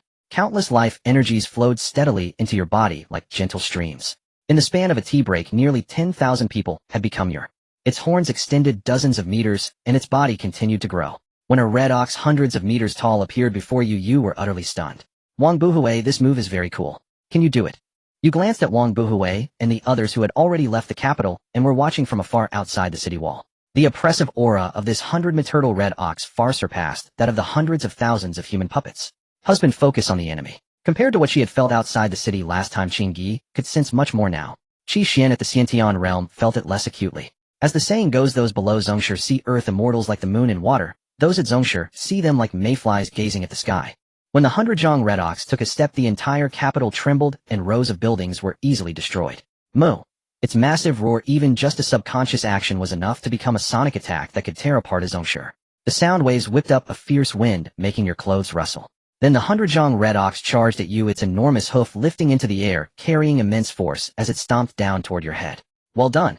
Your expression grew even more radiant. You wanted to test whether your force attribute could match this pure power-based. Bang! A brief and sharp collision sound rang out, but it was quickly swallowed by a powerful void of force. Great sound is silent, great form is formless. This must be the case. However, the potent shockwave burst outward directly. Qin Gi's expression changed, and she instantly swept up the others to flee to a farther distance. The powerful shockwave forced them miles away. At the center of the battlefield, you stood in the air, your hands placed before you, blocking the terrifying hoof of the red ox. The golden force attribute on your panel flickered, as if proclaiming that this ox's strength was nothing but insignificant in comparison. You looked up, freed your other hand, and swung it violently. This time within a radius of dozens of miles, it was as if a thunderclap had exploded in the clear sky, producing a deafening roar. One of the victim ox's hooves shattered into pieces under your explosive punch. Moo! A pained sound came from the ox's mouth. You grinned viciously, gripping your spear as you thrust it forward. In an instant, a torrent of blood energy surged into your body. Though the blood energy was impure, its sheer volume was overwhelming. Even after being purified by the spear, it was enough to fill hundreds of ordinary people up to the refining viscera realm. The red ox retreated 2 steps, crushing the already ruined capital once more, while its shattered hoof regrew. It pawed the ground and charged at you again. Its sharp horns cut through the air with a whistling sound. You didn't dodge, your muscles bulged, and your once loose and fitted clothes became taut. This time you swung your fist in a full arc, smashing into the arrogant ox head. Bang! Splash! The collision sound was still brief, but it was followed by a noise like a watermelon exploding. The ox head, dozens of meters in diameter, instantly shattered into pieces under the might of your punch. At the same time, Yin Fuguang, hidden in the shadows, was stunned. Could a human body really do this? Relying on pure physical strength to withstand a nightmare beast's full-force strike. Where was your martial true intent? Where was your martial art technique? Just brute force. Yin Fuguang had witnessed your martial true intent last time, and now she had seen you overpower the ox-formed earth immortal nightmare beast with raw strength. Without a second thought, she immediately prepared to flee. Before meeting you, she had been proud and arrogant, controlling the lives of all the nation's people. After meeting you, her fate was uncertain. One slap from you would leave her bruised and battered. However, this small, seemingly covert movement of Yin Fuguang was completely exposed to your sight. I've been waiting for you, my dear national preceptor. A faint smile curled at the corner of your mouth as you flashed away from the shattered ox head. The next second, Yin Fuguang's hair stood on end. Even though she was shrouded in a black robe, a tidal wave of terror surged forth. You? What do you want? You looked at her graceful figure barely concealed by the loose robe and teased. As I told you last time, I really like this body of yours. So how about we do something adults enjoy? Yin Fuguang hadn't expected you to be serious last time, but she had never thought of doing such things with a human. Her stunning face beneath the robe shifted from terror to pain. The next moment, boundless black mist spread from under the robe. This mist came suddenly, and could even block your martial true intent. By the time you dispelled it, Yin Fuguang had vanished. You silently lamented the loss. However, an ordinary Earth Immortal had likely lived for eons, and would have some life-saving tricks, especially since she had used an Earth Immortal puppet as a trump card. Still, the gains were decent. An Earth Immortal Realm Nightmare Beast was enough for you to digest for many days. You turned back to look at the massive red ox which had regrown its head. Compared to before, it had undergone some changes, such as hundreds of trembling tentacles emerging from its mouth, eyes, and ears. Frowning at this sanity-draining nightmare beast, you decided to end it quickly. Your spear transformed. The Red Bull's form shrank, increasingly smaller. Conversely, your blood and chi surged in agitation, your life energy thrummed with excitement, and your flesh and blood trembled. This powerful nightmare beast, forged from the lives of hundreds of thousands, even millions, now resembled nothing more than a helpless punching bag. As you once again obliterated the Red Bull's head, its reconstituted form was now merely the size of an ordinary yak. You summoned Xionyang. Although the Red Bull was now only as large as a common yak, its strength still resided in the Xiantian realm. Summoning Xionyang was not only to hone her combat skills, but also to propel her cultivation realm forward. Xionyang had been at the organ refining stage for quite some time. It was time for her to advance. Come, Xionyang. You called out to Xionyang, then released the oppressive pressure that had been pinning down the Red Bull. Xionyang's face was resolute, and the long sword in her hand gleamed with a cold light. While Xionyang engaged in combat, you turned your gaze to the belatedly arriving Qi Xian and the others. Qi Xian stared at the utterly ruined capital, her entire being sinking into boundless grief. Qin Gi pursed her lips and remained silent. You slowly spoke. A Xian great Qi is now without a leader. I have an idea. Oh, would you like to hear it? Qi Xian restrained her sorrow and responded softly. Please speak, my husband. Let Great Ming annex the territory of Great Qi. Your words struck like a thunderbolt, leaving not only Qi Xian, but even Qin Gi bewildered. Why would you willingly give away such a vast territory, when it was the perfect opportunity to seize control of an entire kingdom? But only you knew the truth. You were not adept at being an emperor, for you alone were aware that you were still within a simulation. The time and energy required to be an emperor were too great, completely unsuitable for you. Of course, if possible, you could have let the offspring from this simulation occupy half the realm. But after some thought, you realized that while there were those capable of standing on their own, they had not yet matured. Had there been another 2 or 3 decades, perhaps they would have conceived the idea themselves without your prompting. You did not explain much to them. Instead, you turned to Wang Buhui and said, Buhui, make a trip to the Great Ming Imperial Palace. Tell the emperor that I said. You detailed every instruction. Alright, if there's nothing else, let's continue on our way. You said to Xionyang as she opened her eyes. The issue of the national preceptor remained unresolved, but time was of the essence. An Earth Immortal in hiding was difficult to find, though you had already placed a special mark on her black robe. As long as she was within a certain range, you could sense her. Your next destination, the Great Snow Mountain. April. The wind and snow before the Great Snow Mountain showed no change despite the arrival of early spring. Fortunately, you were now an Earth Immortal, otherwise finding the mausoleum hidden within the Great Snow Mountain would have taken considerable time. You stomped your foot, and a bottomless crevasse of ice split open beneath you. Let's go. After you spoke, you leaped down first. Qi Xian, Xionyang, Qin Gi, and Lu Jiajing followed closely behind. However, it wasn't long before you encountered several tunnels similar to those from before. To find the Great Snow Mountain Mausoleum, you had to locate the correct ice cave tunnel. Fortunately, you had a photographic memory. After testing 2 passages based on your memory of the exit route, you successfully found the right entrance. Your group soon arrived at the spacious chamber you had visited before. There you also saw the towering, breathtakingly beautiful statue of the Valkyrie. Master, isn't this ice wall? Xionyang spotted the ice wall inscribed with the true intent of martial arts, her eyes showing a hint of hesitation. You nodded without a word and stored it into the simulator space. Placing this ice wall in Boundless City would surely elevate the martial artist's reverence for you to an unprecedented level. After completely collecting all the various weapons and debris from the space into the simulator space, you walked towards the secret chamber where the Valkyrie's soul resided. You remembered that the Valkyrie had actually awakened back, then only to lodge herself in Chunyang's mind due to a fragment of the incomplete celestial fate. This time you deliberately left Chunyang behind to avoid such a situation. Although extracting the Valkyrie from Chunyang's body was quite satisfying, you would still need to search for her physical form later. To avoid any mishaps, it was best to prevent this scenario. However, when you arrived here, an unexpected event occurred. In that block of primordial cold stone essence, there was no longer any trace of the Valkyrie's soul. Your gaze sharpened, and you turned why. Qin Gi asked, puzzled, noticing your suddenly furrowed brow. But you ignored her and addressed the four of them. Valkyrie, if you don't show yourself, I will go and destroy your physical body. The four women looked bewildered. What was this Valkyrie? Among them you considered Xionyang the most likely candidate. Xionyang came from a humble background, but had encountered unique opportunities. If any of the four possessed a fragment of the incomplete celestial fate, you even thought she was more probable than Qin Gi. However, your words clearly did not faze the Valkyrie. None of the four women reacted. Very well then. Don't blame you. You stored the primordial cold stone essence into the simulator space, and then flashed a wicked grin at the three women. My four wives, this place is secluded, the scenery is beautiful, and the time is right. Shouldn't we engage in some activities? Qin Gi frowned, and cast you a charming reproachful glance. It's so cold here, yet your energy is remarkably abundant. You chuckled slyly without offering an explanation. You chose Qi Xin first.